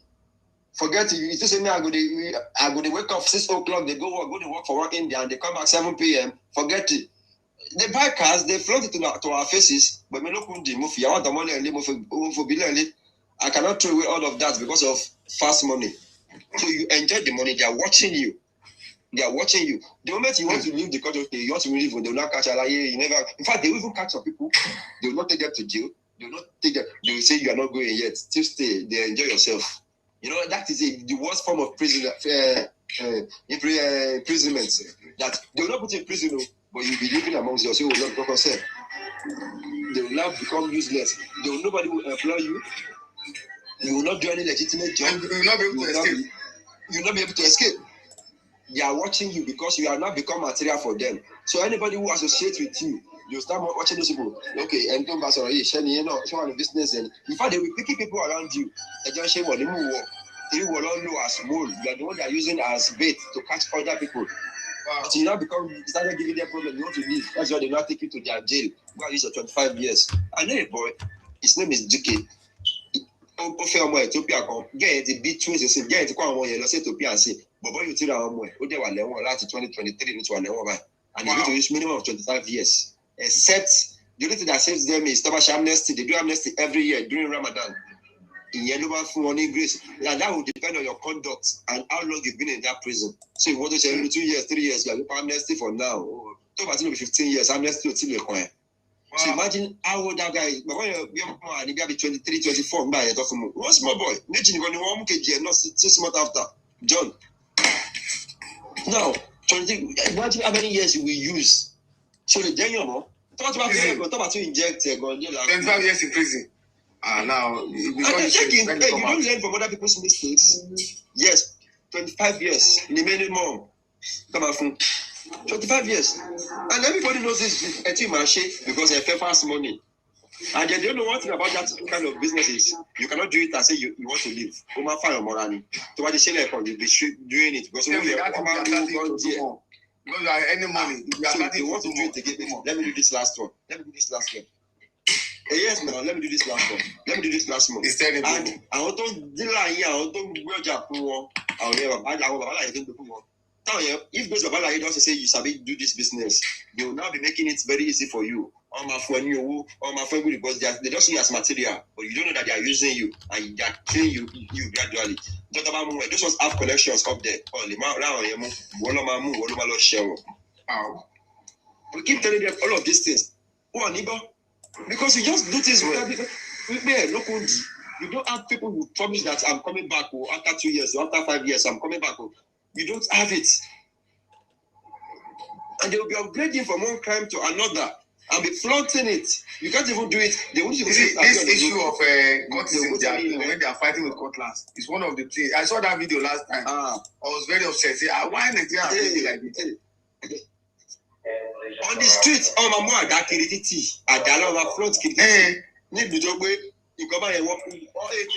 they don't like seeing blood in this country. So let me tell you, this country, they don't kill them here. You cannot even kill chicken in your house. Same thing here now. This is what they do here now.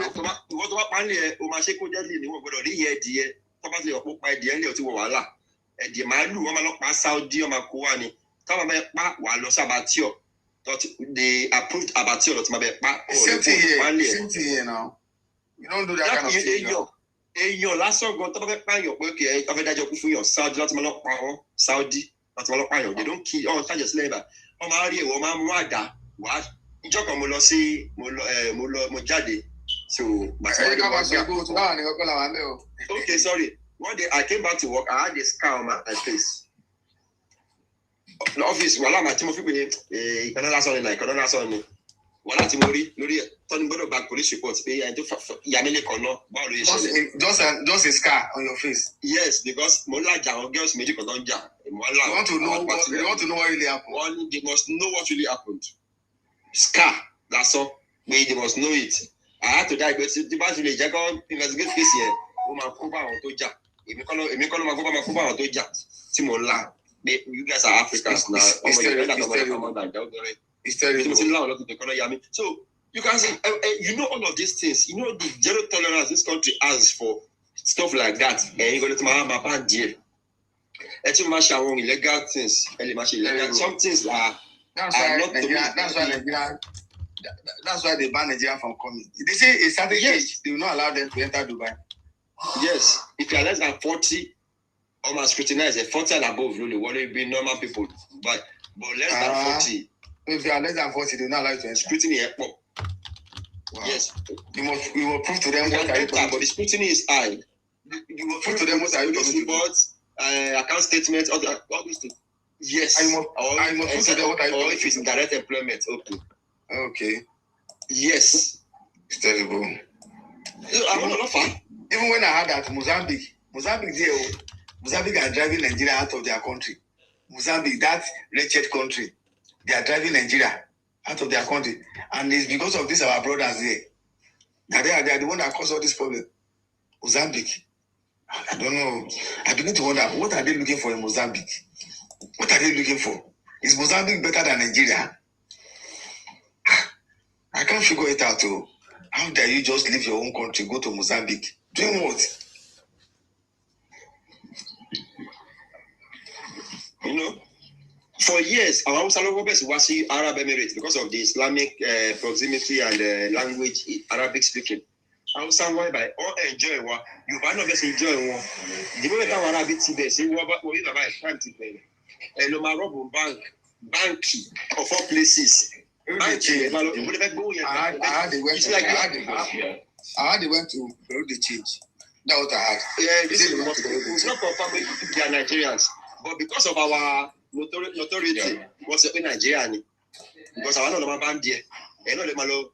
Imagine in 2019, when you went to steal from ATM machine, all of destroy ATM machine.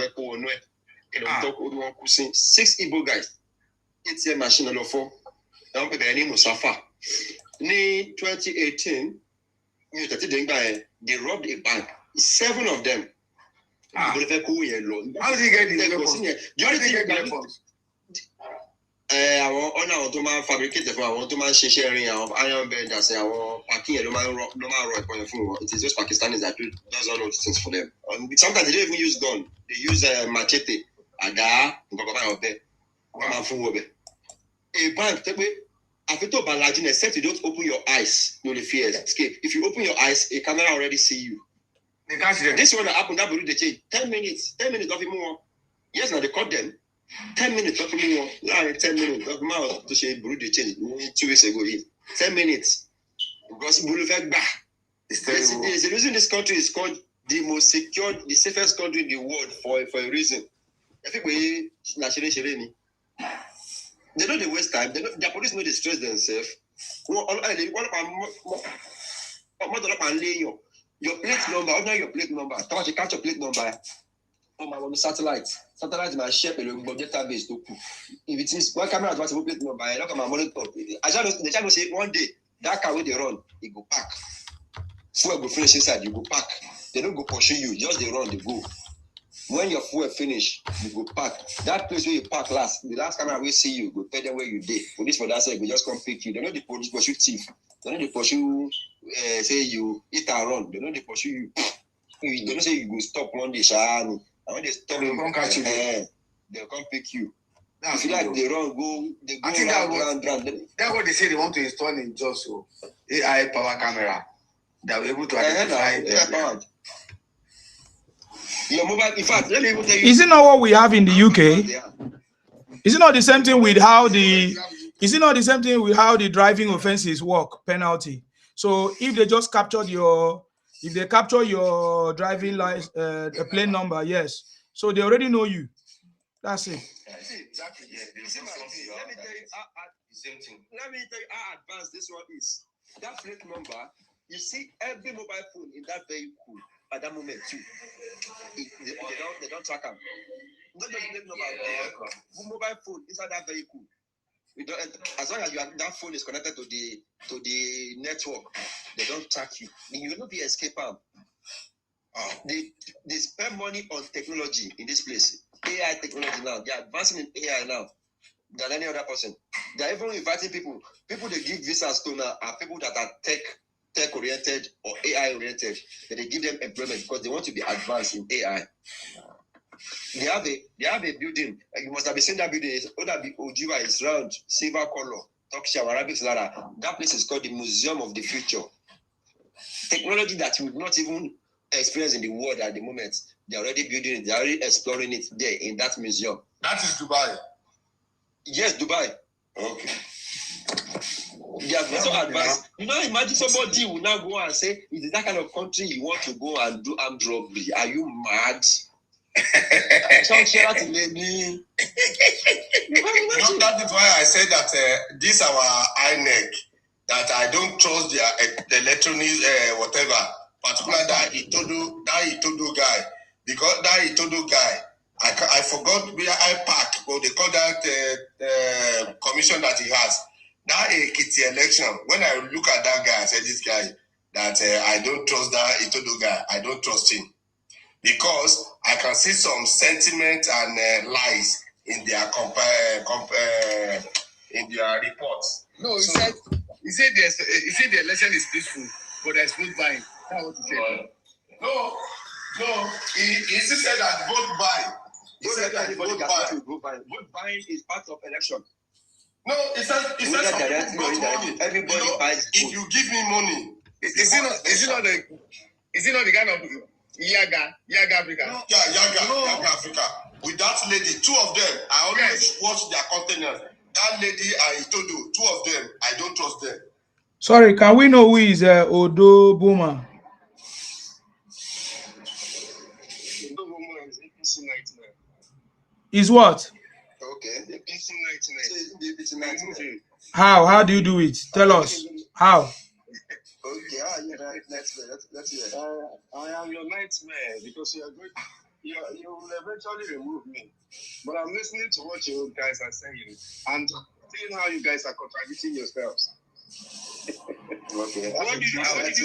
You send requests to come up. So what did you want to say?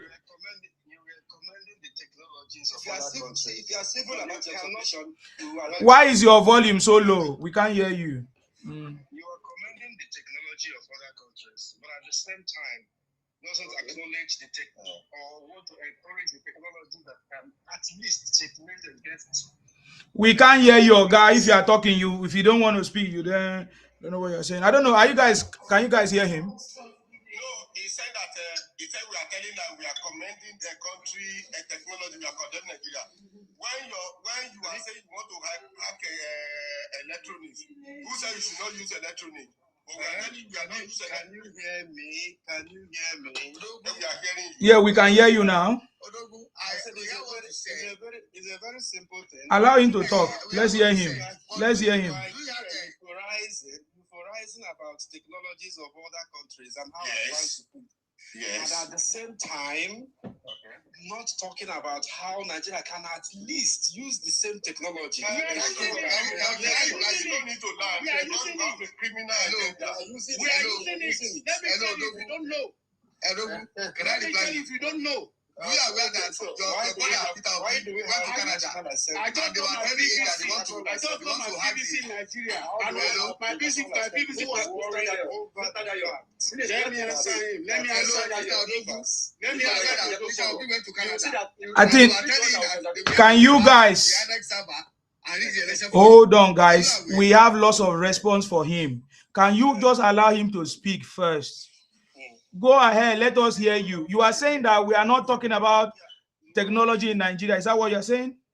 You're already mentioning names of candidates that I have not even mentioned. You already know the irregularities that is being promoted by the government that you support. Which irregularity? Nobody promotes anything. It's a fact. It's a fact. It's a total fact. Oh God. And they were promising to hack the server to help me rig the election. It's a total fact. Don't let us act like them. The part that makes you uncomfortable. Just hold on. All right. We have an electoral system that the people claim that there is no network coverage to make sure that beavers, a fantastic technology that should have taken care of anything electoral malpractice in Nigeria, but is not used to full capacity. And then you are here commending very advanced technology, but we cannot even talk about elementary technology. Take for instance that network coverage becomes the problem why the beavers cannot work. In the last election, we had over 100 billion naira budget for the election. And that amount is so humongous that if Nigeria, thinks it is something that we consider as sacrosanct, that our electoral system has to be gotten right, there is nothing that stops Nigeria spending less of that amount to make sure that there is network coverage anywhere that beavers is, since we have seen and tested and believe that the beavers is the only thing that can capture electoral systems in Nigeria to be right. But then you don't want to talk about this. And no matter how you want to be insincere about any of these things, it is okay. You go on with your euphoria about how advanced the United Arab Emirates or Dubai is in terms of handling thieves. But we have thieves roaming about in Nigeria and robbing us of credible leadership through elections. Because Nigeria cannot come. So you are telling us now that the only time Obi can win election is when you have beavers. I didn't mention Obi, but I'm talking about the reality of who is the credible candidate? Then who is the credible candidate now? Because we have been having elections and successful elections. We have been having successful elections. Oga, answer my question. No, they do anyhow. We have been having successful elections. So which election was not good? Which election was not good? Let's. The Nigerian elections have been determined in the courts, other than in the ballot. That is not correct. The last election, 2023, Oga, 2023, INEC announced the result 2023. No, who went to court? Who went to court? Who went to court? Who went to court? No, I want to ask you now. That's why you are not sincere to yourself. Oga, who went to court? Who went to court? Oga, who went to court? There's nothing like insincerity here. Who went to court? Oga, who went to court? You don't want to answer. You see, that's the problem with you guys. Who went to court? Answer the question. You are talking of Ogungo and not now. You are taking money because Igbo would like money too much. Did INEC announce result? Yes. Who did not agree? Who went to court now? Who went to court? PDP and Labour Party went to court. But that does not mean that there was no result. INEC announced the result. Did not there be results? It's the same thing. Even in America, they went to court. But my question to you now is, my question to you, is it until, so you mean Obi cannot win election? You mean Obi cannot win election until there is beavers? Okay, they went to court in America too. I asked you a question. You are not answering. That's the problem. Are you saying that Obi cannot win election in Nigeria until there is beavers? Are you aware that Obi wanted to hack the INEC server? Are you aware that Obi arranged boys to hack the INEC server? Are you aware? No, I'm asking you questions. You are not answering me. How can we have conversations where you are saying something differently? We have evidence that Obi gathered some boys. Obi gathered some Igbos, and they plan to hack INEX server. Are you aware? Are you aware that you're lying right now? We have evidence. No, are you aware? We have evidence. We have evidence. Right now. You want the video? You want the video? You want the video? You're actually making a video of yourself lying right now. I say, do you need the video of Obi? This is a video of you, right? Of Obi discussing on how they want to hack the INEX system. 56 people watching you right now. Okay, you are not answering my question. You are talking about going to court as if going to court is a crime. And I told you that they went to court in America. You shut up. You are just, why are you disgracing yourself? So I think my people, they want to say something. Maybe they need to. Yes, go ahead. I said, go ahead and make yourself. He's not going to stop talking. I know the way they behave now. That's the way they talk. Mr. Joboma, can I say something to you? Yes, you are talking to you. Yes. See, it is only fair that it is normal for the losing side to feel cheated. Of course, it happens in all forms of competition, even football, boxing, and all that. So, but the thing that there is nothing about being cheated when there is a fair play.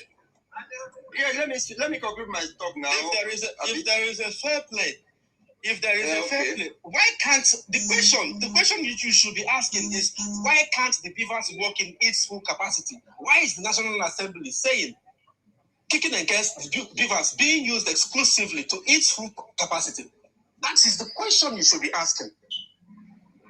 If you want to really engage me right now, if you really want to engage me, ask the question. Why can't the Beavers? Let me ask you that question. Who won the 2023 election? I said, why? Who won the 2023 election to you? From your reckoning. Who won the 2023 election? From your own reckoning. If 2023 election, as far as I'm concerned, is a charade. Oh no! Who won it? Until now, we cannot say. How is it a charade? It's a charade. How? You cannot say. You cannot say. I said the same thing. I said it from the beginning. That the only thing you can do at the end of the day is to remove me. Because no, you are being insincere. You are accusing us of being insincere. But you are the one that is insincere here. Because you are not saying the fact at all. You are just manipulating. Like Obi, your master. Oh, I'm manipulating. So what is the manipulation? Do we have beavers? Thank you very much. Good question. Do we have beavers? Know what was we have beavers? You said beavers do we have beavers? The beavers war. No. You said beavers didn't work. Beavers war. Okay, so beavers was exclusively used. So beavers was exclusively used to its capacity. Beavers is an equipment. It's an instrument. It can fuck up at any time. Just like the Russia hijacked America's beavers during the 2020 election. Really? Yes. Are you listening to yourself right now? Have a nice day. Thank you very much. Now you run, oh. Now you run. Doesn't have anything to say. Okay, you have a job now. I don't in my BBC in Nigeria. My picture was captured.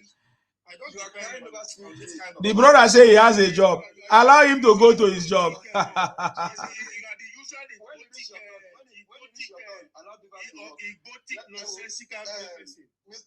Mr. Alaleko, let me tell him, he's listening to me, let me tell him what he will pay him. When you reach your turn, allow beavers to walk.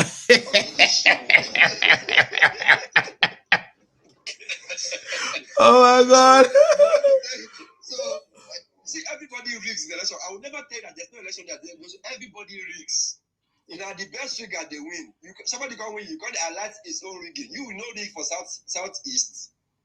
Was that wait, my brother. Beavers do not wait. Beavers do not work, but you wait. The last secretary election, the Beavers work nicely. Everything worked perfectly well. What the INEC people were saying was that there was a vote buying occurred. It has nothing to do with the instrument they use. I just did my PVC last 2 months. I did my PVC last 2 months. Let me tell you, INEC use capturing. Let me tell you now, as it is, if you want to get your PVC now, the moment they get your face, if they put them their computer, your name will come out from the INEC portal now. If you want to get your PVC, that's what I want to explain to him. Sir, because he lacked knowledge. When he came, I said I don't like Itodo and that Yaga this thing because of vote buy. He now came technology. When we have been telling Igbo criminality, he did not say anything. He moved. He just said because he agreed to that. He now came. I told you they like money. He said, among us, when people want to do some narrative, they will drive you. Look at the way among us money. Is it your money?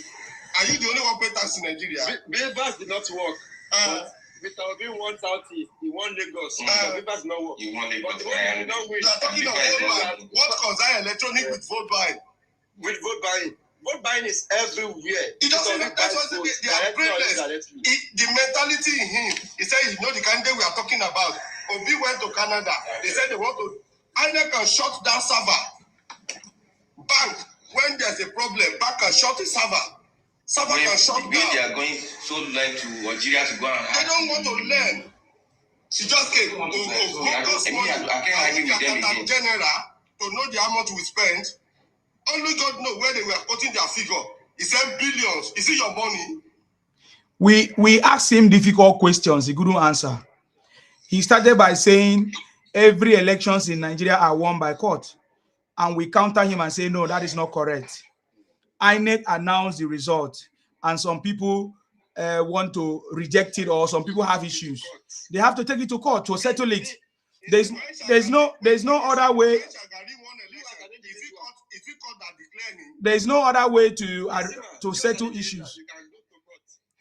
Yeah, but that's what I'm saying. I'm trying to explain to him that, and he didn't know. He was so, will I say, ignorant. He didn't know that in America, their elections, they also take it to court. They also settle issues in the court. He didn't know that. So that is what I was trying to explain to him. Then I asked him, is it that Obi can only win election when there is beavers? Well, because when they asked Obi about the meaning of beavers, he didn't even know the meaning of beavers. Remember, when Obi went on Wise TV, Obi won over 98% in the southeast. You know what I mean?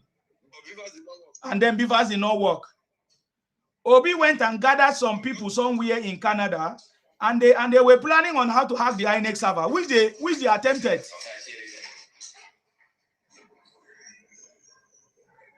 Wait, I need to meet somebody that is making noise. Who is that person? It's Olaleko. Olaleko, this thing is making lots of noise. So you see what I'm saying? So they need to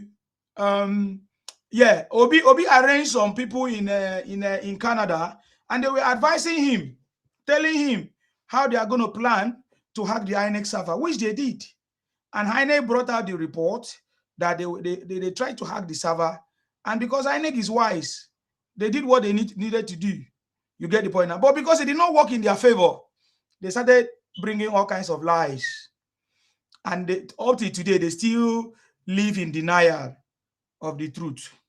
You get the point now. Somebody saying, Sima, the local goat. Yes, I'm the local goat. What are you? I know that, at least I know that you're a kidnapper, organ harvester, international terrorist. You see yourself in prisons. Yes, to be a local goat is a good thing. Yeah, at least I'm free. I'm free here. I can show myself I'm talking as a human being. But you cannot do that if you want. Exactly. So what are you guys talking about? So you don't know anything. But we have defeated all the lies and propaganda. So that's why you guys don't have anything to say. Now you guys are now telling us about beavers. What nonsense. Of what use is beavers? In fact, we don't want INEC to use any beavers. Throw away beavers. All we need is manual election voting. Just like it is recommended in America, in any developed world. Exactly. In the UK, there's a manual voting. You do manual voting. Nobody is monitoring results in the UK. Nobody monitoring any results. So you want to take power from me. I should not make it easy for you. Imagine. That's like unfinished works on A4.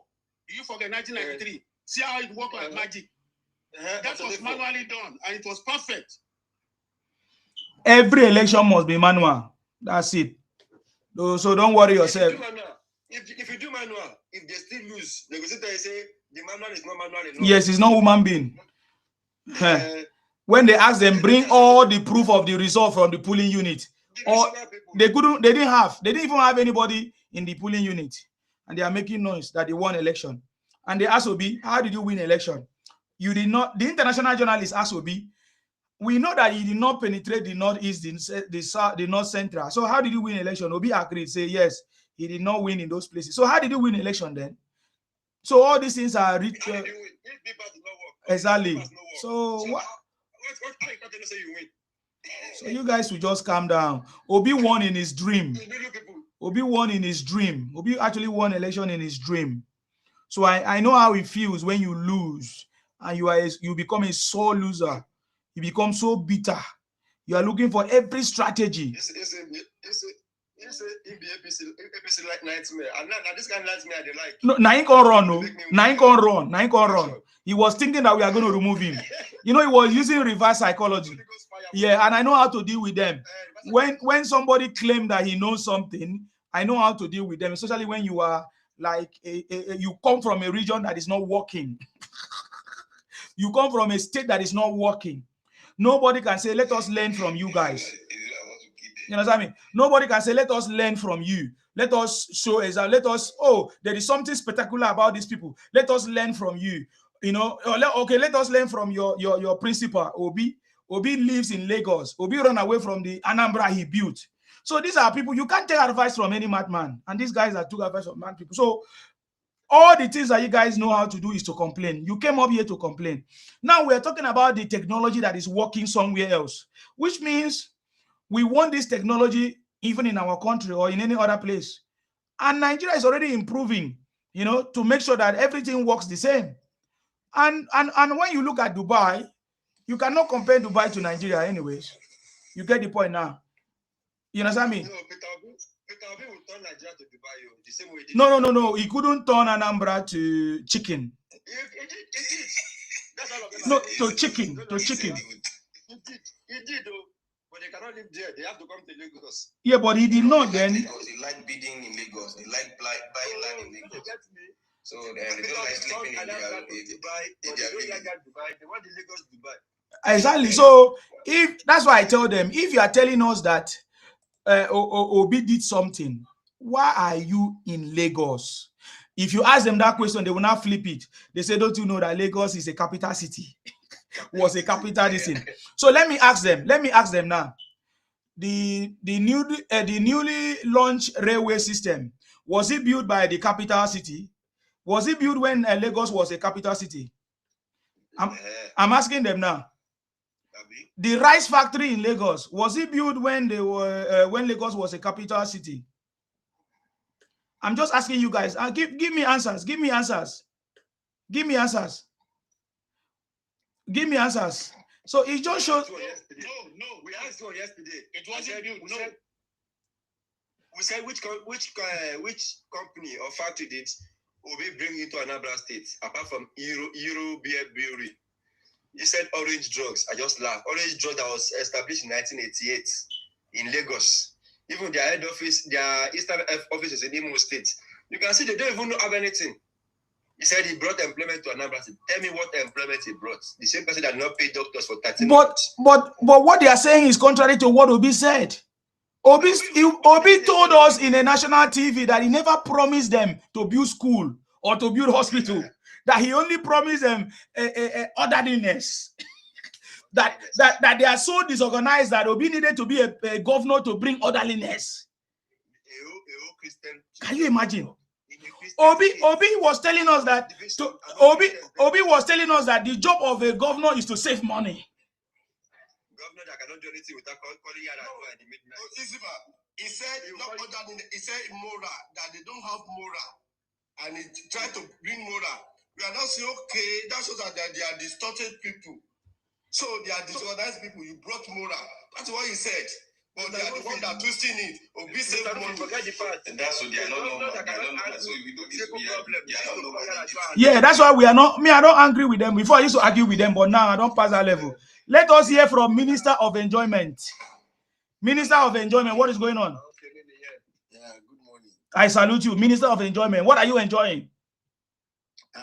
I'm enjoying the grace of God and what you guys are doing. You're welcome. Go ahead. Thank you so much. You see, all these people, the Igbo people, they hate the truth.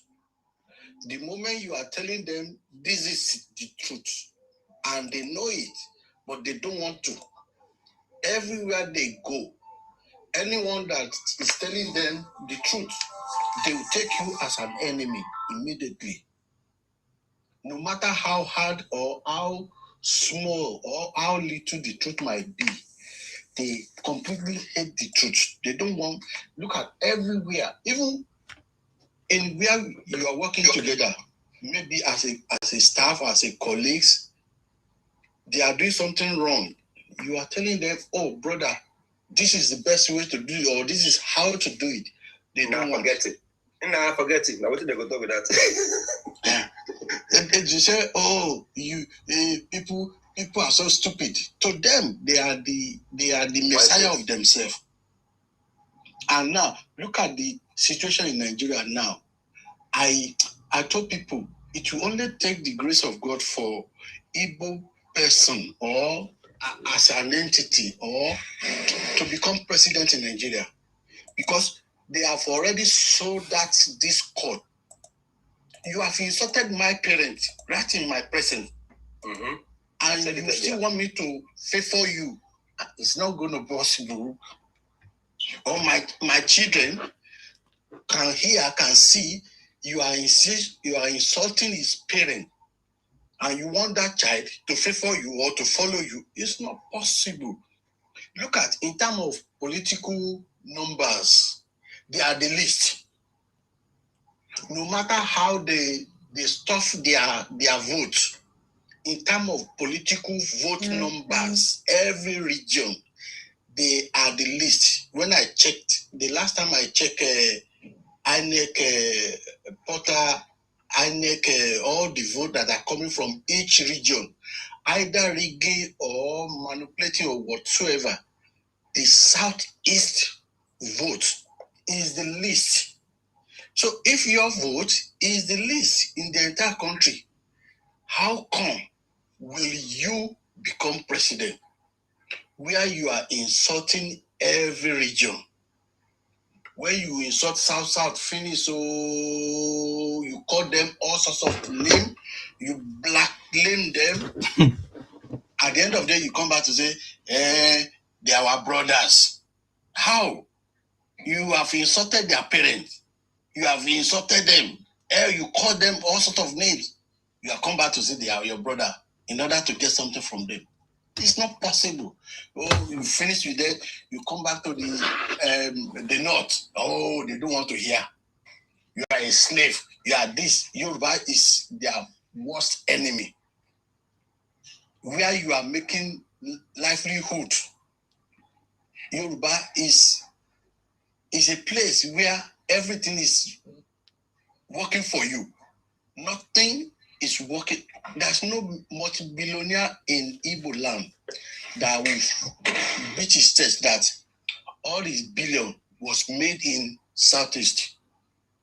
It is either you go to South, Southwest, or the North. And when you make all that money, you can't even stay in your region. So you build that wealth and you run away from your region. And you are blaming everybody. Oh, this thing is bad, that thing is bad. Why can't you go and invest that billion? If 10 people can invest that 10 billion in their Southeast, have changed. But they love to showcase. They love to go to party and be throwing money as if they are throwing toilet papers. These people, they are different species in Nigeria, which is, I don't know the kind of words I can use against them so that, I don't see anything really tangible. All in the name of they will fake everything. They call themselves, they rated themselves to the level that they will never be. Oh, Anambra produce multi-billionaire every day. Can we show that in the Anambra? Despite all the billionaires they said they got, can we really say that Anambra is having this? But they will build one small mansion there and run away, only to come one night or one day carrying police or soldier all around, floating, throwing money up and down. I don't know. In terms of interaction with people, you will see that they are completely failure. They can't interact with people properly. In terms of business, my parents used to say, if you are dealing with Igbo in business, don't close your eyes. That's what my parents, that I know. Even when I was growing up, when I was primary school, they nearly shattered my father's political something when I was growing up. People that my father, they take them into the house, give them shop in order to sell their gari, or that guy went back to the village to bring his younger brother. He was killed in Ore when they raided Owena Bank. Anybody that knows in those days, the story is there. The boy was killed when they were going to raid Owena Bank in Ore. So when the Igbo gathered together, my father, because of the way he is and his influence in the community and in the state, I'm talking about Oyo State then, before they were created Osun State. My father gathered some people and the so-called Igbo leaders, and they went to go and get the body of that guy, and for that guy to go and bury his brother. Only for him, when he's coming back, not knowing that he too do a kind of ritual. He got an accident around Benin and died. He went home to go and bury his brother. On his way coming back to the southwest, he too died. So people are now using that against my parents.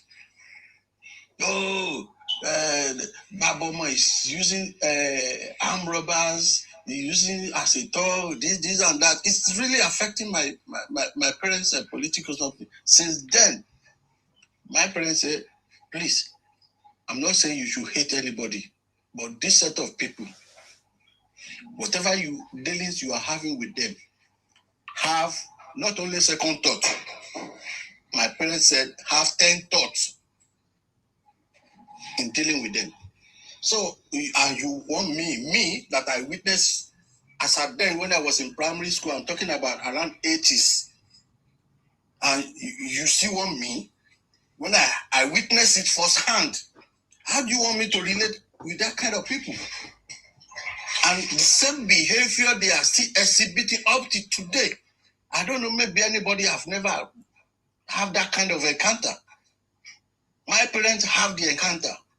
I witness it by myself. So how do you want me to say I want to be in support of? I'm not saying every one of them are. No. You see, these minute criminals, they keep on soiling and batter their characters every day. Of recent, we had they arrested some set of guys in Ghana again. I read it. All the five names are Igbos. Everywhere criminality is perpetrating. At least if they arrested 10 Nigerians, 9 or 8 will be Igbos, if not all of them. So how do you want? Mention them in Malaysia? Oh, Igbo. The same thing. So how do you want people that have tendency of criminality, when if you are mistakenly close your eyes, they have the tendency to commit crime? So I don't see them becoming president in Nigeria. With what I witnessed, as at that 80s, around 80s, I don't see Igbo becoming president. Let me be blunt here. The way I look at it, the presidency in Nigeria will be rotating between the north, southwest, south. After the north, I can bet it, the presidency is coming to south man. In fact, look at what is going on now. Look at the kind of support that is coming from south. We, the southwest, we are not an ingrate person. You do for me today, I do for you tomorrow. Everybody is know where things are coming out. Everybody is aware of the kind of help that is coming from south. So when it is that time, you think people are blind? No, people will tell stories. Oh, during Tinubu, this person, this state. People will hammer on that, and they will support any candidate from south. I can bet it with all my life. And look at the way they were spreading hatred, abuses everywhere. People are not dumped. I don't see them becoming president. They will keep on being a second class. I'm sorry to say this. It is because of their characters and behavior. There's no way, unless maybe if only God be merciful unto them. That is what I can only say. But let's face the reality. I don't see any Igbo man becoming anything because their character is so stinking. It's so stinking everywhere.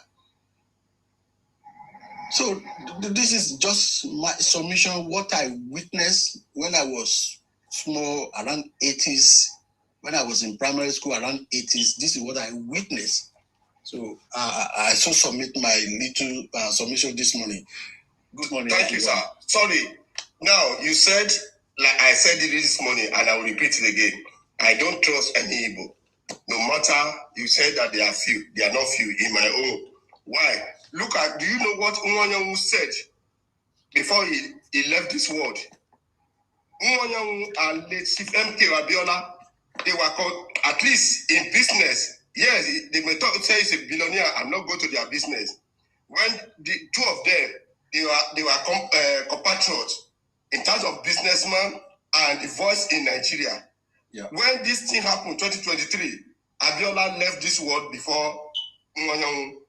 Yeah. As a leader of Ohanese, the way they call him, their father, their lord, when this shenanigan happened, instead of them to call them as a president of Ohanese, do you know how he insulted the Yoruba?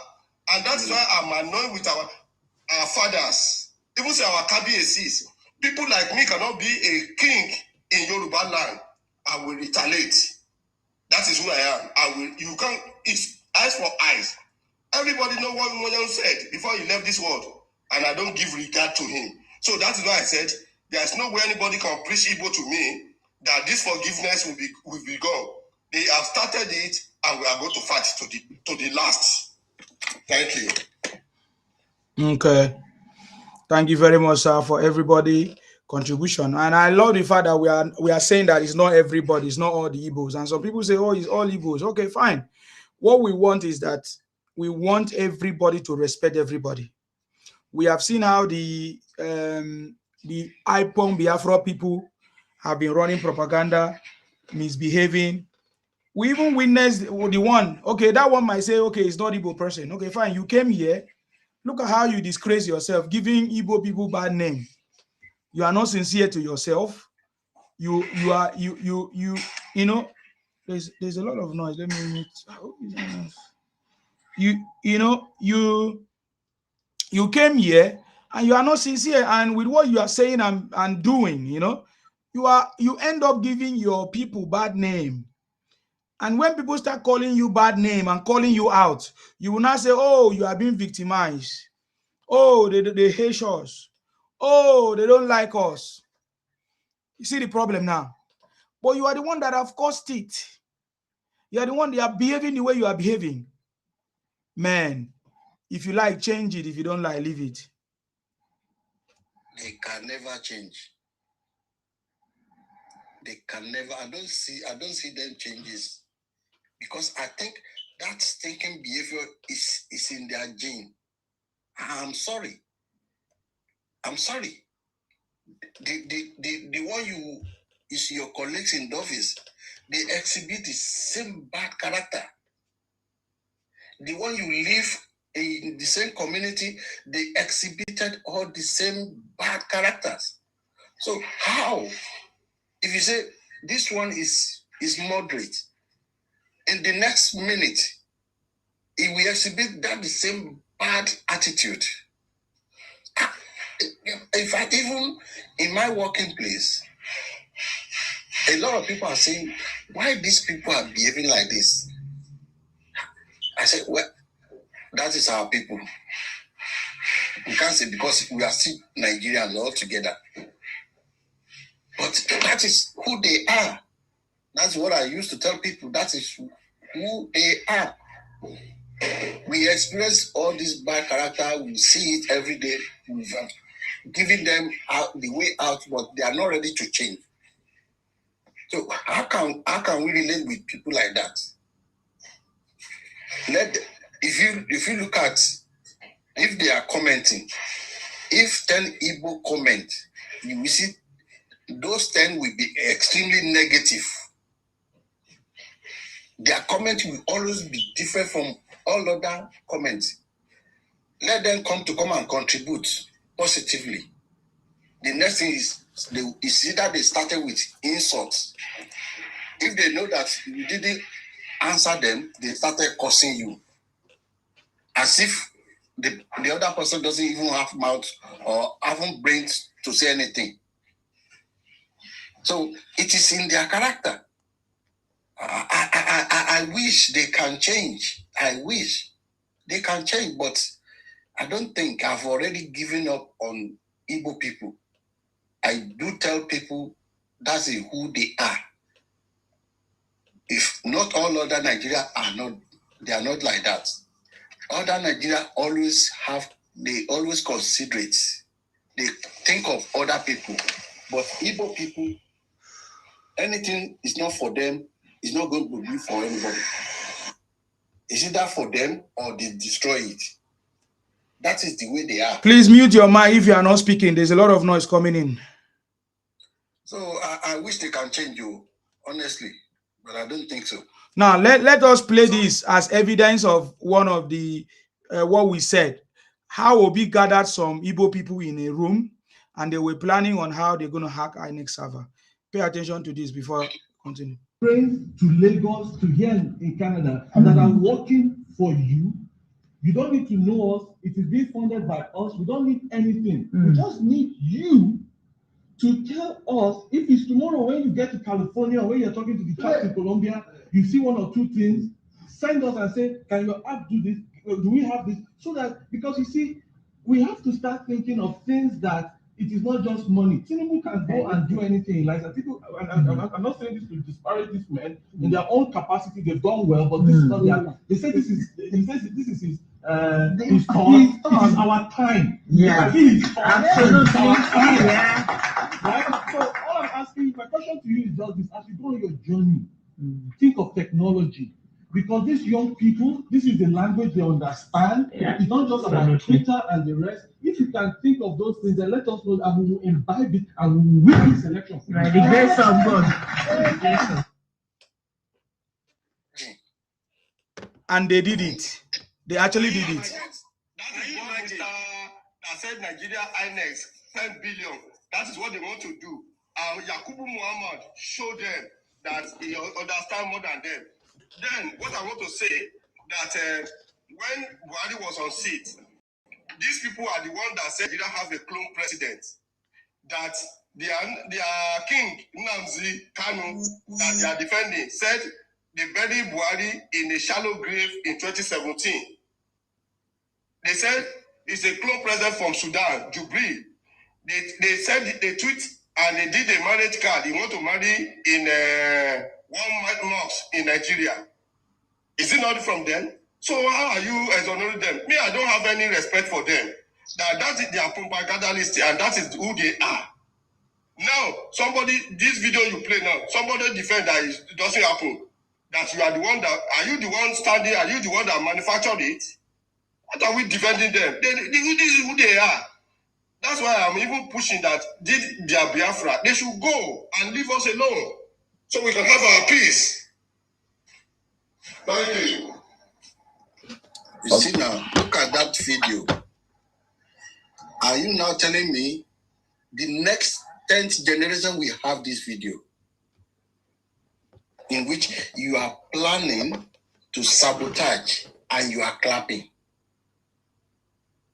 You are planning to sabotage or a process of 200 and something or close to 300 million that will affect 300 million. And you think people will just keep quiet? People in the north will just, even despite all the deficiency in the north, do you think they will just keep quiet?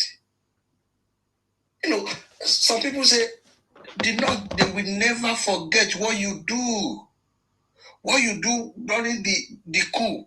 You kill their leader and you behead the leader. You bite. We don't use those words. You bite the leader and you are taking the head around the street. They will keep on telling their children, unborn children, that these people, this is who they are. And that's the reason why they will never get any help from them. Or the way you are insulting my generation, my forefathers, or the way you are saying you want to take my parents' land. You are saying this to my ear, even to my face, and you want my children to be your friend. I thank God my children, at least I can say I know 80% of his friend. 80%, within this 80%, I don't see any of the Southeast among them. Every day I just say, thank God for these children. Because if I just see one, definitely I will have high blood pressure. Please, my son, be careful. But I thank God, out of all these 80%, I don't see any one of them. Look at the way they were doing. It is not possible. All the way, what they were always thinking is how to circumvent, how to destroy, how to take away, how to suppress other people. This thing is generational. It is in their gene. It cannot be taken away. I don't see how they can take this bad thinking behavior from the Igbo people. I'm sorry if it look like an insult. I'm so sorry. I don't know how to, because I witnessed it. At least I'm going to my 60s. This is what I witnessed from my parents. What they have done to my parents in the process, my parents is trying to help. And they are still doing the same thing up to today. Who do you think will help them? If they are not ready to help themselves, if they are not ready to change from this bad habit, bad thinking behavior. Look at the way they always insulting Insima. Since I've been watching you guys on Facebook, the way they always insult, so. Do you think Insima won't tell his children, stay away from these people? Do you think any iconic person will never forget? Do you think they will be in favor of any Igbo man? No way. In fact, I have someone, I think maybe it's Rifa or Akwa Ibom. He said, he told his children, if you are going to get married in Nigeria, stay away from Southeast, unless you want me to die. That person said that, unless you want me to die. If the moment you bring someone, which means you want me to die. So this is the person. I don't know the state, but I know that man is from South. He said it categorically, he said he will never forget what he experienced personally from these people. So, Nsima, continue. Okay, thank you, sir. God bless you. You see, what we are witnessing in Nigeria is something that has been taking us backward. I think we have mentioned some of those things. We talked about how the body language or everything of the previous government, because when I say the body language of government, I'm not referring to this government, because this government have done a lot. This government, they are taking steps. Like there's one Boronu youth leader that came on channels. I don't know if people have seen that video.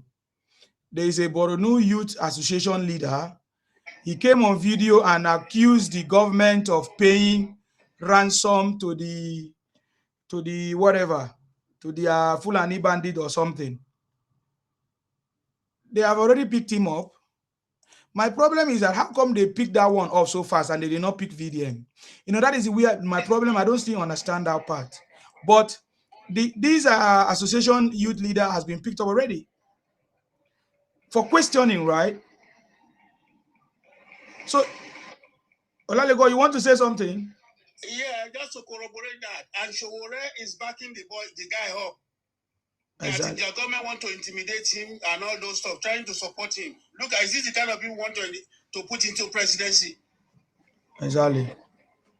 So the body language of this government is completely different anyways. So, but I'm saying that what we are passing through in Nigeria is something that I don't think if we continue that we can be free from this nonsense that is going on. We need a government that will be strict, clear, focused, and do what is needed to be done, just like what President Tinubu is doing. And that is the reason all of us, you see all of us here, we are rooting for President Tinubu. We are even sacrificing everything that needs to be sacrificed to make sure that we preach the message, to help propagate the message of President Tinubu. In just 3 years, lots of things that President Tinubu have done, lots of achievement, which these other guys don't want to admit. But some of them that are sincere, they do admit. I've listened to most of them. Even the Showore himself said that the governors are receiving 3 times obligation. What are they done with it? But he did not give us solution on how to solve that problem, where the federal government will give the state monies for them to use, because there's no other way it can do it. There's no other way the federal government can do it. The federal government needs to give them the share, every state their share, because that is the arrangement. You see the point now? So President Tinubu have done a lot. I think what is remaining is the people to do their own part. We need to be the one to be active, asking questions, holding our leaders accountable, our governors, our senators, our ministers. This is the only way we can make a change. I've spoken to the Igbos already many times. Sometimes I abuse them, they abuse me, I abuse them. The only way out is to hold your governors in Igbo land responsible. Since you guys know how to donate money, Igbos know how to come together, form association, donate money, stop donating money to sponsor criminality. It's a shame that Igbos live abroad, that should see good things, but all they end up donating money to support criminality, burning down their spaces, their Igbo land, sponsoring people that are buying their people, kidnapping their people. It's not working. All those rhetorics, oh, it's Fulani, Fulani, all those nonsense has failed. So if you guys want to donate money to build Igbo land. If you guys want to have a new nation, if you don't want to be part of Nigeria, call it Igbo nation. Fight for your Igbo nation. Don't try to Colombia other people or expand into other people territory. Say it's Biafra. We want to go with Biafra. Say Igbos are in South. So if Igbos are in South, when you have your Igbo nation, the Igbos that are in South will come and join you in your Igbo nation. Did you understand? I've been doing this, telling you to your faces. And I know you don't have shame. Because most of you don't have understanding. And we cannot force you guys to have understanding. The only thing we can do is to make sure that we make sure you are punished for your criminality. We make sure that we put an end to your criminality. Since you are not listening. Many of you will come and question me and say, Isima, why did you say it's all the Igbos? It's not all the Igbos. How can you say all Igbos are criminals? I've never even said that. The time that you have to come and query me for calling you out for your criminality, why don't you go and speak for your bad people, your bad Igbos, as you call it, because you seem to say that they are good and bad Igbos. Okay, fine. So the good Igbos, speak up so that we will not condemn all of you. Speak up. Because as it stands now, the majority carries the vote, and the majority are those IPOM Biafra criminals who are running everywhere, insulting people, spoiling the name of Igbos, and calling, behaving, especially Obi, who is the big elephant in Igbo land, that have brought more shame. I've spoken to some of you. You say Obi does not represent the Igbos. Fine, but he seems to represent the Igbos because no Igbo man is speaking, except people like occasionally we hear Soludo speak, occasionally we hear Dave Umahi speaks to say Obi does not represent us and all of that. You get the point now. But we know all your gimmicks. In the comment section now, somebody said 2027 election will clear una for eyes. I'm just thinking how foolish you think that we are from the south side to go and support this Ibotic Biafra criminal like Obi. Or how I just look at you, how you think that we are foolish, that the Yorubas will rise up and support Obi. Because I don't know how you are going to win election. I don't know what you are thinking. Maybe you are in the smoke Igbo. According to Wiki say in the smoke Igbo, saying now something they worry them for brain. For us to support you. Even if I'm not a Yoruba man, we will prove to you that Obi cannot win Lagos. It was not because of Obi that he won Lagos. No, it was because of the rhetorics of religion and ethnicity.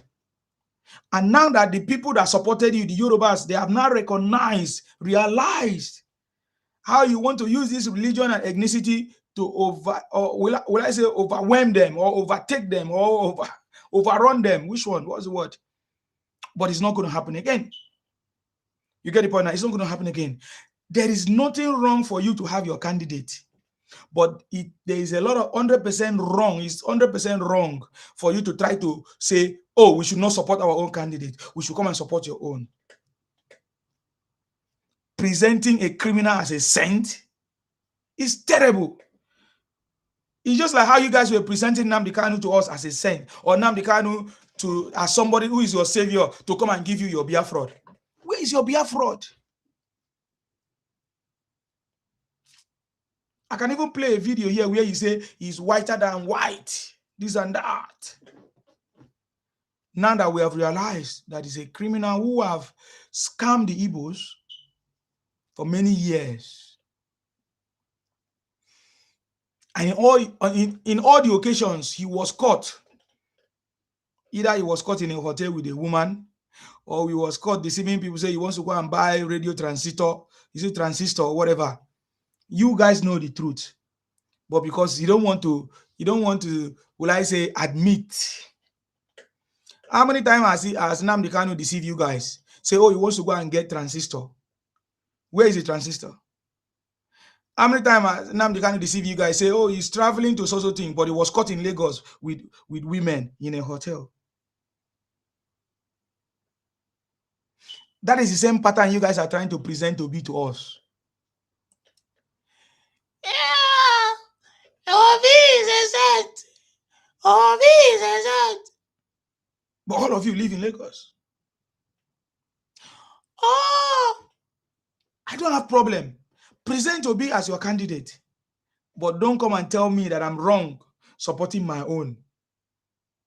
You get the point now? That is where you are getting it wrong. Don't come and tell me, you guys are wicked, you guys are evil for you to support this government. Who should we support? The government that is already working, putting things in place. We should support a fresh person that will come to start from scratch. You must be mad. You must be coming from hellfire. And you will still go back to your hellfire. I did very sorry for you. Oh my God. Thank God I'm still going to be alive to witness the celebration of President Tinubu legacy 2027. It's been a long time I dance, but this time around, just like what the First Lady said, that when President Tinubu is declared, you will see my native wear. Me, I go wear my own. I will be the first.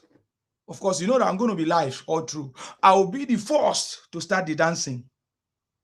So calm down. I know that you guys are already preparing. We have seen all your secret meetings. You're already preparing on how to shout, on how to say, oh, they don't re-go, they don't re-go. Prepare now for your own rigging. After all, I've seen Obi tweeted that, okay, they need to extend the registration. Prepare your own rigging.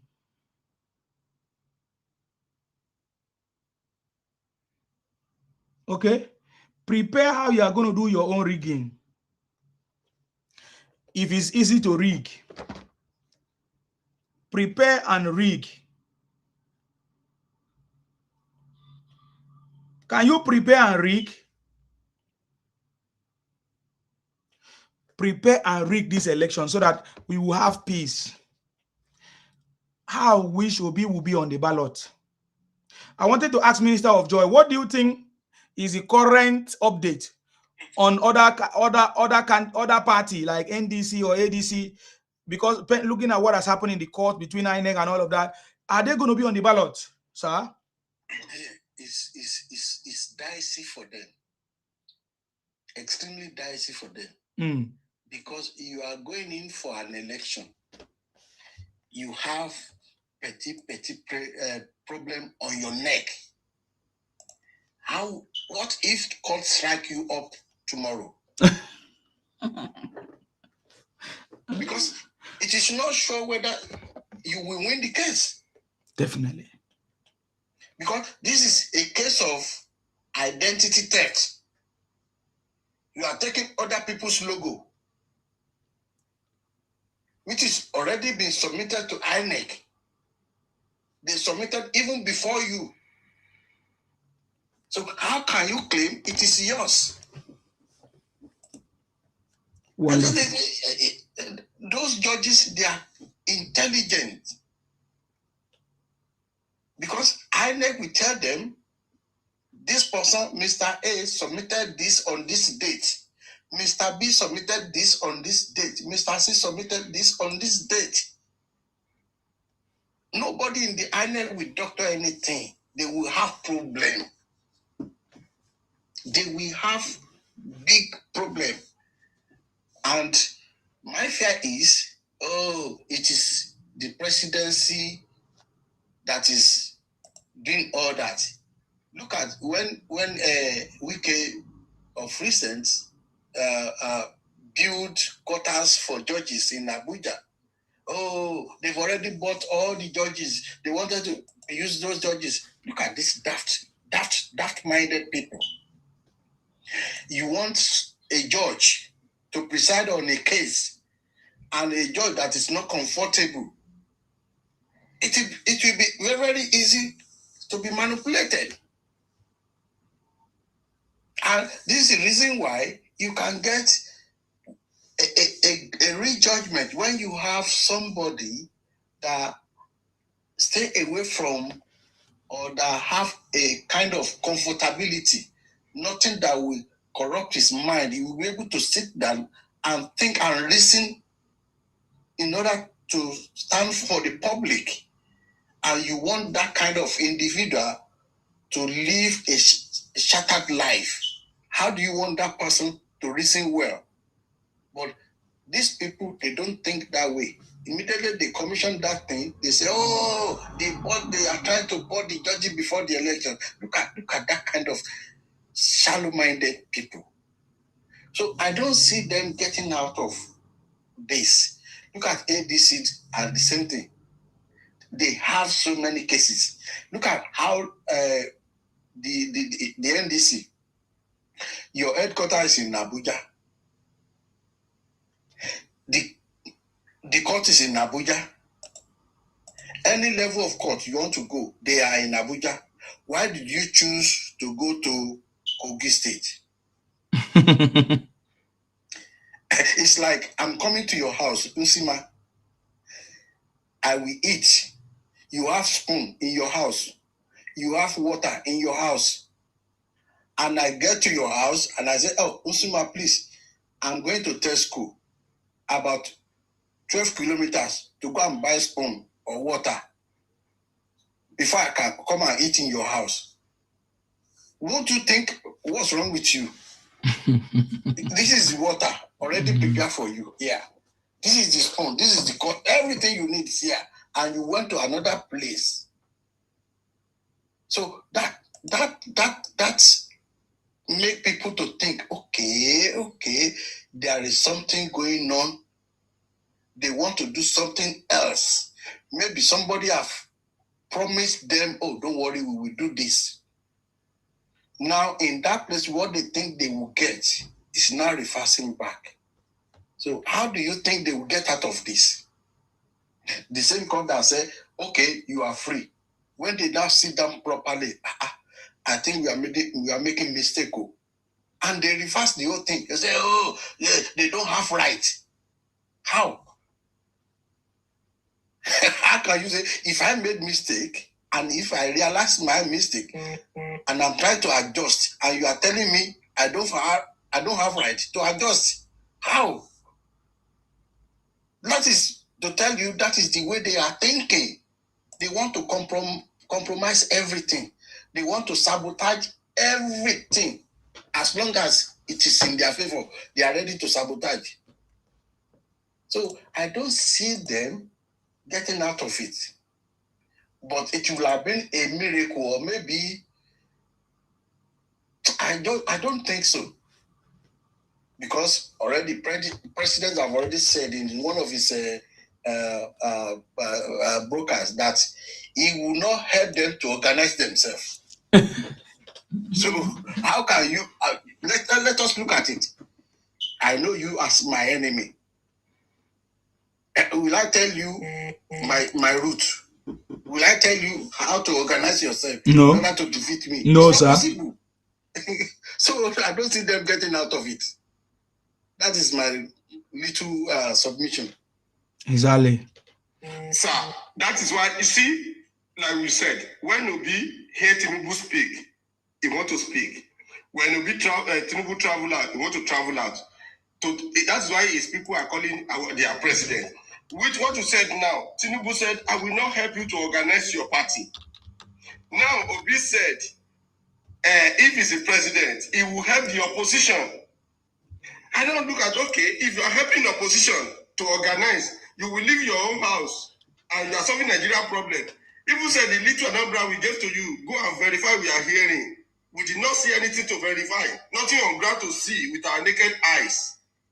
And you said, if you are president, you will allow opposition. You fly from PDP to Labour Party. Even Labour Party is not your party. They have their manifesto. You did not have manifesto. Donyi Okupe, late Donyi Okupe was the presidential candidate.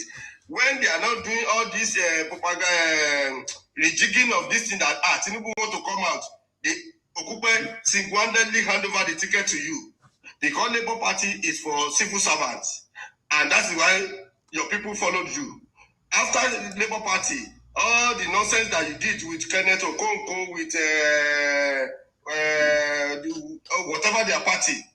Now, you move from Labour Party, you couldn't hold them. Your deputy, Dati Baba Mohammed, that man stand. Both of you went to ADC. Dati saw the atmosphere.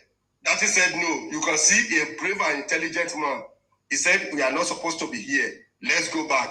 Obi remain, kneeling down for Atiku, kneeling down for Eguragbe Shola, bow down for everybody, thinking they will give him free ticket because he's afraid of election. They will defeat him.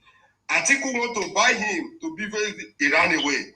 From there, immediately Dixon, when they went to Kano to greet Kwakwaso, immediately ADC are leaving the podium. Obi came in. Dixon came in. I was looking at them, like, look at these people.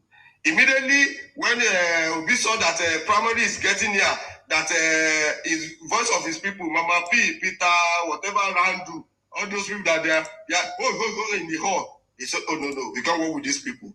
They checkmate them. They ran. This informed a party. That party that they formed, he did not understand what they formed. DC has already formed the party. DC has already collected everything he has to collect it. He just hand over to you. Tomorrow, if you now win, and this thing is now telling you, as Igbo will be telling me that Tinubu own Lagos. So who own NDC?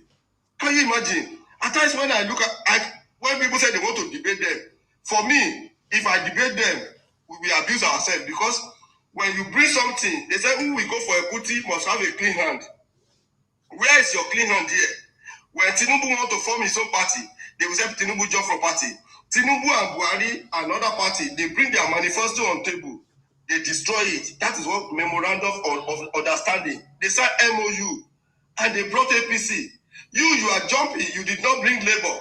You are only bring Mama P and Peter Randu that was reading the State of Capital in Motor Park. He now became a spokesman. Is that how election being done? And some people will come here and be telling me what I know. I'm not a dollar. So that's why when you see that Tinubu say something, either internationally or locally or in Nigeria, they will organize something for Obi2. The only thing I was expecting them to organize and bribe King Charles, that Obi should come to visit King Charles. But I'm yet to see that one. Maybe their capacity is not yet to that place. And that's why they said Tinubu share for £500. I said, okay, when you share for £500, instead of you to leave your job, he pay you money so that you be on the road. It's not election. King invited him, come and visit me. And they have their whatever they want to have. Maybe you are just be on the road, so you'll be waving. At least you're supposed to go and do your shift. So instead of you losing your money for that day, I will compensate you.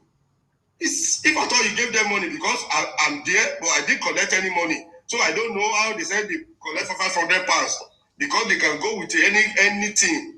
And they can vomit anything from their mouth, thinking that everybody is gullible. And it's a lie. So this time around, thank God, they say when lion sleep, goat waka pass go me lion. And when lion woke up, I say, God, thank you for giving me meat. He now going the goat. The truth, we sit down. We saw your shenanigans for 8 years of Buhari, and you are coming to Yoruba land. Don't you know we are educated and brave people? You cannot bully us. It's not possible. And this bully, it will not stop until Jesus comes. Thank you. God bless you, sir. They don't fail big time. I think if they know what is good, they should change their style. Because now that all of them are quiet, maybe they are thinking, you guys should think better. There is nothing wrong. Think well and bring alternative, maybe strategy. They are only thinking and starting to go to their land and go Alaba International in the southeast. For how many years have they been planning this? Yeah, no, we can't do our own Alaba. Let them go and build the Alaba in How many years? Matori. Alaba, Matori. Whenever they gather like that, they contributed money. Yes. Then we just we just Carry the money, run away. They said they have money. They are the richest in Nigeria. Carry your money. Where's South Africa? How long have they been in South Africa? I saw somebody say they have spent 25 years in South Africa, big merchant. And when the South Africa say, the night has come, go back to your country. Did they pursue them? Why don't you carry the house for his head? I saw the man. He started in front of the house. When those guys are coming with their mopo, with the stick in their hand, I said, these people determine, no. So me, I need pray for them to change you, because they can never change. To me, they can't change. If I see them physically, I will tell them, you can't do me anything. You get one, I get handy now. You get mouth, I get mouth. You have brain, I have brain. You went to school, I went to school. You graduated, I graduated. Don't tell me. They will say Nigeria will decide. Who are the Nigerians? Tell us Southeast will decide, not Nigerians. I'm in Nigeria. And you cannot tell me I'm not in Nigeria. You can't show me my father's house. I will tell you where I was born, how I was born, who is my king. How can somebody will come and bully me in my country? It's not possible. You can bully me outside the country, but not in Nigeria, because I will tell you. They can never change. That is who they are. Even if they never change. It's just only that how I wish, how it is my wish to see somebody that can think straight. Because this will be of a man. The way there are many Igbos that can think straight, if that's what you are saying. Go ahead. Yes, I know, but they won't allow them. But they prefer to follow this dollars non-entity. Because if they ask Obi once, what is your name? Obi will go say, Nsima, you know, what is your name? Nsima, you know, as I told you, you can go and verify. Must you call Nsima before you answer the question? Any journalist asks a big question. The first thing, you know, Nsima. I said, what is your name? Did I ask you Nsima's name? Must you call Rufai, Dr. Abati? You know, in fact, anytime I saw this guy, I just developed headache. What are they asking you? What are you saying? I don't know what you are saying. I don't know how to answer the question. Be brave. But this guy will just be run around the bush. At the end of the day, you won't see anything. You won't gather anything together that this is what he's trying to say. You yourself will be confused. Because it will never go straight. So is that the person you want us to be the leader? It is impossible. It is highly impossible. We will never. Oh God, I know God is not. It's not like that. It is not in the character of God to present people of that nature to be the leader of multitude. It is not in God's character. God always look for the best of the best, and that's why we have Tinubu. And I thank God. Anywhere I am, I can raise my shoulder that my kinsmen fix Nigeria. I can raise my shoulder and look at it.